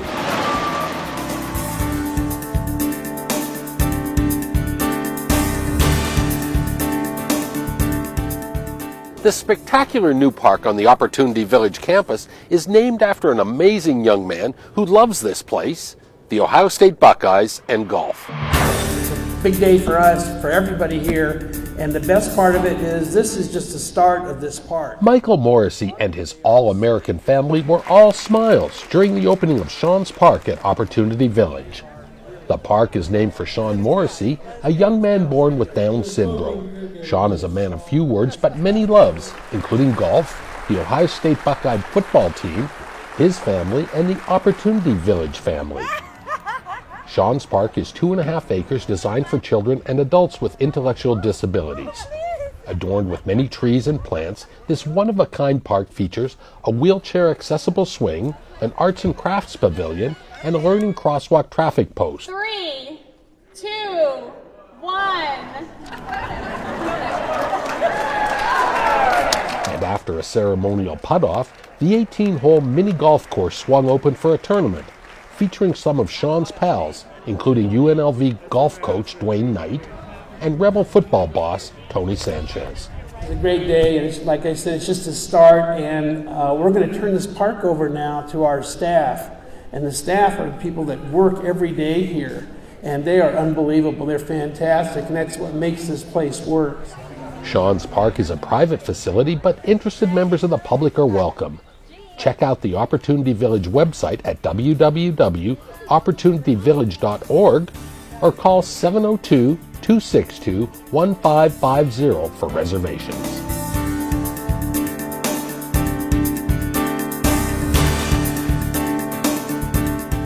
A savvy third grader beat 4,000 other students in winning the 16th annual Mojave Max Emergence Contest. He won some great prizes for himself and a pizza party and field trip for the rest of his classmates. Welcome to Red Rock Canyon. A third grade class from John Dooley Elementary School took a field trip up to Red Rock Canyon to learn about the plants, animals, they've oxidized, they've turned orange, and geography of our Mojave Desert. Of course, on this picture-perfect day, There's one over there, there's one over the young students were most thrilled to see the hard-shelled cool dude in his digs, Mojave Max. All right, let's go. Dooley third grader Solomon Derby won this year's emergence contest. His wise prediction of when the slumbering desert tortoise emerged from his winter slumber was the most accurate. There you go. Thank you. As part of the prize package, Solomon and his classmates were given T-shirts, This right here is our exhibit. accorded the royal treatment at the Red Rock National Conservation Area, and taken on a guided hike of this slice of Southern Nevada paradise. We've noticed a big increase in the program, and Solomon happened to be one of those kids that had seen our program and went online and put his guess in for the contest, and put in a good guess and was the closest one, and so that's why we're celebrating here today. After the hike, the group was reacquainted with the mascoted Mojave Max, who brought a group of his friends and provided lunch. Pizza, pizza, pizza! Pizza, pizza, pizza! After the students enjoyed their pizza, it was time for Solomon to be awarded his prizes. We are here today! In addition to some great electronics, Solomon won a year's pass to all national parks, some slick outdoor gear from REI, and other goodies. Always the scholar, Solomon took time on the field trip to gain knowledge about the environment. It's not really that often you see Jetta tourists around because they're usually hiding a lot or they're getting eaten or something like that, yeah. And it was cool to learn some stuff about Red Rock today. For more information about Max and how to enter next year's contest, visit www.mojavemax.com. Public art is popping up all over Clark County, and the cultural arts specialist Michael Ogilvie is the point man for public art efforts like this one. Michael, thanks for joining us. We're here on Windmill near Rainbow, one of the 10 centered pieces here. This one's called Gem by local artist Holly Ray Vaughn. Yes. Tell me about the centered art project. Thanks, Randy. Yeah, the centered art project is the county has hired artists to enhance and beautify medians throughout basically most of the county, not all of the county. We haven't gone to Laughlin or anything like that yet with this project, but it's all over. It's in all districts, and the artists have taken what was once just either a blank concrete slab, asphalt, or dirt in an island, and they've been asked to create something to beautify and enhance that space. And so what we have behind us, Holly's, is one of the examples of that. Holly really, when she came out here, she kind of looked at the space and noticed that there really isn't a lot of color around here. You've got your concrete gray, your asphalt black, and then most of the buildings and walls are beige or a variation of that. And so when she created this, I mean, it really is kind of like this splash of color in an area where there isn't any. We've seen Holly's work in other public art and some of the others. There were 46 artists for 10 different spots for this centered location. What's the criteria, and do you mostly pick local artists to do public art like this, Michael? Yeah, for all of our projects, we have hired only local artists so far. So that is definitely one of the benefits of this project, because not only does it employ local artists, but those artists in turn employ local subcontractors, so it really does help create a lot of business within the town. So one of the more interesting ones that was quite newsy earlier this year, and you're saying it's some unintended publicity. I mean, it's horrible, of course, vandalism. Artist Chris Bowder's sculpture was stolen and defaced. He had a lion and some crocodiles. That was obviously not a good thing, but it got people talking about public art, which is a good thing, right? The piece, as soon as it went in, it was amazing. People either loved it or hated it, and like I said, the outpouring of commentary with just in the first 4 days was really quite surprising. And you know, we got a lot of positive commentary, and we did get some negative feedback as well. But the sad part about it is, of course, within that 4-day window, somebody decided to one, steal the lion and damage the crocodiles. We had 2 of the crocodiles that were completely smashed. Another 2 were removed. So we do everything we can to try and secure these things. We are definitely going to be reinstalling the piece and adding more security measures to ensure that this doesn't happen again. This is one of the most visual county public arts project, been going on for 10, 11 years now, is ZAP. We've done 8 different ZAPs now. We're in Laughlin, and that's enlisting local artists to paint utility boxes. And Michael, over my years, I've been remarkably amazed that I've only seen probably one or two or a handful of those boxes ever graffitied or vandalized over the years. So it is people respecting public art for the most part, right? Talk about that and talk about ZAP. Yeah, absolutely. And that was one of the things that was kind of a byproduct of ZAP when it was originally instituted. I mean, that was also a neighborhood beautification project, and it was started by the Friends of Winchester, and it really got the community of Winchester together to talk about art, which hadn't so much been done before. And they started ZAP, and it was to essentially take these boxes that are they're in the urban landscape, and they eventually decay over time. The idea was to take these things that become urban detritus and beautify them, and that's what they did. And it was a really successful project, and the byproduct of that was that we would have boxes where art was painted on them on one side of the street. On the other side of the street, no art on the boxes. The boxes that were painted on by artists were not getting tagged, yet the boxes that were blank across the street were constantly getting tagged. So we found out that it was a huge reduction in graffiti to hire artists to paint on these boxes. So, and that has been the case throughout. It doesn't eliminate graffiti. There are still people that do tag the art boxes, and I just think that they're not aware that these artists really spend a lot of time painting these. Some artists spend 300 to 400 hours on their boxes, which, we do pay them a nominal amount, but it certainly isn't worth that kind of time. So it's really a labor of love for these artists.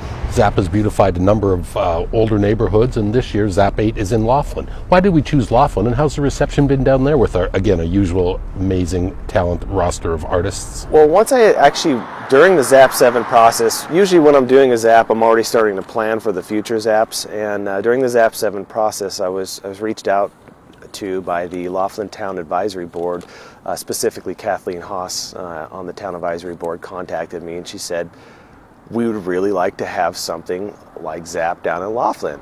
And I said, well, that's not a bad idea. Laughlin's in the county. There's utility boxes there. Why not do it? So I went out there, and the first step is always to kind of scout out the boxes, see what kind of condition they're in, and if they'd be good boxes to paint on, and get measurements and details, who owns the boxes. In Laughlin, it's a little bit different because some of the utility boxes are actually owned by the property owners. So usually I'll work with NV Energy and the Las Vegas Valley Water District and the Clark County Traffic Control Department to get approvals to paint on the boxes. But in this case, it was a little unique because I actually had to contact individual property owners, and the water district down there is the Big Bend Water District, so it was a little bit different. But when we went down there, we scouted them out. I ended up getting approvals without too much of an issue. All of our partners that we've worked with in the past, and even the property owners, were really excited about it. So we made it happen. And one other piece of public art that got a lot of attention last year was one of our best local artists, Sush Machida, who actually he commands tens of thousands of dollars for commission. He was out at Child Haven and created a couple mural masterpieces out there. He called them some of his most important work. How important is that for an artist of that stature, to give back to the community and create something for some kids that really need some art? Really important, and we're totally honored that Sush was willing to do that project. It's probably the most important project I've ever worked on as well. It essentially took an environment, like these kids would go through this intake corridor, and as they walk through this corridor, a lot of these kids are coming from pretty horrific circumstances. And so the corridor before, it was a long corridor. It's 80 feet long, and when you're small, obviously, it's much larger.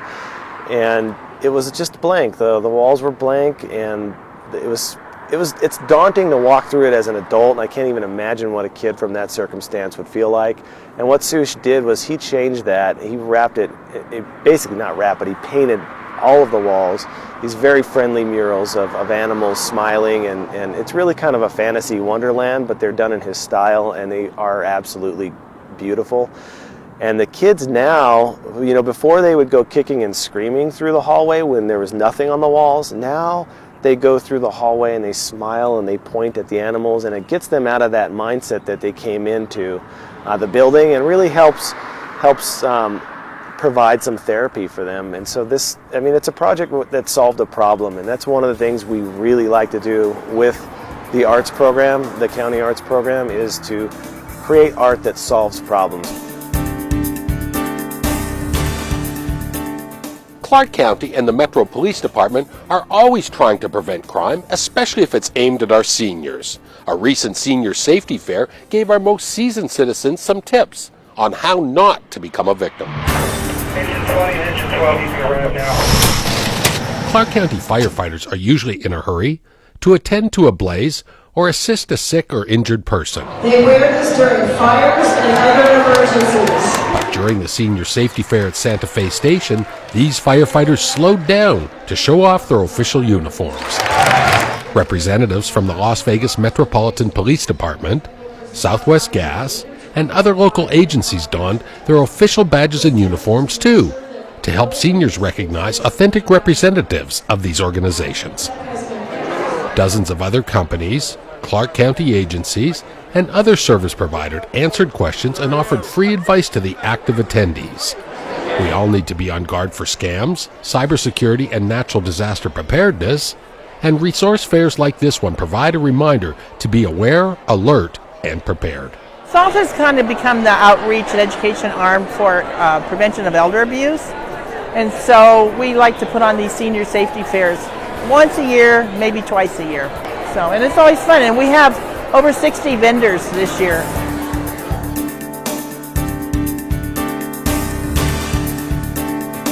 We were all taught at an early age that by dialing 3 simple numbers, you would get assistance in the event of emergency. Students training to be operators here at Veterans are using video to give us all a lesson on 911. Speaking from Clark County Fire's perspective, we've been on a 4.8% increase in calls for service over the last 10 years.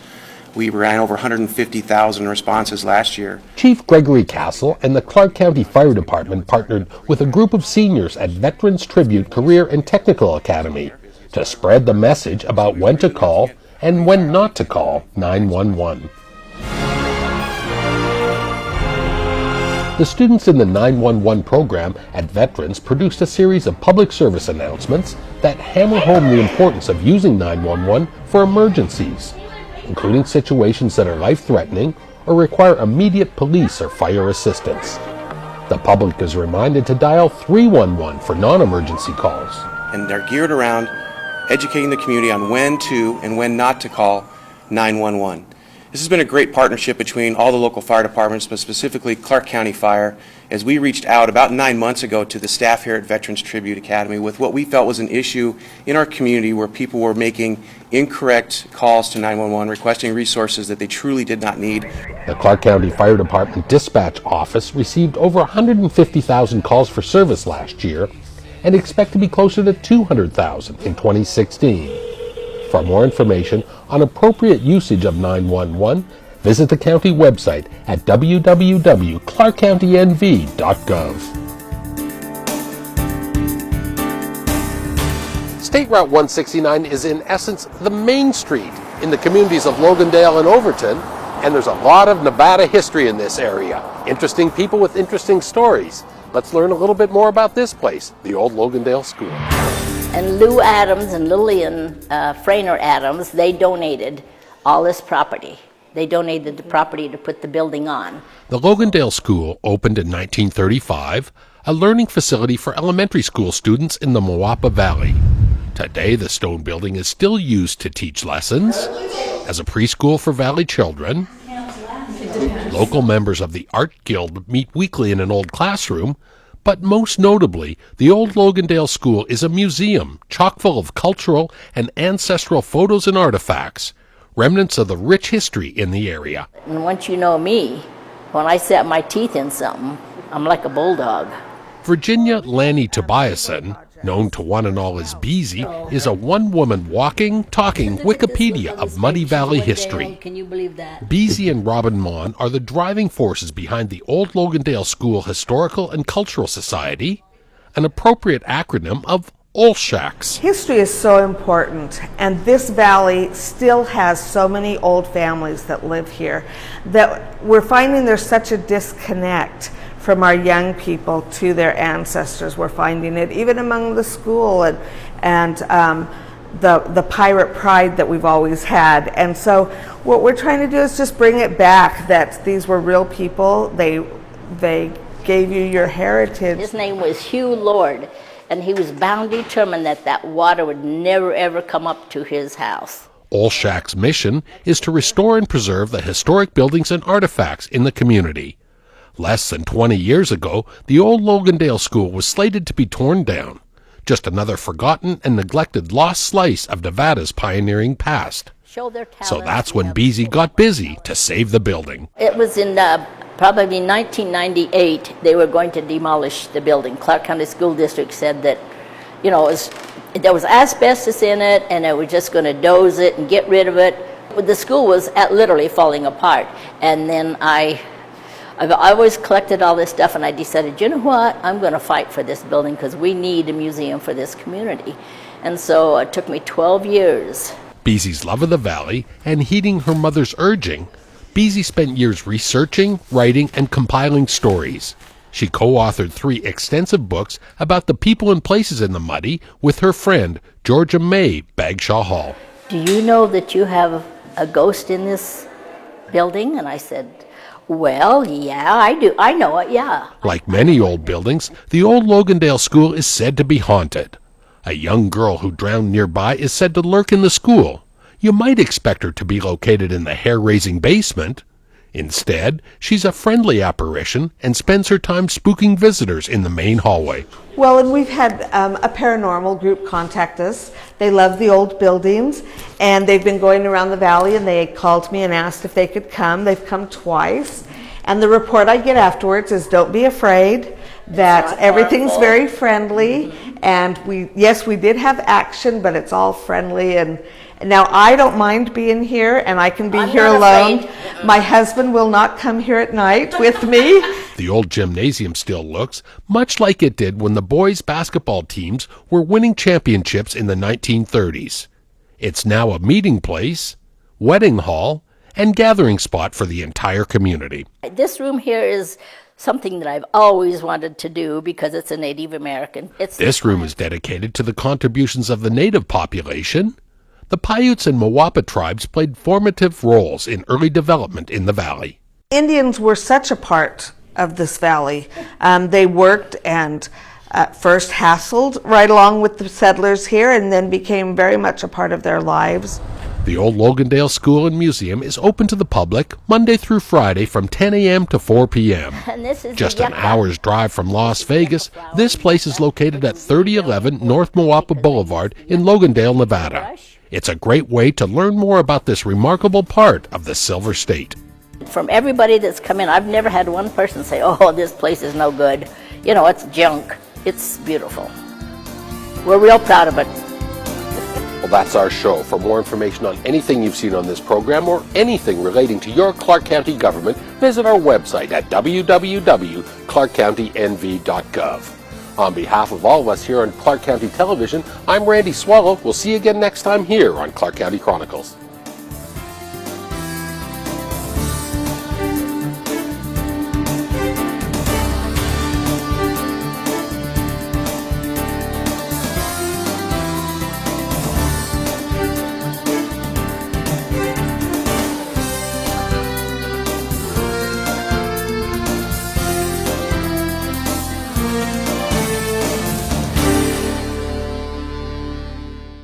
Sprained ankle? Don't call 911. Have the sniffles? Don't call 911. Wrong food order at the drive-thru? Don't call 911. Only call 911 for life-threatening emergencies. Otherwise, call 311 and be prepared to give the dispatcher your address, a description of the problem, and a phone number where they can call you back. Calling 911 when you're not supposed to can cause delays when there are real emergencies, and that jeopardizes lives. Learn more about when to call 911 at ClarkCountyNV.gov. There's a shelter pet who wants to meet you. Meet one today. Visit theshelterpetproject.org. Adopt. You're watching CCTV 4, Clark County Television 4, TV for the county. Yes, I am. Good morning, Mr. Burnett. Good morning, Mr. Chairman, Commissioners. The first item on your agenda this morning is public comment. Thank you. Call to order today's meeting. This is the first time set aside for public comment. Anyone wishing to address the board on any item on today's agenda, please step forward, identify yourself for the record. If you comment now, you will not be allowed to comment when we get to that item. Ms. Coleman. Yes, good morning, Commissioners. This is concerning 1% stock, Margaret Coleman's check.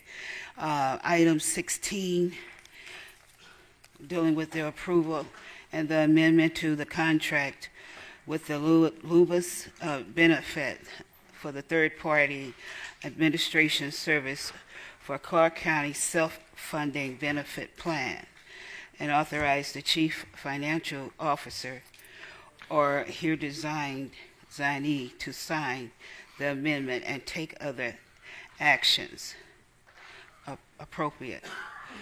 As I stated to you, a 1% stock Margaret Coleman's check is in that facility that in which you're trying to give to the fire department, and I give a nay to that due to the fact it is my pension benefit that is associated with this SHO, self-funding health benefit plan.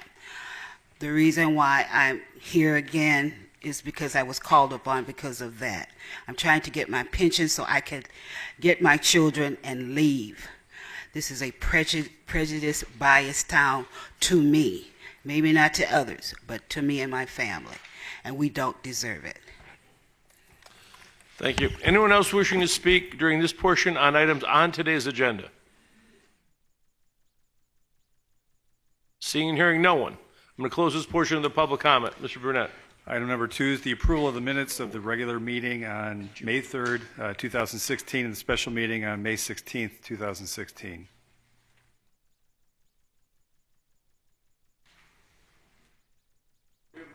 I apologize. We have a motion on the floor. Is there any discussion on that motion?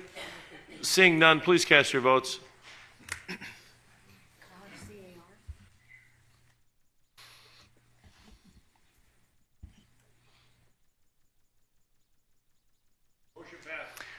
Item 3 is the approval of the agenda with the inclusion of any emergency items and deletion of any items. Okay. Commissioners, I'd ask for your patience here. We've got a number of moving parts in your agenda this morning. We'll begin with the inclusion of 2 items in your addendum, which means we now have 88 items on your agenda. Staff is requesting that item number 46 from your consent agenda be held until your June 21st board meeting, and that items number 58 and 61 be deleted from your consent agenda. Staff is also requesting that item number 87 on your business agenda be moved and heard after item number 66 under the commission recognition section, and that item number 81 be moved and heard along with item number 76 under the introduction of ordinances section. And with that, your agenda is ready for your approval. You want to repeat that whole thing? Yes, 46 from consent would be held for 2 weeks to June 21st. Item 58 and 61 will be deleted, and as we talked about, we'll bring those items back in correct form. We're requesting item 87 on your business agenda be moved to commission recognition, and that items 81 be moved and heard along with item number 76 as they're related and be heard under the introduction of ordinances section. We'll be walking you through these as we go. And we also have several changes to the commissioner recognition section, so we're going to get to all those in due time. Do we have a motion with those changes to the agenda? So moved. Please cast your votes. Motion passes. Items 4 through 64 comprise the consent agenda. Item 46 has been held until your June 21st meeting, and again, items 58 and 61 have been deleted. At this point, no items have been requested to be taken separately. I would like to take, does someone have any items they'd like heard separately? We hear number 30 separately, please.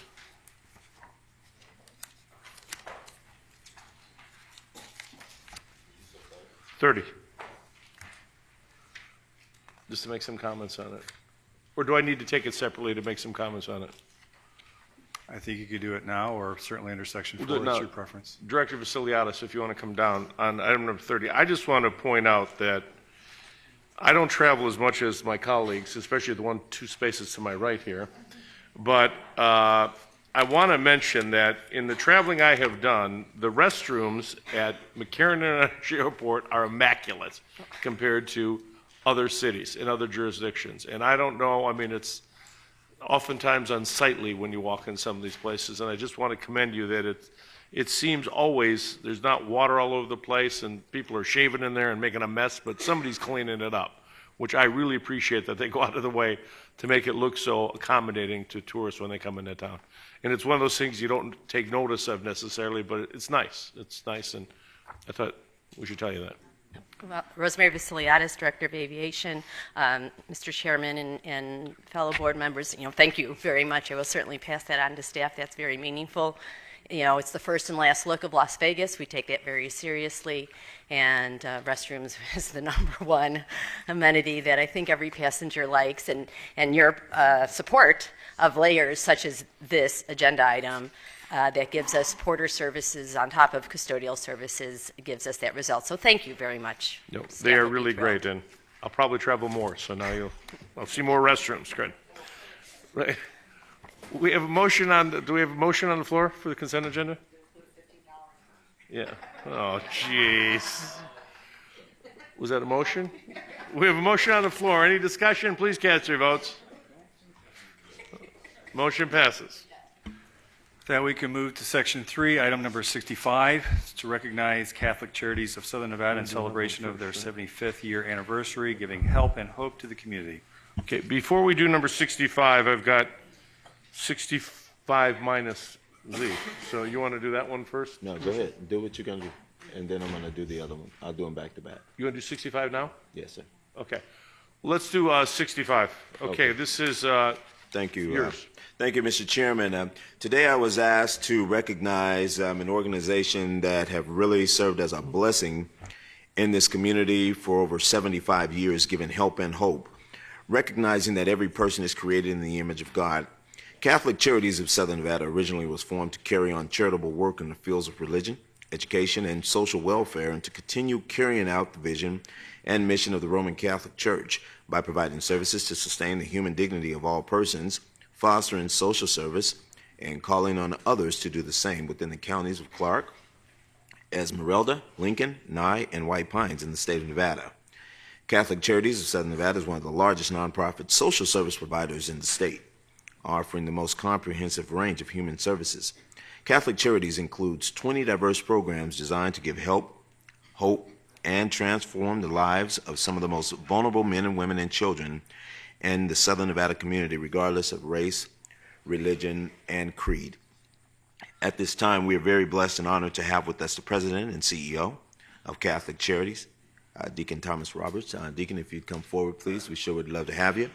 We also have with us today, she is the Executive Vice President and COO, Don Davis. We have the Senior Vice President and Chief Administrative Officer, Marcus Valerio. And we have the Media and Community Relations Director, Leslie Carmine. All right. Deacon, you want to come on up? Come on. Come on around up. Come all the way up here. All of you. Come on.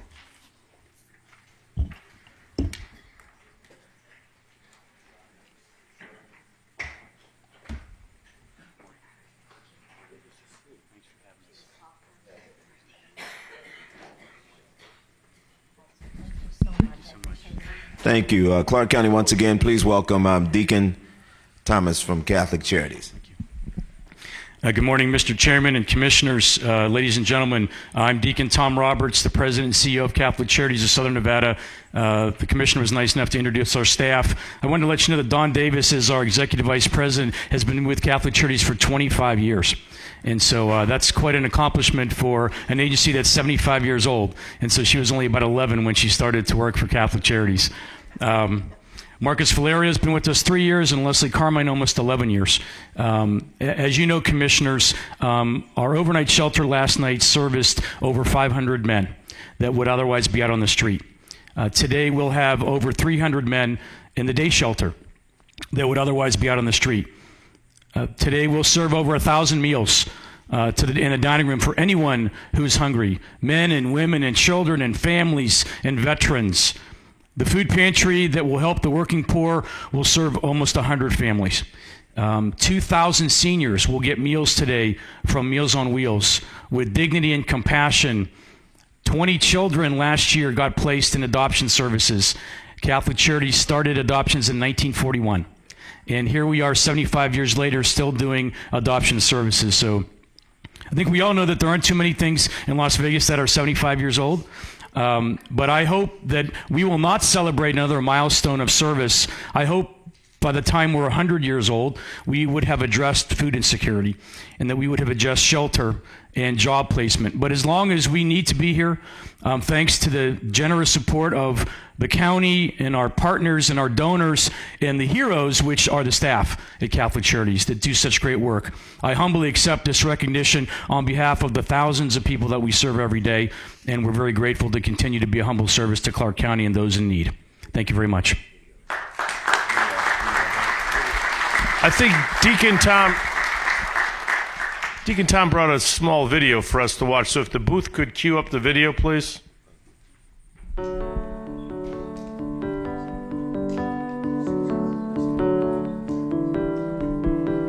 Way back in 1941, when the agency started, very simply, very humbly, with an operating budget of $10,000, starting with adoption services and community services.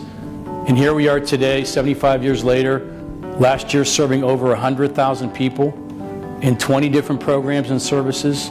So as Southern Nevada has grown and changed and grown up, so have we. Whatever the needs have been in our community, it's always been about providing help and hope for anyone that needs it.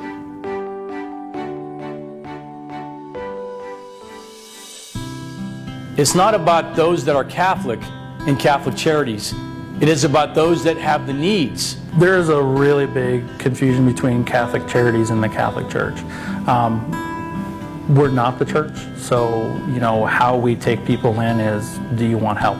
We don't care who you are. You come as you are, and we'll help you. I don't even know what religion they are. I don't ask them. Sometimes they ask me. So I tell them to take their pick.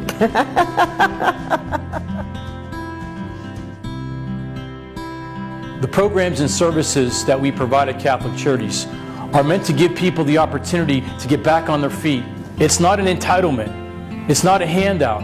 Shelter services, food programs, work programs, programs for senior citizens, allowing them to stay in their homes with nutritious food, giving them a chance to get the services that they need to survive, to stay independent.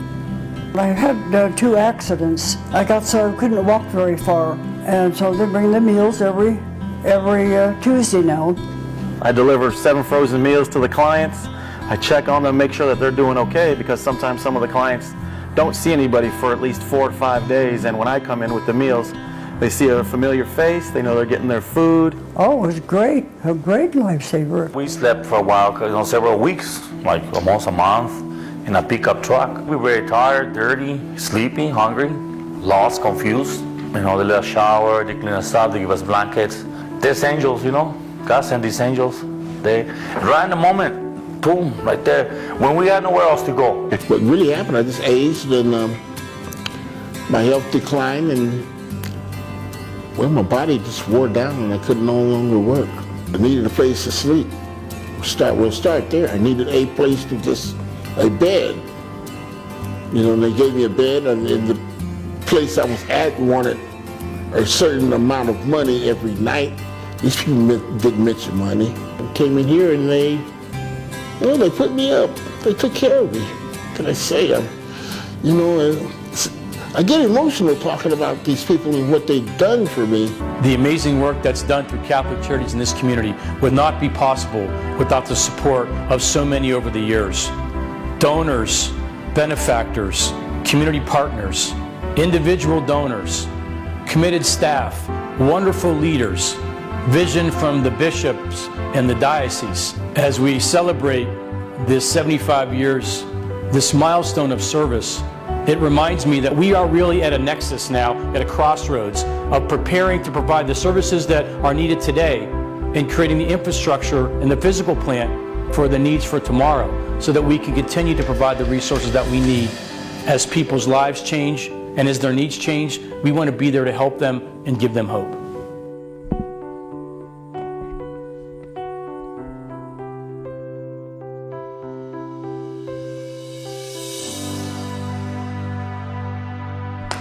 Yeah.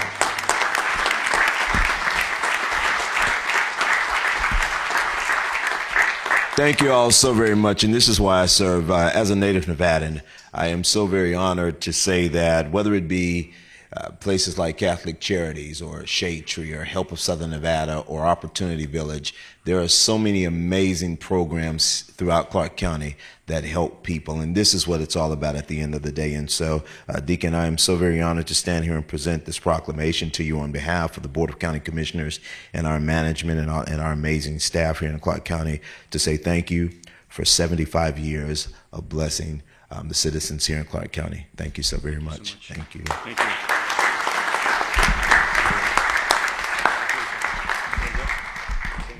If I could just add briefly, when Monsignor Leary passed a few years ago, there was a lot of concern in the Catholic community who could possibly step in.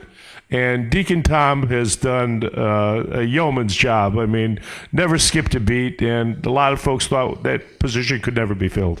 And you stepped up and you sacrificed a lot to take that position, and we sincerely thank you for that. And if you've never heard him give a sermon, he's really, really good. So take the opportunity. Thank you, Deacon.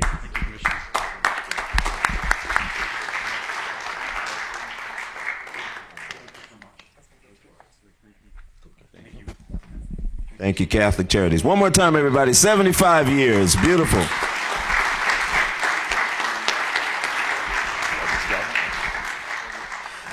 Ladies and gentlemen, next I want to thank our chairman and our manager for allowing me this opportunity to put this in here, but I could not let this commission meeting go by without paying tribute to a man that I feel so very blessed that I've had the honor of meeting.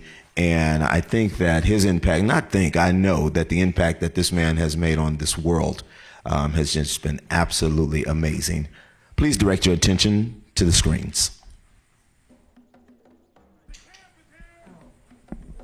The champ is here! The champ is here! The champ is here! The champ is here! The champ is here! The champ is here! The champ is here! The champ is here! The champ is here! The champ is here!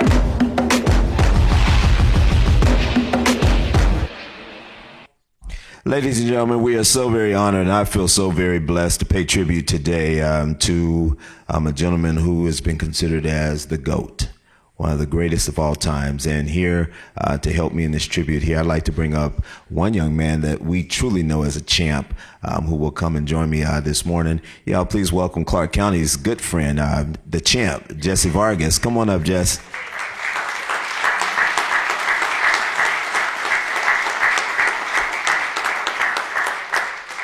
This young man here, he truly is a champ, if you will, and I had the honor of meeting him through our manager here, Mr. Burnett, and what this guy does for us with our young people has been extraordinary and amazing, and we're happy to have him here, if you will.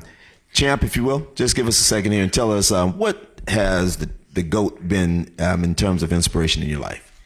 Well, he was a complete inspiration, that's for sure. You know, I'm only 27 years old, but to look back and to look at his history, you know, it means a lot. Not only what he did inside of the ring, but what he did outside of the ring. It's so important. You know, as you said, he was known as the greatest ever. You know, until this day, we know what he did, what he accomplished. You know, was it sting like a butterfly, float like a bee? You know, it's just, he's a one and only champion athlete. Oh, I'm sorry. That's it. You're not old enough, man. You're not old enough. Float like a butterfly, sting like a bee. As I said, I'm 27 years old, but I do remember seeing the videos.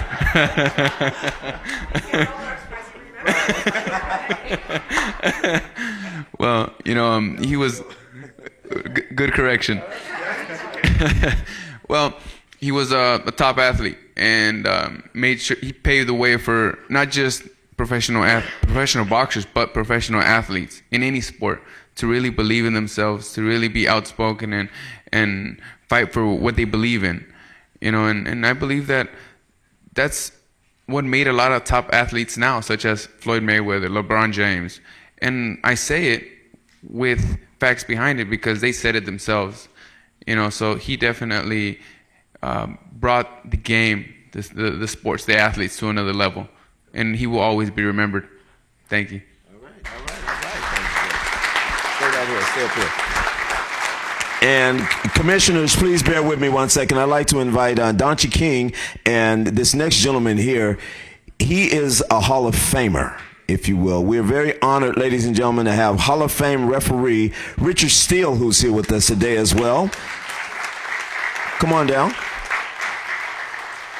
And they brought some amazing young people with them today. Donchi, you're in the Hall of Famer, if you don't mind. Come on down. And they're with the Richard Steele Foundation and the Richard Steele Gym, which is located in Clark County District D.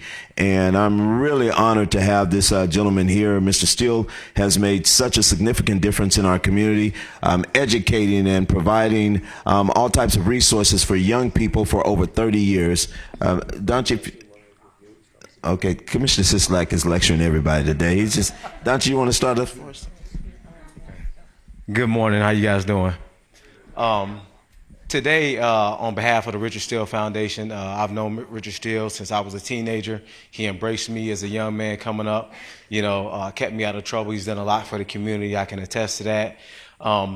We've brought some members of our gym here, and not only are they great young kids, they're straight A students, and they're world champions. Starting to my left is Daniel Diaz. He's a 13-time national champion. His brother, Fernando Diaz Jr., 10-time national champion. And last but not least, Zarina McCoy is a 3-time national champion. All of these kids belong to our gym, and all of them are straight A students. And this is a product of what goes on in the Richard Steele Foundation.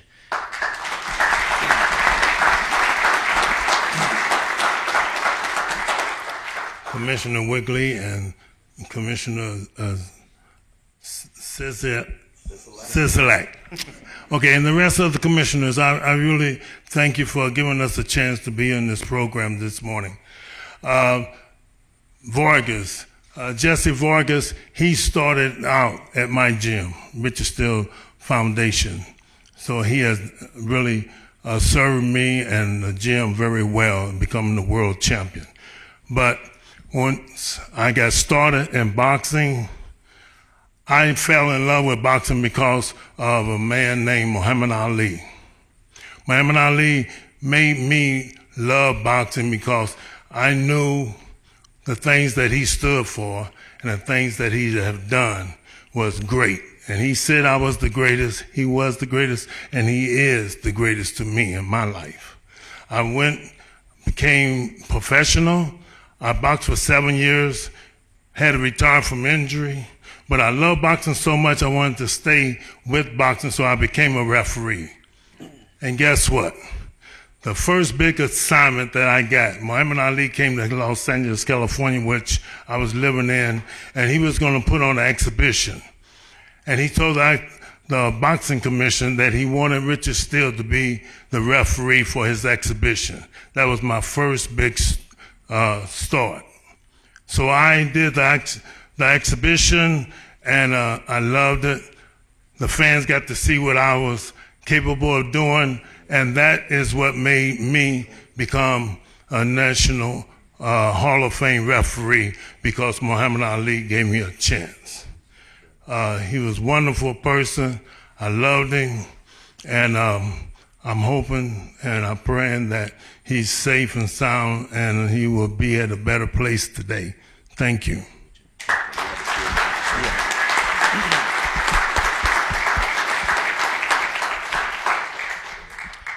We have one of our kids from our gym today, Serena. She has a speech, and she's going to read about Muhammad Ali. Hello, my name is Serena McCoy. I'm a 3-time national champion. I attend the Las Vegas Academy of the Performing Arts as a theater major. 4 years ago, I stumbled into the Richard Steele Foundation, and I got the amazing opportunity to try something completely different from anything that I focused on for my entire life. Only it wasn't. See, before I started boxing, I knew of Muhammad Ali. I mean, who didn't, right? But it wasn't until I studied him that I realized how musically inclined he actually was and how good of an actor he was. Every time that he moved his head to dodge a punch or showed off his amazing footwork, he was making music, rhythm, a sound, and that sound was the crowd that was cheering for him, and it was the race of his heart from the adrenaline. And every time that he approached an opponent who wouldn't acknowledge him or didn't want to fight him, he was not like that, not really. He was devoted. Everyone took him as a joke because he made jokes, but he wasn't a joke, and he showed them that in the ring. And it was unorthodox, and a lot of people said that it wasn't good sportsmanship, but he did what he did because he wanted to be the greatest, and he was an amazing person. And I could sit here and tell you every single amazing thing that this man has done, like knocking out Sonny Liston not once, but twice. And even better, when Ali fought Ernie Terrell, and he broke a bone in his eye and damaged his retina because Terrell refused to call him Muhammad Ali and insisted on calling him by his given name, Cassius Clay. But that's not what inspired me. What inspired me about Muhammad Ali wasn't all his wins, wasn't everything that he stood for to everyone else being the greatest. What inspired me was his failures and his losses. Mr. Steele always tells me that it's not wins or losses that make you a champion. Being a real champion is, if you lose, getting back in the gym and training harder than you ever have and getting back in that ring. That's what makes you a real champion. In 1971, Ali received his first loss to Joe Frazier, but did he give up? Did he quit? No, he went back and he fought more guys. In 1973, Ali lost his fight to Ken Norton, receiving a broken jaw. But did he quit? No, because he knew in his heart that he was determined, that he was meant to be the best. In 1984, Muhammad Ali received the worst loss of his life. He was diagnosed with Parkinson's disease. He lost control of his body, but he still was active. He was still out there. He still talked to the public. He never gave up, and that is what inspires me about this man. And I'm very upset that I didn't get the opportunity to meet him, but he is and will always be the greatest of all time to me. Thank you, Zarina. Thank you all so very much. Thank you very much to the commission for this tribute here today, and we sure appreciate you, Mr. Steele. You're an amazing man, and thank you for all you do over in Clark County, particularly District D, of course. I'm at the Richard Steele Foundation. You do some amazing things, and you provide such a blessing to many of our young people. Thank you. Thank you, Commissioner. I appreciate you bringing this forward today, and I want to tell you a little bit more about Richard. He talks about the big fights he refereed with Muhammad Ali, but I remember the Silver Slipper and Showboat and all the fights that you refereed there. And I was very close with Freddie Roach. We're still good friends, and you did a lot of his fights and all the club fighters.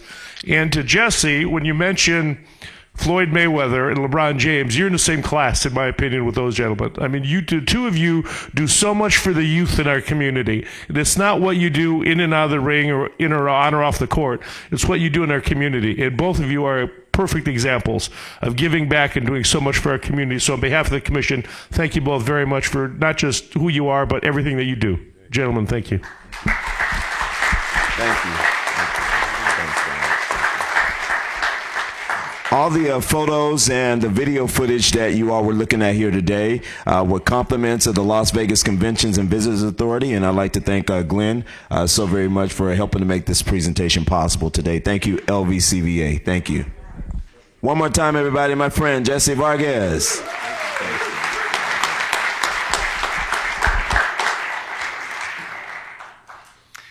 Okay, item 66 is to present a proclamation to Christina Curtis, recognizing and congratulating her for receiving the 2016 Star of Life Award from the American Ambulance Association.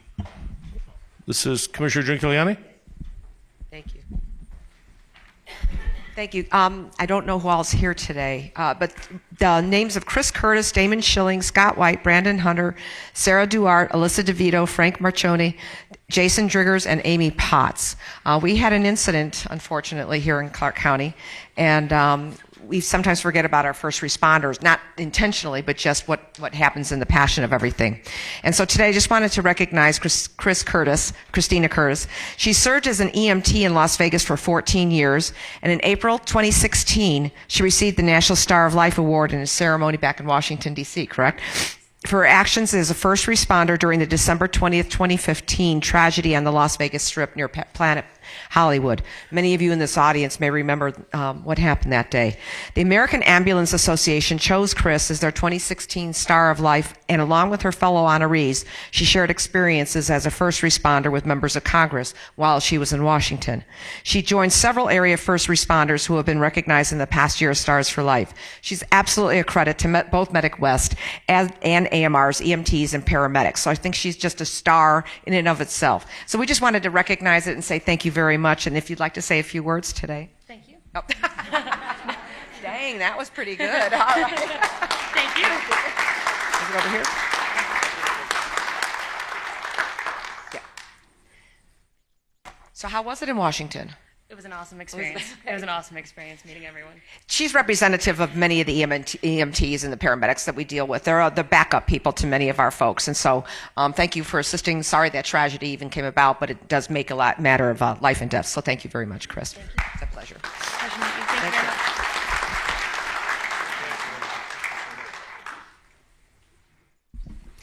Then the final item is item 87, which we move forward to commission recognition. It's to receive a presentation from the United States Coast Guard Auxiliary in support of safe boating on Lake Mead, Lake Mojave, and the Colorado River. Is that? Come on down, gentlemen. I've got one more I want to do here. We'll do that one next.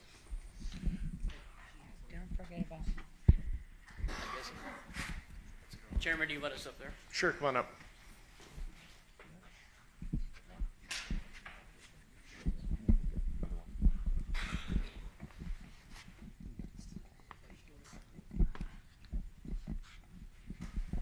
Good morning. Good. Good. Thank you very much. Appreciate it. Nice to meet you. Aid here.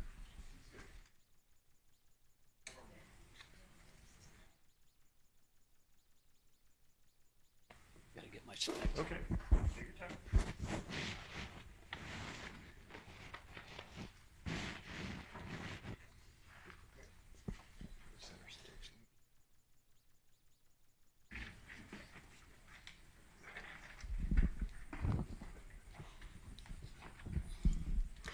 Well, I'd like to thank Chairman Sisolak for allowing the auxiliary for the time for being here. My name is Mark Stephen Himes. I'm with United States Coast Guard Auxiliary, Flotilla 96, Las Vegas, Nevada. And a special thank you to Miss Dana Unger and Miss Dana DeJesus for facilitating us, getting us on the agenda today. I appreciate it very much. They're very, very nice on the telephone. Good morning, Vice Chairman Brown. Nice to see you again. Last time we met was up at the Lone Mountain for National Night Out, if you remember that. I'm sorry and regret I've never met and had the pleasure of meeting the rest of the commission, but Commissioner Murray Biscow, it's always nice seeing you. The last time we were together was out National Safe Boating Week out at Lake Mead. We were being choked out by some inflatable life preservers that startled the heck out of all of us. The reason for being here today is to show our gratitude to the several Clark County grant monies that was awarded to the auxiliary in the past, which is facilitated through Nick Dewey at Endow.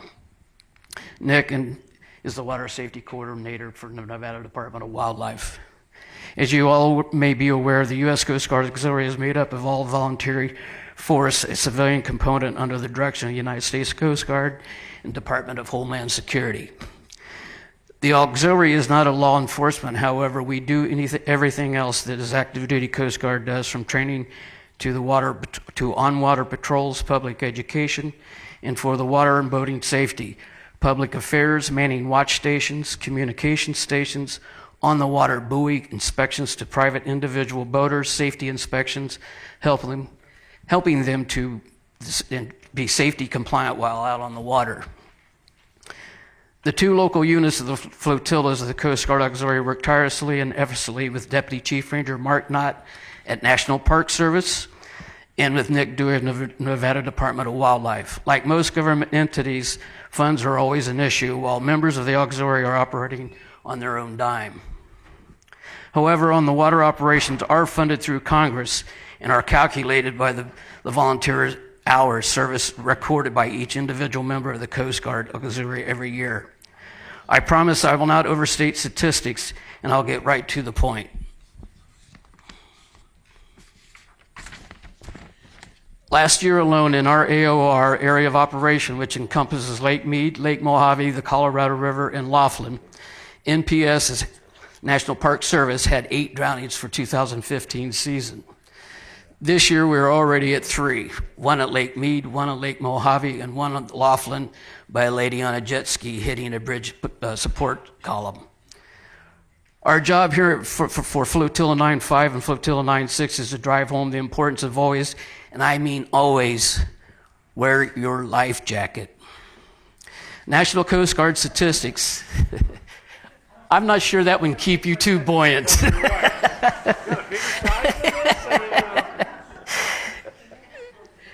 The National Coast Guard statistics for 2015, that's actually for a small kid, so. But I don't know, you're not that small. Yeah. National Coast Guard statistics for 2015 fatalities nationwide was 626, the third lowest number of yearly fatalities on record. So we as Team Coast Guard are making a difference. From 2014 to 2015, injuries decreased from 2,687 to 2,613, a 2.4% decrease. Again, we are making a difference. Alcohol was the leading known factor in fatal boating accidents. Where the cause of death was known, 70% of the fatal boating accidents, victims drowned. Of those drowning victims, 85% were not wearing a life jacket. I can't bring it home enough, the importance, as the national campaign on water safety states, wear it. We are making a difference, and hopefully with the Commission's continuous support as Team Coast Guard, we can make and bring home those drowning death statistics down on Lake Mead, Lake Mojave, and the Colorado River. Through public education classes, public awareness in general, to the importance of wearing that life jacket. We're very proud of what we do, and hopefully we can and will make a difference out on our waterways. As a public affairs officer and flotilla commander of Flotilla 9.6, United States Coast Guard, Mark Himes, my sincere gratitude to each and every one of you. It is really, truly appreciated for your support. And for Clark County Commissioner Mary Beth Scow, which represents District G of Lake Mead, we have this certificate of appreciation.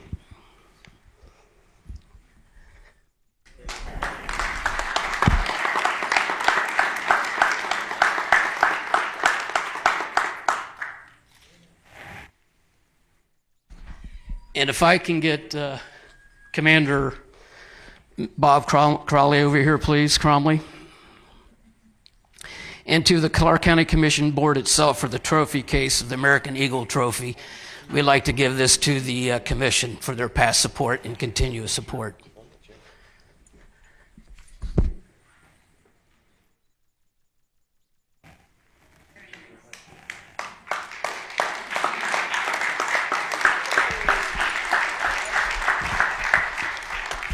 Thank you. And with that, I'm going to turn it over to you now. Thank you. Thank you very much. We appreciate the presentation. This is an honor, and it's going to go in our showcase up there on the 6th floor that we just had cleaned out and dusted, and it's open for new, which is very much appreciated. Commissioner Scow, congratulations. And boating safety is extremely important. I think you're all aware of that. That life preserver comes in different sizes. For those of you who are in the market shopping for one, it's not one size fits all. We're getting different ones, you and I, right? So exactly. So please be safe on the waterways this year and enjoy yourselves. Thank you very much. Wear it. Thank you. Thank you very much. We really appreciate it. We appreciate it. Thank you so much. Thank you so much.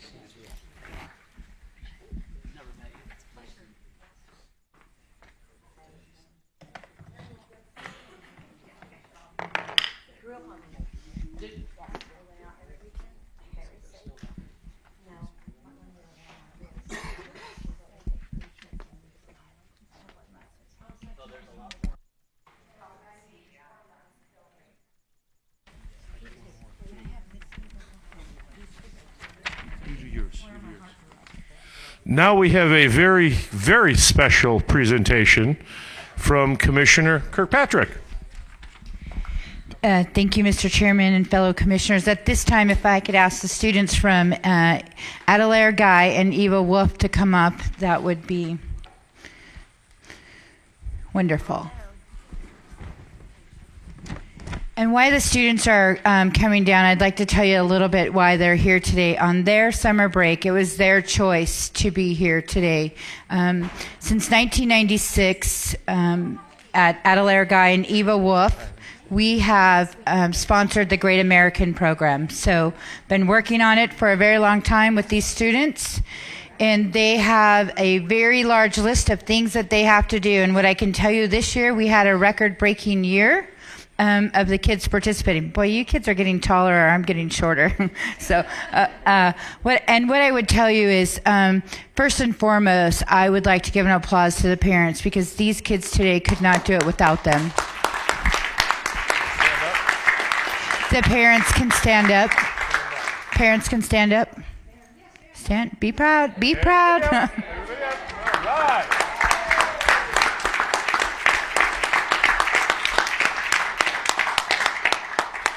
So last year, I had Commissioner Weekly come with me, and he seen the tasks that the students are given to get this great award. And really, it's almost 20 years in the making that we've been doing it. It started in Boulder City, and those of us in North Las Vegas just kind of took it over, Eva Wolf and Guy, and we definitely want to thank the principals. But I'd like to give you a little taste of what the kids have to do. And if you're a parent, you know that you live the Great American Program if your child is doing it. So you got to get all 6. And once they get to 4, it's dangerous at your house. You talk about the preamble for breakfast, got to recite it before you go to bed, then you're talking about the state. So we'd like to give the kids the opportunity, and we're going to start with Dante and let you do the pledge again. So what I would tell you is the kids have to read it, write it, and recite it. So, with correct punctuation. So for Commissioner Giankelliani, the kids will tell you where the comma doesn't go. So it's a pretty big deal. So Dante, if you could start first with the pledge. Ready? Begin. Would everyone please stand for the Pledge of Allegiance? Ready? Begin. I pledge allegiance to the flag of the United States of America and to the republic for which it stands, one nation, under God, indivisible, with liberty and justice for all. Thank you. And so I would encourage all of you to go home and try and write it out with the correct punctuation. It's easy to say it when you've been saying it a long time, but writing it is much different. So now we're going to have Kimberly, who's going to do the Star Spangled Banner.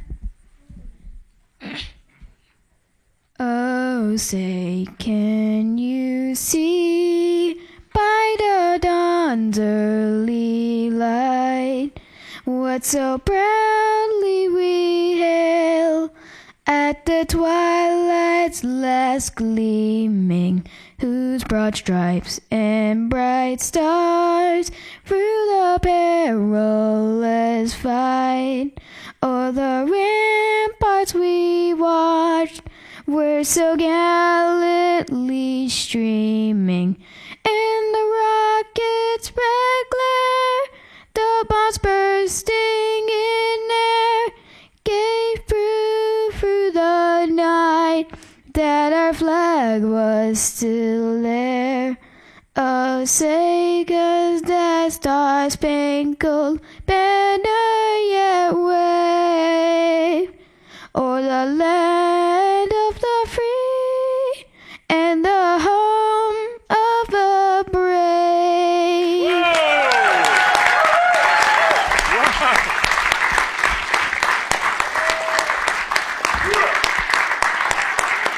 So that was an amazing job by Kimberly, and we had to tug her along because she didn't want to do it. It's not a requirement, so they don't all have to sing it, but it's the easiest way to learn it. So thank you, Kimberly. That was amazing. So now we have Edgar, who's going to do the 44 presidents in order. Can I say this last name too? Okay. Do I start? Yep. My name is Edgar Amador, and I'm going to do the 44 presidents. Washington, Adams, Jefferson, Madison, Monroe, Quincy Adams, Jackson, Van Buren, Harrison, Tyler, Polk, Taylor, Fillmore, Pierce, Buchanan, Lincoln, Johnson, Grant, Hayes, Garfield, Arthur, Cleveland, Harrison, Cleveland, McKinley, Roosevelt, Taft, Wilson, Harding, Coolidge, Hoover, Roosevelt, Truman, Eisenhower, Kennedy, Nixon, Johnson, Nixon, Ford, Carter, Reagan, Bush, Clinton, Bush, Barack Obama.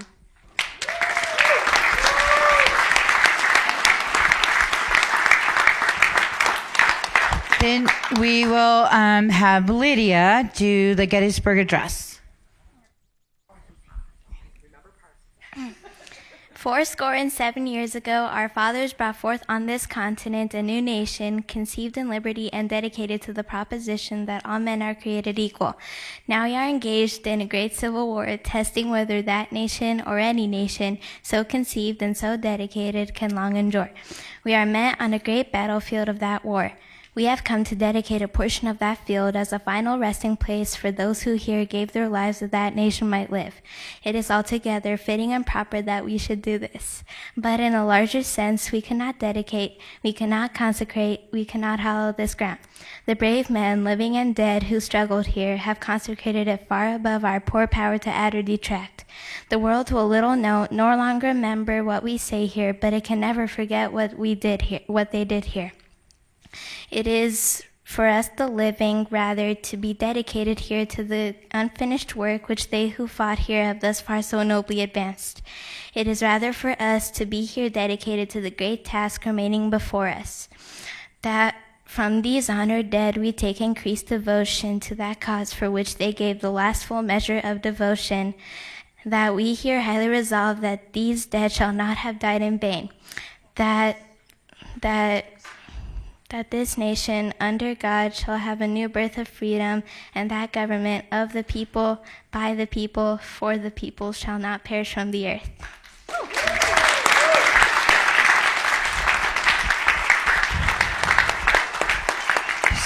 So there's actually two more, but we're just going to finish off. So they also have to do the states and capitals, and so they have to do those as well. But we're going to finish off and let everybody lead us in the preamble.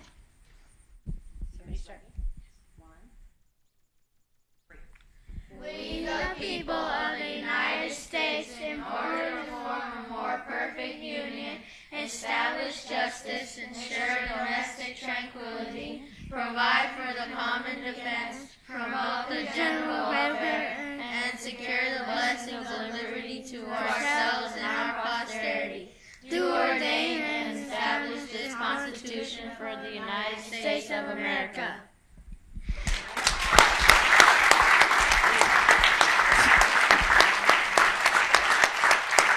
So if I could just take one more moment. So this year we had 57 students at Adelaire Guy and 22 at Eva Wolf, and that number flops a lot, and the number increases, and we have seen kids in the district, at least I have since we started it in 96, their brothers and sisters be able to do it, so it now becomes a family tradition that we've been doing for a long time.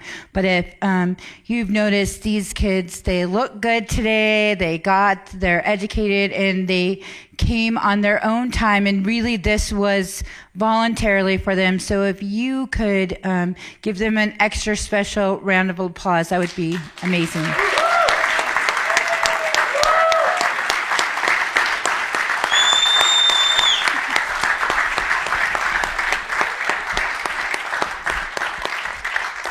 Hi, my name's Wendy Garrett, and I'm the principal at Adalier Guy. So we are so proud of our boys and girls. We broke a school record this year. 57 of our students, of our fifth graders, and we only had about 130 fifth graders, were able to conquer that. That is such a great challenge that they have to do. So we're very, very proud of them. But we also have something we want to give Marilyn. Marilyn is always supporting us and asking us, what do you need? What does your school need? And she's a huge supporter of the Great American Challenge. So we have a little something that we'd like to give Marilyn. So here you go. It is from our school, and it's just a thank you for so much for all that you have done for our school. So if we give her a great big round of applause.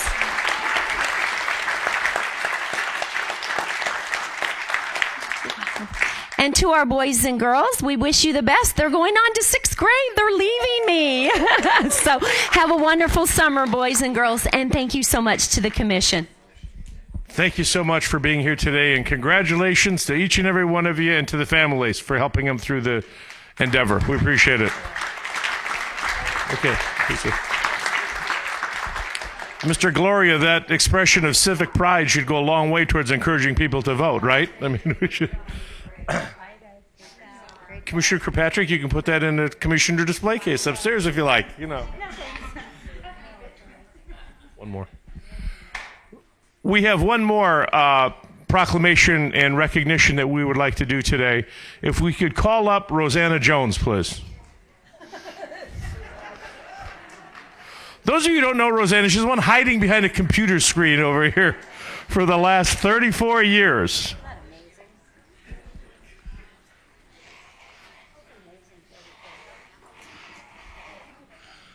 She truly didn't expect this today, we can all tell.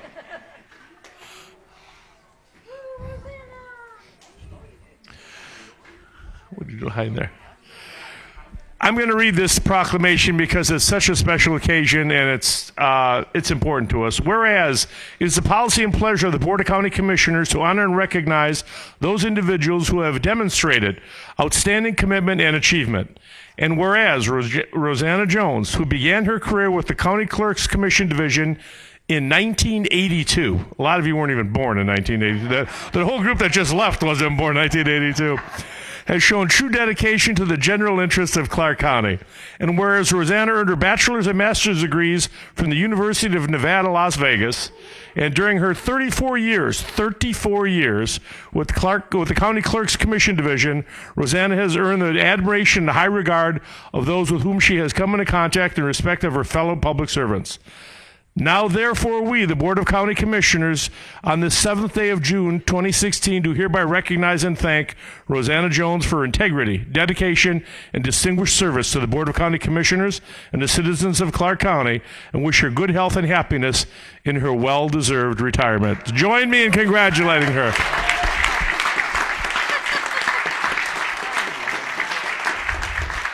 She's the one that's responsible for all these votes being cast and recorded. When you see the screens go up, this swears.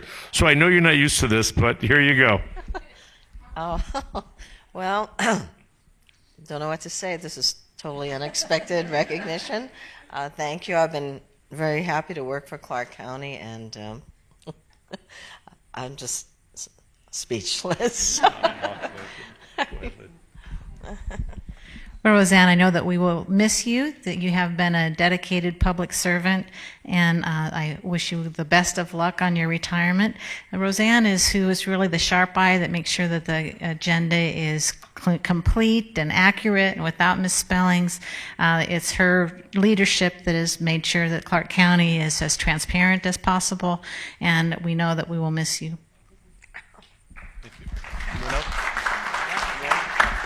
I just want to say thank you so much. And one of the emails I think some of us that serve on debt management enjoy is when she sends and says there's not going to be a meeting. Yes. So no, thank you for all the dedicated work. 34 years is outstanding, and especially with the way that you worked and how dedicated you were to the county. This is good. She's going to go travel. We were talking about some ideas. I offered to help her out a little bit on that part of it. But you know what? I think that the proclamation really says it all. You are truly a public servant, and our public hopefully knows now some of the faces, such as the folks that are up here. They make us all look good. We don't do this. They really put it all together. But the very key piece of what Roseanne and the crew do is the minutes and the documentation that's there for posterity. You have to have those types of words to be remembered to accurately demonstrate what actions have been taken. It's very, very important, and you've always done it with integrity, and it's been a delight having you help notarize things too. She's multi-talented. Good luck. I just want to take this opportunity, although I've probably known you the shortest, we recognize you as a county employee who has seen the history, brought so much of the change, and helped bring the younger ones up, so that your legacy will definitely be a big part of our history in Clark County. And I hope you get to enjoy retirement, and just know that this proclamation is just a small piece of how the entire valley has changed because of you. So thank you. Very nice. Do you know how many commissioners you have served with? I can't imagine the number of commissioners that you've had in 34 years. Anybody else? No. Rosanna and I were soccer moms together many years ago, and I've known her on a personal level as well. And it's been well spoken. Your dedication and the exactness. Never worry about the minutes, because I always feel like they've been so well taken care of. But with great appreciation and well wishes on your retirement. Enjoy your family. Congratulations.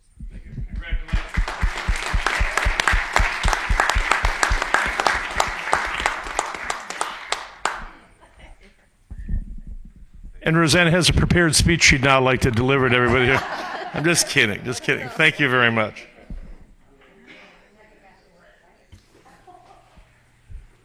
Todd. Yeah, Mr. Chairman, it's now after 10, so we can certainly move to the public hearing items or consider any other items later in the agenda at the request of the chair. Thank you, Mr. Burnett. I'd like to move one up. The transfer.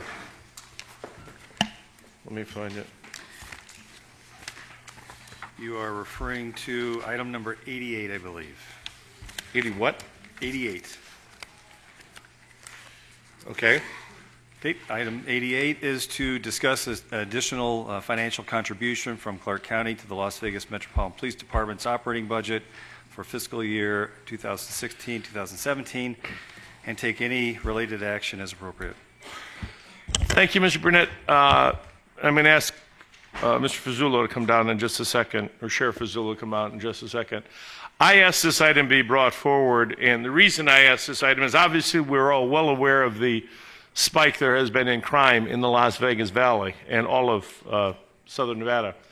And at the last city council meeting, for those of you who are not watching, the city proposed a solution to provide a one-time funding, a temporary funding for overtime, and I'm going to ask Todd to clarify these things for me, for Metro that would cover about a 3-4 month period, I think, Rich, to get us till September, something along those lines.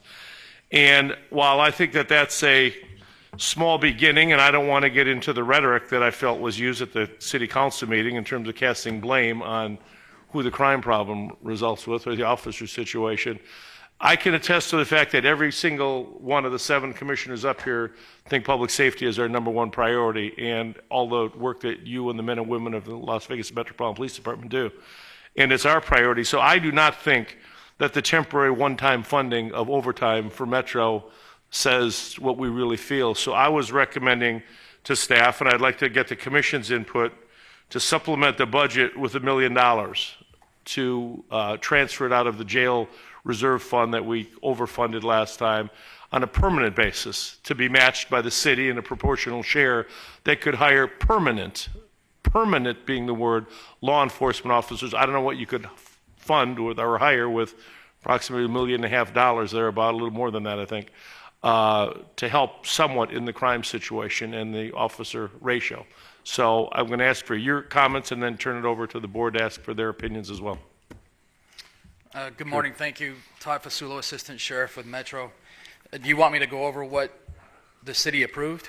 Yeah, why don't you, for those up here that don't know and the public that doesn't know what the city approved, and then your opinion on which is a better solution.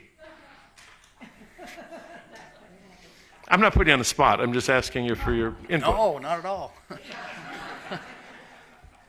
The city approved $440,000 for overtime to staff 10 officers, 1 sergeant, and 2 detectives for about a 13-week period on overtime to address violent crime in 3 area commands that are in the jurisdiction of the city. So it was, I'm sorry, I'm going to interrupt, 13 weeks? 13 weeks. It would take us 13 through, weeks every year they're depending going on to do this? Or just... No, it's a one-time shot. Oh, okay. It would basically get us through the summer and into September, right around the end of September, depending on when we started and when funds were available. So that was going to be an augmentation to our net team that we've already established that has 20 officers, 4 detectives, 2 sergeants, and a lieutenant that we've used with existing resources that we've moved from other parts of the agency to combat violent crime. So when you look at their proposal, it adds 10 more additional officers to those 20, but they would be primarily used within the city's 3 area commands.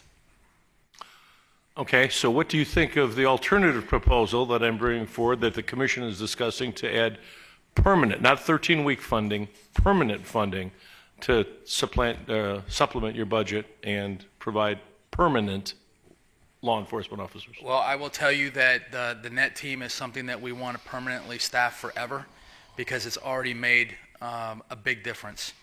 In the about 5 to 6 weeks that it's been in existence, we've seen a double-digit decrease in some violent crime in the majority of the areas that they've been deployed to.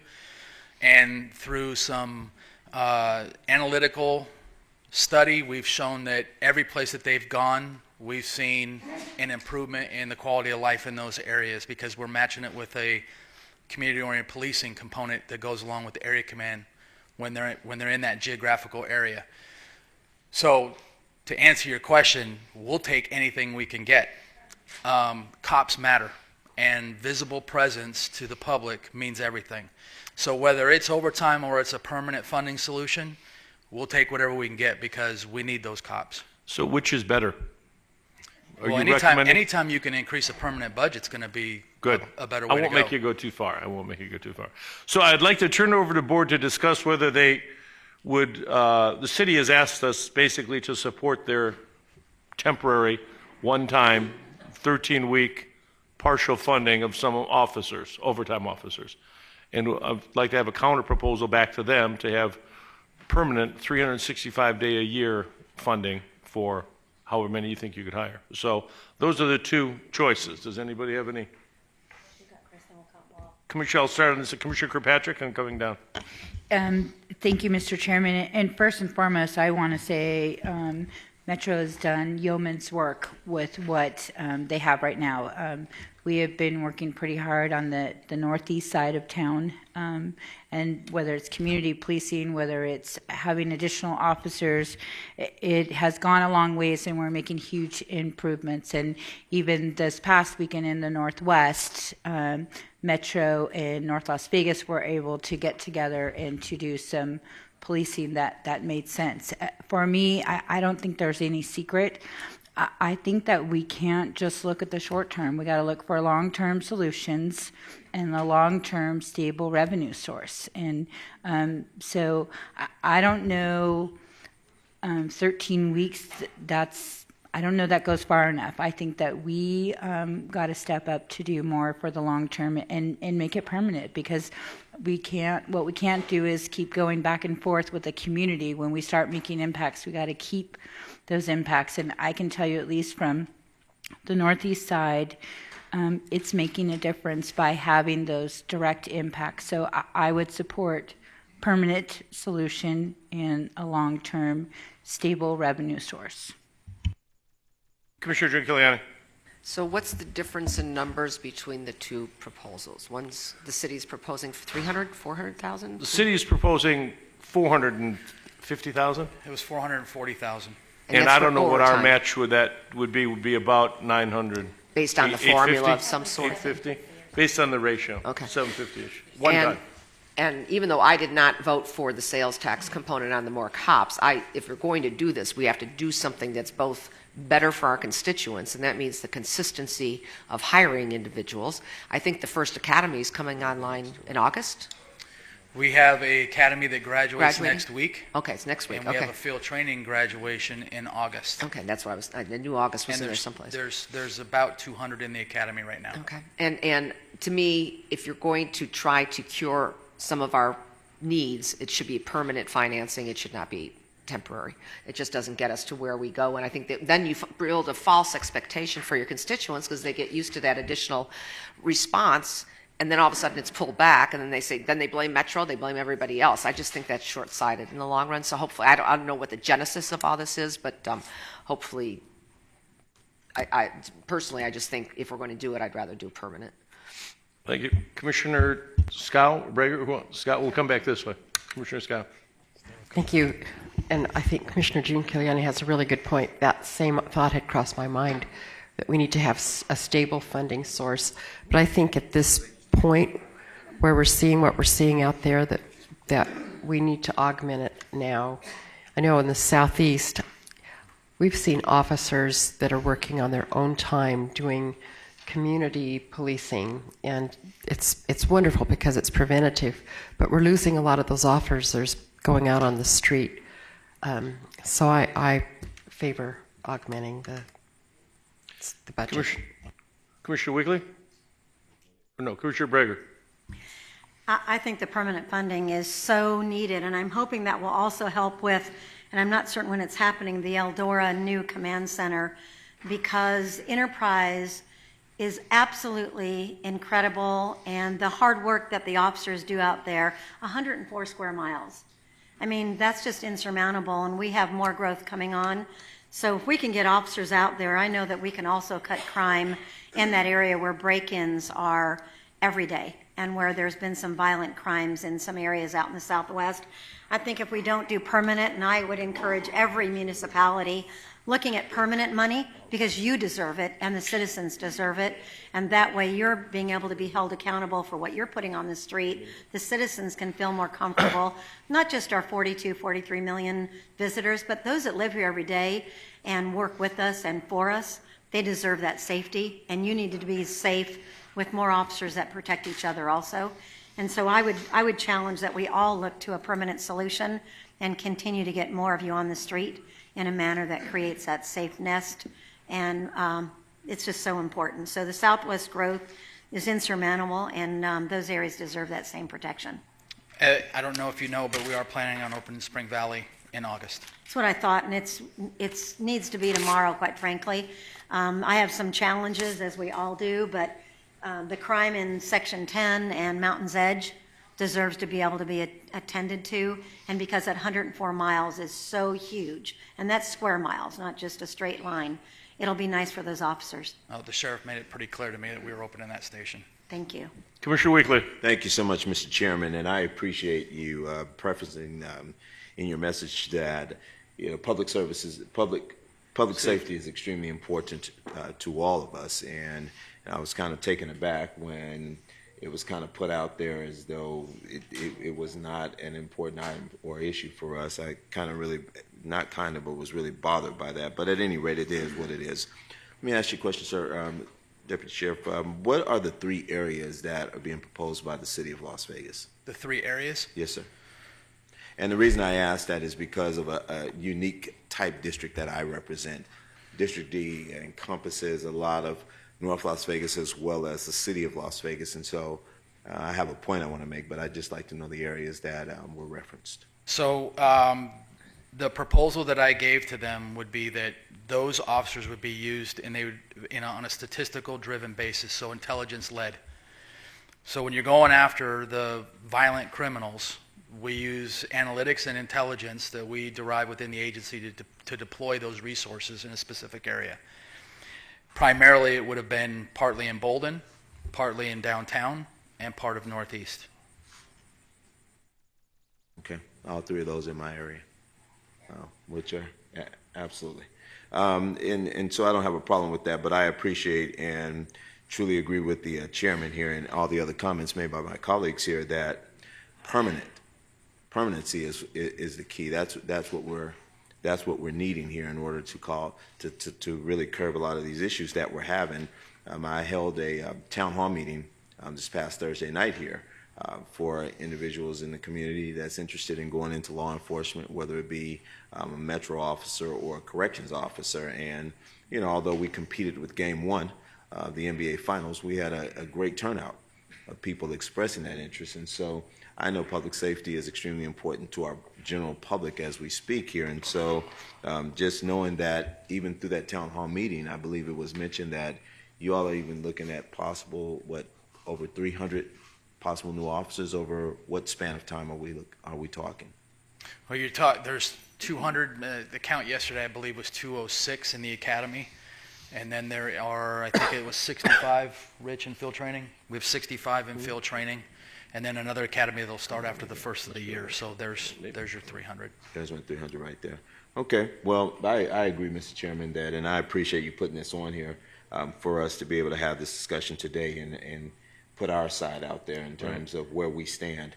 Public safety, again, is extremely important. And then for Commissioner Brager and I, who serve on the LVCVA, we know the concerns that's in the corridor there on Las Vegas Boulevard and, the sentiments that we hear a lot from the Resorts Association. And so just to be able to create that balance, because as much as we want to protect that economic engine we call the Las Vegas Strip, if we're not 100% covered in our neighborhoods, we leave them extremely vulnerable, and we leave a lot of people living in fear. And so we just watched on the news, I think last night, looking at about 4 young people between the ages of 16 to 20 go in and rob a convenience store and shoot the employee in the head, and that person is clinging to life as we speak. And then I believe the other night I was meeting with some of my officers over in Northeast, and I think we had 8 homicides in one day.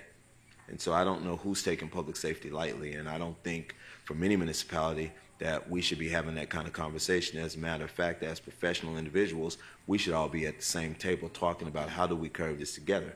It doesn't matter whether it's coming from the county, the city, Henderson, North Las Vegas, or wherever. We're all very blessed to be in these positions, and I think when we all sign up for this, public safety is something extremely important that we talk about to the public. And so to continue to create this divide, it's absolutely ridiculous, and it does nothing for our community. So thank you for having this conversation here today. Thank you, Commissioner. Commissioner Giuliani. Thank you, Commissioner. We can briefly mention it. I'm glad that you want to drive it by intelligence. I'm fearful that because of the comments that were made that we didn't care, or we all care. And I hate this when politicians get into this tit for tat type business. That said, in my district, 8 of the last 12 homicides were in my commission district. And it's shameful that that's happening to happen. And your officers are stretched thin, whether it's Northeast Area Command, Southeast Area Command, every place across this valley. And so if there truly is a need, why did we not have, fiscal affairs is an appropriate place. There's an appropriate way to be able to bubble up some things when funding is needed. And it's just disappointing that it's done on TV or word of mouth or thrown out at a meeting.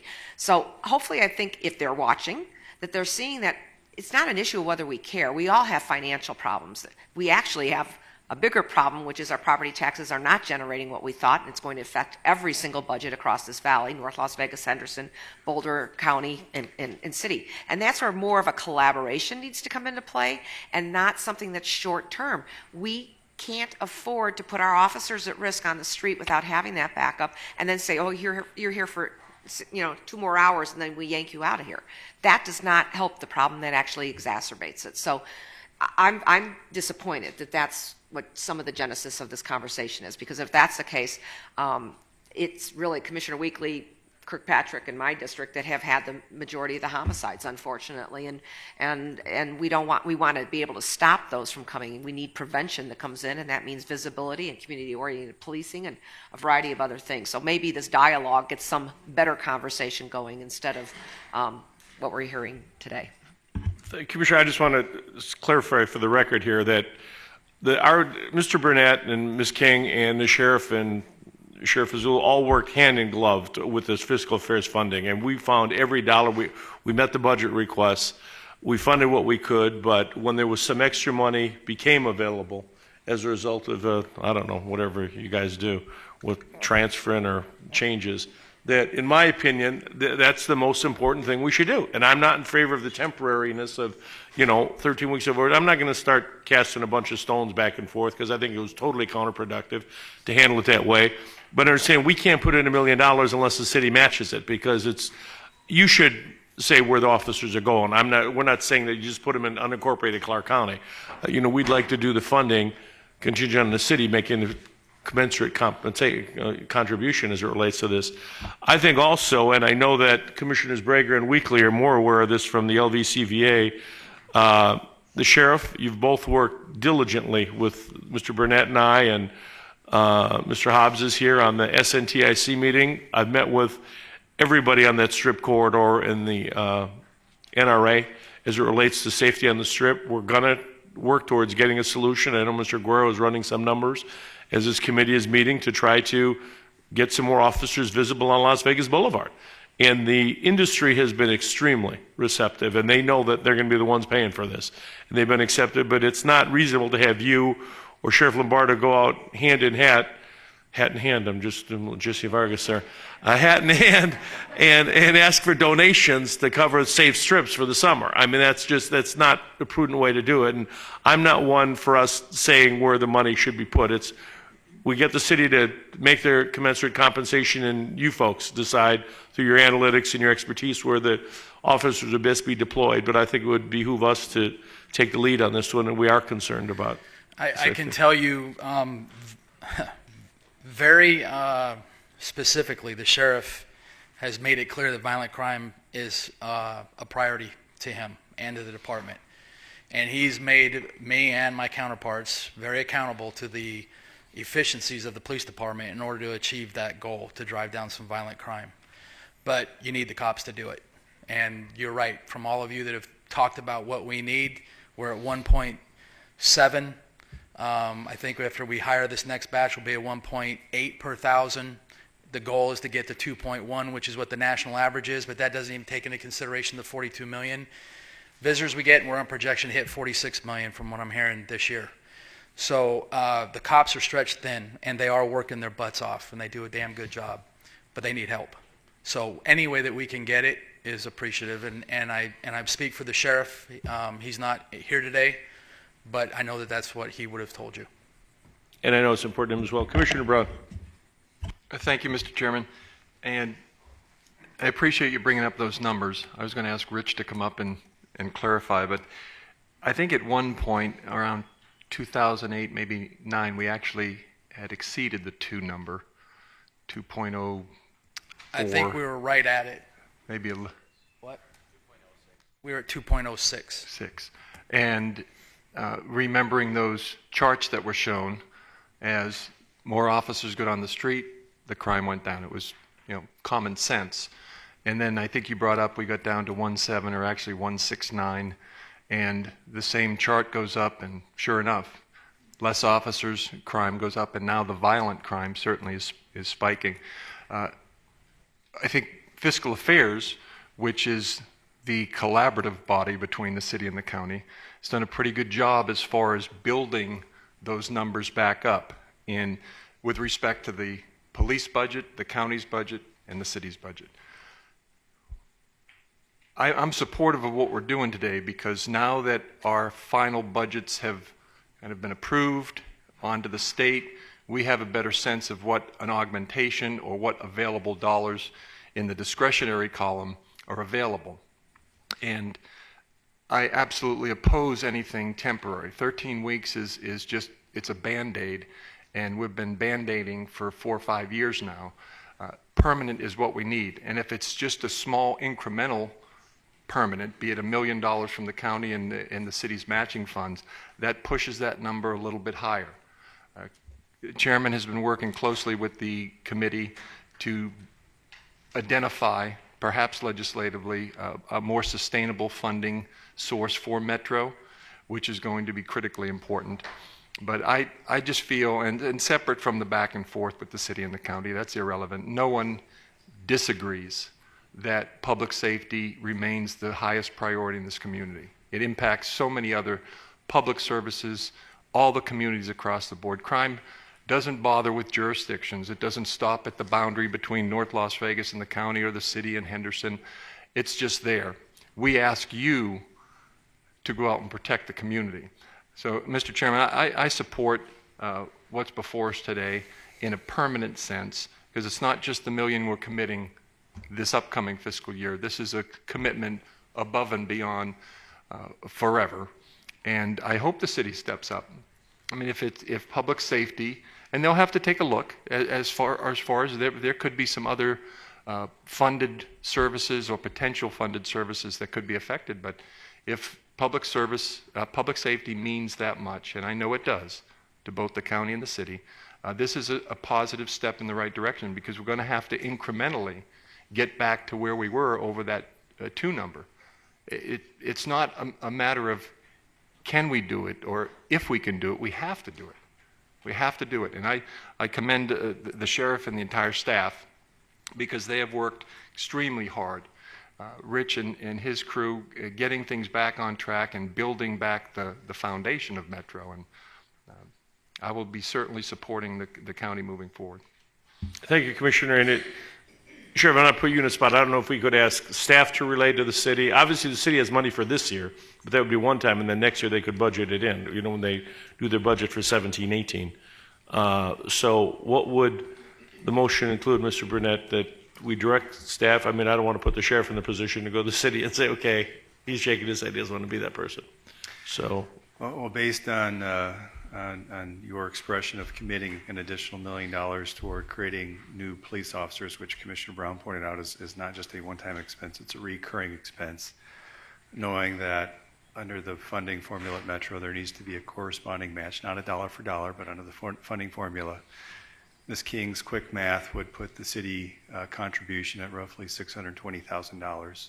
Again, not just this year, but to be built into every future operating budget. And if they make that commitment, then obviously Metro can move forward with creating the positions that would come from the $1.6 million that are made available to Metro. Okay, so let me just ask, Sheriff, what would you get for about $1.6 million? How many officers? I'll let Rich answer that, because I'm going to be taking a stab in the dark, because I don't know the exact figure per position. I think it would roughly be around 16 or 17. So 10, 12 officers, a couple detectives, and a sergeant? So the way we calculated it was assuming that the positions that were originally requested to be funded on an overtime basis were funded on a permanent basis. So that would be a sergeant, 2 detectives, and 10 police officers for a total of 13. So that those costs are the first year costs are the costs of the equipment that goes along with it, vehicle, radio, so forth. Recurring costs will be about $1.2 million going forward. So the first year costs a little bit more. Recurring will be a little bit less since we don't have the initial capital outlay costs of the vehicles and radios and related costs. So that's about what we'll be looking at, 10, 2, and 1? About another 13 altogether, yeah. And that would be 1.2? 1.2 recurring, Plus? And then with the capital a little over 1.6 the first year. Yeah. Great, okay. Commissioner Brown. Thank you, Mr. Chairman. If we could ask the sheriff to place an agenda item on fiscal affairs, if we still have time as far as the posting, even if it's a discussion item, that's the one public forum that both the city and the county are at. I would encourage our board members to communicate, and Mr. Burnett and his staff communicate to the chairman and I any furthering position of the county regarding this issue, and hopefully that the city will come likewise. Depending on what they do, I think their next meeting will be prior to fiscal affairs. But if we could ask the sheriff to put a discussion item on. Sure. Mr. Burnett, do we have a motion on this first? Do you need a motion? Or direction, good? I'd prefer a motion in this case, Mr. Chairman. So do you want to make a motion? Make a motion to move forward on item number 88 and additional funding for Metro on a permanent basis. In the amount of $1 million that we can move forward on that. We have a motion on the floor. Is there any discussion on that motion? Please cast your votes. Motion passes. Mr. Burnett, will you convey that, or the city's probably already got the message, huh? I'd be happy to convey that to the city. Appreciate that. Thank you. And I also want to acknowledge that two other people that have been helpful in this in terms of dealing with the Strip and the resort corridor, again, in our most important industry, Virginia Valentine and Terry Murphy, the distinguished visitors, guests here, are here today. And they're working with their resort partners to come up with a solution for more funding on the Strip and to make our Strip safer. So we all know how important it is. So we'll continue that work moving forward. Mr. Chairman, we can return to Section 5, Public Hearings, item number 67. To conduct a public auction of 0.98 acres of vacant county-owned real property consisting of 5 parcels, such as parcel number 177-06-602-007, 17706, 602-009, 17706-602-010, 17706-602-015, and 17706-602-016, located at the southwest corner of Valley View Boulevard and Martin Avenue, for not less than the minimum appraised value of $280,000, and approve and authorize the Director of Real Property Management or his designee to sign the quitclaim deed and any other necessary documents to complete the sale.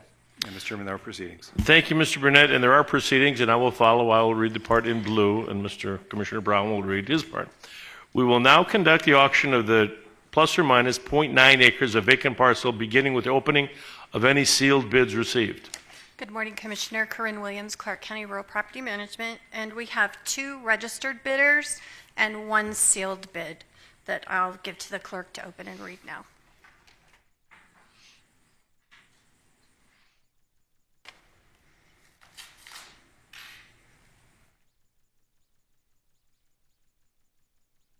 Our honoree from this morning is opening the bids, I believe.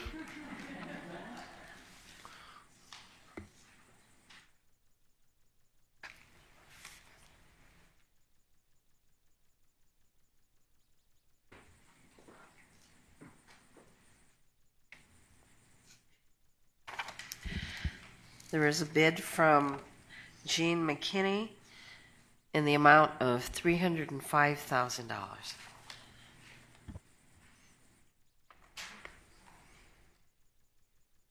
There's only 1 sealed bid, that's what it is, correct? Correct. Okay. Did the DEA's office review the bid for conformance to the terms of the resolution of intent to sell approved on May 3rd, 2016? They're reviewing it presently.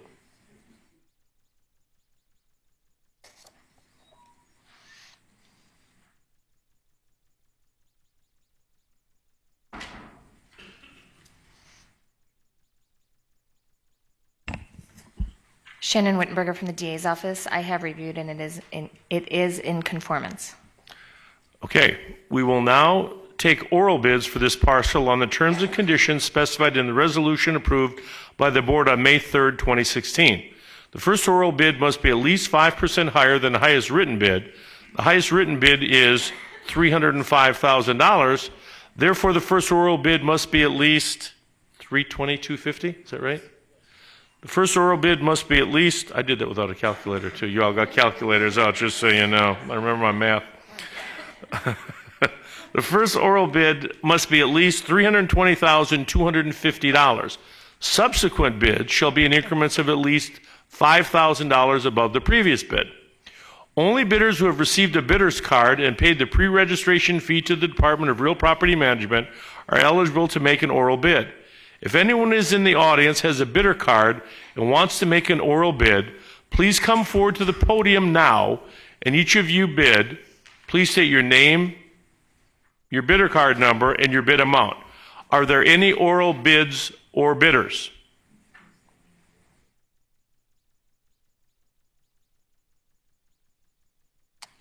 Waiting.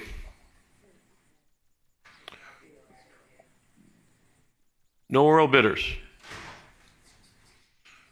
3, 2, 1. Okay. Are there any other oral bids for this parcel? There were none. So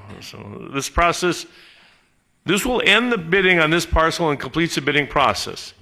The bidding is now closed. The highest bid received was $305,000, made by Mr. Gene McKinney. Is it Mr. or Mrs.? I believe it's Ms. Ms. Gene McKinney. I need a motion to accept this bid, to approve and authorize the chair to sign the resolution of acceptance, to authorize the Director of Real Property Management or his designee to sign the quitclaim deed upon receipt of the total bid price, and to sign any documents necessary to complete this transaction. So moved. It's your part. Commissioner Giuliani's got a question. Thank you. What is that zoned as? I can't tell on the backup. What is what? It's zoned as. We'll let And then Mr. while Tar she's answer finding that. out, can someone explain to me what a non-exclusive easement over lot 1, 2, 3, and delineated as private drive mean? Because it looks like it's part of it looks has a diagonal through it. There's not direct access to the parcels, so what happened was previously there was an access easement granted so that parcels number 15 and 9, I believe, and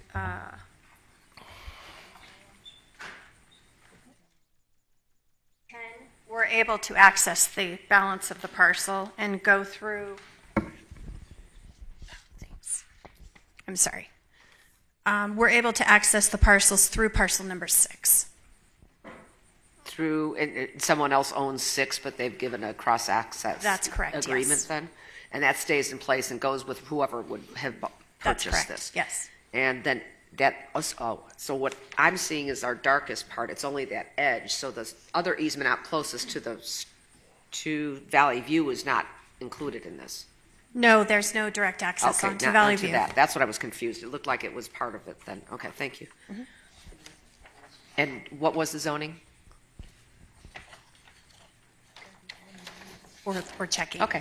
In the future, it would be helpful to know that. Okay, we've conducted the proceedings and we have a motion on the floor. And well, can they come back with that answer? If you could come back with the answer on zoning to Commissioner Giuliani when you get it, we'd appreciate it. In discussion, please cast your votes.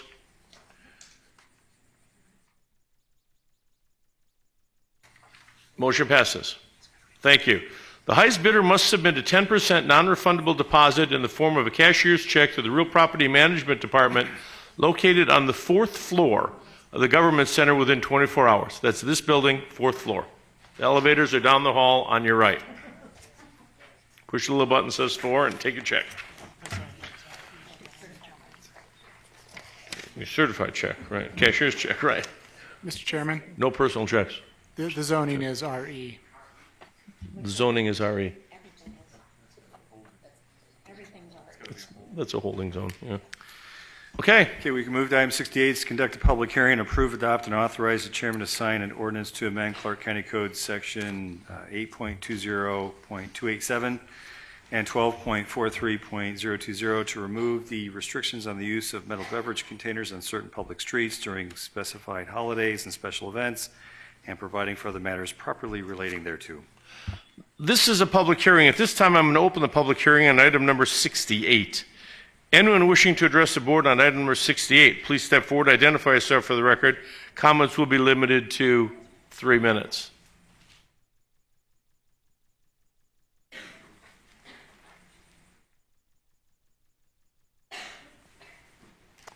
Did you wish to speak? Sure, come on. Oh, just walking down the aisle here. Seeing and hearing no one, I'm going to close the public hearing on item number 68 and turn it over to the board. Okay, do we have a motion up here? Maybe. Does anyone wish to make a motion? We have a motion for approval. We have a motion for approval. Is there any discussion on that motion? Maybe. Seeing and hearing none, please cast your votes. Motion passes. Okay, it's got a long way to go here, Mr. Burnett. Maybe. Item 69 is to conduct a public hearing, approve, adopt, and authorize chairman to sign a resolution to augment the fiscal year 2015-16 Las Vegas Metropolitan Police Department Fund 2080. This is a public hearing. At this time, I'm going to open the public hearing on item number 69. Anyone wishing to address the board on item number 69, please step forward, identify yourself for the record. Comments will be limited to 3 minutes.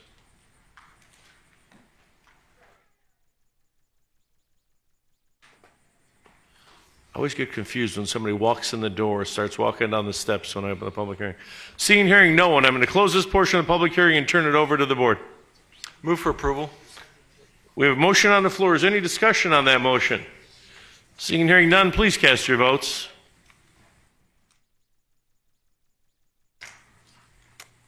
Motion passes. Item 70 is to conduct a public hearing and approve and authorize the acquisition by eminent domain of real property designated as assessor parcel number 16220202017, situated north of Harmon Avenue and east of Valley View Boulevard for the construction of the Harmon Avenue Union Pacific Railroad grade separation project. This is also a public hearing. Anyone wishing to address the board during the public hearing, speak during this public hearing, please step forward, identify yourself for the public record. This hearing is now open. Commissioners, Chris Figgins on behalf of Dennis Cedarberg couldn't be here, but if I could just make a few comments, and I don't know if you want to have the public hearing first, but I just need to put a few comments on record. It's up to that lady to your left there. Hold the public hearing first, she said. We're holding the public hearing. Every time we have a public hearing, somebody comes in the door. Did you wish to speak? No. Seeing and hearing no one, I'm going to close the public hearing and turn it over to Mr. Figgins. Just for the record, Commissioners, we're here to do a public hearing and seek your authorizations to acquire this 2.2 acre parcel. It's in the area of Harmon Avenue and Valley View. On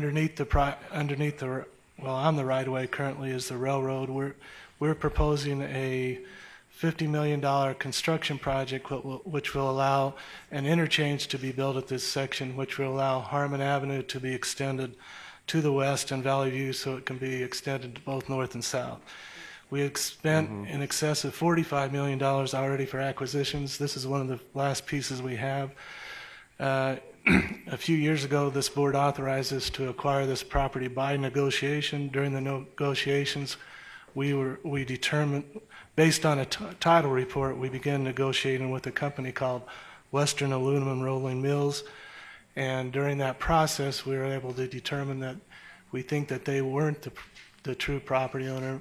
And we've gone back and looked at it, and we think now that the true property owner is a man named Mr. Belcher. Mr. Belcher is deceased. We have been in contact with his successors, his wife and one of his kids, and because of the dispute and title and the potential problems we have with that, we're seeking your approval that we could go ahead and file the eminent domain so we can put the money up with the court and determine who is the property owner to pay in this and to make sure that the county isn't paying twice on one piece of property. Okay, Mr. how long does the eminent domain proceeding take to work its way through the court? It can take a while, but we plan to go in and file. If you give us approval, we'll put the money down immediately and then start the process. Okay, when you say a while, do you mean like a month or do you mean like a year? Or do you not know? We're going to have to resolve this issue as to how much the value of the property is and also the issue of who is the title. But by filing the putting up the money that we have based on an appraisal, we'll be able to, once we get the court to approve that, we'll be able to commence construction on the project when we're ready to go. That's really quick. And it can be quick, yeah, within 30 days. Okay, and we're putting up the 55,000 or the We're putting 700,000? up, right now, we've just had a new appraisal, and we're going to put up $55,000. Yes. Okay, we're good. Okay, we've closed the public hearing. Do we have any? Commissioner June Kiliani. How long does the appraisal stay in place? Is it 6 months? And then you have to do a new one, right? Okay, all right, thank you. I would move approval, Mr. Chair, if you need. We have a motion on the floor. Is there any further discussion on that motion? Seeing none, please cast your votes. Motion passes. We can move to item 71. It's to conduct a public hearing and approve, adopt, and authorize chairman to sign an ordinance levying assessments for Special Improvement District number 97B, Las Vegas Boulevard beautification maintenance between Sahara Avenue and Manley Bay Road. And again, Mr. Chairman, there are proceedings. This is a public hearing. At this time, I'm going to open the public hearing on item number 71. Anyone wishing to address the board, please step forward, identify yourself for the record. Comments will be limited to 3 minutes. Is there anyone present wishing to be heard on the ordinance levying assessments? We've got proceedings on this one, too. Seeing no one, I'm going to close the public hearing. Mr. Chairman, I would move that the bill introduced at the May 17, 2016 meeting be finally adopted as an ordinance. We have a motion on the floor. Is there any discussion on that motion? Seeing none, please cast your votes. Motion passes. The ordinance will now be numbered and published twice by title. Not once, twice by title. Item 72 is to conduct a public hearing and approve, adopt, and authorize the chairman to sign an ordinance levying assessments for Special Improvement District number 114B, Las Vegas Boulevard South Strip maintenance between Manley Bay Road and Russell Road. At this time, I'm going to open up the public hearing on item number 72. Is there anyone present wishing to be heard on the ordinance levying assessments?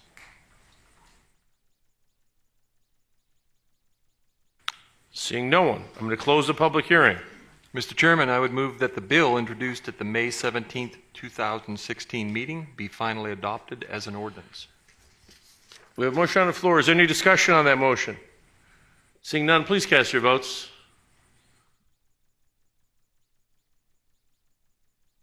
Motion passes. The ordinance will be numbered and published twice by title. Twice. Item 73 is conduct a public hearing and approve, adopt, and authorize chairman to sign an ordinance levying assessments for Special Improvement District number 126B, Boulder Highway Strip maintenance along Boulder Highway from Interstate 515 to the intersection of Desert End Road and Lamb Boulevard, and along Boulder Highway from Flamingo Road to approximately 900 feet south of East Sun Valley Drive.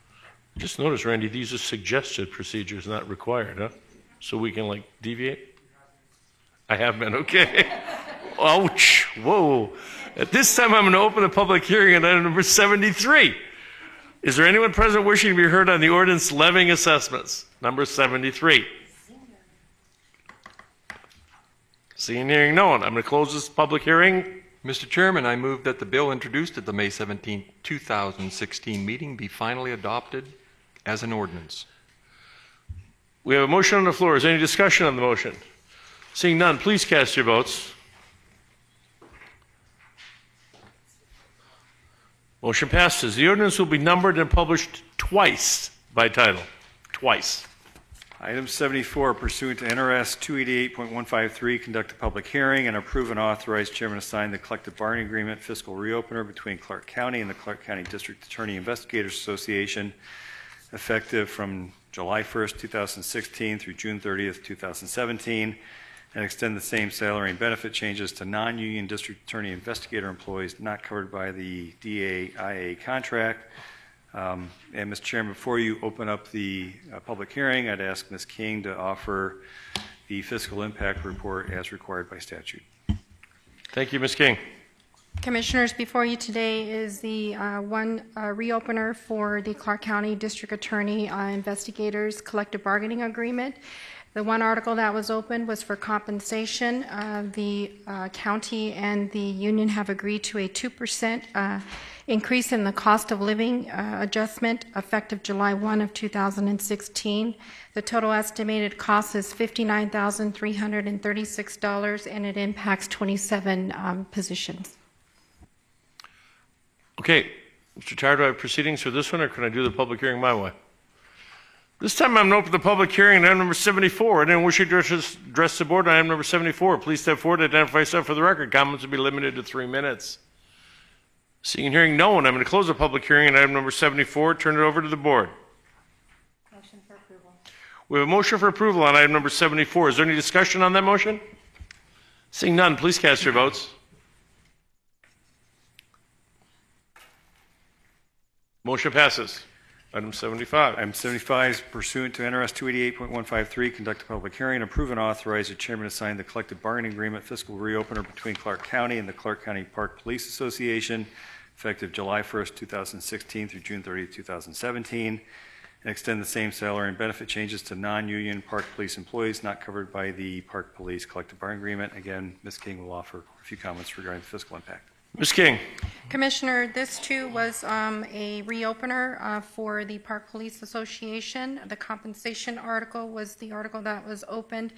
The county and the union agreed to a 2% cost of living adjustment that will be effective on July 1 of 2016. The estimated cost of this increase is $37,089, and it will impact 18 positions. Thank you. This is also a public hearing. Anyone wishing to address the board on item number 75, I'm going to open a public hearing. Please step forward, identify yourself for the record. Comments will be limited to 3 minutes.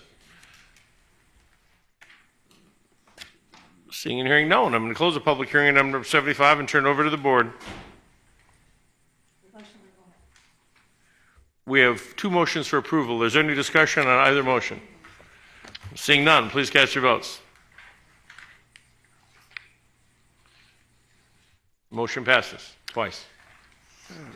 We can move to Section 6. And Mr. Chairman, Commissioners, you'll recall we, at the beginning of the agenda, agreed to move item 81 up to hear it with item number 76 as they're related. So with your permission, Mr. Chairman, I'm going to go ahead and read both items for board consideration, beginning with item 76. So introduce an ordinance amending Title 20 of the Clark County Code, Chapter 20.10, Section 20.10.010, to amend rentals, fees, charges, the Cairn International Airport, and provide for other matters properly related thereto, and set a public hearing or take other action as appropriate. On this item, Mr. Chairman, staff recommends a public hearing be scheduled for Tuesday, June 21st, 2016 at 10 a.m. The companion item, item 81, is to accept and approve the business impact statement pursuant to NRS 237.090 for the proposed ordinance amending Title 20 of the Clark County Code, Chapter 20.10, Section 20.10.010, rentals, fees, and charges at McCarran International Airport, and providing for other matters properly related thereto, or take other action as appropriate. Ms. Miller, do you want me to introduce the ordinance and set the date before I accept the business impact statement, or other vice versa? Would you introduce the ordinance now, please? Absolutely. This time I'll introduce the ordinance and set the public hearing for June 21st, 2016 at 10 a.m. Director Vasiliadis, did you have some comments you'd like to make? I didn't hear. You want to come up to the microphone?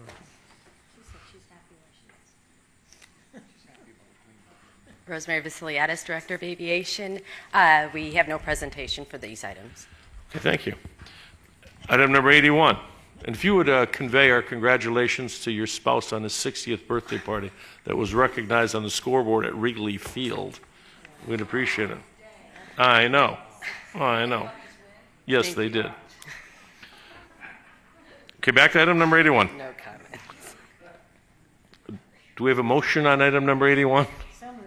We have a motion for approval on item number 81. Is there any discussion on that motion? Seeing and hearing none, please cast your votes. Motion passes. Thank you very much. We can move to the business section of your agenda. Item 77 is to identify emerging issues to be addressed by staff or by the board at future meetings, receive updates on the activities of the various regional boards and commissions, and direct staff accordingly. Do we have any commissioners? We'll start with Commissioner Weekly, Scow, Giuliani. Thank you, Mr. Chairman. Just like to remind everybody that we are having the implosion ceremony of the historic Riviera Hotel. We do have some boxes that we have placed not periodically, but what am I looking for? We placed some boxes around the community strategically, if you will, for everybody to maybe put some of their thoughts on some of your best thoughts of the Riviera Hotel. And that event is going to take place on next Tuesday morning at about 1:30 a.m. And so it's a RSVP type ceremony. And we want to thank Chris G. We know it's been You know, we've had some challenging moments with you over in the corridor there, but we appreciate you and your staff working with us, and we are hoping to have a seamless ceremony, if you will. So thank you very much, and on behalf of the Las Vegas Conventions and Visitors Authority. What time is that ceremony going to be? I'd love to see you there, front row, front and center, 1:30 a.m. I will be sound asleep at 1:30 in the morning. Thank you very much. Appreciate that. Commissioner Scow. Thank you. Over Memorial Day weekend, I had the opportunity to attend a LVCVA event with DJ Khaled. Raise your hand if you've heard of it. The king of Snapchat, 2 million followers. And the Convention Authority also rolled out a new address on Snapchat. And I think we've got some video. I've never seen more devoted, rabid fans than the fans that were at this event. But and rolling out this new address was very big because there were many, many followers on Snapchat. But the main is that the silhouette of Snapchat there in the?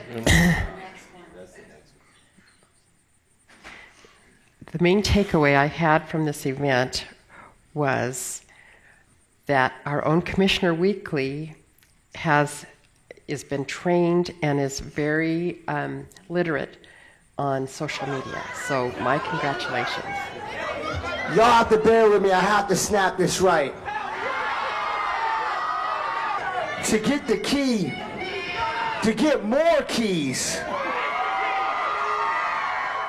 to get the key to the Las Vegas Strip is like getting a star in LA and Hollywood. You know what I'm saying? So this is so special to me. I got 2 keys to 2 different cities. My home, Miami, and now my second home, Vegas. Got money on my mind. And every time everybody, Vegas sing it. And they say they're uptown, up. Cause all I do is win. Come on, Rosemary, you can do it. Come on.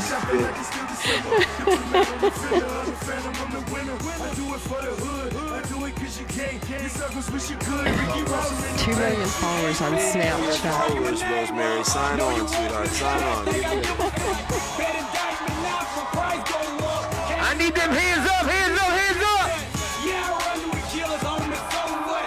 Is you, Commissioner Scow, in the background conducting this?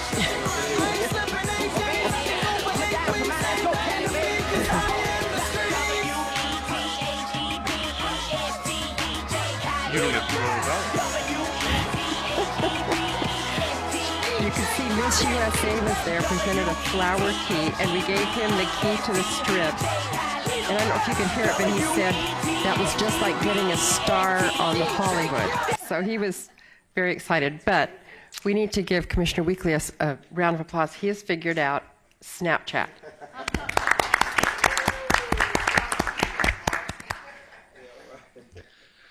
Okay. Anyone else? Commissioner June Kiliani. Thank you. Just a couple.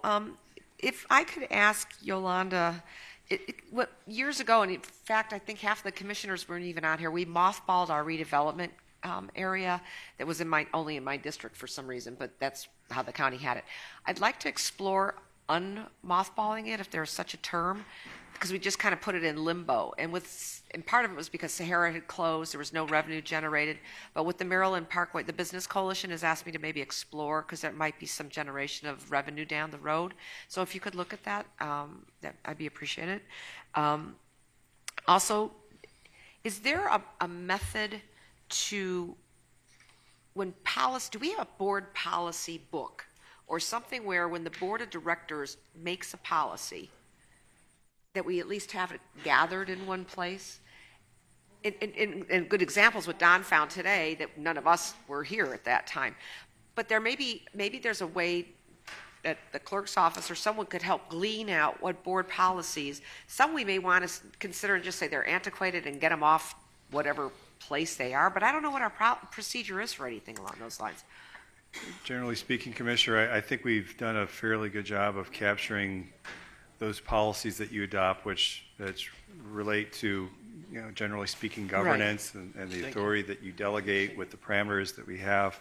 Obviously, this board takes lots of different positions on lots of different things. Those are not necessarily at our fingertips, but all available in the clerk's office. Just a thought, and I'd be happy to work with you on it, because when I was president of the teachers union, we had to, you get your bylaws, you get your ethics, and you bring your board policies, so at least there's a one-stop shop for it, because it'd be crazy for you all to try to remember other than your own history. Yeah, and for those things, I think we have that, so we can certainly get them together and share them with you.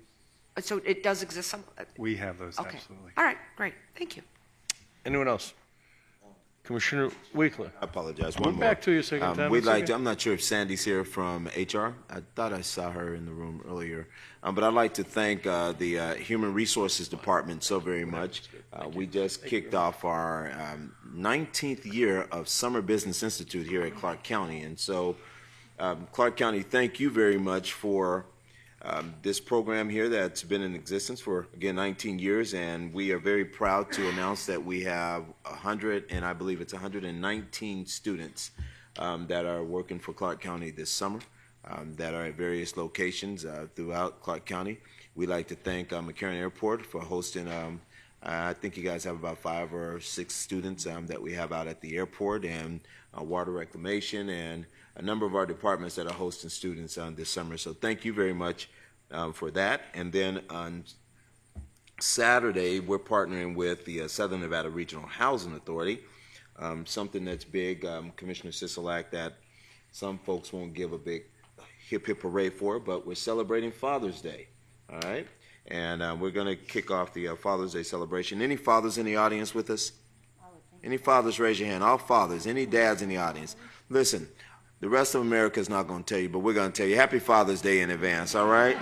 We know you go in grocery stores, you go all over the place. They have like a little corner with maybe 1 or 2 cards. You can go in any restaurant. None of them are filled up to capacity. So, dads, we're just going to have to celebrate each other, all right? So Happy Father's Day. That's right. To all Thank the you, fathers out Commissioner. there. There Thank you you. go. Thank you. And I just have 2 that I'd like to do quickly. I had the pleasure on, we go to so many events late, Friday night, attending Nevada Newsmakers dinner that one of our colleagues, Commissioner June Kiliani, was honored with an award, and Commissioner Kirkpatrick presented her with the award. So that was very, very nice by Sam Shad at the M Resort. They did a great job, and well-deserved honor, Commissioner. And also on Saturday night, attended an event at Red Rock where, kind of as a follow-up to Commissioner Weekly's presentation on Muhammad Ali, Bayajo Ali, his grandson, was presented with the High School Male Athlete of the Year award, and he made it to the event, I mean, which is incredible, just a few days after the passing of his grandfather, and they were flying out, I believe, that night for Louisville. So congratulations to all of the student athletes, and that's what they are. They're students first and athletes second, that were honored this weekend at Red Rock Resorts. Anything else? Seeing none. Mr. Burnett, moving on. Item 78 is to receive a report from the Outside Las Vegas Foundation regarding the programs funded by the county grant funds and the impact they have to area citizens, and direct staff accordingly.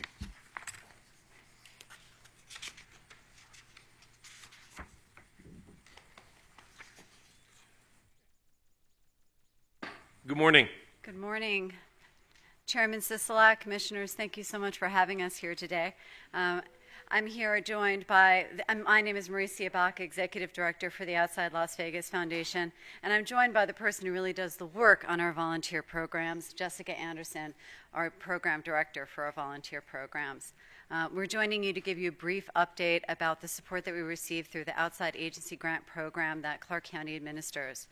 And I believe there is a PowerPoint. Aha, there it is. So,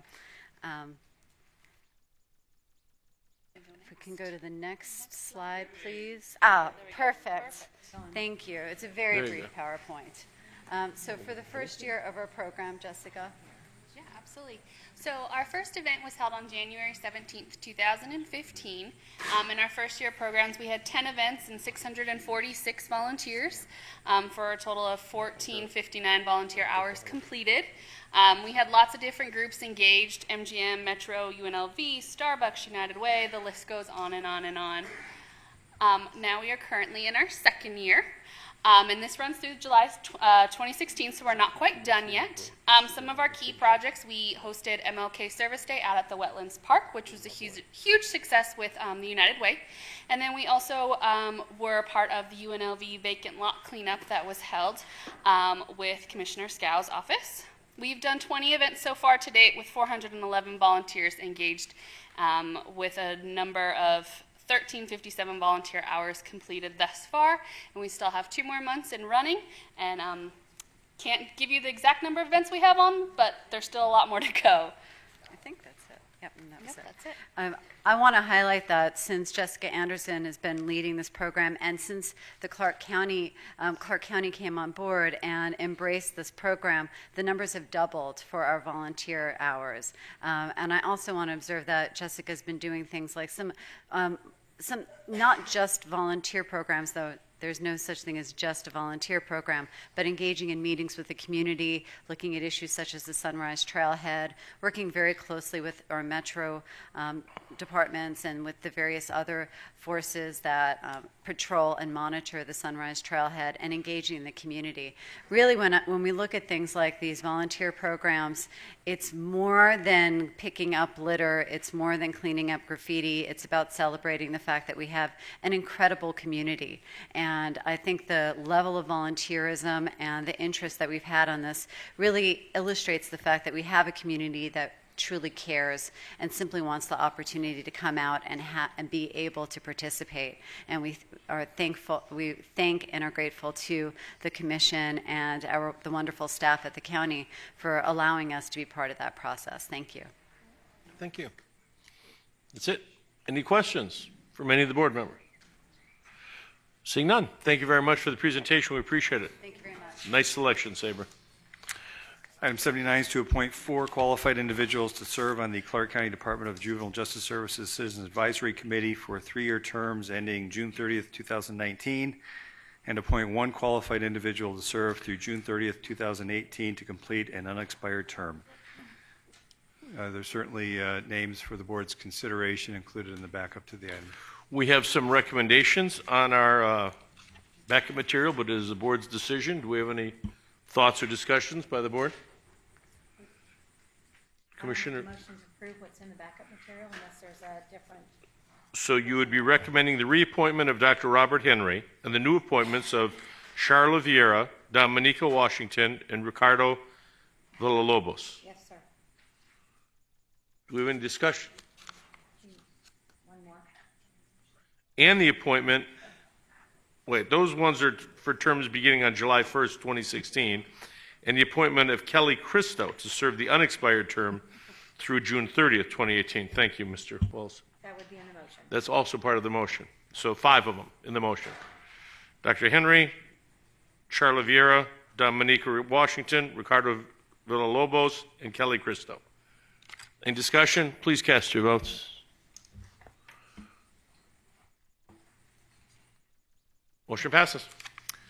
Item 80 is to appoint a qualified member to serve on the Boulder City Library District Board of Trustees for the remainder of the 4-year term ending August 30th, 2019. This is in Boulder City and Commissioner Scow's district. Did you have a recommendation? Yes, I do. And this name was recommended by the Library District Board in Boulder City. I would move to approve Ann Langevin as the new trustee. We have a motion to approve Ann Langevin. Is there any discussion on that motion? Please cast your votes. Motion passes. Item 81 has already been heard. Item 82 is to consider and approve the updated business impact statement pursuant to NRS Chapter 237 for the proposed amendment to Title 12 by amending Chapter 12.43 to prohibit the possession of oversized bags, strollers, and related items on Las Vegas Boulevard, the Strip, during New Year's Eve, and providing for the matters properly relating thereto. Do we have a presentation?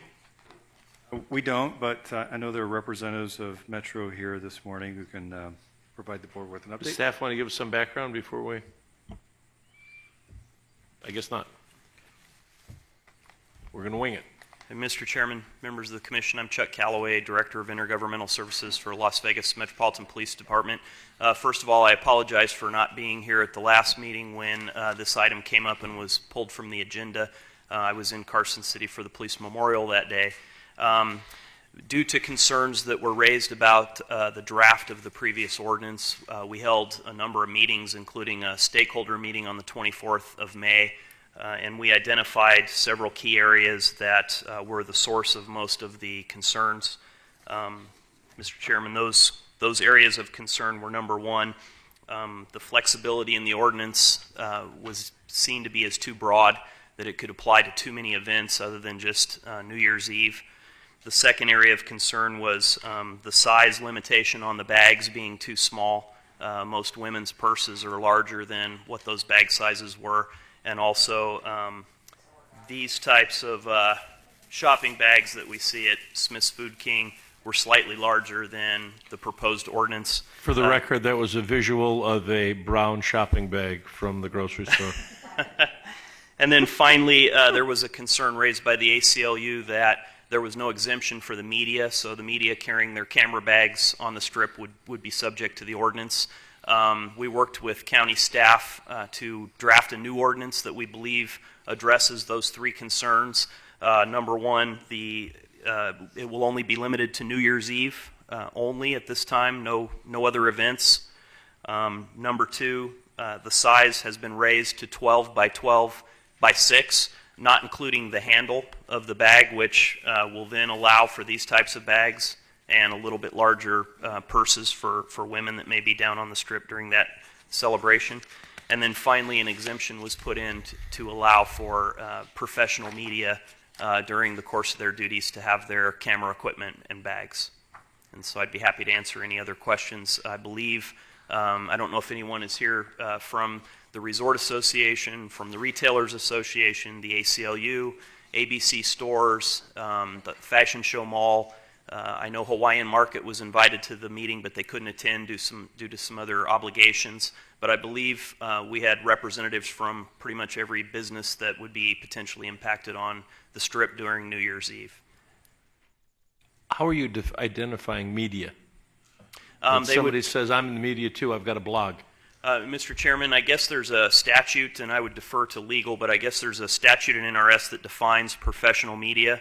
And typically, my experience has been that on the strip, they're easily identifiable. They have ID cards. They carry Channel 8 news bags or Channel 13. They're pretty readily identifiable. It would be folks that do media as part of, for payment, not someone who says, I have a blog, for instance. And okay, at this time, I don't want to cause a lot of disruption here, but because they have a bag that says Channel 8 on it, I don't know if that really makes you media. I mean, anybody can get a bag and stitch Channel 8 on there, or no, Channel 3 or 5 or 13 for that matter. Mr. Chairman, they normally carry credentials. It would be the same as when someone shows up at a crime scene and says, I'm with the media, we want to interview officers, we want to potentially have access to this scene. The officers in the field have the ability to vet those folks through their identification to determine that they're legitimate media. I'm looking at our legal reins. I think we'll just have to see if there's a problem in application right now. There's not a hard and fast definition, as you pointed out, really, of professional meeting in this day of the internet. Some people are professionals, they're professional dancers, they're really not. Professional media, they're really not. I don't. Yes, Mr. Chairman, I believe it would, the bottom line is it would give our officers the ability to approach and to vet those folks and determine if they have credentials, verify they are media. Okay, appreciate it. Ms. Valentine, did you have comments on this one? Good morning, Mr. Chair, Commissioners. I just want to, I'm Virginia Valentine with the Nevada Resort Association, and I just want want the microphone just a little bit closer. There you go. on there? Yeah. I'm out of a little voice issue today, but Okay. I'm There you Virginia Valentine with the Nevada Resort Association, and we fully support the ordinance. We think it's an important tool for Metro to have in the toolbox, We appreciate county staff, Ms. Holloway, Mr. Gower, and the manager's office working with us to get the ordinance into a form that we felt was very workable. And so again, just our thanks, and I'd be happy to answer any questions if you have. Thank you. Thank you. Anybody have any questions as we go, or? Well, yeah, or I can wait for the We'll wait till everybody speaks, and then we've got Thank questions. you. So if you'd please stay nearby. Ms. Murphy. Good morning, Mr. Chairman, Commissioner Terry Murphy. I'm here this morning on behalf of Wynn Resorts, and we'd like to say that we are very appreciative of Metro's efforts to work with us, as well as Ms. Holloway and Allison and the whole staff, and obviously the DA's office. Our concerns initially were addressed in our meetings. We had several meetings, and we are now in support of the ordinance as written. Thank you. Thank you.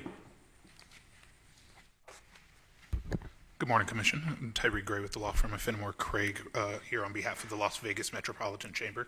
Just wanted to echo the sentiments of everybody who's already spoken. Won't belabor the point. So we are in support. We appreciate that everybody reached out and that the stakeholders have been involved and had input. Thank you so much.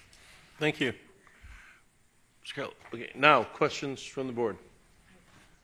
Let's start with Susan. Commissioner You don't Bragg, mind? rather, I apologize. And I really respect and appreciate that we're moving forward on an ordinance, but I would like us to consider, I believe that 4th of July is one that really impacts us a lot, with a lot of people down there in a confined space. And if we're not doing that for this year, then I think we need to be diligent way before next year gets around and look at that. So I was kind of surprised that was not at least the second one that we would look at. Is there a specific reason? Yes, Mr. Chairman, to Commissioner Brager, we looked at the language that was in there was existing language for the cans and bottles, and we don't block the strip off on the 4th of July. On New Year's Eve, obviously, the road is blocked off from Sahara down to Russell. On 4th of July, it's not. So this ordinance, the way the original ordinance was written, it wouldn't have applied to 4th of July anyway, because there was the language in there, I believe, that requires the road to be blocked off for the event. When the fireworks are going off at 9 o'clock, it's just people walking everywhere and no, I guess I thought they didn't. I know they stopped the traffic on the freeway. No? Okay, just a consideration, but Thank you. I'm wrong. Okay. Commissioner, you're not wrong. Commissioner Scow. I have concerns along the line of Commissioner Brager that at some point there may be another event that we would want to have this ordinance take effect. And I'd like to recommend that we consider a policy of how we would measure events that would come to the impact of closing the strip. And that way we could be ready if we ever wanted to insert more dates in this policy, that we could consider what kind of events would raise to that level. Kelly, you want to respond to that? Sure, Mr. Chairman, Chuck Calloway again for the record. We had many discussions about other events, and obviously the intent of my agency in the beginning was to have this ordinance for potentially any large event where the strip was shut down. You never know what's around the corner. Las Vegas is always reinventing itself, and there could be some new event tomorrow that we might need to, it might be beneficial to have this ordinance in place. But due to some of the concerns that were raised, in particular, the ACLU had a concern about notification to citizens of when the ordinance would be in effect, how much time frame would citizens that might be attending that event have notice. I know some of the representatives from businesses on the Strip had concern that it might have more of an impact on their business model if it became more events other than New Year's Eve. So in the interest of compromise, we agreed for the time being to limit it strictly to New Year's Eve. We would certainly be open to discussion down the road of expanding. And I understand that's important for now, but in the case that that we have threats or whatever, that we're ready, and then if we could consider what makes an event major enough to close the strip, we would have that policy in place, and then we'd be able to insert that at some point if needed. Just a thought.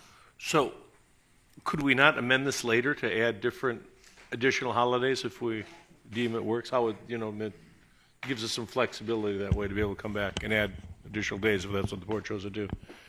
And then Commissioner Kirkpatrick, and then June Kiliani. And thank you, Mr. Chairman. And that was going to be my point.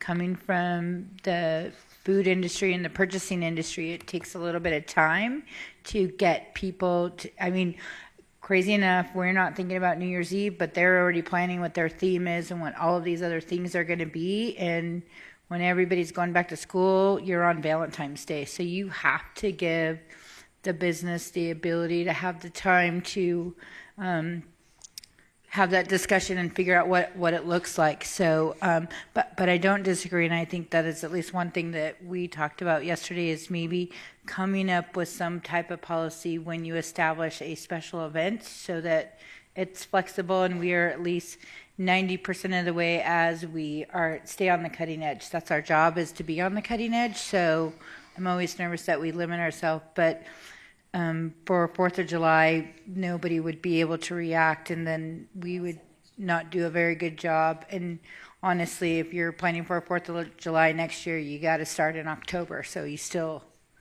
got to keep going. It's just my 2 cents. Commissioner June Kiliani. Thank you. Just to be clear on what we're voting on, we're considering and approving the updated business impact statement, but when I look at 82, it still had the old language in it. Mr. Chairman, Chuck Callaway for the record.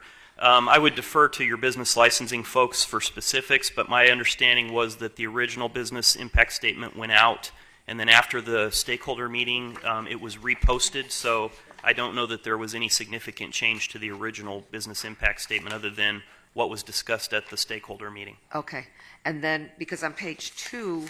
I've got Ms. Holloway here if she wants to answer. If you want yeah, because it's kind of along those lines. So Jacqueline, sorry. I apologize. Please. On page 2, attachment number 2, revised ordinance, May 25th, 2016, it still refers to holidays and special events unless I'm not reading that correctly. And what we're suggesting is an amendment today that only would look at New Year's Eve and only the size of the That is correct.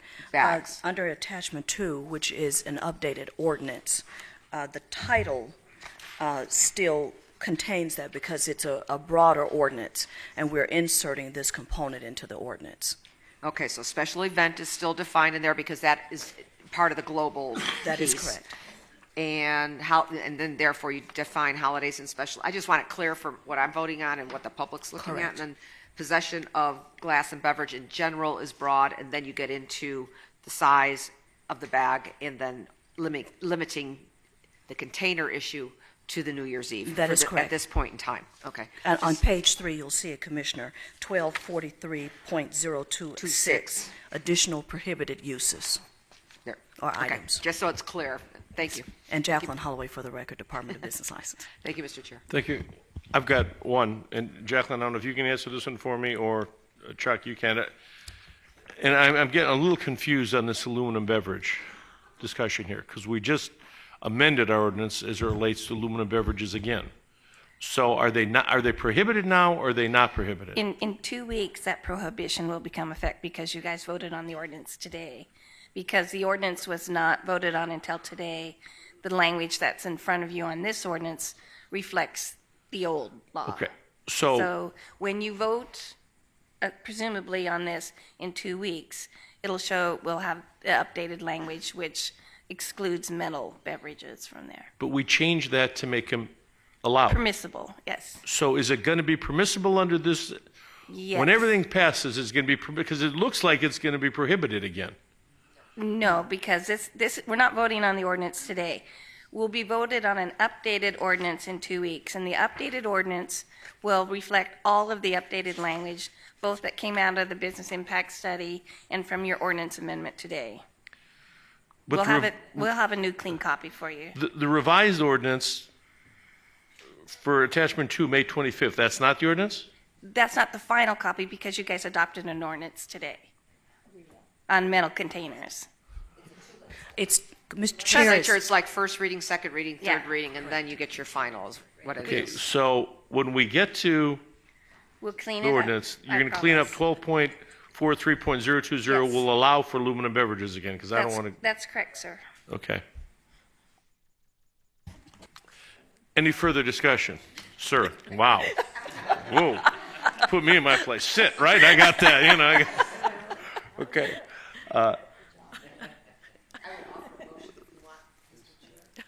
Okay. Please. Approve Sir, ma'am. both the business impact statement and the amended ordinance for us to then bring back and consider it in 2 weeks. Perfect. We have a motion on the floor. Is there any discussion on the motion? Seeing none, please cast your votes. Motion passes. Thank you. Item 83, sitting as the Clark County Water Reclamation District Board of Trustees, approve, adopt, and authorize the chairman to sign the district resolution 16.002, making a finding that no increase in ad valorem is anticipated for the payment of the Clark County Water Reclamation District, Nevada General Obligation Limited Tax Refunding Bonds additionally secured by Pledged Revenues Series 2016 in the maximum principal amount of $319,735,000 for the term thereof, and requesting the Debt Management Commission to convene to approve the funding or take other action as appropriate. I'll turn this over to the chair of the Water Reclamation District, Commissioner Braun. Thank you, Mr. Chairman.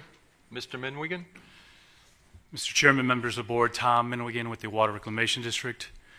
Commissioners, we have the opportunity, the financial markets are still favorable. We see an opportunity to look at a refunding of 2 previous series bond issuances for the purpose of saving some future interests going forward on these bond series. Comments or questions from the board? Tom, what are the potential savings if we move forward? Potential savings, we're looking at refunding approximately $300 million, and we're looking anywhere par value from 10% to 14%. Good news. What's the savings? Par values, coming off of par values, we're looking at about approximately 10%. Okay. Entertain a motion. Motion on the floor. Please cast your vote.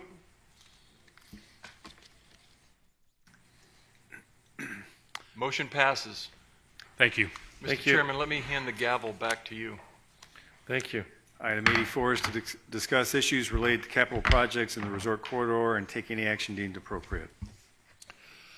Thank you, Mr. Burnett. And I asked for this item to be brought forward, and I've got some notes that I've made that I want to follow through on, if I could.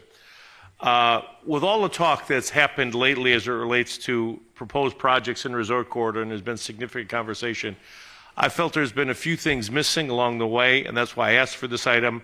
I want to put everything on the table and try to bring some perspective to this, and I appreciate RTC being here and some of our other partners.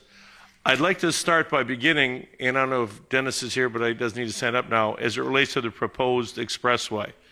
We discussed at our May 3rd BCC meeting the proposed expressway project moving forward to a pre-design stage. If those of you remember when we had the video where Mr. Seedberg shared with us the cost estimates, possible alignments, and gathering data and so forth. And as Mr. Burnett said during those comments, during that meeting, if the analysis does not show conclusively that there will be significant improvements in mobility to justify the expenditure, we shouldn't move forward with the project. We would let the analysis determine, our course of action subsequent to that. Until that study is complete, I don't feel we should make any judgments. We should withhold judgments we have regarding whether or not the project makes sense or doesn't make sense. I have since had extensive discussions with both Commissioner Brown, who's the chair of the RTC, as well as Mr. Burnett, about what I thought was missing from that discussion. And that, I feel, is a panel to help oversee the work on the pre-design as it relates to the expressway. I think it's important that we include a representative from the resort industry, Resort Association, and I would recommend that be Ms. Valentine. She's got an engineering background. And put Ms. Valentine with Mr. O'Heaney from the RTC and Mr. Tarr as the 3 members of a panel. And I know you weren't expecting me to announce your name as being a potential, but hopefully you'll do it. To be an oversight panel as it relates to the proposed expressway pre-design project. Have those 3 individuals work together to get the information and to bring a recommendation forward. I'm asking that the RTC partner work hand in glove with the commission on this, and I'm going to ask Mr. Gilbert to come up in a few minutes. The other proposed project that's been the subject of a great deal of discussion and editorializing by one of our newspapers and numerous paid consultants of the RTC, is the proposed light rail project between McCarran and Las Vegas Boulevard. I'd like to start by addressing something that has publicly been stated repeatedly that simply just isn't true. And that is that the proposed project was vetted thoroughly as a part of the TIBP. And to point that out, I want to go, for those of you who don't have your copy, on page 228 of that study, it mentions that the existing monorail will be connected with a high-speed train when the link is built. Well, they're assuming that the link will be built without thoroughly vetting whether or not the high-speed rail is a reasonable alternative. I've spoken to numerous people that were involved in the TIBP study and told me that light rail was never really debated, vetted, or evaluated as part of that study, and I think it's important that it does get that vetting and evaluation. And while I've expressed my own personal concern as it relates to what I feel is an extraordinary price tag, and the price tag has moved all over on this project, I think it's too early to make a final determination. I think this project also needs to be studied, and I think that process should start now, along with the elevated expressway. I've also spoken to Chairman Brown and Mr. Burnett about this issue, and they both very much support the idea of conducting a feasibility study of light rail between the airport and Las Vegas Strip, like the proposed expressway project. And I would also like that same committee of Mr. O'Heaney, Ms. Valentine, and Mr. Tarr to work and oversee that project study and analysis as well. Under this partnership with the RTC, I think we can move forward in agreement where the RTC will fund the study and the county, through the oversight of this panel and committee of three, will commission and oversee the study that calls to serve the entire airport and run through unincorporated Clark County. I'm going to ask Commissioner Brown to make some comments. And then I know Ms. Quigley is not here to provide any comments this morning, but Mr. Gilbert is here to represent the RTC. I know you can't speak on behalf of the board because the board has not heard this proposal before, but I'd like to offer you to come up. I've got one more section I want to go through, and then I'm going to ask you to make some comments along with Commissioner Brown. The other thing that I'd like to talk about and bring forward for discussion is something that has been on my mind since I got involved with the SNTIC committee meeting, and proposals were submitted, and I know Commissioner Brown and Mr. Burnett were there, and I know that they heard this discussion as related to and I appreciate Mr. Miles being here today, the extension of the monorail from Mandalay up to Mandalay Bay. And there's been a numerous discussion as it relates to the potential extension of the monorail to McCarran International Airport. Mr. Miles stated very clearly that their focus was today on extending to Mandalay Bay. And they have for some time been looking at possible extensions of the airport, not speaking for them, and that they had an agreement with the county going back over a decade as it relates to that extension. But that possible extension has always been something that the monorail has had in mind, and I think it should move forward. I've gone through the TIBP and reviewed the sections related to the monorail. I've quoted from one of them, and there's no reference to extending the monorail to the airport. And, excuse me? Okay. There are no recommendations as it relates to extending the monorail to the airport. The TIBP clearly talks about the monorail simply as a conventioneer rather, mode of transportation. And in my discussions with Mr. Miles, my understanding is that the ridership as it relates to conventioneers is somewhere between 19 and 21%. They solely devoted to conventioneers, and I think that also needs to be requested. I asked Mr. Miles if the RTC had requested data regarding the monorail ridership, and he told me no.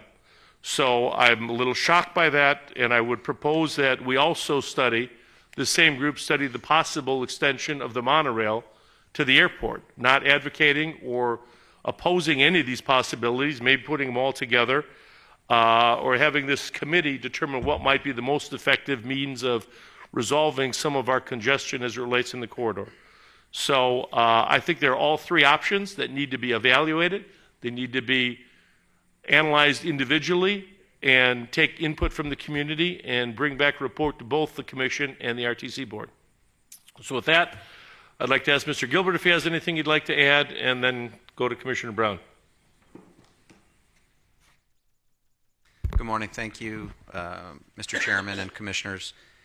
First, let me just say that on behalf of the RTC, and I'm speaking on behalf of staff and the General Manager, obviously the board has not heard this before, but let me say and confirm that the RTC is happy to participate in what you have in fact suggested.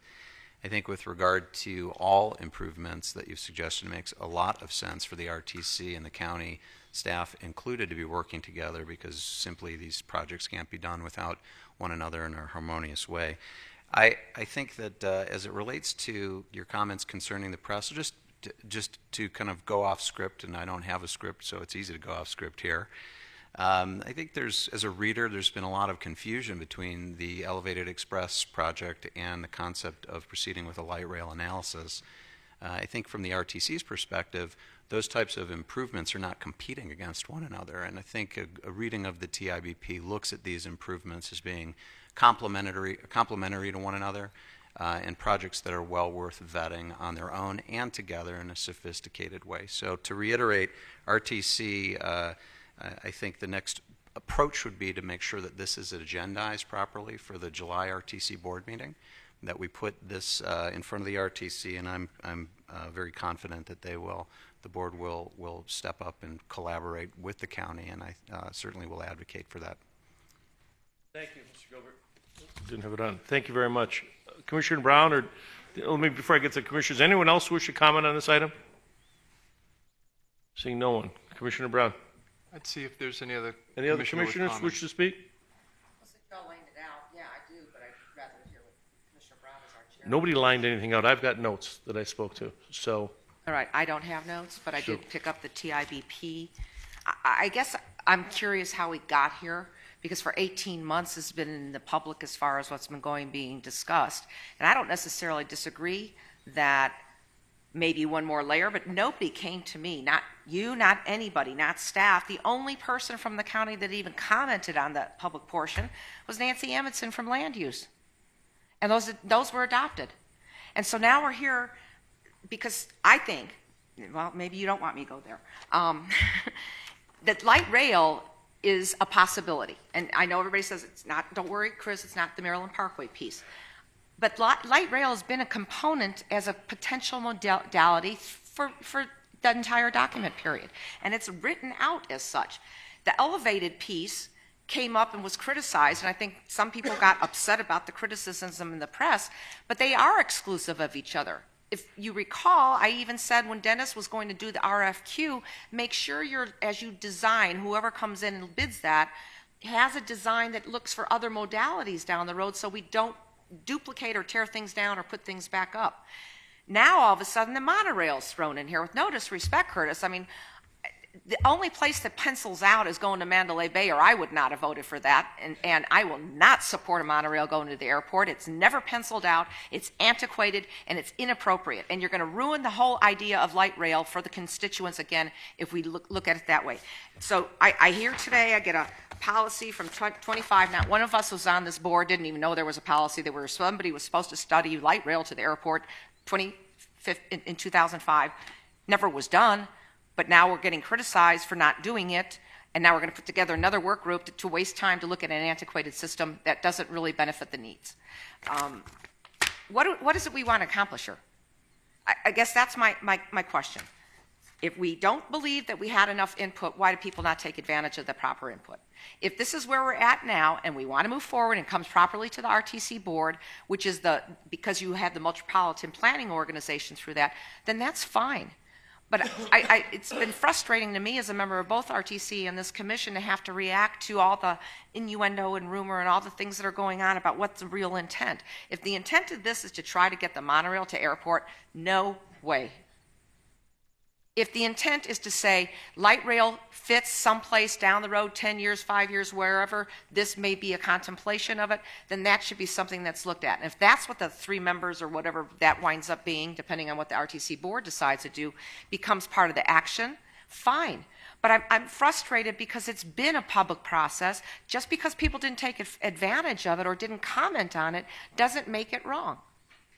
And so get frustrated, as you can tell. But let's see what the chair of RTC has to say.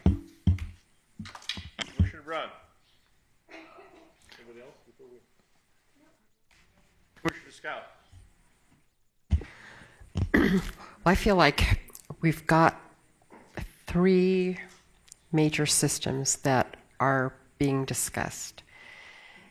But, and we've got a lot of ideas and thoughts being thrown out there, but I feel like we need to make our decisions based on data and on studies. And I don't think that's been done yet for any of the systems. And there even could be an interrelation of the systems. But it seems like there needs to be some study done with experts who can make solid recommendations that are based on data. And that's what I'd like to see before I would consider voting on any one or another. And I would guess that the RTC members would want the same thing. I agree. That was the idea with getting 3 people, is to try to gather data and do a study, independent of each other. Anyone else before I go to Commissioner Brown? Commissioner Brown. Thank you, Mr. Chairman, and thank you for the comments from my colleagues. There's certainly been, over the last 90 days, a lot of opinions, a lot of facts, a lot of misinformation out there, but I think it's all been healthy. I mean, the TIBP was a very comprehensive work, had all the critical stakeholders involved, and it was a document that kind of created a blueprint for the next generation of infrastructure investment. And that's all positive. There's certainly differing opinions, but that document got us to a point where now, today, we're starting the difficult part. We're at a crossroads here in Clark County, because we have to make decisions. Coming out of the recession, there seems to be a sense today of stability in our private sector, in our public sector, some stability to move forward again. I feel strongly that the worst is behind us.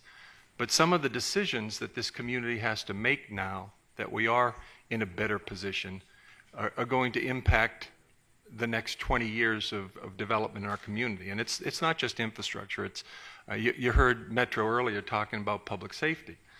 We have to make some critical decisions on public safety that are going to impact what this community turns into over the next decade and beyond. Likewise, social services. This board is aware more so than many about the challenges and the stress placed on our social services. We have to make some major decisions there, because it's public safety and social service that are the core function of the county. And the third piece of that is public infrastructure. And we have billions of dollars of infrastructure needs with no sense of funding. And we're at a point now where we have some options. The fuel revenue indexing, which this board approved a few years ago, has demonstrated everything that we asked it to do.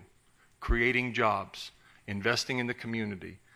It's been successful, and now the next item we'll talk about the ballot initiative that's going to ask the community to extend that. Critically important, the infrastructure, not as sexy as some of the other people would make it, but again, a core function of government. And these decisions, Mr. Chairman, you sit on, and Mr. Burnett sits on the technical committee, you sit on the Syntex, which is looking at a $1 billion expansion of the convention center, a $1 billion dome stadium proposal. All these decisions are billions of dollars, and it's imperative that we bring these out into the community, because it's the community that's going to decide what the priorities are. And it's important when it comes to the infrastructure investment that we get all the facts out there. There has to be the elimination of misinformation. Opinions can be accepted, but we need opinions to be overridden by facts. And that's what's being proposed today, is we're at a point now, we're taking a deep breath, We're focusing on certainly the light rail dialogue, the elevated expressway dialogue, be it the monorail dialogue. But it's important that it's not just the county or the RTC or the TIB stakeholder group that's making this decision and offering their thoughts. It's getting together with, which I feel are highly qualified people to really monitor and manage that scope of work that's being proposed. Now, rightfully so, this has to be brought to the RTC Board of Directors, because as the regional body, they'll certainly have some input on that. But I absolutely support what's being proposed today, because it's appropriate that now the hard work begins. Now we get all the facts on the table, we do the appropriate analysis, and that body of work is going to come back, I think, with recommendations to the RTC board, to the county, to the member agencies, and to the community on what we can do, the cost of what we can do, and that community decision is going to be made. But until we get that factual information out there, I don't think it's fair to any of the electeds, nor more importantly, any of the citizens out there, to say it's the right thing to do, because once we make that decision to move forward, it's a decision that, good, bad, or indifferent, is going to impact Clark County for the next couple decades. So I certainly support the direction we're moving in. I appreciate Mr. Gilbert's comments. Many of the folks here this morning have been actively involved in the FRI. Mr. Chairman, I would, unless there's additional comments, I'd provide a motion or direction to staff. I would appreciate, we'll definitely take the motion. I do want a few more comments, and I as well, Mr. Gilbert, appreciate you being here and your comments. Mr. Miles, I don't know if you wanted to add anything. You don't. You want to sit, that's fine. But, you know, I met with two of the CEOs on the Strip as it related to the light rail, who were, frankly, where I was there meeting on stadiums, and light rail came up because there was another editorial, I think it was the fourth one, in the paper. And, you know, they asked me, is the plan down the middle of the road? Is it elevated? Is it ground level? Is it on the two curb lanes? And I couldn't answer the questions. And logistically, they're asking me, well, if it's at the curb lane, how do our cars come in? I go, I don't know. I go, this is all up in the air. We need the Resort Association. If they can't support it, we got a problem. So I need to try to get everybody on the same page in terms of determining what would be beneficial to our citizenry and our businesses on Las Vegas Boulevard. And that is my hope. Mr. Miles, we'll let you come another time. I don't expect you to come on down. Commissioner Brown, you have a motion? Mr. Burnett, what do we need a motion, direction? What would be most appropriate after today's discussion? I don't see this as something that requires a motion and a vote. And Mr. Chairman, with your permission, I'd like to offer a few follow-up comments. And there's some points that were brought up that I'd like to address. And I'd like to begin with Mr. Gilbert's comments, representing the opinion of the RTC, which is shared by county staff, in that neither Mr. Tarr, Mr. Cederberg, or I view light rail or the expressway as competing projects. We simply do not. You know, they both have a specific intended purpose. Ideally, we'd like to find a way to make sure that they get integrated should the day ever come where they both move forward. And as I've said before, at least as it relates to the expressway, we simply don't know enough about whether or not that makes financial sense to make that decision. I appreciate the recommendation that was brought forward by Chairman Brown and as well as Chairman Sisolak. You both approached me in the last week about doing something that, frankly, we've never really done before, at least on my watch, and that is as it relates to the pre-design of the expressway. And I think Commissioner Sisolak essentially captured what the scope of the work is, and it's to determine whether or not this makes financial sense with the level of investment, the improvements of mobility that we would hope to achieve. And that's bring in an oversight panel and bring in representation from the Resort Association, have a seat as part of that group for the RTC. They should both be involved in that process. They should both help us make sure that we're capturing the right level of analysis that goes into this, because this is an extremely important decision. I appreciate that. I also happen to share the opinion that, this seems like the right time to move forward with the feasibility study for light rail. I appreciate Mr. Gilbert's comments to that effect. I hope that we can make this partnership work, and the same structure that would apply for the expressway, I believe, would serve the light rail analysis well. As it relates to the comments regarding the monorail, and I'm certainly not here to speak for Mr. Miles, but in my opinion, the analysis that we're talking about for the expressway as well as light rail is the analysis that should be undertaken by local government, the partnership that we're talking about with the RTC and the county, because this is an investment of public dollars into public facilities. I don't think the same can be said for the monorail, which is not to say that should they desire in the future to look forward to expanding the monorail, that there shouldn't be the same kind of analysis. There should be. And while the board has in the past, mind you, it's been now 11 years, where the board, or the predecessor board, if you will, took the position that they thought this was something that should be explored. And I believe it's an option. It's not necessarily something that this board needs to take a position on today, but if you, or at least the members of the RTC, believe it's an option that should be explored, then frankly it should be considered for inclusion in the TIBP. And that's really the point that needs to be made here, but the same type of analysis that needs to take place for the expressway, for light rail, frankly, would have to occur with the extension of the monorail to the airport. But that decision begins and ends with the monorail company because it's a business decision. I appreciate that, Mr. Burnett. I agree. That would begin with Mr. Miles and the monorail company, but I think we should look at, in my opinion, everything that's available. Commissioner Drew Killaney travels around the world. She knows light rail and monorails, and I don't. I'll give you that. But I wasn't here when this was analyzed, whenever it was done back in 2005. None of us were here. So, and just to be clear, that agreement's expired. It's come and gone. Whatever analysis that may have taken place back then is certainly not valid today. If they're going to do it, it would have to start fresh. But again, that decision begins with the monorail company. Right. To refresh it, update it, and dust it off, and bring us the information. And it might depend on how it works to Mandalay Bay. We have no idea how that's going to work in the new 2 stations that they're going to build as part of the SNTIC. So, Commissioner Kirkpatrick. Thank you, Mr. Chairman. So, at least for me, this is going to start happening a lot more than we've seen in the past, where things are implemented and then nobody is here to kind of know the history. So the one thing that I asked for probably a month ago was to reach outside of the resort corridor to have some community meetings as a whole so that we could do a better job educating the public on those discussions, right? I mean, we could go all the way back to broadband back in the day when park and rides were a conversation. We have had tons of transportation conversations, and we typically do this much of them, right? We're at a critical point in the valley where we got to start moving sooner rather than later because we're at capacity, right? I remember back in the day, no one ever thought we'd ever get to 500,000 people. And here we are growing again and back to 3 million people.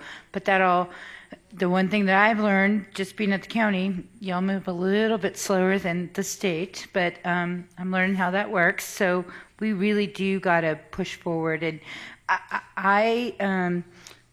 I'm a little bit frustrated because of all of the editorials and the opinions and all of that, because I will tell you that the Southern Nevada Forum, which has been in place since 2013, nobody ever brought any of that to the discussion. And, the state has a role to play on how they help finance some of that as well, because without those 42 million people, the state as a whole suffers. So I think that they should have been part of the conversations and people should have brought it up back then. I'm all for moving forward, but at some point, I want to be able to show my constituents, here's the meetings, and if you don't go, then it's on you, right? So here is the time and place, here's all the information that I can give you, because I think that it's unfair to all of the people who have been working on it for a very long time, just because people didn't attend or go or have a say, that now we're regurgitating, in my mind, something that we've been talking about, which in I believe delays the process even further. So I would just hope if there's a meeting and oversight or whatever, that we can get that information before it's all done so we can start encouraging people to be part of the process, so we can do a better job of educating them of the discussions for the long term. Commissioner, that's an excellent point, and my comments weren't intended to be exhaustive. And if Mr. Cedarberg were here, and he's not with us today, but he has reinforced with Mr. Tarr and I from day one that as part of his approach to the expressway and the pre-design, that community involvement, public participation will absolutely be part of that process. I would not expect that to change with the introduction of this oversight committee. I've got Commissioner Weekly, and then I'll come back. Commissioner Weekly. Thank you, Mr. Chair. I just wanted to just maybe put my 2 cents in and say that I don't think that this is a time that this board need to get sideways with one another based off of some opinions. I mean, I can understand reading editorials and just getting a little frustrated, what have you, but we have to realize the press is the public as well. And they take surveys and they listen to what people are saying and they write editorials based on stuff that they're hearing also. So I don't think that's something that we should get frustrated about. I think, you're the chairman of the Clark County Commission. Now, what does that mean? You have an opportunity to bring people together. And if it's a thought that you're having, it almost reminds me of, just a lot of the frustration that I'll use LVCVA again as an example. Just dealing with all the congestion that we were dealing with in the corridor over there. What did he do? He says, hey, Virginia Valentine, hey, this person over here, hey, Tina Quigley, hey, Don Burnett, hey, whomever, let's all get together, let's talk about it, let's put a plan together, and let's do something about it. I think that's our problem here in Nevada is we can't get out of each other's way. Everybody wants to be the headliner. And what we're talking about, other places have been there, done that. As the chairman, you got the chairman of the RTC right next to you, and I appreciate the words on Chairman Brown that you shared with us today because it makes a lot of sense. I hate to see people get together and do a whole lot of work, and then all of a sudden, because someone else has another opinion, all of that work goes down the drain. No, you're the chairman of the Board of County Commissioners. If that's something that you want to do, you want to bring people together to address these kind of issues, whether it's light rail, elevated, curb lanes, or whatever the case might be. Let's talk about it. That's what people put us in these seats for, to come up with the solution. Now, if we're talking about what does the public think, the public pay us and they vote for us to be here to help guide that decision.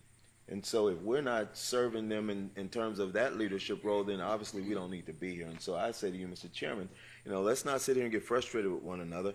Let's put some like-minded heads together and let's talk about it. Figure out how do we move this thing forward because it gets old so fast to sit here. And we had a great presentation by Mr. Cedarberg. We all sat here and thought that it was a great idea on how to move traffic through this corridor. We want to make sure that as people come here, as it was pointed out, we had 42 million visitors last year. We're on target to break that record with 46 million visitors. How are we going to move these people around when they get here? Forget those folks. What about us that live here?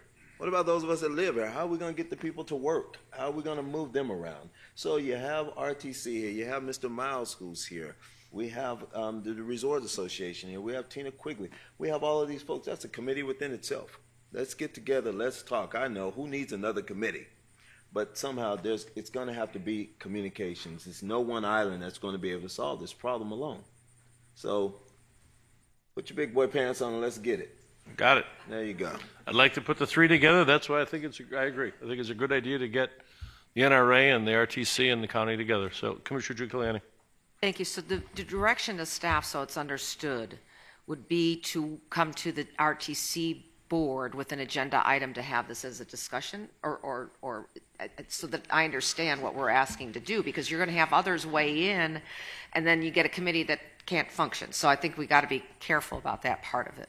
Well, Commissioner, I'd like to help clarify some of this. So I would start with, as it relates to something that's not been discussed by this board prior to today, and that is the introduction of an oversight panel to help oversee the work on the pre-design for the expressway. I'm absolutely receptive. I would appreciate your direction. And again, that panel would include representative of the county. My intention would be to make it Mr. Tarr, representative from the Resort Association. I'll let Ms. Valentine speak for herself. I think she'd be a fine addition if she's willing to do it.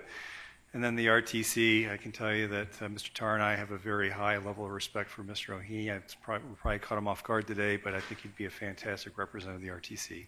So you're That's limiting, topic- okay, so that's that's topic part one. one, because that really, we don't need to take that to the RTC board. No, that's our completely elevated. within our control, and if you think the approach and the structure is right, I happen to agree with it. I would accept that direction, and we can set that aside. Well, we're asking them to participate with Mr. O'Heaney, so we would technically have to, ask them for. Well, you'd have to, yeah, but I'm Force his participation. all I'm saying is carve that piece out, because then you're not asking, because you don't want to have, you want a 3-member committee at this point in order to be able to function, because it's just doing Correct. oversight. It's Those not are- going to do the work themselves. They're going to probably hire someone to come in and do an analysis, would be course. my assumption. Otherwise, you're going to have, because we have to take a step back and remember that RTC, as an agency, is also the Metropolitan Planning Organization. And their job was to come up with a blueprint for how do you do pedestrian safety and multimodal and interconnectivity.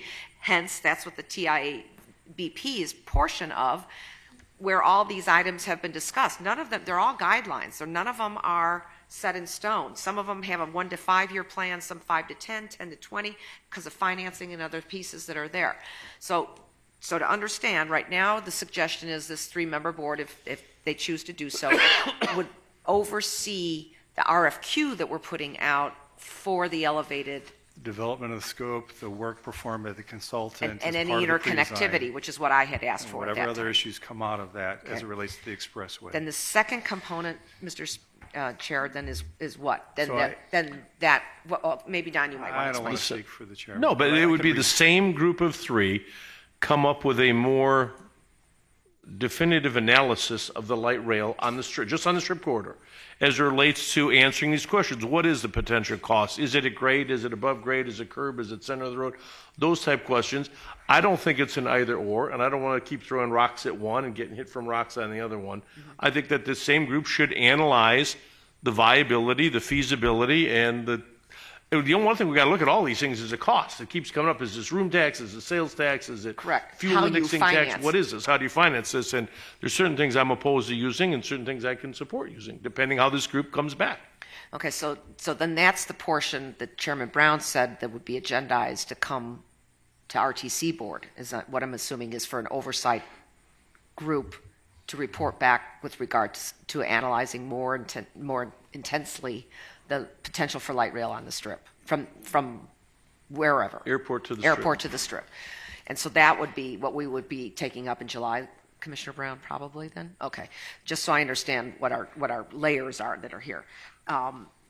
Because the next agenda item is going to be talking about the fuel index tax, and I don't want anybody tainting that, because none of this funding for the light rail resort corridor comes out of that. It's not tied to it, and I want that to be very clear.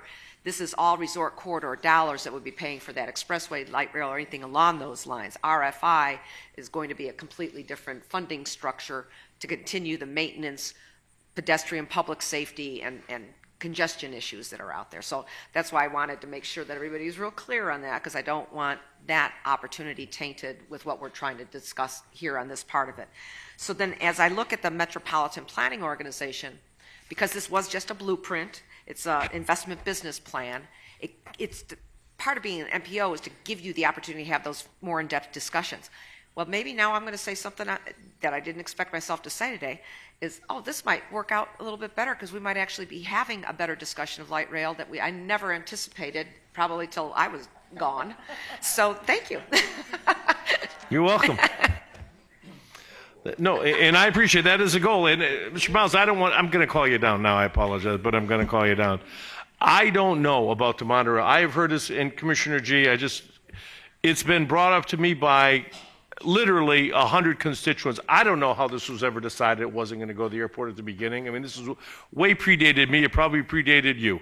And I just think that it's time to dust it off and look at it. If it's not viable based on the ridership and the economics, that's fine.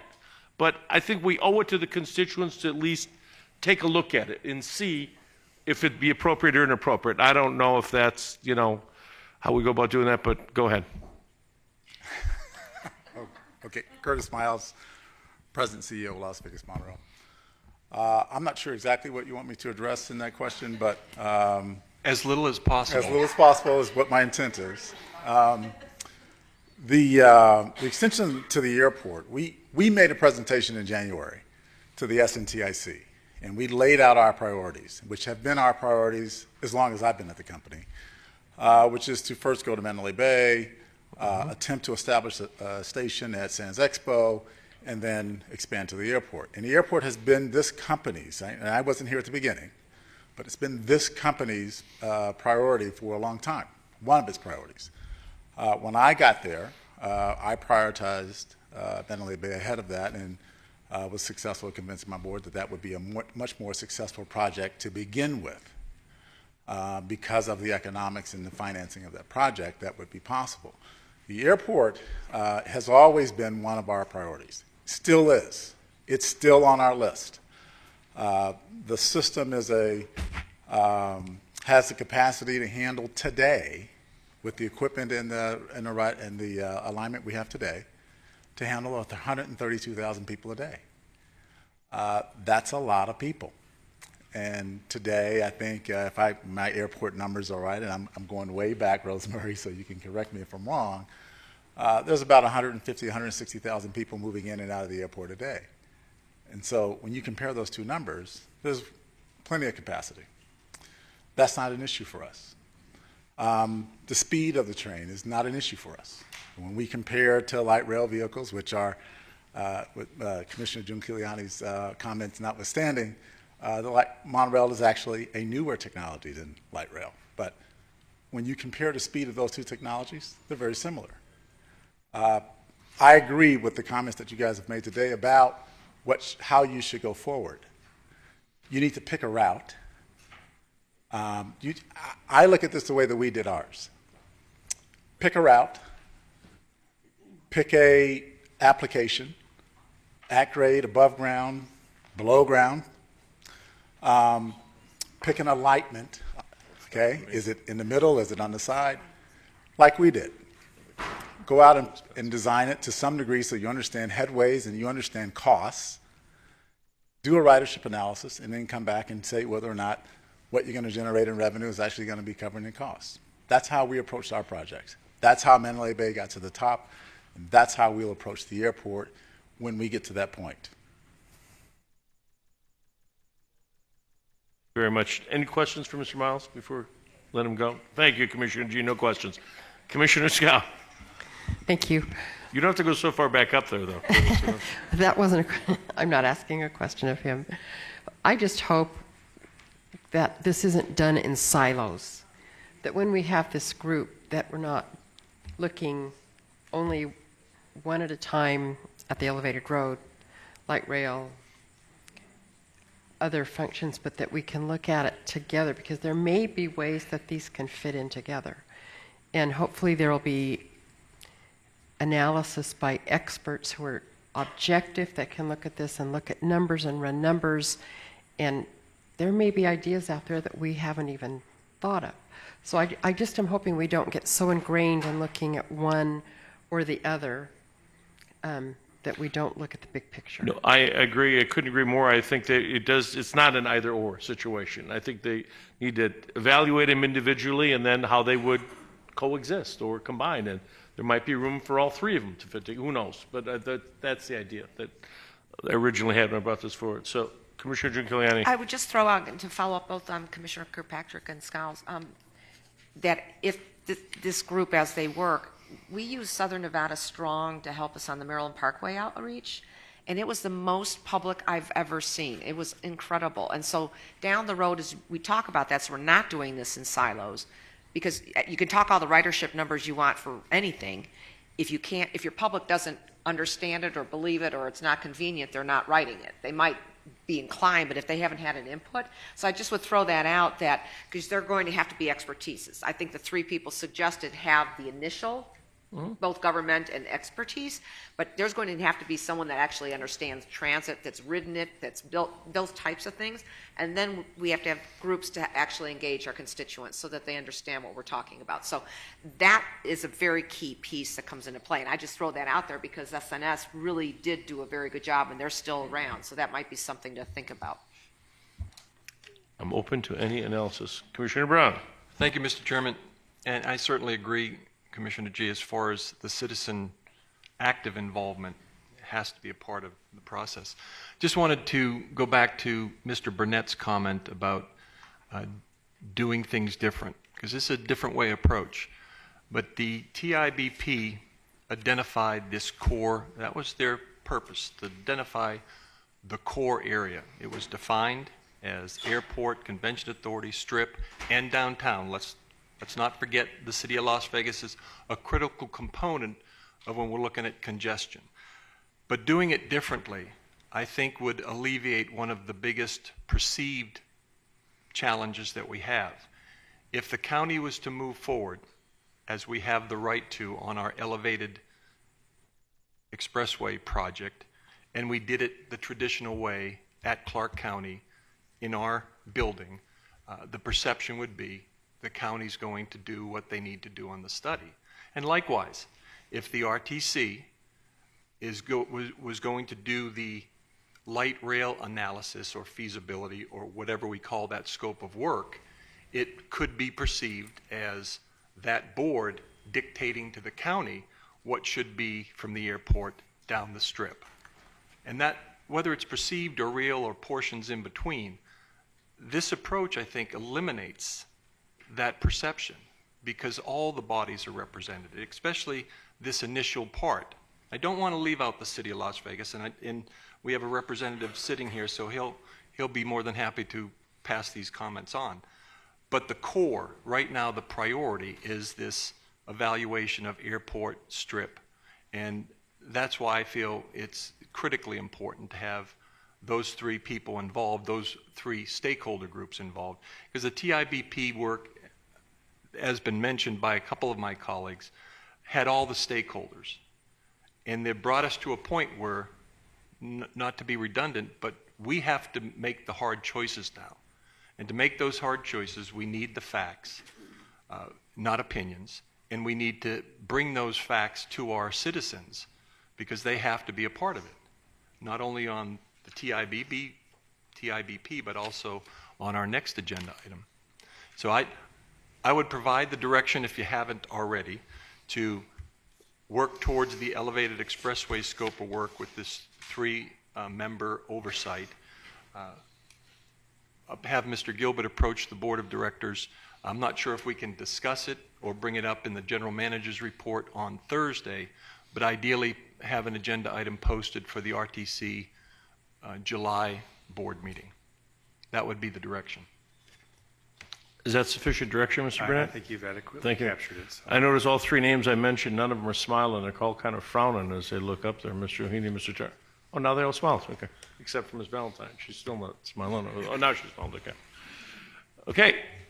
Moving on. Next item. Thank you all very much. Item 85 is to approve a question to be placed before the voters on November 8th, 2016 general election ballot to approve continued annual increases in motor vehicle fuel taxes based upon average highway and street construction indices, or take other action deemed appropriate and direct the register of voter to advertise for volunteers to serve on the committees to write the arguments for and against the Clark County Motor Vehicle Fuel Index in question, which will appear on the November 8th, 2016 general election ballot.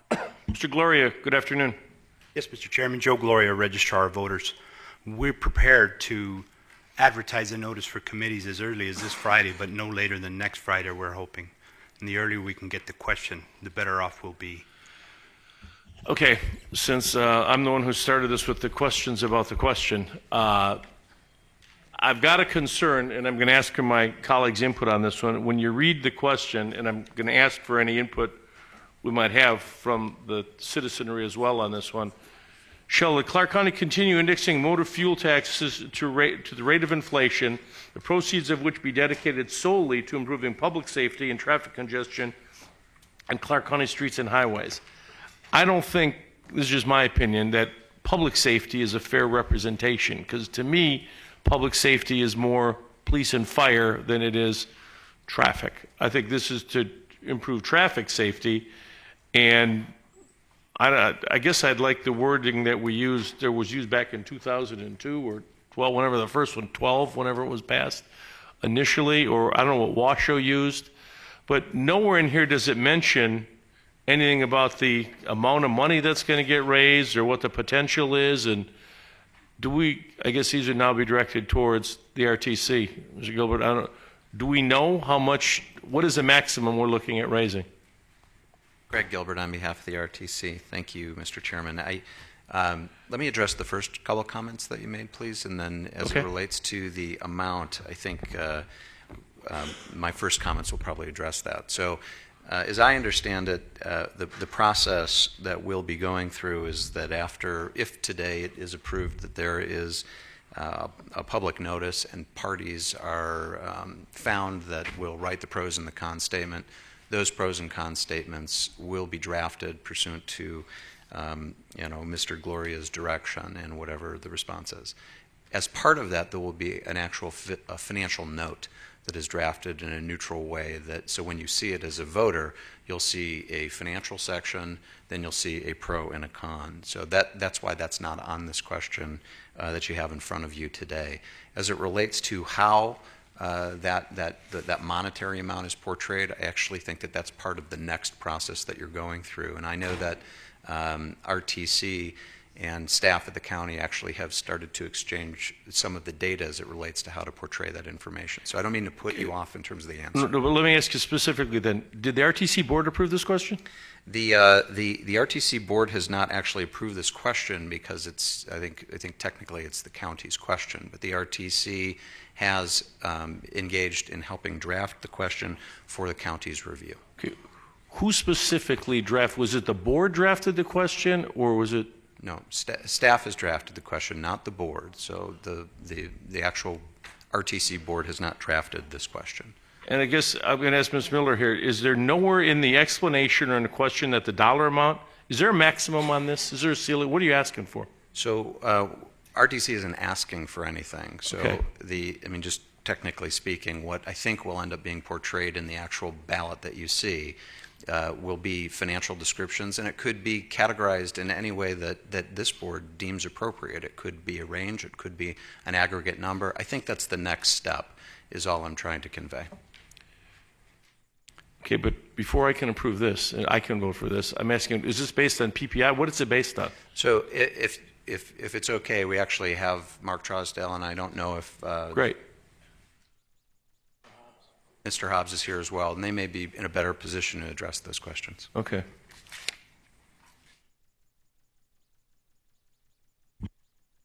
Mark Trosdell with the RTC. It is based on PPI. What is over what period are we looking at here? 10 years, 17 through 26. And what is your estimate, or what has it been for the last 10 years, PPI? 3.43%.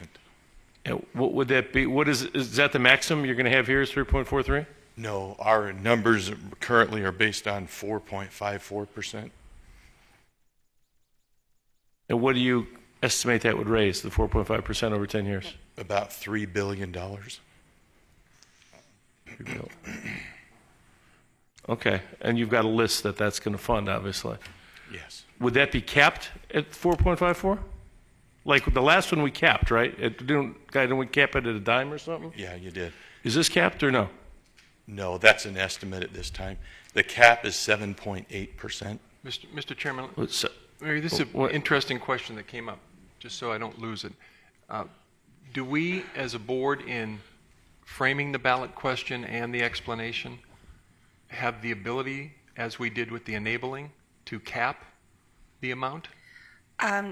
No, you have the ability to frame the question and the explanation, but the enabling legislation does not give the board discretion on the amount of the tax. It's set by statute. So the ballot question cannot include a cap? I don't believe that the legislation gives the board that discretion. What? I I could be wrong, but I don't see that in. If you could look into that, because I think it's going to be real important here. Commissioner, 7.8% compounded, what is that over 10 years? As far as how much it will raise? No, how much per gallon and how much would it raise? It would per gallon be about 73 cents. And we're estimating about, instead of 3 billion, 5.8 billion.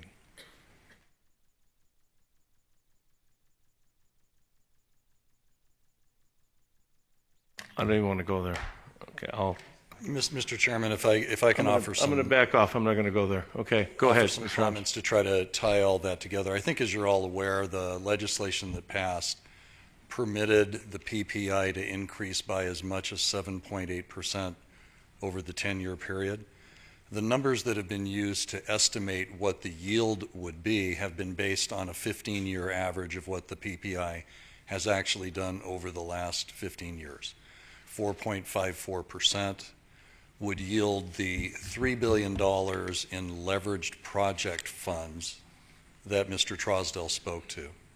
That also would translate over into an estimated impact on the rate of the tax. And all of that is extremely important for putting into the ballot question. And I understand that's where the questions are really going.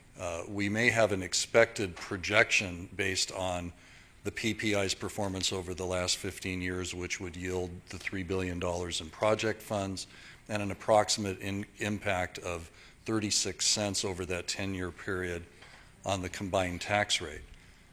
However, the law allows that to go up to 7.8%. Of course, looking at the data, we're expecting it to be less than that, but the PPI is also rather volatile. This raises certain questions about how do you accurately portray in the ballot question what you think the impact is going to be. The way that it's been done by RTC staff based on historical data is a fair way of doing that. But also, as Ms. Miller points out, you do have the full latitude of the law, which would allow you to go to 7.8%. And again, I think that is what presents the quandary. If you were able to somehow put a limitation on what the upside of the yield would be, it would probably actually allow you to make the language in the ballot question more accurate than to offer this wide-ranging sort of, we think it could be this, but it could be as high as that, but if something happened in the economy, it could be something as low as this type of rangy thing that would make it very difficult for people to pass judgment on what the impact would be on them personally. Now, I don't know that that's been helpful, but... I'm going to refrain from any further comments. I'm just out of respect to my colleague here to my right. I'm going to, and all my colleagues to my right and my left. Commissioner June Giuliani. Thank you, Guy, for that. So as Mary Ann looks at this, I think RTC, and when we did the initial indexing, we were very frugal, and we wanted the public to support this so that we made sure that we could go to the ballot if the legislature passed this legislation to come back and say we did 136 projects, this is how much we generated. We didn't go to the extreme that the legislature allows us to do.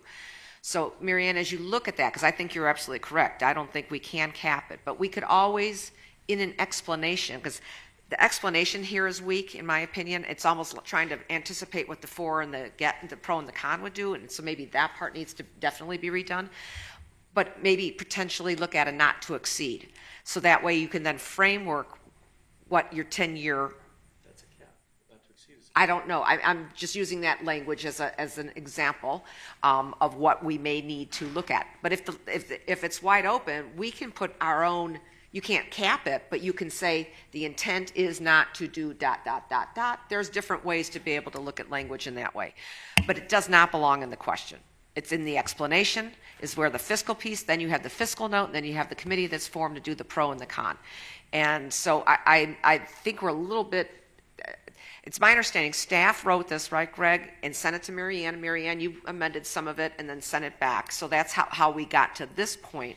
But Mr. Chair, as chair of RTC, if we're going to do this, I think it has to be simple, has to be clear, it has to be concise, and understandable by the public. And to me, it's more in the explanation of what this would do or will continue to do. It's already been in place for 4 years now? 3? When did we do it? 3.